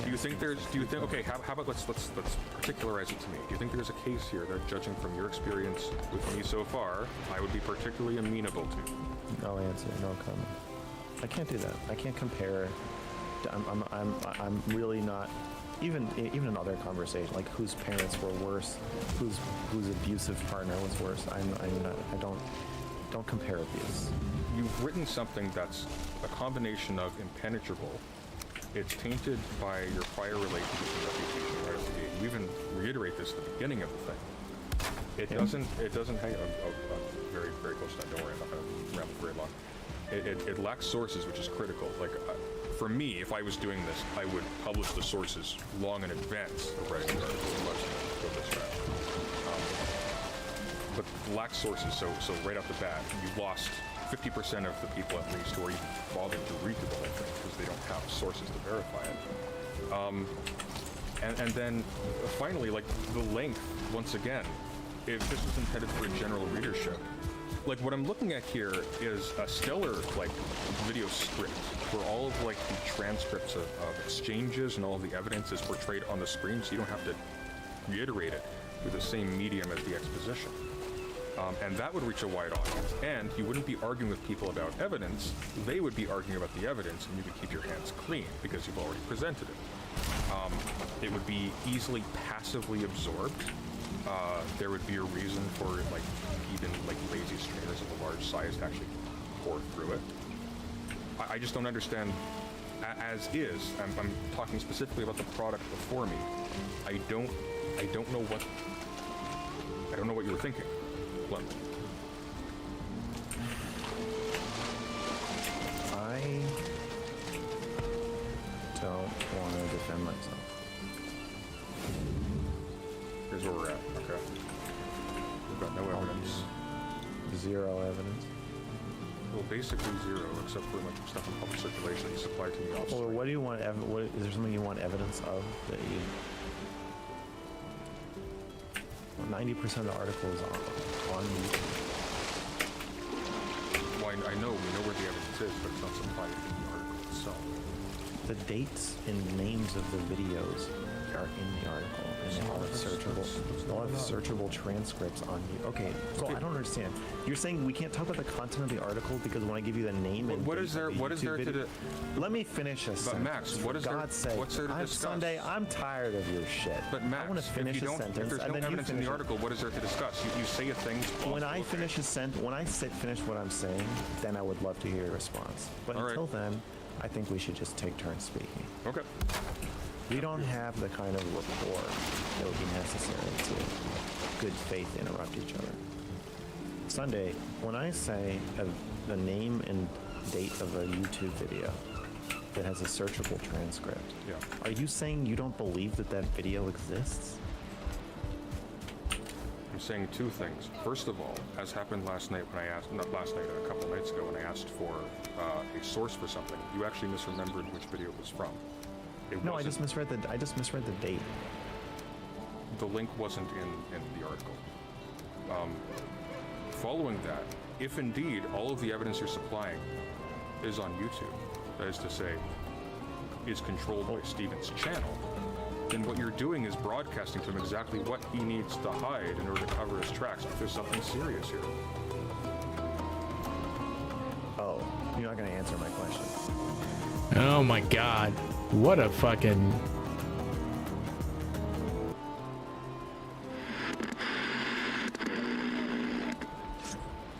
Ooh, there's been a bit of a drop. Look at that. Oh. Look at this drop. Look at this drop. Oh no. It was going so well. And then there's a big old drop.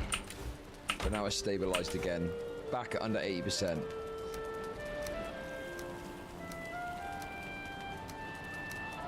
Buy the dip. Buy the dip. Was that when I get called out? I think I was referenced, wasn't I? We're gonna watch it anyway, so we'll get into that. I believe I was referenced.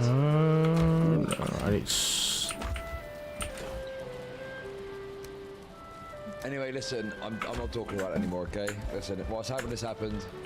We're moving on. We're moving on to pastures new. We're moving on to pastures new, okay? Oh, shit. Okay, right, let's just continue on. The stock is dipping. And I wish I could do like a stream where like I cry for 30 minutes and I talk about how it's so gross and invasive and blah blah blah. Like, you know, if I'm not making it public, like you guys shouldn't be public on my shit and you guys shouldn't speculate. You know, even if you're British. Like I could obviously play that game. That's so directed at Chud too. To set the record straight on when it comes to the report. There's a lot of rumors floating around. Yeah, there are a lot of weird rumors floating around. I mean, all I'll say is that, like, I feel like it's kind of gross that, like, people want to dig through, like, so much of my personal life. I understand, like, the temptation to and the desire to, and I wish I could do, like, a stream where, like, I cry for 30 minutes and I talk about how, it's so gross and invasive and blah, blah, blah. Like, you know, if I'm not making it public, like, you guys shouldn't be public on my shit and you guys shouldn't speculate, you know, even if you're British. Like, I could obviously play that game and do that. I mean, I don't really care to, but... Don't know what he's talking. I don't know what he's talking about. No idea. What's he talking about there? I don't even know. Your guess is as good as mine. Your guess is as good as mine, guys. I'm clueless. Okay? I'm clueless. I'm totally clueless. Don't know what that's about. God, it's funny because he said British and I'm British. He's probably referencing some other streamer that talks about this stuff. I don't know. No idea on that one. I will say, at the end of the day, dude, there were so many details in that article that were incorrect. Like, do you remember when Matt Walsh was on Joe Rogan, and somebody asked him about, like, how many kids do you think are on puberty blockers, and he said 3 million kids. When somebody makes a mistake like that, you gotta wonder, like, did you do any research for your documentary at all? When Max legitimately thought that Linus Tech... Oh my god, what's Kevin Logan done now? What is Kevin Logan doing? I can't believe Kevin Logan is doing something like that. It's unbelievable. On my stream, having these conversations, like, this guy almost sold his company for like $100 million, and you think he's fucking Indiana drama? Like, what the...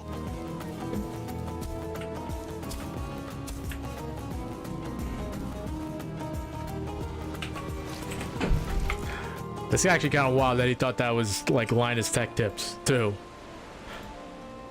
Okay, let's see from DGG World. I know for a fact that after the Ann Lav thing, Max was thinking that he was going to find 15 more girls at least. How did you spend 4 months on this? What were you doing the whole time?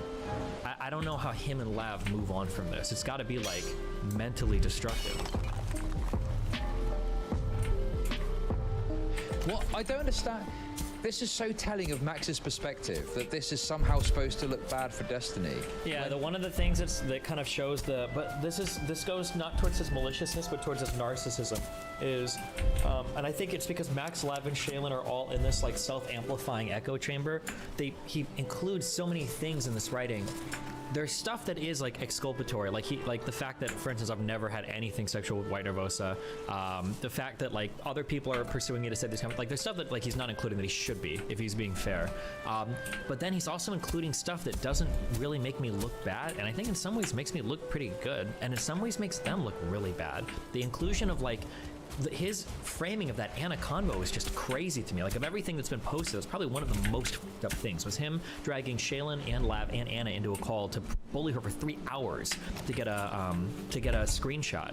And ultimately the screenshot didn't even matter, right? Because it's not like he needed that screenshot, because when he came in and asked me, I'm gonna admit it, I'm not gonna say like, oh no, I'm not talking to this person, why the fuck would I do that? And Anna was even correct, she knew that. She's like, oh, well, if he denies it, I'll give you a screenshot. I'm not gonna deny it.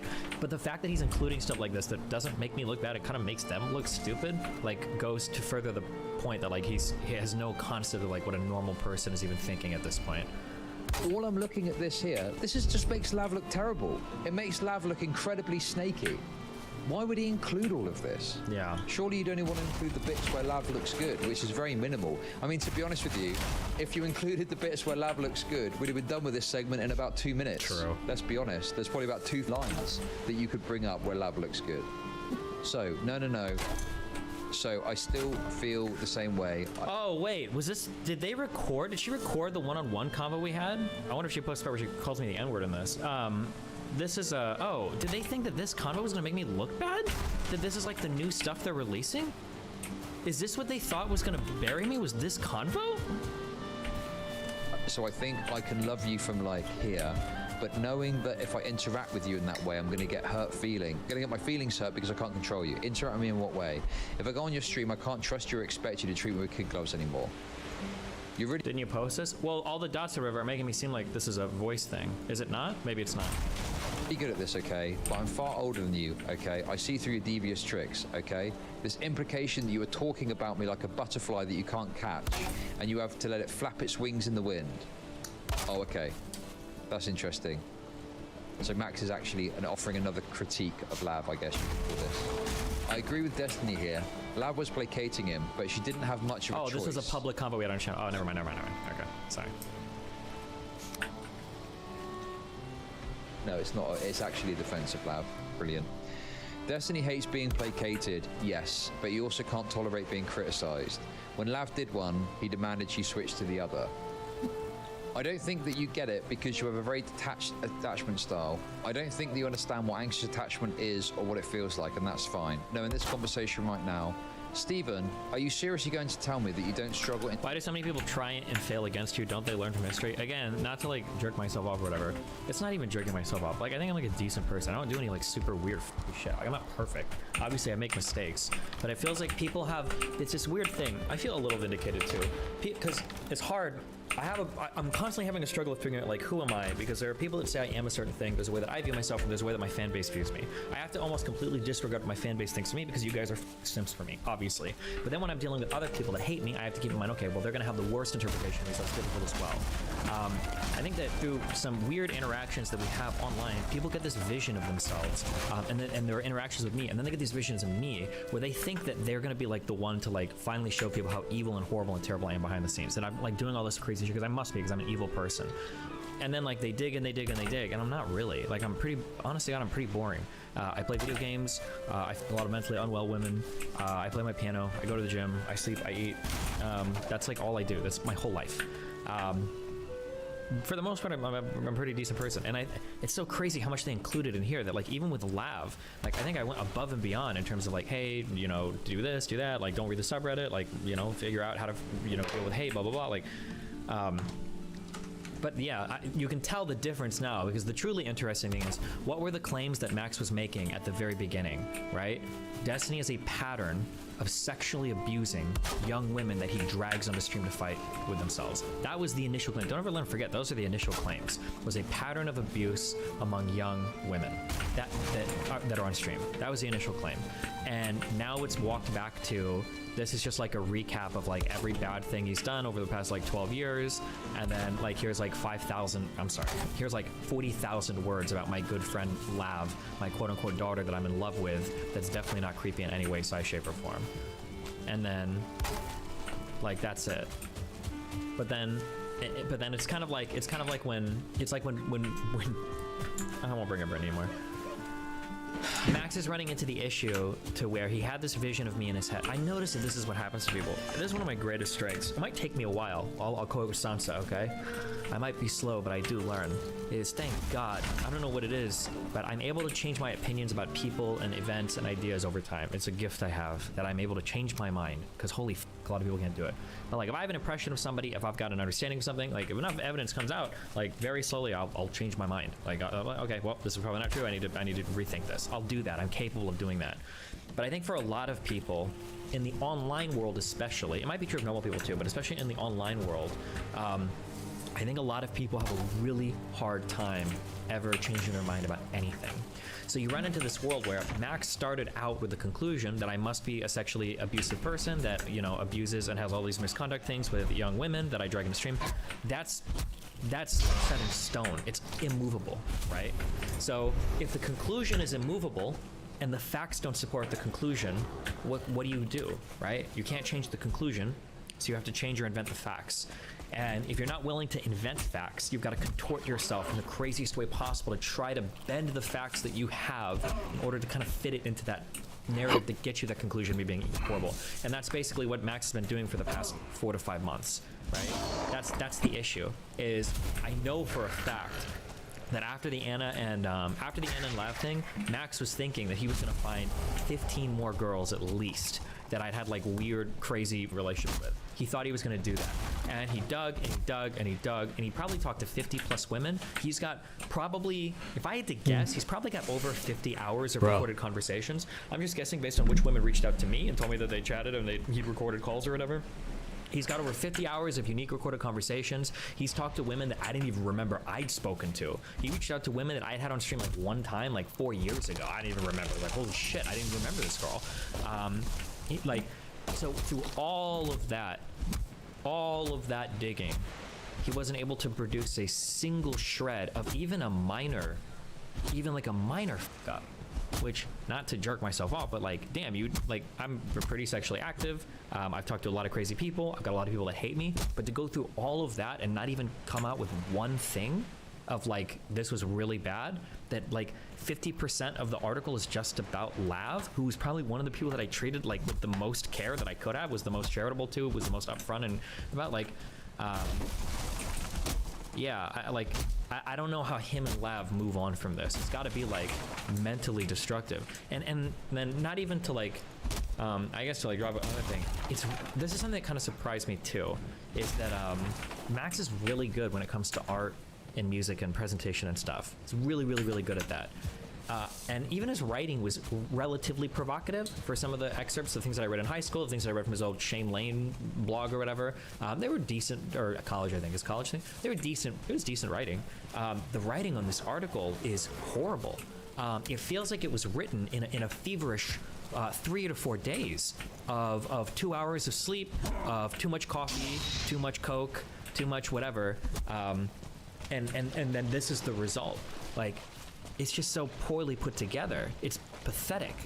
And I don't understand how to spend 4 months on this and to produce something that looks like it was written in less than a week, that didn't even have an editor go over it, where you've obsessed about these parts of my life for so much, and you're still getting huge facts wrong.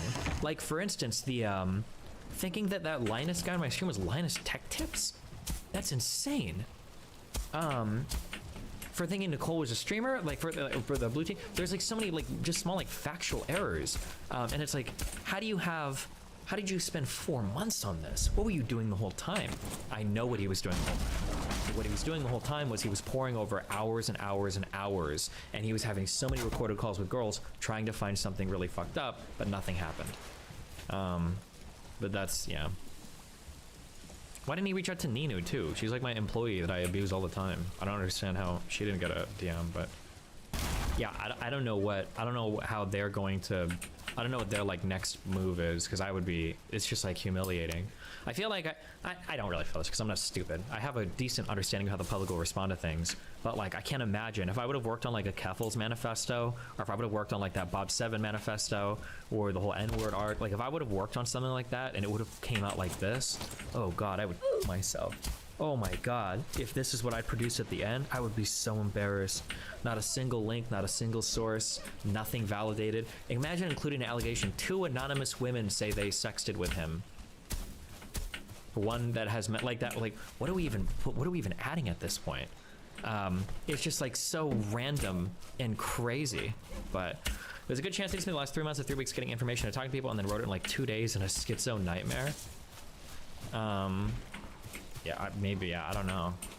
But Jesus, it's like so, I would be like mortified that this is like after 4 months of writing. It's like a grander, how much did my Vosh manifesto take? The part that had Vosh. I feel like that was 2 months, and like 1 month was mainly spent like not writing anything because I couldn't pick it up again. Interpersonally. No. Do you think he's going to continue to campaign against you? I have no idea. I don't know what he does now. He needs to find somebody else to fixate on. It wouldn't surprise me if he writes like a follow-up or something, because I can't imagine he's going to be happy with the reception of this. Like even his own fan base, I don't think is going to receive this very well. I can't imagine him just putting it down and moving on. But I don't struggle interpersonally. No, I don't. That's a fucking joke. It's not a joke. I don't. You have feuded. You've feuded and fought everyone in the four corners of the internet. Your writing wasn't much better in my opinion. I think my writing is infinitely more readable than this. I super disagree. And I think a couple of my manifestos have been written and are very entertaining, and they're written really well. Also, I sourced the fuck out of my shit. I like relentlessly research for these docs. Oh my god. Like even in this like 1 or 2 pages, how many links? 1, 2, 3, 4, 5, 6, 7, 8, 9, 10, 11, 12, 13. Here's 8 more, 4 more. Here's 2 more, 4 more, 3 more. I do so much work to like edit and source. 16 links on this. What is this? Oh, I've aggressively debated Fuentes in almost every interaction I've had. Because I want to make sure that if I say something, it's not just wrong. That's another thing too that I've never understood about other creators. I wish I had this gift. How people can just so confidently wade through these conversations just to be wrong without any care in the world. They just want to like come through and just say shit. It's like, bro, you're not even a little worried that you're just like totally fucking out of your depth? Do you think that do you think Max's narrative switched all that much between his initial investigation and now? I'm not sure I ever saw him say somebody. You keep saying he said that. I think the only shift I've seen away is from the no, I don't know if you're JST. Sometimes you do like the anti-jerker thing. We want to try so hard to be contrarian to me so that you seem objective, but no. In the beginning, when Max was DMing people, you can go find the logs. I'm like, I don't need to source this. Everybody saw this happen. When Max was DMing people, he was saying that I had a pattern of abuse, especially with young women. That was what part of his initial claims. He did say he started that. saying that there was a pattern of abuse, especially young women, and women that he DM'd. That was another thing. I don't know why you're trying to gaslight me saying that he didn't have. I mean, I can look up. The email that he sent to Hafu was saying, I'm coming forward as an emotional abuse victim of Destiny. Some others are coming forward with me. That was a lie. And I'll be writing an article describing abusive patterns that I and others have experienced, especially women. That's a lie. That was the email to Hafu. In his initial DMs to Doobie, I'm pretty sure he talked about how I'd bring women on stream and then that I'd had sexual relations with them and then sadistically get off to it. Yeah, and he was saying that there are 20 plus women ready to come out in the past as well. Right. Stephen, yeah, I can tell you exactly why I fight with anybody that I do. It's not a mystery to me. Yeah, there's always a reason. Lab seems pretty happy with the article. No, she's not. The only 3 people that probably read and reviewed this article, if I had to guess, it was probably Shaylin, Lav, and Max. I don't think Max trusts anybody else because it has to be somebody he has direct control over. There's never going to be a conflicting narrative in his life about things that have happened, so I don't think he'd be open to criticism or anything from the outside.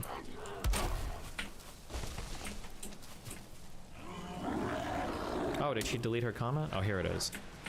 I felt vindicated to myself. If you actually read the article, you see in real time how Steven lied to me and gaslit me publicly about the nature of our relationship. Where? Gish galloped in conversations. Where? And desperately tried to reframe narratives. Where? I feel vindicated knowing I'm not crazy. You DGers can laugh until the cows come home and follow your parasocial leader to the ends of the earth. Anyone with a brain reads that and sees an extremely toxic, manipulative person. I am free.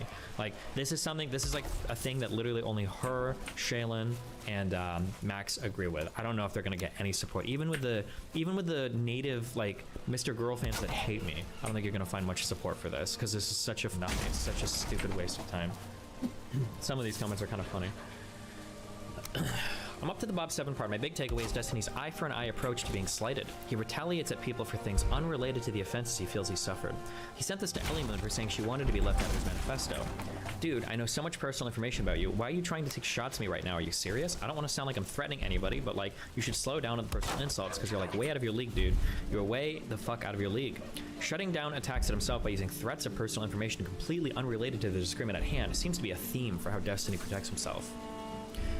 The quote, he sent this to Ellie Moon for saying she wanted to be left out of his manifesto. Reply, are you kidding right now or just unaware of the events?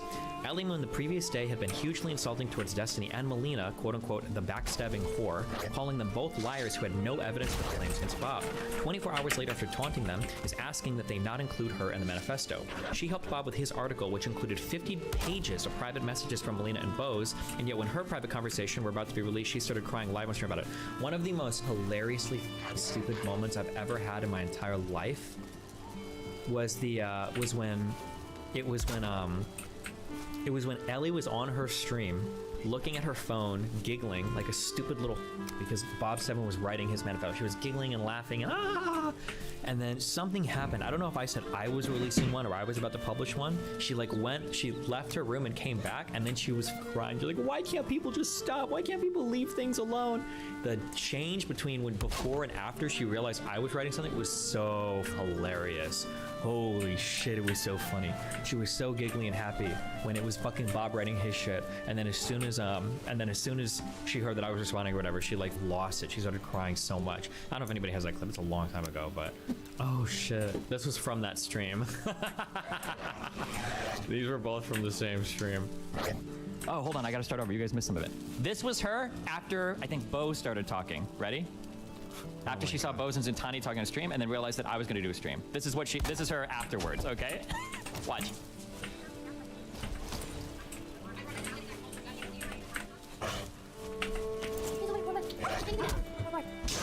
It's kind of hard to concentrate on my own fucking self. And then what comfortable when things like on my own stream when all of this is taking place right now, and it's really hard. And I'm now talk about it, do I not talk about it? Now she's like, should I talk about it? Should I not talk about it? But earlier she was really excited to show Bob's manifesto on stream. She's like, oh, I gotta go back. We gotta listen to this. But now that other people are talking, look at how upset she gets. Like, God, I hate this. This is sociopathic shit, by the way. I hate people. It's not sociopathic. It's just a woman who's never had anybody tell her no before. Because women get like this. Squad W.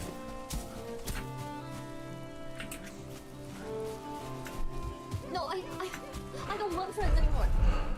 Now she's super upset about everything. Do I show the before?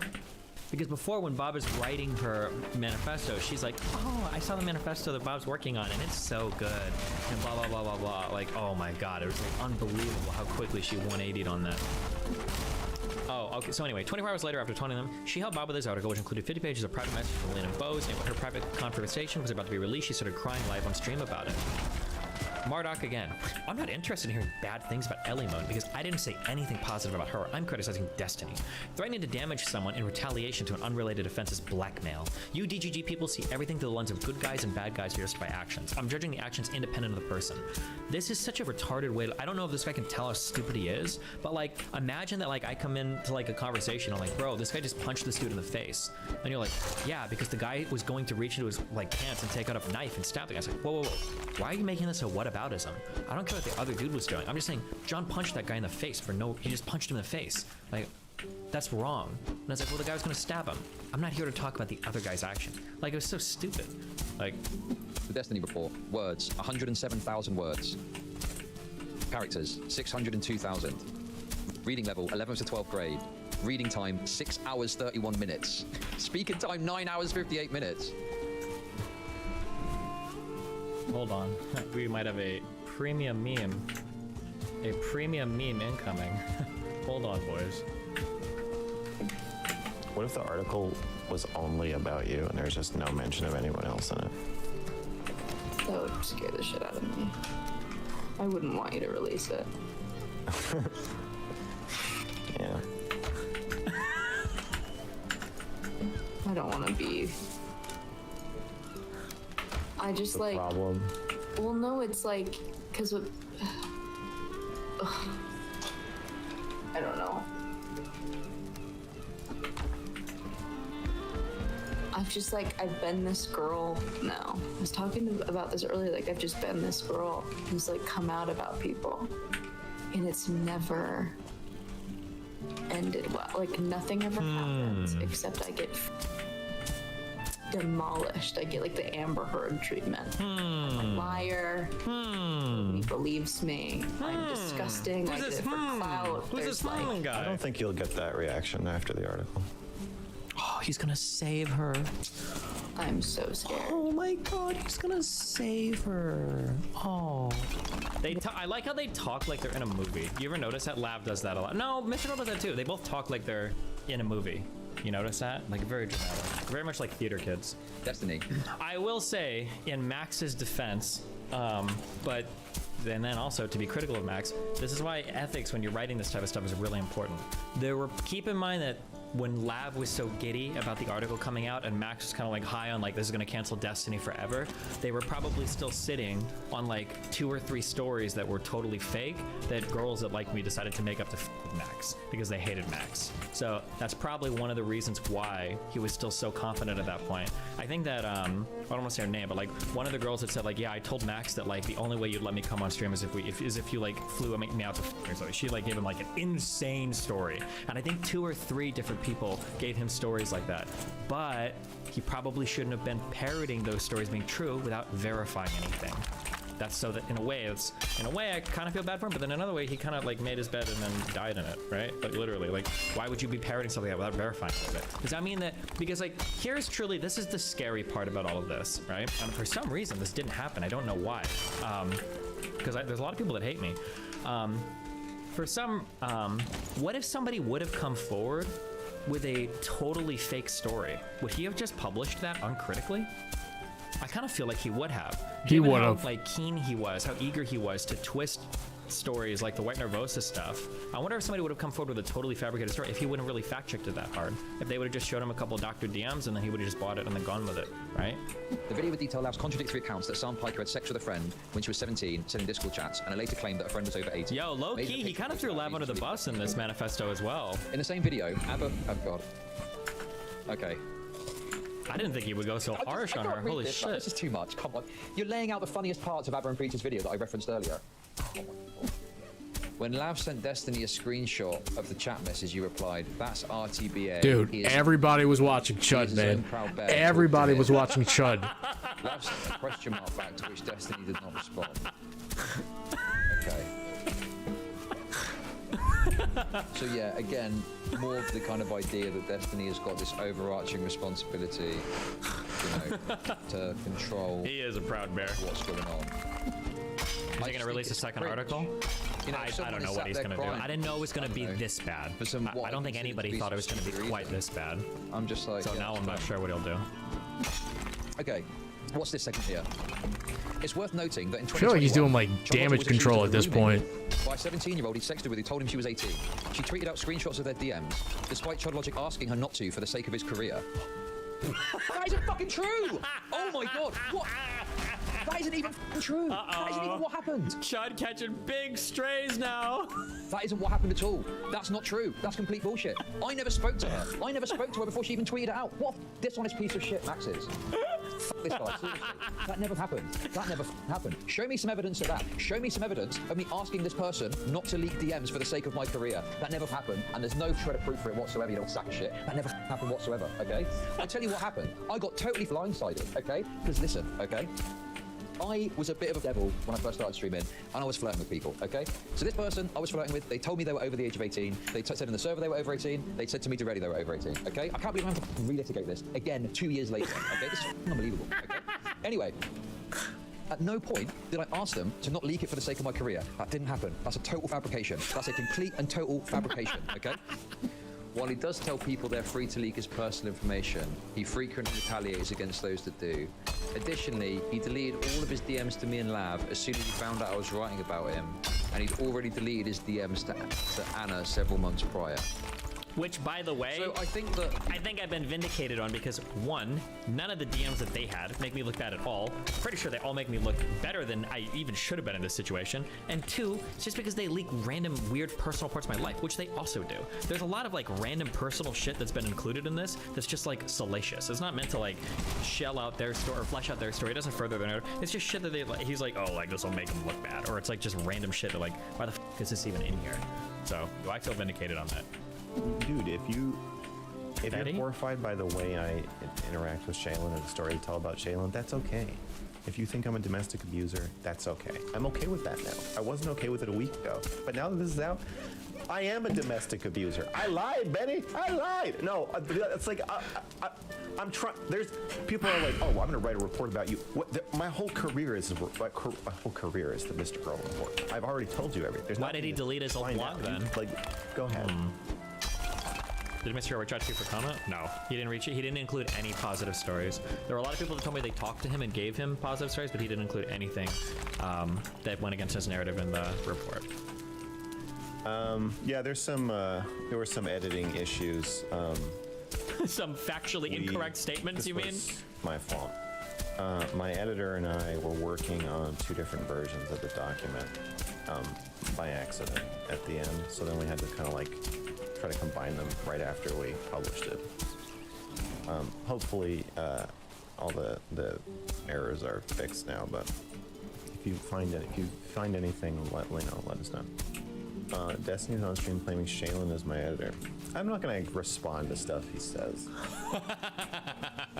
He mad. The saddest thing is that Max's big article drops today and it sucks, and I'm about to be off stream for like 4 days, 5 days. Because I gotta go do my college event, so damn. Hopefully CNN doesn't pick it up in the meantime. I gotta tell you, I don't know what Mr. Girl was thinking about, like, this thing, man. This thing's falling flat. That'd be funny. It's gonna be like some right-wing mag that wants to like fucking take down like Destiny. If like anybody like is gonna take it.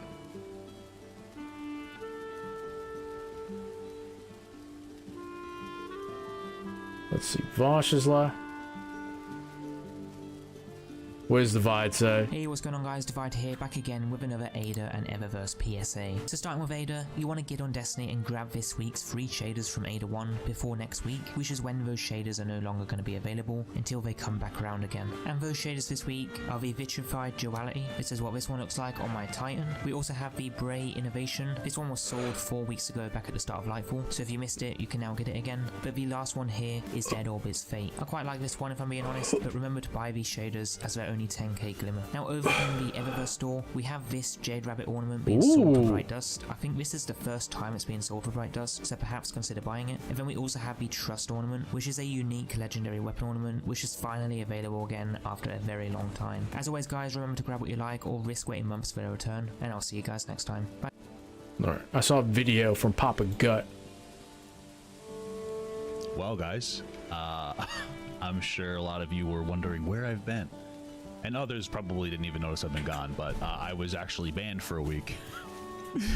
And it was supposed to end Thursday, but luckily it ended 2 days early. YouTube just undid the ban.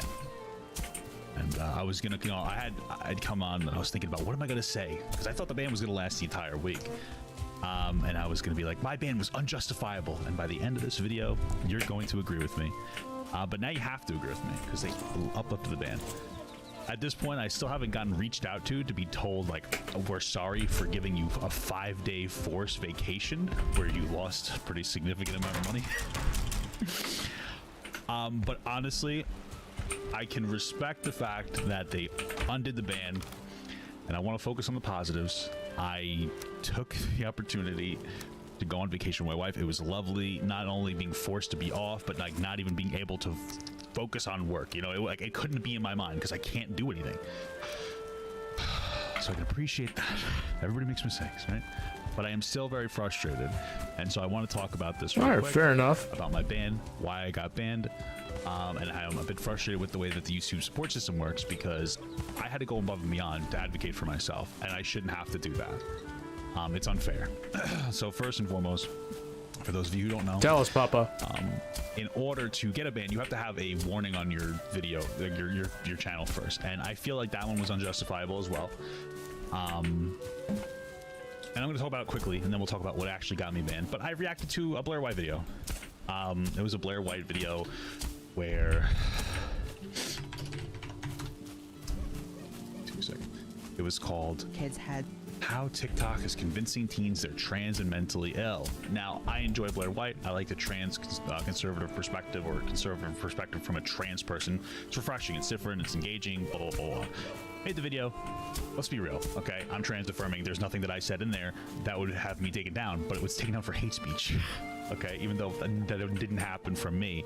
And I'm not saying it happened from Blair. He's either. not the only one who has that decision, from what I understand. Because there's nothing that I would have said. I don't think that she should be removed. My point isn't that to restrict her. My point is that I did a reaction to her video and I got banned for hate speech when there's no way that I said anything hateful.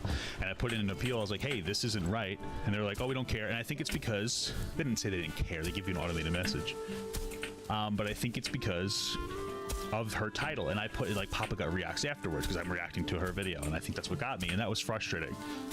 So that's why I have my warning. Fast forward to what's going on now. I'm sure you guys know, now that the video's unbanned, I can just put it on the screen for you guys. I'm sure you guys know that there's a pretty popular video going around from a while back of hey, what's going on, man? This video right here. It's got 3.2 million views. Okay. And I reacted to it the other day on my stream. Okay. Reacted to it on my stream. I've seen a lot of people react to it on their streams. Mostly, I've seen them upload the clips of them reacting to it. I've seen a lot of content creators do it. I did it as well. But here's the kicker. After I did it on stream, I got no problem on the stream. Uploaded it. Didn't release it. In the drafts, I got banned. My reaction to this video, where my video is called The Problem with Vigilante Justice, because overall my take was like, hey, like, you know, God bless you for what you're doing to get these people off the streets, but you should have worked with the police more closely because other people could have gotten hurt. That was my take. I didn't say anything in there volatile or anything at all. And my got banned in the drafts. A video that people have been reacting to on their streams, that have been posting their reactions, not just commentary, their reactions, was banned. I got taken down for cyberbullying, right? Meanwhile, For the core video, cyberbullying? which I'm assuming that something got flagged in what was going on in the core video, because there's nothing that I said. Still up, got all these reactions, everything, but I get banned in the drafts. Now, I know you're probably asking, well, how did they find out? Because when I uploaded it, I fudged like the first couple of minutes, you know, and I was like, hey, maybe I can get it monetized, so I put it in for review. What's funny is they didn't even reject the review. They just instantly, like, I'll show you right now. Look at this. They finally lift the thing up. If I go over here, it says this video is still being reviewed. So they haven't even finished reviewing it. Somebody saw it and like just panned me for it. Hopefully I get an apology or something at some point. I'm looking at my email. Nothing so far. They're not going to apologize, my guy. You're asking a lot. Yeah, nothing so far. Sorry, Papa. And they got taken down. Now me putting in for a review isn't a bannable offense, guys. Okay, just want you to know it's not a bannable offense. Request a review, so there's no justifiable reason. And the fact that they overturned it means that it wasn't justifiable. But here's the problem: the video got put up in the drafts. It got banned. I appealed it. I said, listen, I don't care if the video goes up, but here are the facts. The core video is still up at 3.2 million views. There's other people, I was at 3.1 at the time, but there was other people reacting to it. I didn't say anything in there that was volatile at all. Like, at the very least, you should be able to lift the strike off my channel and let me, I don't even care about posting it. It doesn't mean anything to me, you know? Rejected. So then I reached out to support staff on YouTube. Like inside of this app. Hey, listen, I'm having this problem. Here are all the facts. Oh, we'll look into this. It's going to take us 24 hours. Okay. So 24 hours. I remember Charlie, Moist Critical, looking into this. Said that he took it down. Okay, so they just said like, oh, the person who reviewed it said it's bad. Okay, cool. Paraphrasing, of course. So then I'm like frustrated. I'm like, I really don't feel like this is deserved. So I reached out to a few YouTube friends of mine. I'm not going to say who. They're all good people. And, you know, one said like they'll talk to their manager. And maybe that's what happened. Maybe they're managers. I don't know. I'll have to message them after this. But another person said like, hey, go to YouTube or excuse me, go to Twitter and complain on Twitter. He's like, anytime I have a problem, I have to go onto Twitter to complain about it. I have to go onto Twitter. That's part of the status quo, is that you have to go to Twitter and complain about this on Twitter in order to get a response. I feel like that shouldn't be happening. If that shouldn't be a thing. That should feel, no offense to anybody in YouTube who's not watching this, that should be embarrassing to you, that somebody has to use a resource outside of your own resources that you have every means to implement to reach out and complain about a copyright or not a strike. I shouldn't have to go to an alternative platform to complain publicly in order to get you to take action. I should be able to just go in here and be like, hey, this happened. And they might say like, hey, we need 2 days. We need 3 days. This is going to take us a while. Okay. Is it unfair to me? Of course. But at least like you're listening to me. But I get denied in the appeal. I get denied in the creator app, whatever this thing is called. And then I have to go to Twitter. And I say, hey, I'm having all these problems. I had to make a new Twitter. I don't have Twitter. I don't like Twitter. Hey, I'm having these problems. What's up? And of course, it took them 4 days. They're like, be patient, give us some time. It took 4 days. I felt like I was like irritated. Like, yeah, I put it up there. The next day, I was like, hey, like, what's going on? They didn't say it. They were like, oh, well, I said something every day. I was like, hey, like, what's going on? What's the update? And the last thing I said was basically like, hey, listen, like, I understand I'm just a cog in the wheel, but this is like really frustrating to me because this is my job. And like, I feel like I'm being not treated very well. And they responded by unbanning the channel. By removing the strike, and that's the right thing to do. And honestly, like, listen, I'm still just looking to see if they're gonna say anything officially to me, like just that oopsie poopsie or something. They are not gonna apologize, listen, my guy. I had a wonderful weekend with my wife. We went on an impromptu vacation to Pennsylvania. Okay. Wonderful. And you want to know what? On that little vacation we had, my wife decided she wanted to make her own channel, and we're gonna upload a video to it. Okay, we're gonna start. It's a channel where she wants to do her own podcast with me and a little vlog with me once a week. That's what it's gonna be about. Okay. And so that was cool. So I enjoyed myself. So I'm happy, and I'm happy that they did the right thing, and I respect it. I truly do. I want you to understand. I do respect it. Okay, I'm gonna put it in the link. Don't worry. This is the channel. Okay, I don't know if we're gonna commit to this picture here. Okay, we're gonna give you your parasocial content. Don't worry. Put the link in the description. It's called Robin Dan. Okay, so my wife's name is Robin, and I'm Dan, and it's like Robin. Right, Robin Dan. It's good. I like it. But I'm still frustrated that it had to go to this length because it's stressful, man. Because, you know, here's my thing. If I made a genuine mistake and I messed something up and you were transparent and you said at such and such time you said such and such thing and that's why we're doing it, I could take a deep breath and go, okay, I know what I did wrong. But for me, I feel like I got banned for no reason, and clearly I was right because they overdid it. And so now I'm freaking out. I'm like, okay, when I come back, like, what if I say something wrong and I don't even mean it? And I'm just like freaking out. Like my entire like life is threatened here almost. Not that far, but like I'm like, what do I do? You know? That's what I'm feeling, and I'm like, I'm anxious and stressed, and like it's frustrating because I just want to be able to make content and I want to follow the rules, right? You know what I mean? If there's any type of incredibly insane content I wanted to post, I would just post it on Patreon or something. But I don't make content like that. You know, I'm very fortunate in my job that I come on and I do like social, political, drama, BS commentary, and I have a lot of fun. People enjoying interacting with me. But like the lack of transparency is frustrating. Again, I appreciate that they didn't just double down and maintain the ban.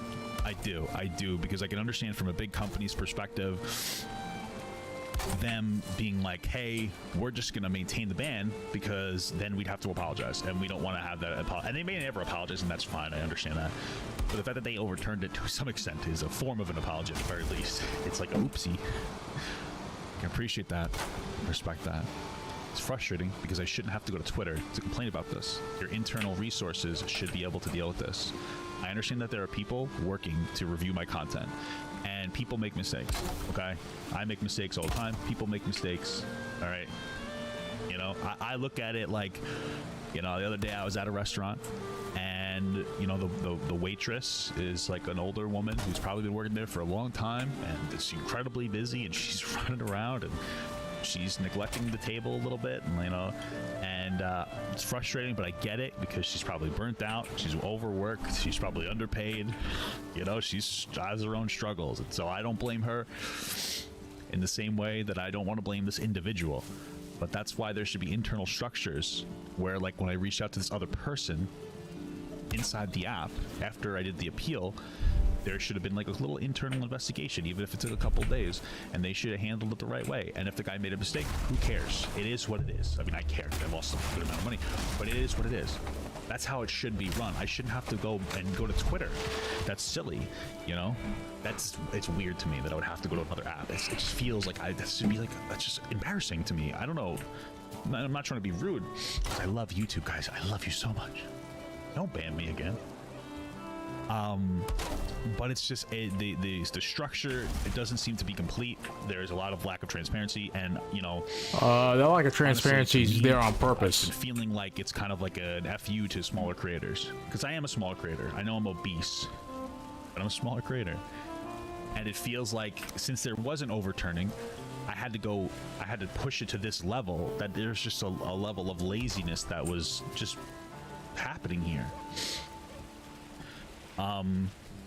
Not because they were being malicious, but because they were probably just trying to get their work done. Review. Let's get to that. Blah blah blah. Okay. Well, we got the. He's complaining about the ban, which I feel for him. I understand. Like that's scary. We got draft picks. We got Asmongold. I have huge concerns about Diablo 4. This is a video from Zizarine, PoE legend. You know him. Everybody knows him. I've watched a lot of videos of his. We'll take a look at this one. Here we go. Hi, Zizarine here with another video. And turn it up a bit. I just tried the Druid, and I'll make... Man, no wonder he made this video. Holy shit. So he just tried the Druid, and he just got done making a video called I Have Huge Concerns for Diablo 4. Man. I can see why. Make a video about everything about the Druid, but the Druid started pointing out some problems in Diablo 4 that wasn't as apparent with a lot of the other classes, and especially with the new information, legendaries are increased drop rate by a substantial amount. So that means that you will not be decked out in full legendaries by 25. That's that right. Pretty much changes everything. It because does. That means that it's going to make a lot bigger difference. The only classes that are playable without legendaries is, I think, Rogue, Sork, and Necromancer. Yes. I think Barbarian and Druid are not playable without legendaries. And I think the only one that's really playable without legendaries is Sork. I think like Sork is a step above Necro. Probably maybe Necro's up there too. But I think even Rogue is a tier below them. Difference when you actually get them. But with that in mind, I was playing, and first off, resource generation on Druid and Barb is really bad. It's also extremely weird on Druid how you can hit like debris, barrels, and stuff like that, and suddenly you're gaining resources. But you're not gaining resources by regenerating. But hitting a barrel is okay. Or a deer. You're a Druid, and you can kill a deer to get some more resources. Very Druid-like. Obviously, the last one is more of a joke. But it's not a joke. It's fucking stupid. He's right. Resource generation felt really weird, and I've gone into Diablo 4, and with everything they're saying, they are aiming for a more casual audience. They've said that the skill tree is very on purpose to be more simple because they want it to be an easy game to get into. But here is where I start having a problem. Which is a good idea. That's all well and good, but there's several things in the game that is not catered to more casual players.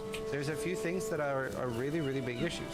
The first off, the resource generation and cooldown. Either is fine, but they do such a big combination of both, and it really sets apart skills that don't have either. For example, Corpse Explosion I think is done really well. Because it's fucking insane. Yeah, it's really good. The problem fundamentally is that melee classes shouldn't have builders. They should only have base attacks that deal damage. having to build up energy in order to do one of your base attacks while you also have to negotiate getting into melee range to do that feels horrible. It has no cooldown, no resource cost, and the only limitation, which ends up being the resource cost, is corpses being there, which you have a lot of different ways to generate. The corpse explosion ends up being really good and sets itself apart so much.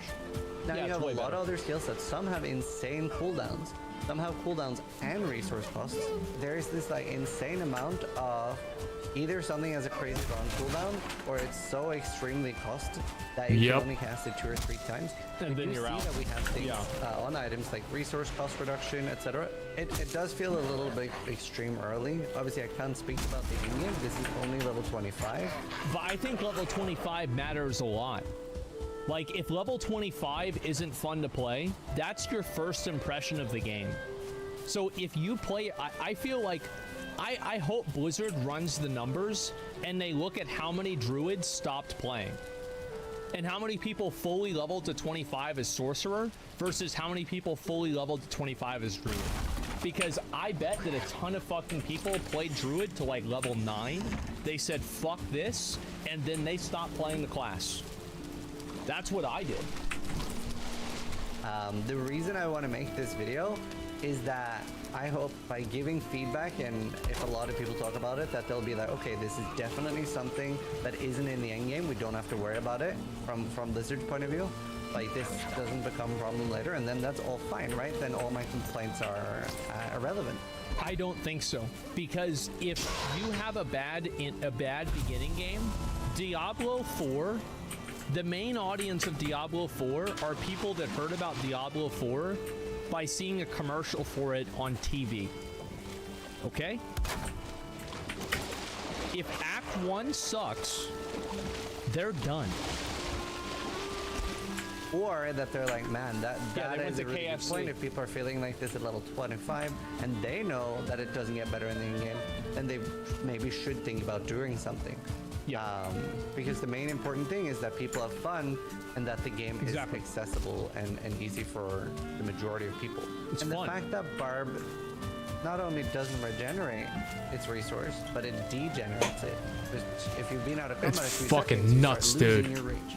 That feels I was able really to put bad. together So like a Barb and Druid decent is like this thorn awful build for resource barbarian, but dude, like you're still dependent on fury and being able to berserk just like a little bit. But that build only worked because there was an increased legendary drop rate. So do not release the game in its current state, Blizzard. I am telling you right now, people are going to shit all over the game.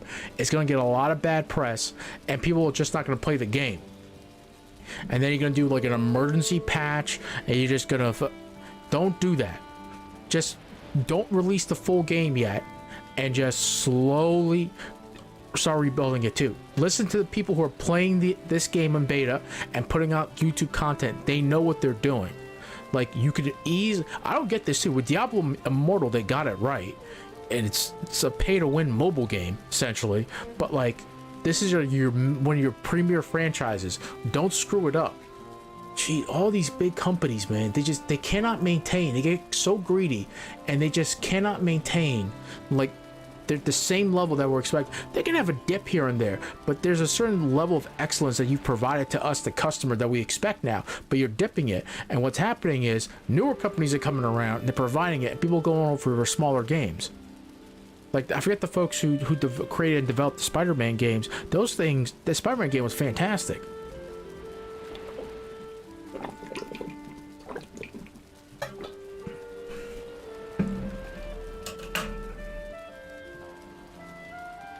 generation. Another thing, this is just straight up anti-casual. The respec cost. So the respec cost goes up the more you do it, but it goes up permanently. Apparently this is intentional, where they have said that at some... The resource cost goes up over time. I didn't know that. I thought that it went up based off of your level.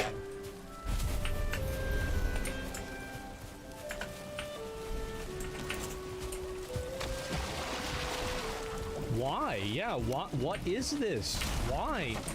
I don't know what... He means respec cost? Yeah, I know. It goes up for each level, I'm pretty sure. Yeah, I could see it being a small nominal gold fee to try to combat some level of inflation. And it's like, okay, all right, fine. Like, it's like repairs in retail WoW. Okay, sure. But if this is actually going to be prohibitive to people that want to play the game in different ways, who is this for? Who is this helping? Where's the upside to the player? Point, they want people to make a new character instead of be respecting permanently. That is okay and all well and good as a philosophy, but I don't think it goes very well over with a more casual audience. No, a casual player is not going to say, I want to play a new barbarian, let me go through every act of the game and level up this barbarian because Blizzard has decided this arbitrary number is too high for me to click the button on. This is just not going to happen. Generally, especially more casual players, aren't even on Twitch, they aren't on YouTube, they aren't checking build guides. Yeah. They want to experiment and play around with different things. Exactly. At least like on a basic level. Like, I'm not talking about making advanced builds here. I'm just seeing what is that ability like? What is that ability like? And this really prevents that when eventually your gold cost will become so big that you have to make a new character and never goes down.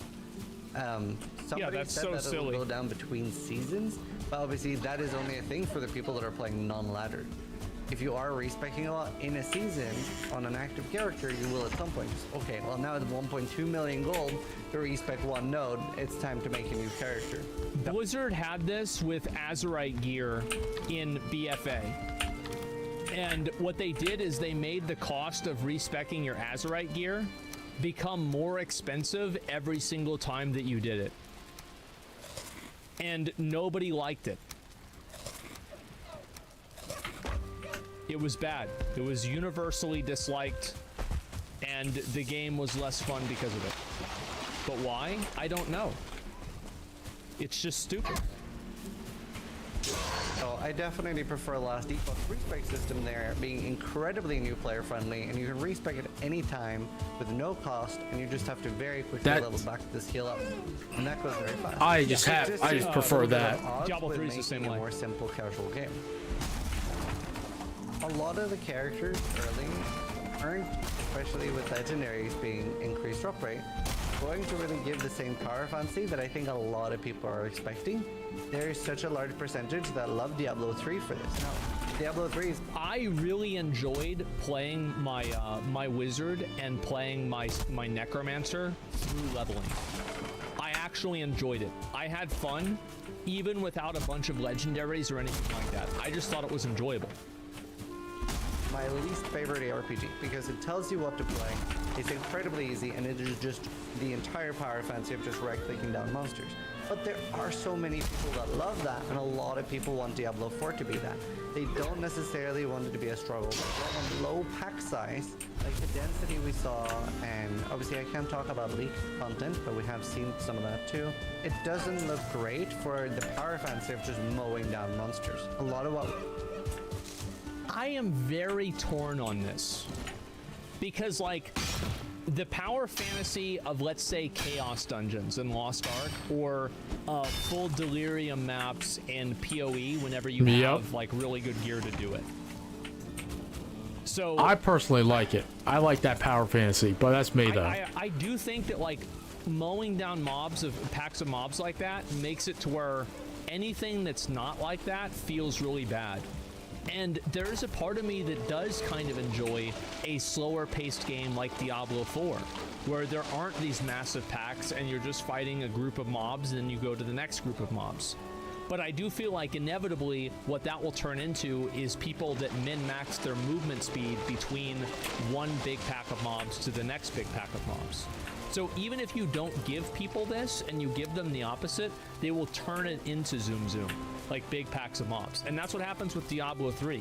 Like if you go and you watch a lot of the Diablo 3 Rift videos, for example, like the mobs are like, yeah, there's a lot of mobs there, but the ones where they have like really fast clear speed, they pull mobs from all over the area and they AoE down all of them at the same time. So they're doing the same thing functionally as in PoE. Yeah, they group the mobs. We've seen it's a lot more like specific and more thought out. Like, okay, this zone has some monsters, but now you're not seeing a monster for like a minute or so. And that also seems a little bit at odds to me. So while there's a lot of things that I'm like, yeah, this is very clearly designed for more simplistic play or more casual players, there are some things that just seems incredibly at odds at it. So I am actually not. I am not completely against the monster density, but I want to see the end game. I think that they should start with lower monster density and then move up from that. By sort of being like dancing between these lines and not necessarily in a good way, I'm just wondering, who will Diablo 4 end up being for? Yeah. I want games to be very, very different from each other. It's cool if they take some things. I don't mind that. But I want Last Epoch, Diablo 4, and Final Fantasy to be very strong identities and very different so that people have more choice. And I was expecting it to be Diablo 4 will be the most casual one for casual players. And I also think that Diablo 4 does a huge, like a very bad job communicating debuffs. Like, it's very hard for you to know what's happening to your character. Like, your character can get frozen, and there's no indicator of like how close to being frozen you are. There's no indicator to like what's happening to you. You should be able to mouse over it and be like, oh, that's happening to me. Rather than your health pool just going down and it's like, that's it. Like, who's this for? And again, this is worse than Diablo 3. Easy, gives you the power fancy, gives you the hack and slash. And then you have Last Epoch somewhere in the middle, and you have Path of Exile for the people that, you know, you shut out the light, you really sit there for 16 hours calculating out your build, and you really want that complexity, you want that insane endgame, etc. And having the choice between those three would be so great, but I'm starting to wonder, is that going to be Diablo 4? Honestly, it's just something we're going to have to wait and see. I just want to make this video, get people talking about it a little bit. Yeah. What do you think? Do you think I'm onto something? Do you think I'm... We're going to do a podcast. Obviously, Zizrain is going to be invited. Goes without saying. Ziz, Quinn. Like, I feel like, obviously, like, the three main people is, like, Quinn, Crip, and Zizrain. Yeah. Like, 100%. Like, that should be a good, like, probably podcast. Work around their schedule to an extent. And like, really sit down and like talk to them about it. And I think there's also like a few other people like Dat Mods. I think we might do multiple episodes. There's a good chance that we could do multiple episodes for it. Because you're right. I mean, like Rax, like Alkaiser, like I didn't know Mathel was playing it that much. Like Steel Mage, yeah. There are plenty of people that that would be good. Yeah, Shroud and Force, yeah. So I actually probably will do that. And maybe that'll happen later on, like towards the end of this weekend. I'll probably just hit people up and see what's possible. I think more than 5 people would probably be too much unless we had somebody that we know would be like more quiet. Like for example, like Rax is pretty quiet, and so is like Mathel. I think they're both kind of like more quiet guys. So like maybe we could have 6 with both of them on there. But other than that, it would be kind of hard to do. Stupid. Keep in mind this is only a level 25 beta and we don't have the full game. I've never had access to the end game beta or anything, so I know nothing about it aside from leaks that we're seeing on Reddit and stuff. One thing that's so scary to me about the legendary items with the reduced drop rate, it basically becomes the problem I have with sets, at least. Well, there aren't sets because it is one item. The problem I have with sets is that it homogenizes gear and tells you what skill to play in Diablo 3. But he's definitely right about this, and anybody who played Diablo 3 Reaper of Souls Seasons knows this. Because they'll just massively overbuff a spell by 5,000%, and then everybody plays that spell. Okay, there it is. Definitely will end up telling you what skill to play. So I would rather like to see that either it has an impact on multiple skills or multiple things. I would love to see the removal of the damage increase, because just changing something in a neat way is already, or should already be, the exciting part of the legendary. When it both affects the way it plays, and not in a negative way, and triples your damage, then it kind of ends up being a no-brainer. Wombo combo legendaries.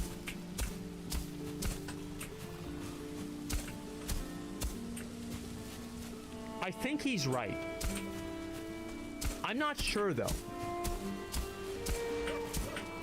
Yeah, I think I don't know, because like I feel like we have to really see the end game. The truth is that whenever Diablo 4 comes out, it doesn't come out. The real beta for Diablo 4 starts in June, okay? And the real Diablo 4 gets released is going to be the first season. Now, hopefully at the end game, when we do have it is what it is. You end up the choice between a lot of these different skills, but I am a little bit worried about seeing in this early 25 demo that some skills are so much ahead of others, regardless of even having legendaries.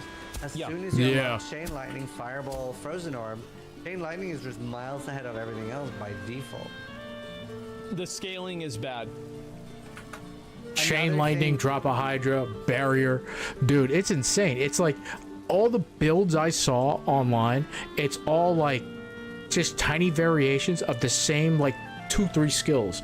It's crazy.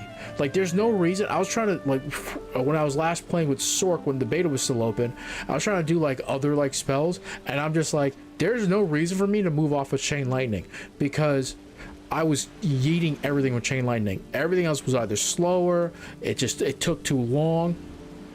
And it wasn't until for Barb, until I saw the Thorn build, I'm just like, so I'm playing a passive Barbarian and I was yeeting everybody. You know, you get your shout up, you get like a barrier up or something, whatever, the shout and like something else up, and then you just get massive amounts of thorns, and then you're not even touching anything, and as long as they're hitting you, bop, bop, bop, get a shout just to get a little fury up, do a spin to win if you want that, or you just keep stacking bleeds. That is very dated and I hope gets fixed before launch of Diablo 4 is the dungeon design. Obviously, a lot of the bosses are just reused, so if you're jumping between several dungeons, I actually don't think that this will be a problem on release. I know I might get pushback for this, but I actually don't think it will be a problem. And I think this was only really a problem because we were only doing Act 1.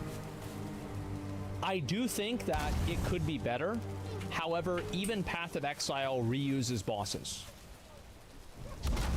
Sometimes you'll just see the exact same boss that you just fought. That's pretty lame. A lot of the designs of the dungeons themselves are very like tedious and mazy and not necessarily fun to go through. But the number one thing that is really bad is God damn, I just don't know what to do with this because they're swimming. That's the problem. They're like swimming. Monster down to the last one. The little bat. Remember whenever I was playing with Silvervale? And there was one little fucking flappy boy sitting there at the beginning. Ooh, you didn't get me. And we had to go all the way back over there just to kill the fucking bat. What's this for? Why? It's fucking annoying. In an area before you're able to progress. And sometimes on top of this, that also has that you need to pick up every single essence that monster drops. It's such a cock. The essences should automatically, like, the functional gameplay of I have to walk over the purple essence, and if I don't, like, I've got to run all the way back over there.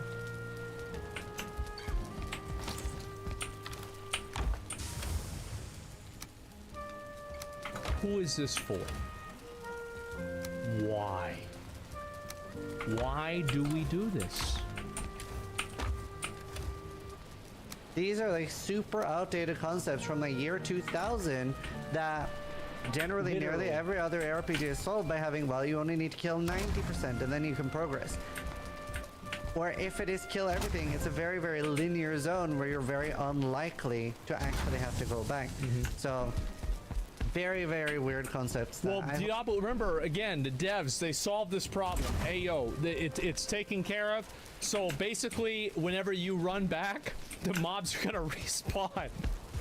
So it won't be like you're just running back through an empty dungeon, because there'll be new mobs for you to kill. Problem solved.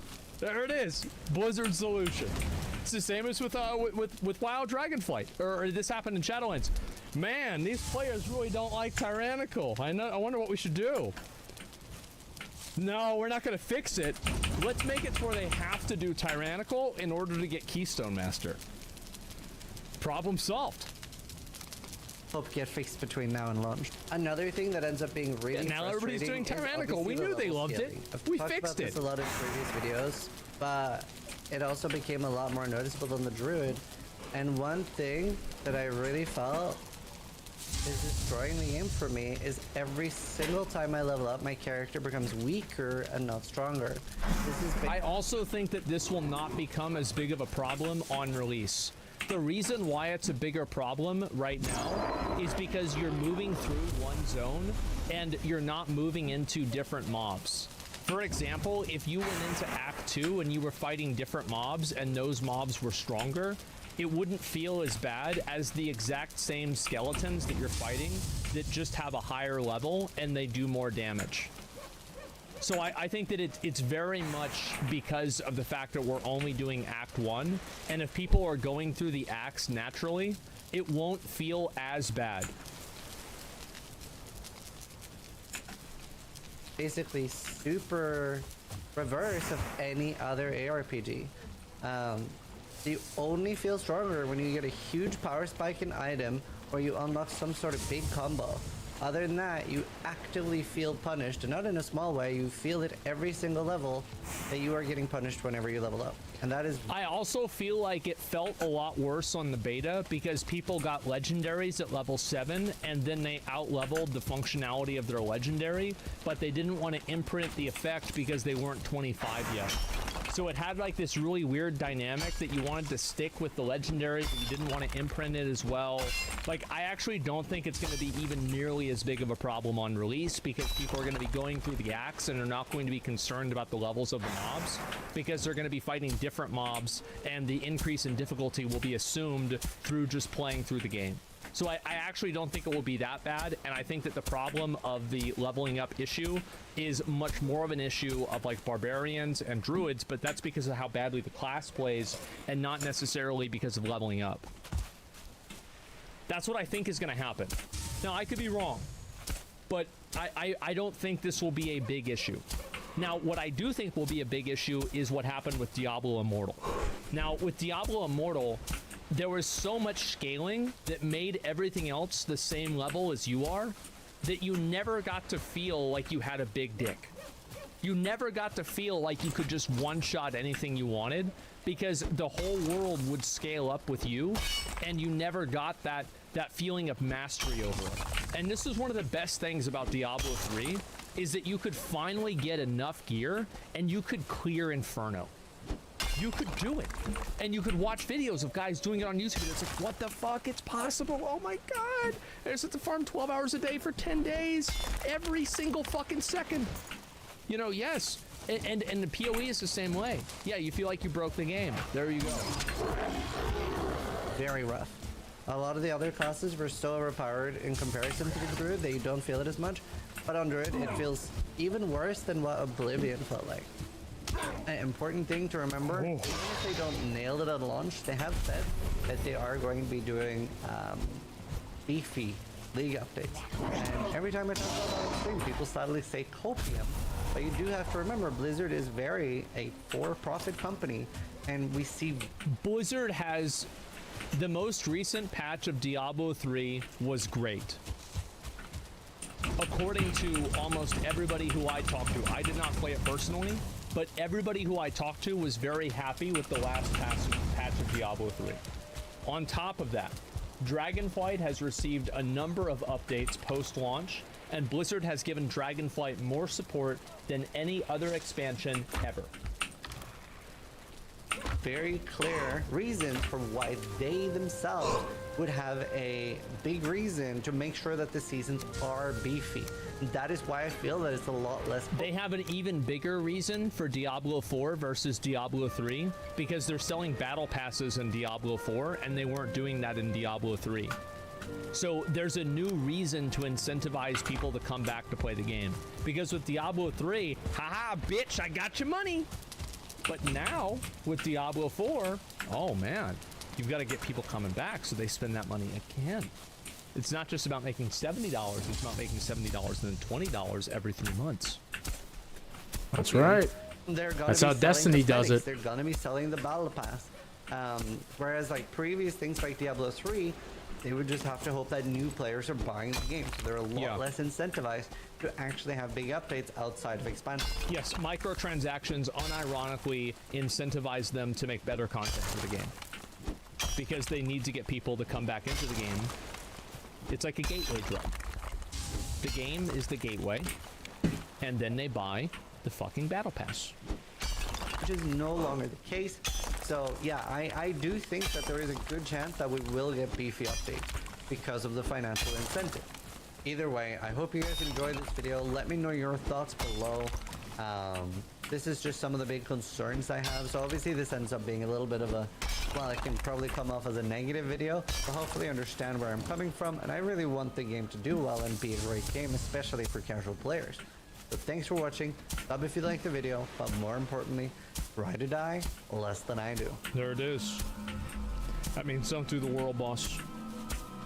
Wouldn't that make it pay to win? No, battle passes aren't inherently pay to win. I feel but like sometimes over the last they can couple be. of months, or actually, let me go back over and look at this here. I think there'll be a meta dungeon with max loot that'll be farmed until no end, and that'll kill the games like Rifts and Diablo 3. Well, look, the first few days people were farming other dungeons, and then I started farming that one dungeon. Then on the last day, everybody was farming that one dungeon. True. You're right. That's exactly what's going to happen. There's a video right there. Zizrain makes great content, makes great PoE content. So April 7th is the day the new PoE League is coming out. Is that right?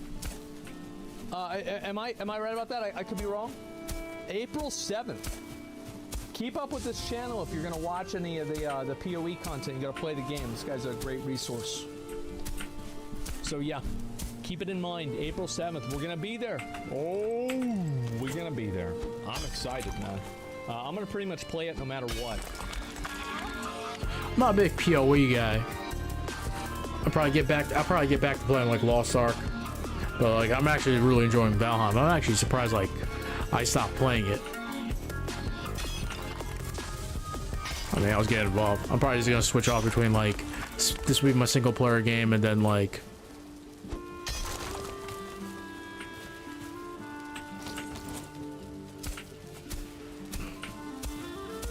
yeah, we got another week of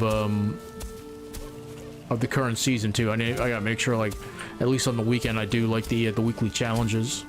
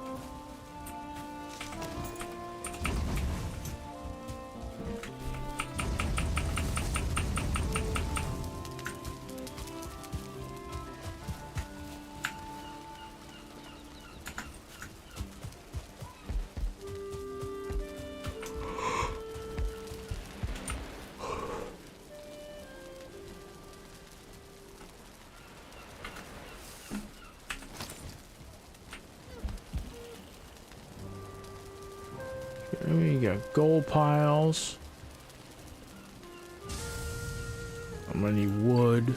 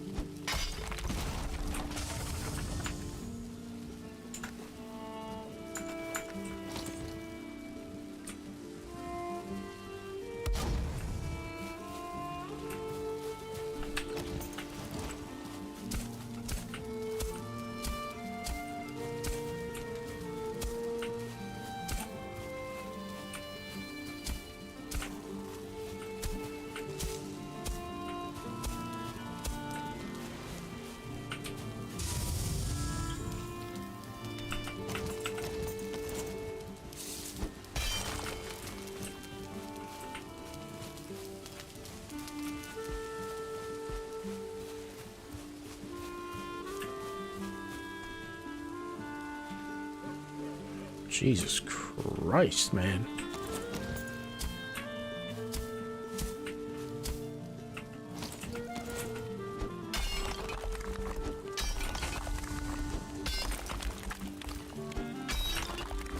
So all this is stone.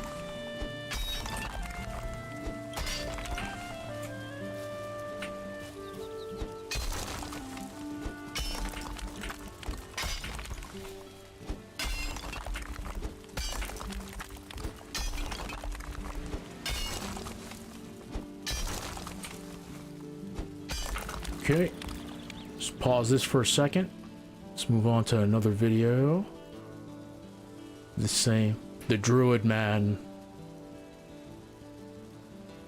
Twitch gambling. You can watch that. Here, let me put some.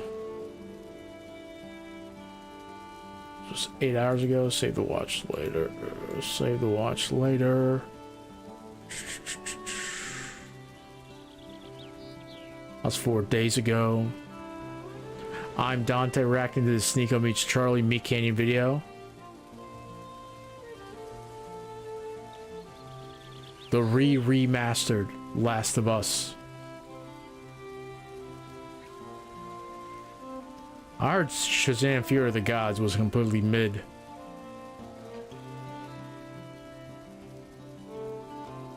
Yeah, I didn't really get that tweet. Yeah, Twitch made like a tweet. If you want to, what is it? If you want more 50/50s, just stream on Kick.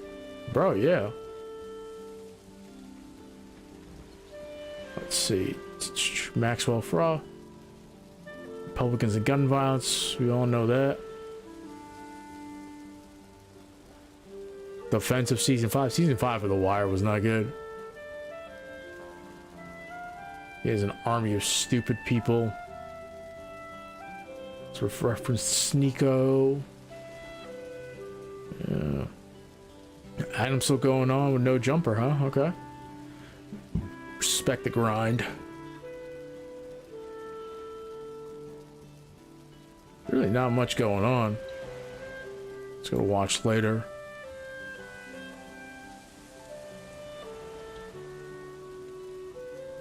Okay.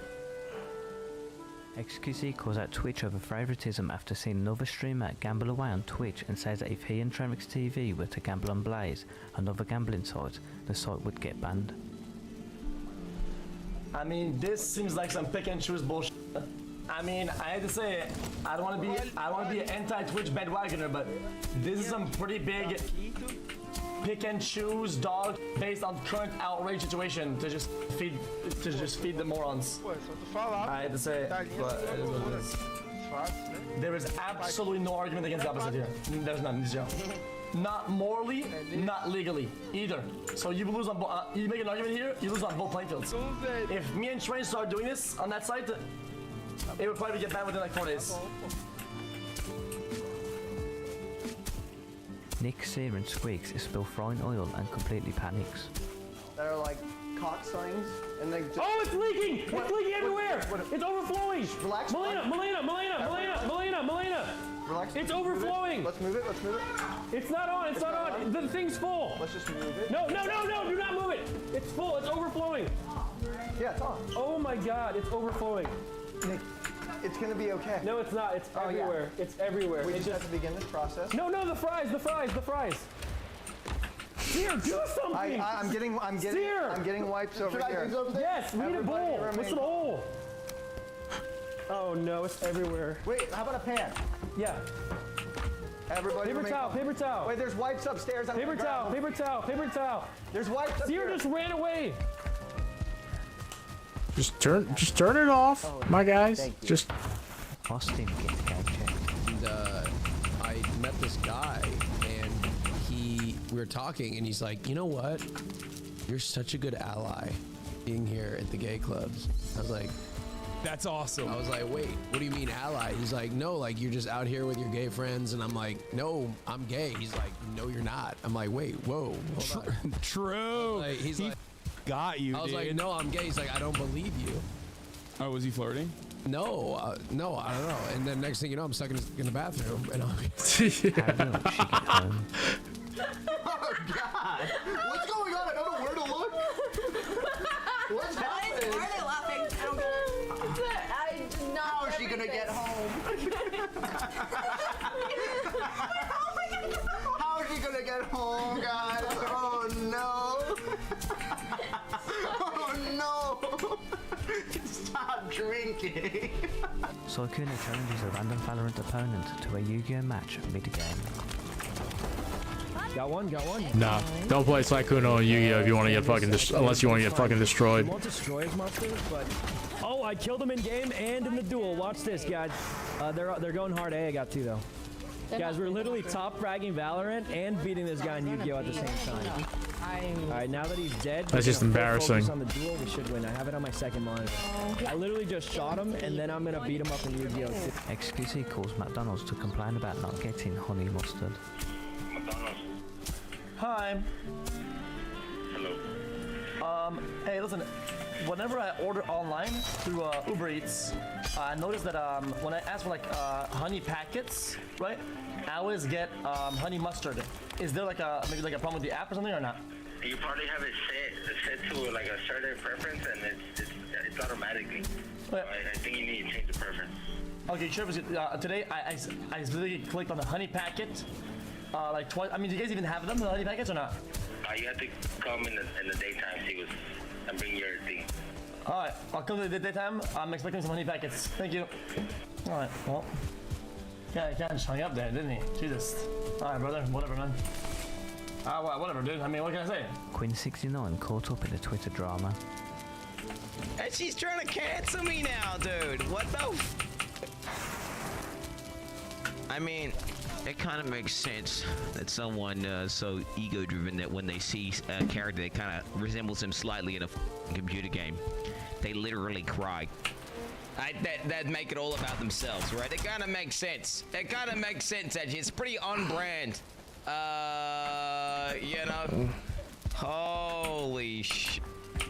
Drunk Squeaks moves closer to Simply every drink. Someone said Squeaks looks like he's sitting in Simply's lap. Do you see this? How I'm getting further away from Sinna? Do you see how I'm getting... Have you noticed? As the stream has gone on, I'm literally moving closer. It's so stupid. It's so stupid.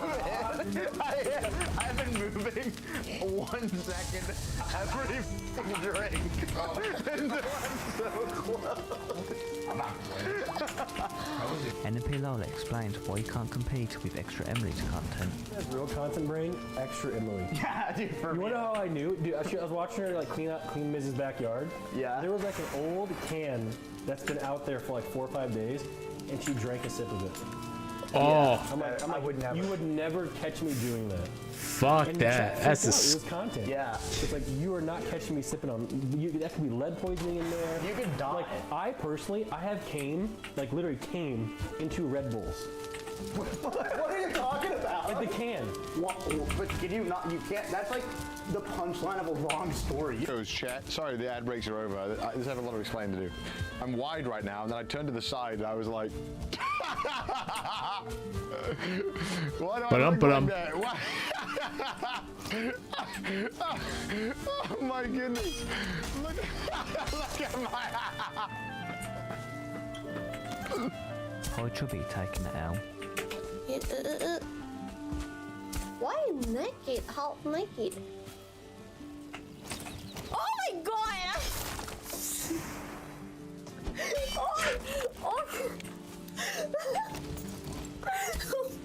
You gotta own that L, Hot Chubby. Streamer's cat decides to end her entire Hitman run. Let her suffer? On how to murder? No? Oh my god. Momo! Momo! Get out! Momo! Shut up! It's always the cat. The cats do that shit on. He literally just stepped on my escape key and hit enter! XQC finds out about some gambling websites not being banned. Brother. Pelo amor de Deus, salta sim, salta sim, salta sim, salto sim. It's the same game. Salto sim. Salto sim. It's actually the same game. No, not only is it the same game mode, it's the same company doing it. If you guys enjoyed this Is it video, though? feel free to drop a I actually like, wasn't and paying if you want attention to keep that. up There. the latest Listen, music if they're not, be sure to they subscribe should be and consistent with the turn rules. If you're gonna like notifications ban on. Steak, I'll see then you guys in you the should next one. ban whatchamacallit. I do that personally, but that's just because I enjoy not losing. Rest in peace.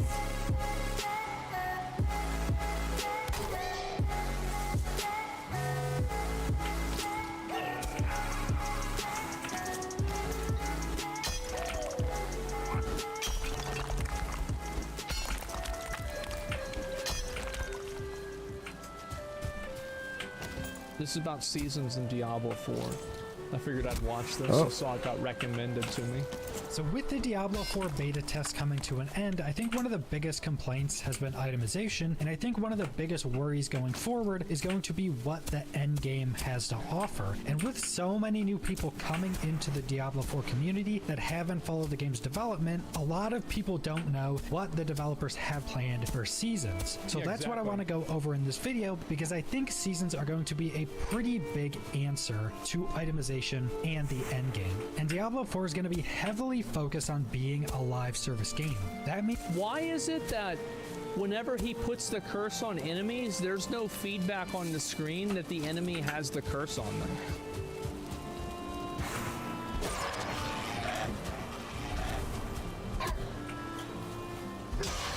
Why is that? Okay, I am going to.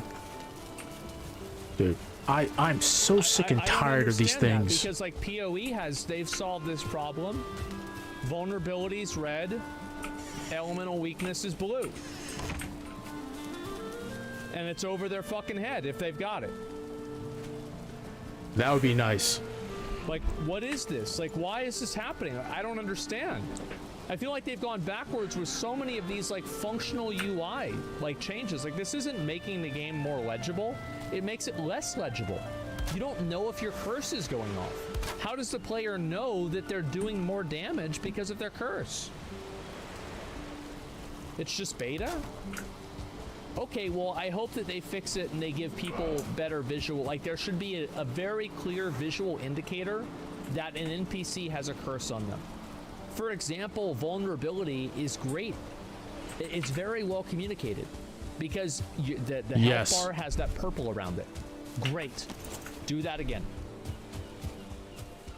means a new season every 3 months, so they're trying to get those 4 seasons in a year, and also think somewhere the down way the they road, show probably bleeds is every really well year or designed. every 2 years, we're also going to be getting mass. It's so weird how like they do such a great job with some stuff and they do such a horrible job with other stuff. Like, you can't tell how much absorb shield you have left. Why?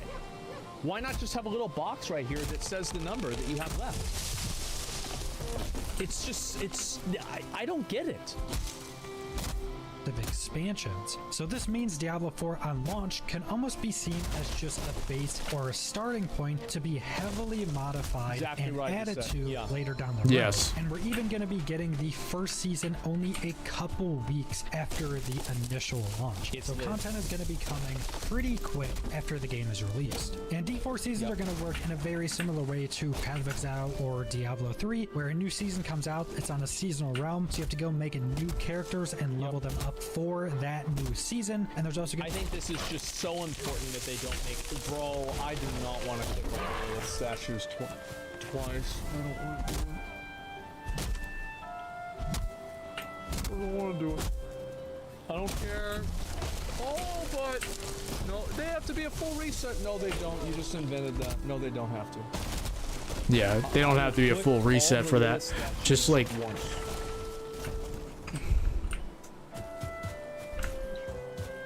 why?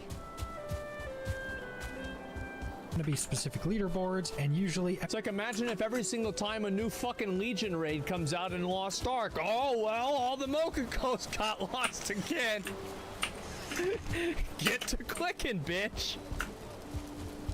everybody comes back specifically for the season. Everybody's leveling up together. A lot of people like to see how fast they can level and see how high they can get on the leaderboards. And with Diablo 4 Season 1 is actually when all the leaderboards for the game start. And again, that's going to be a few weeks after launch. And the developers have some pretty lofty goals for every new season because at a baseline, they're going to be adding a new gameplay feature and main quest line with every new season. And that's just the beginning because they're going to be adding. And I do hope that they keep in mind, I think that they can add gameplay features for 2 years and it'll be fine.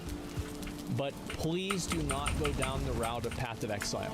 Path of Exile has had to scale back their end game a couple of times, and I think that now it probably is still even too complex.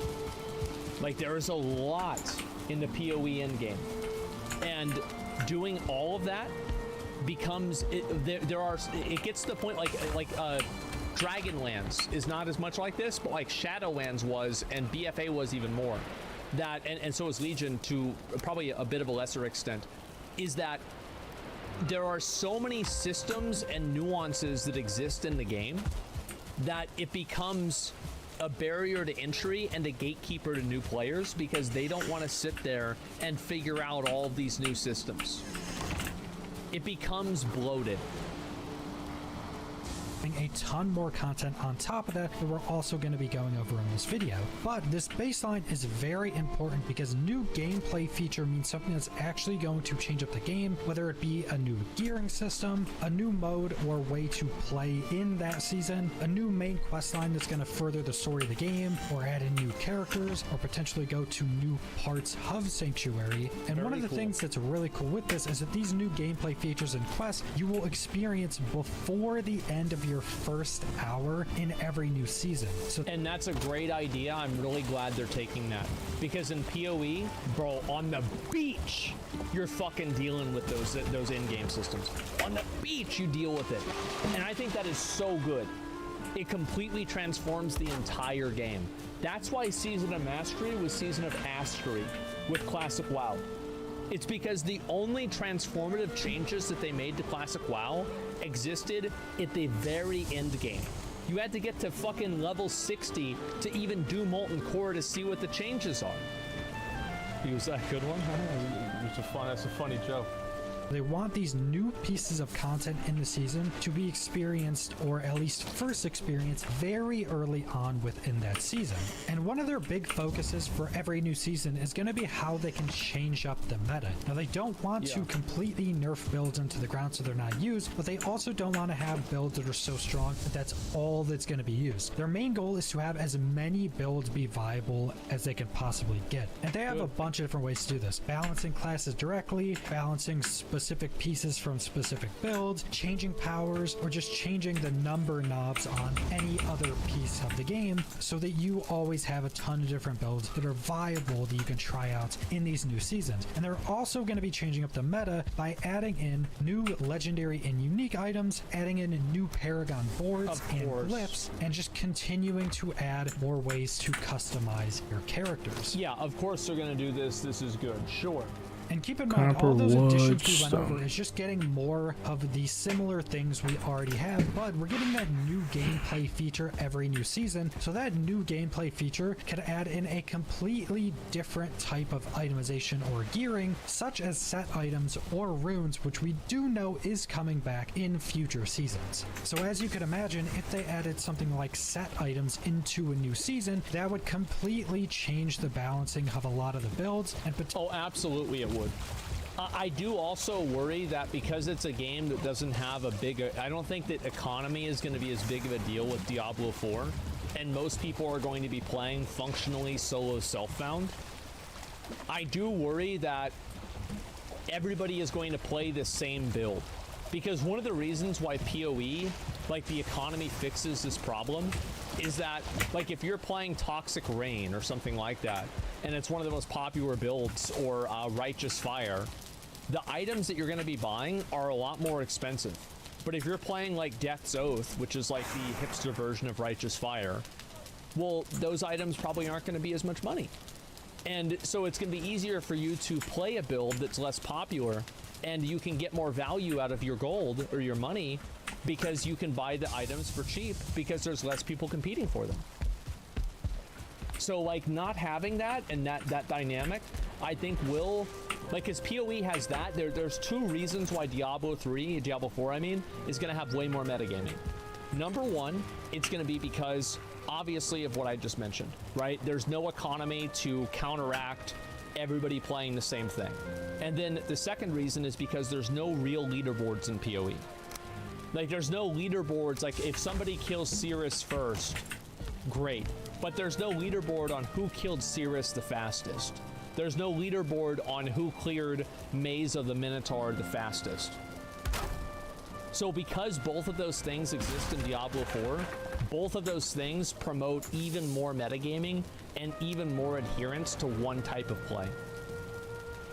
Potentially add in the viability of dozens of new builds. So I would fully expect every new season to have some new potential builds to try out, even if you're playing the same class you've always been playing. And on top of all the new content and additions we just went over, there's also going to be a smaller bit of content that they're calling live events that'll crop up every new season. And some of the examples I gave is Drowned may invade a region of the map for a weekend, or a strange peddler may show up in one of the zones. So these are probably very cool idea. We'll have to see what the implementation of it is.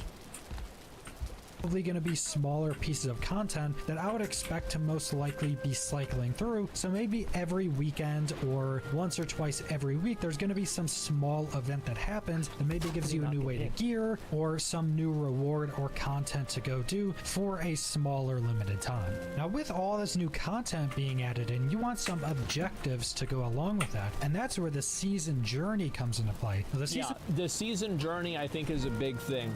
So what Blizzard needs to do, okay, if Blizzard really cares, if they really care about Diablo 4, this is what they would do. They would have, at the end of the season journey, if you complete every single thing of the season journey, they either do one of two things. There's the cheap option and there's the expensive option. And you make the season journey a massive neckbeard accomplishment. Like, you have to put in hundreds of hours to do this. The cheap option is yeah, that's right. You get a coupon for a double down at KFC. A free double down at KFC. The expensive option, and what I think they should do, is they make t-shirts for every league. And the people that complete all of the season challenges in the league get a t-shirt from Blizzard for that league.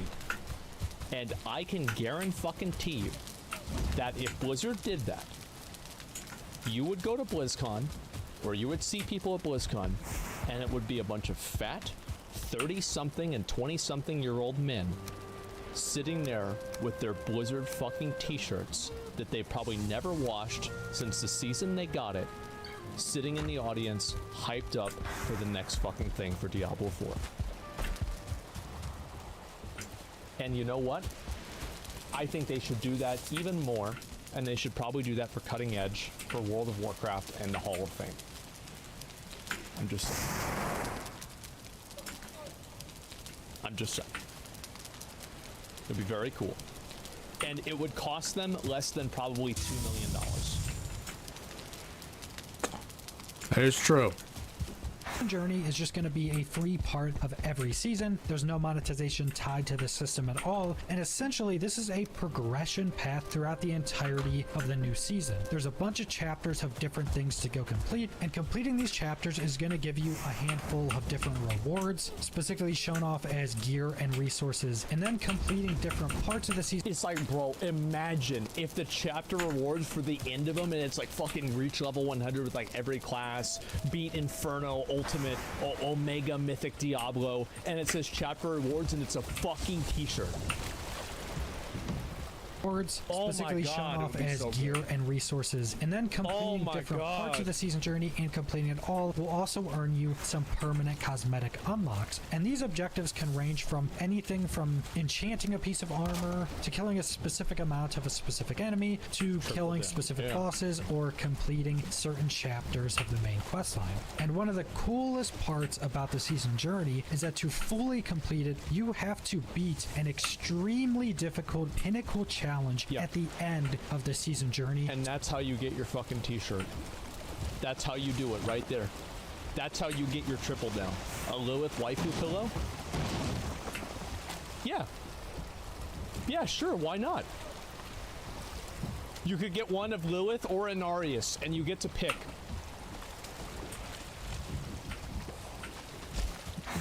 Bro, I actually think that Diablo, the double down thing, was so fucking stupid that it was good.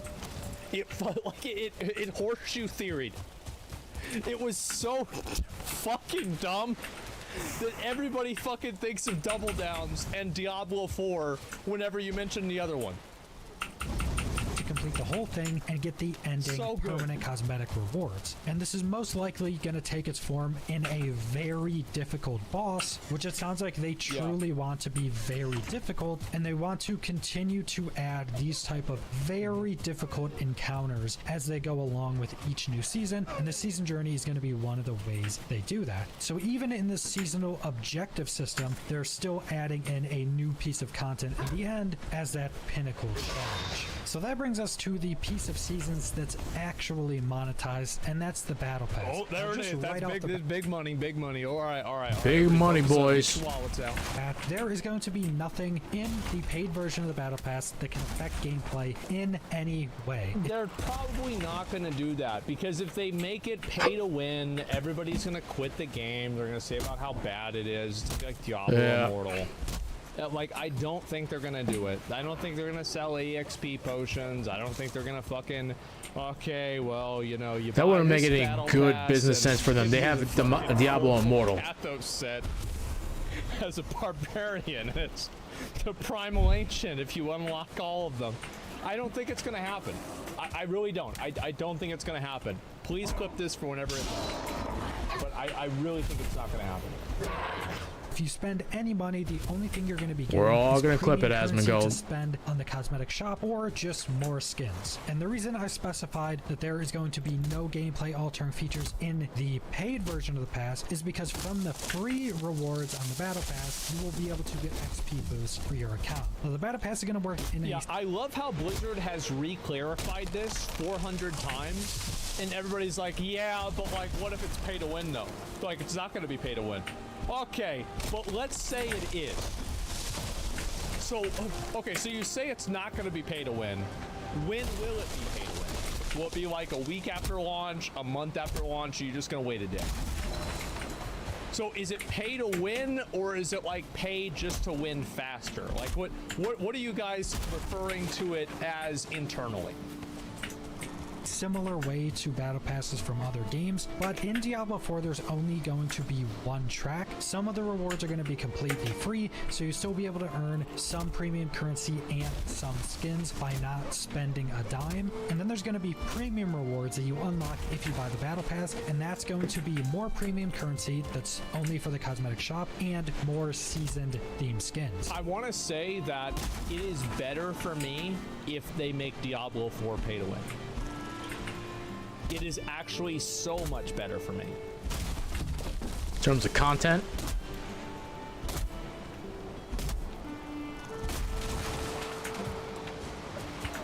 $427,000 views. 974,000 views. 180. It's actually, it's not really that much. 640,000 views. 1 million views. So yes, it is actually good for me if Diablo 4 is pay to win. Hoping and praying it's pay to win, gentlemen. Please be pay to win. Now, there are going to be account-wide XP boosts in the free version of the Battle Pass. Yes. So you wanted to buy these at all, and you can't earn these accounts. Yeah, but okay, so can you buy them though? No. Okay, so you can buy them. Yeah, that's what I thought. I knew it. out-wide XP boost by buying skips for the battle pass, because you will be able to buy tier skips for the battle pass like pretty much every other battle pass, but this won't allow you to unlock these XP boosts any quicker because you have to get a character to a certain level to unlock these XP boosts for your whole account. So By the way, I don't give a fuck about making it harder. Like, if you want to give people free max levels after they've hit max level once on a character, I think there's an argument for that being a bad idea, because people won't actually learn their class, and they'll play it at max level, they'll get overwhelmed and quit. However, I think that having something that expedites the leveling process extremely fast will probably be okay. Idea is you go through on your main character, you get it to high level, you unlock these XP boosts, which will then help you to level up alt characters in that season even quicker. And the battle pass is going to coincide with every new season, so they're going to last right around 3 months, and they're going to cost $10 if you want to buy the battle pass to get the premium currency and premium skins. Now for an average player, it's going to take around 75 hours to fully complete the battle pass, but keep in mind this is in a 3-month time period, so if you play 1 hour for 75 out of the 90 days, you should have the battle pass completed. And with a game like Diablo, most people probably aren't going to have any issue. And also, he could be saying to max out every challenge in the battle pass, but you might not have to max out every single challenge to get all the rewards. 75 hours in 3 months. These type of... Somebody says premium currency, so you've got to keep in mind premium currency. So the reason why they have premium currencies is because it makes it to where the individual is not spending dollars, they're spending magic platinum runes. And so it's like, it's 597 magic platinum runes, and you can only buy you're not spending any real money. You can only buy them at 590 at a time. So the reason why they do that is to obfuscate the amount of money that's being spent. Now, if it was up to me, every single in-game purchase in every single video game would be required to display the real IRL, like the IRL currency USD money. And it would be fucking illegal to have any sort of in-game currency. I think that it does no benefit. It has no benefit to the player. It only hurts the game. There is nothing good about it. There is no upside for the consumer. And it is embarrassing that the fucking people that run our government are too fucking stupid to even understand what this is. Hopefully, in a few more years, they'll have their grandkids use their phone to buy microtransactions, and then they're gonna look at it and be like, wow, looks like I'm gonna have to take some more lobbying fucking bribes. You know, I gotta put some more kids in jail for weed for this. This is ridiculous. And then maybe it'll get fixed. RPGs are very grindy, and people who are going to be playing every new season are going to be playing quite a bit. They'll probably get this season pass completed in the first week. And as mentioned earlier in the video, there will also be expansions somewhere down the road, and we don't know the exact... I hope they don't fucking gate the season pass. Where, like, you have to keep playing. Like, if you want a one and done the season pass, what's the problem with that? I really hope they don't gate it. Like, it's okay gate it like 2 or 3 days. Like, sure, but like, other than that, no.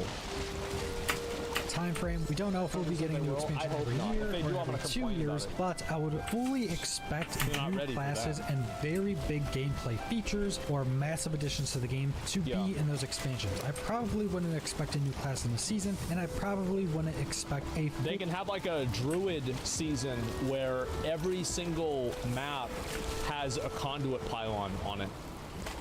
So it'll be the league where druids are relevant. New region added into the game in a new season, and any massive new systems that change a large section of the game I'll probably expect to be in expansions as well. But that's all I want to go over for seasons, so thanks for watching. I think that's pretty fair, and also it depends on how much of the seasons that compound on each other. And I actually don't think that there should be... I like this. This is a good, fair video. I'm going to subscribe to this guy and watch some more of this stuff. This is great. And yeah, do you think the currency can be used to buy the next battle pass? I hope so. I mean, I think that you should be able to get more of the battle passes. I don't really give a fuck about that stuff. It's all cosmetics. Like, I only want there to be, like, as long as there's a handful of actual in-game cosmetics where it's like, if somebody's wearing one of these, you know they've got a big dick. As long as they have a few of those, I'll be okay. Other than that, I will not be okay. But we'll have to wait and see what happens. Maybe every 2 passes you get a free pass. Oh, like a punch card. I like that. Yeah, that would be cool. Making battle pass money only. Yeah, I don't care about that. It's cosmetic progression. That doesn't matter to me at all. So like, if they want to do that, they can do that all they want.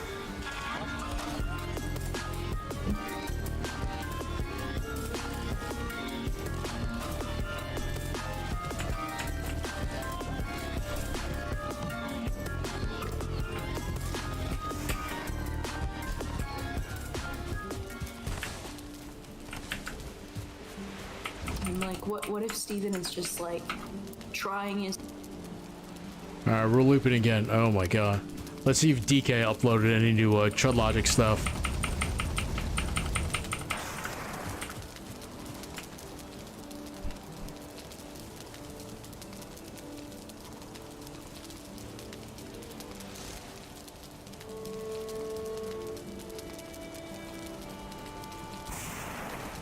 We got seasons for New World. Damn.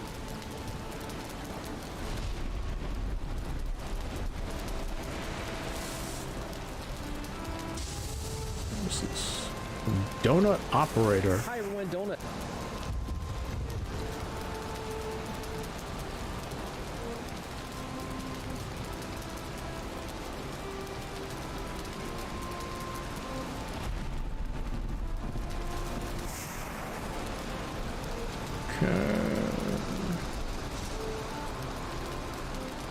See, Papa Meat.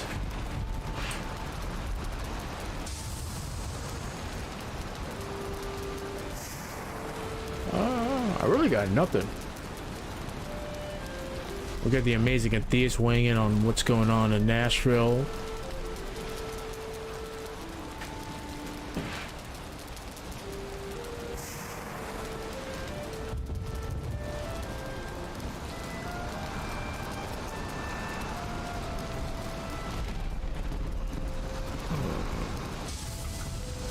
I really got nothing.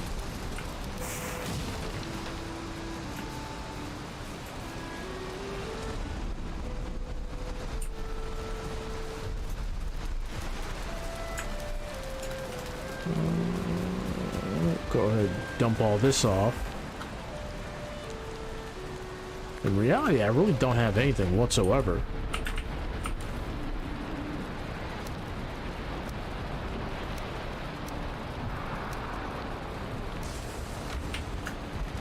Got plenty of tin.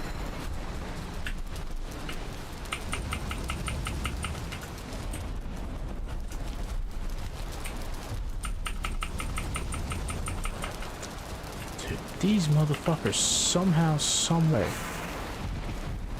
It's because they're swimming.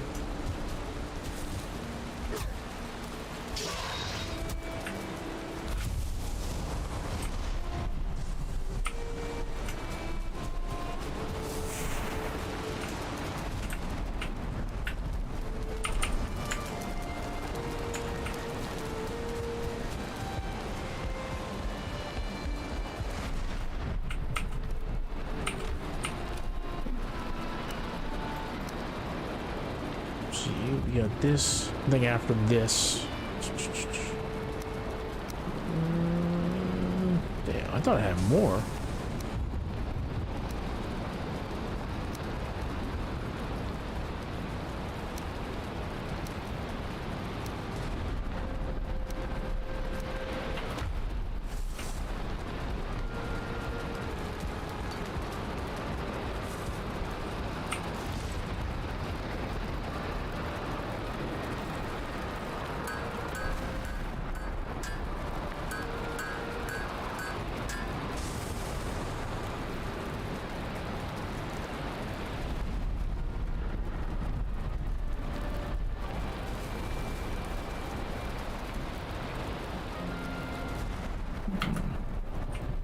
for that, I'm gonna have to.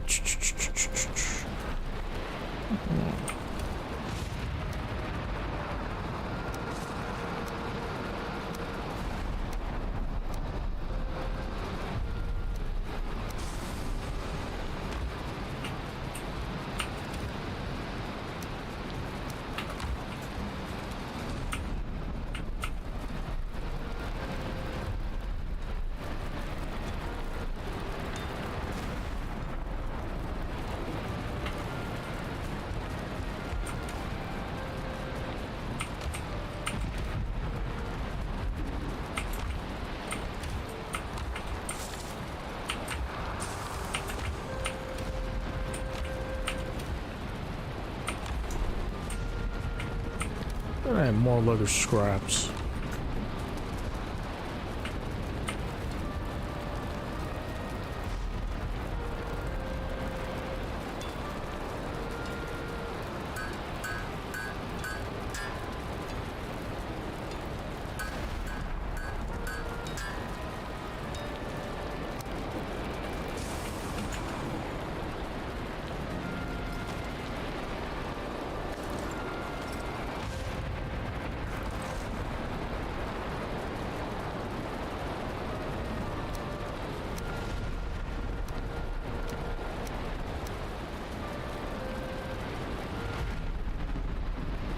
Weight 10. I'm carrying a whole more armor 8.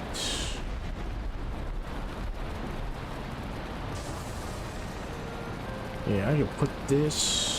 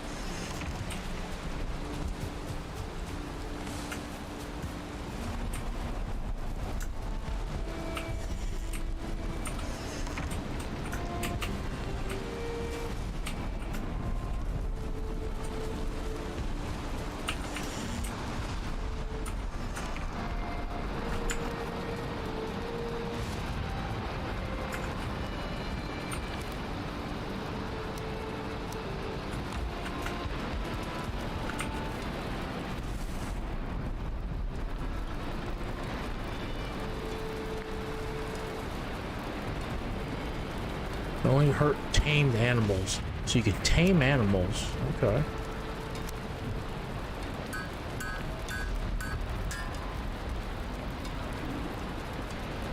So 5 bronze, do deer hide. Bronze axe. That should be good. Bronze mace, bronze spear. So I think that I should be trying to get a bunch of bronze material.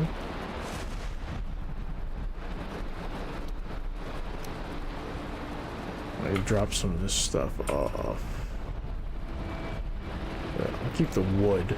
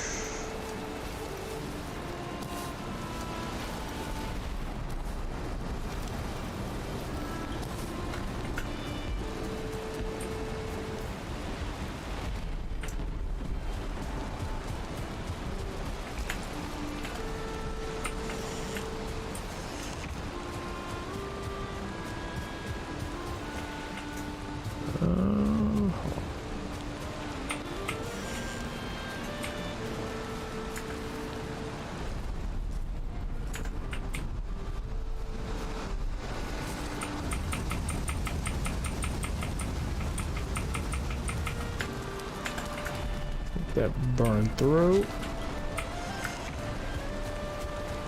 I think the big thing I need is to farm. I got some bronze armor. I'm looking pretty swole right now.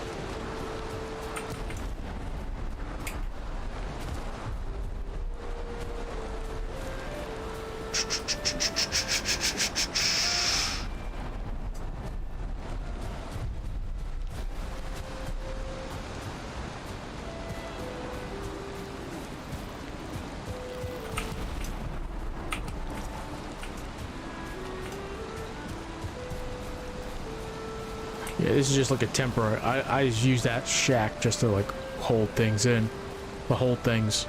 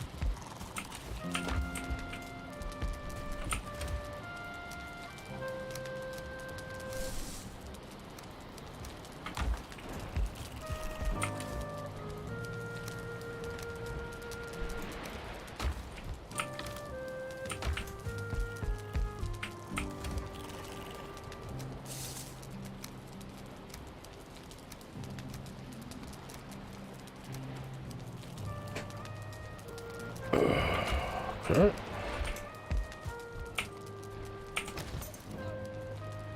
Zzz. Dreaming this sweet.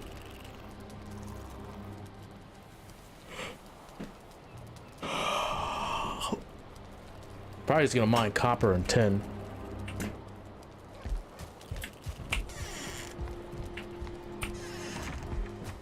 Day 42 in this unholy land. We must survive.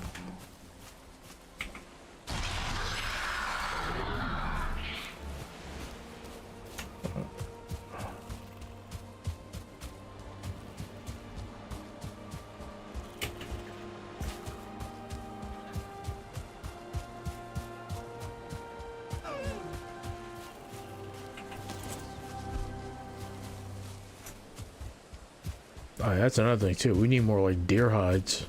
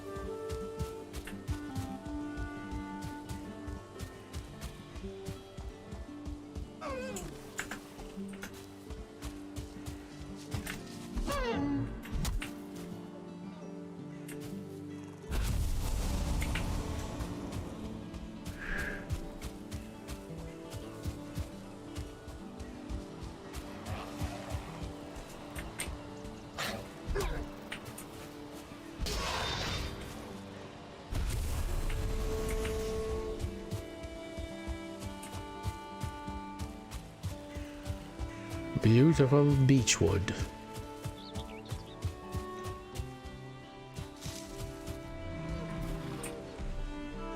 Where is the elder? The elder's over there.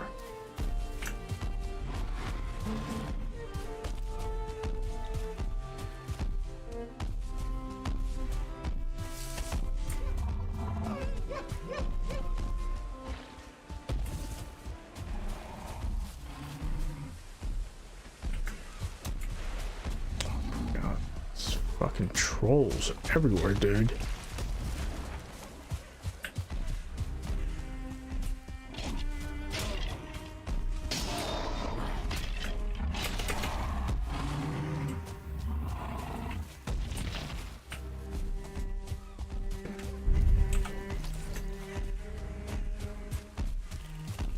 Biggest problem is, holy shit, he got another fucking boulder.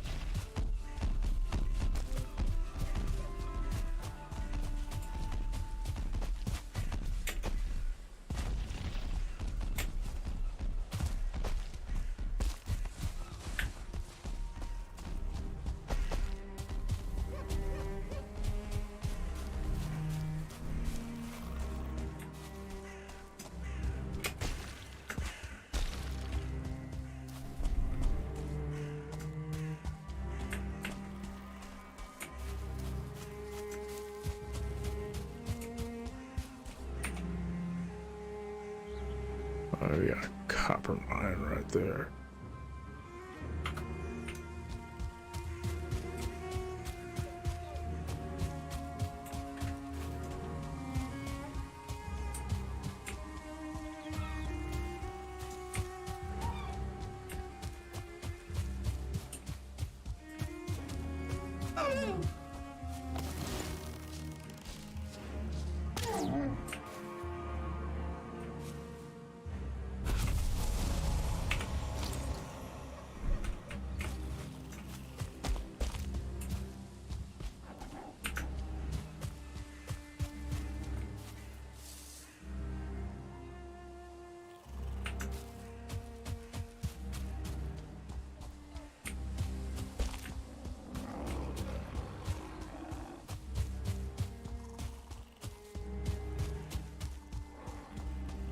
These fucking brutes, dude.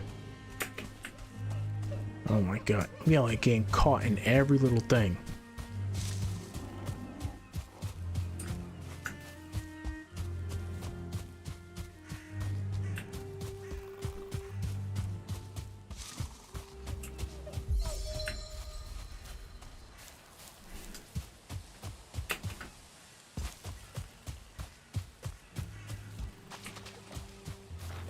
Oh, there's like a ton of tent here too. This thing's gonna follow me? No? Good. Jesus.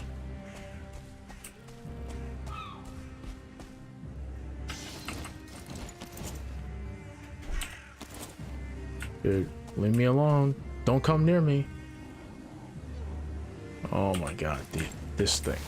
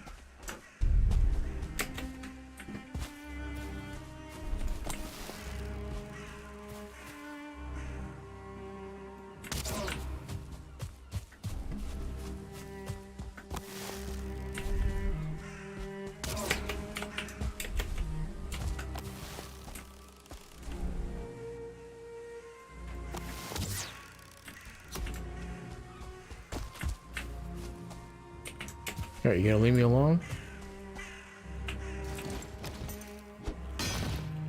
Jesus.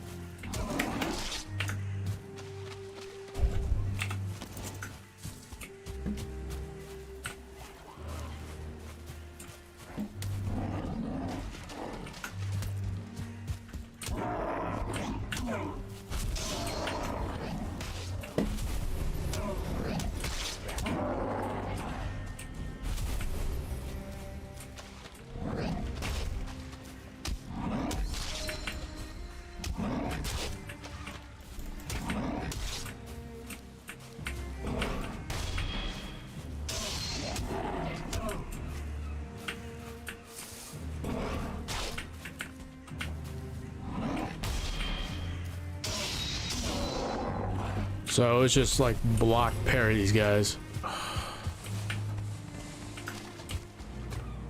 Jesus Christ, dude.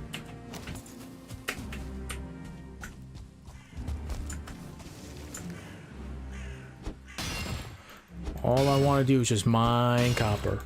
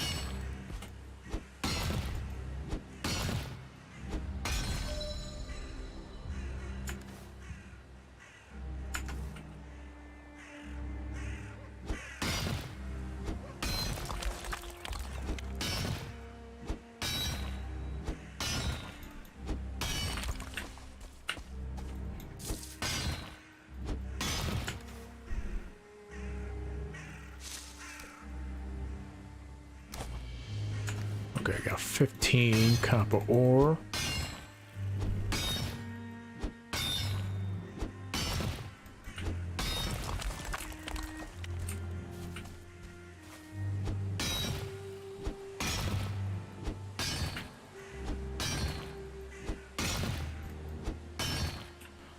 I need to build a house like somewhere here too.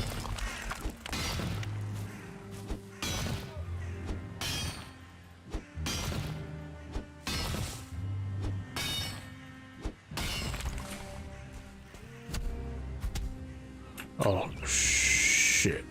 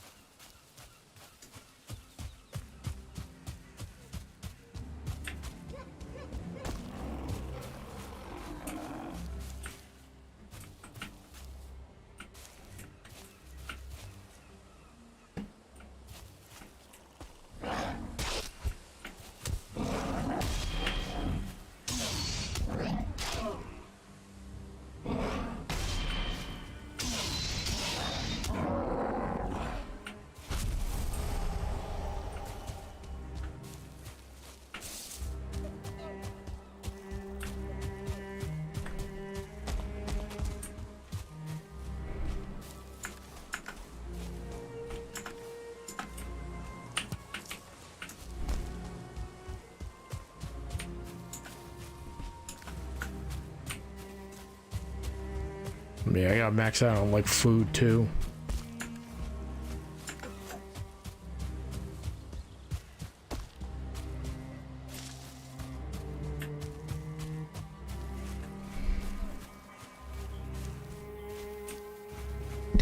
Nope.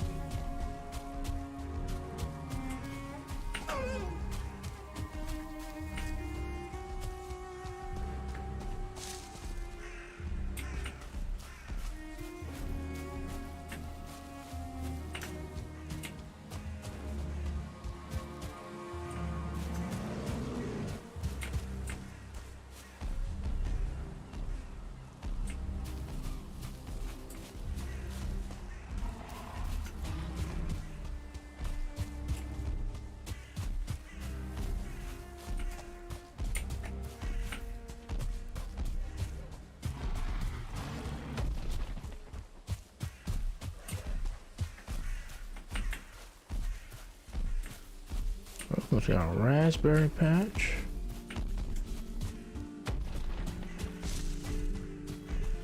That's some fire arrows.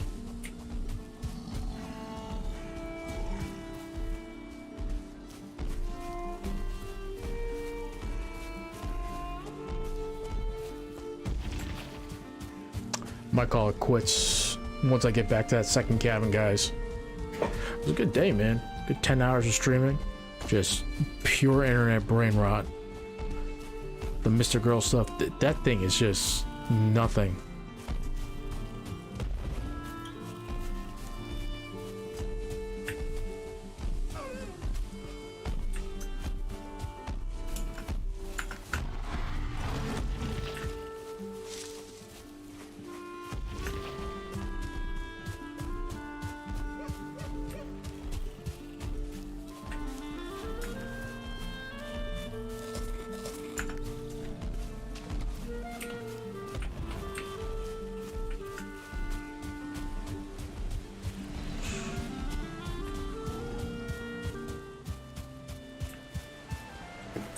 Does he track me all the way over here?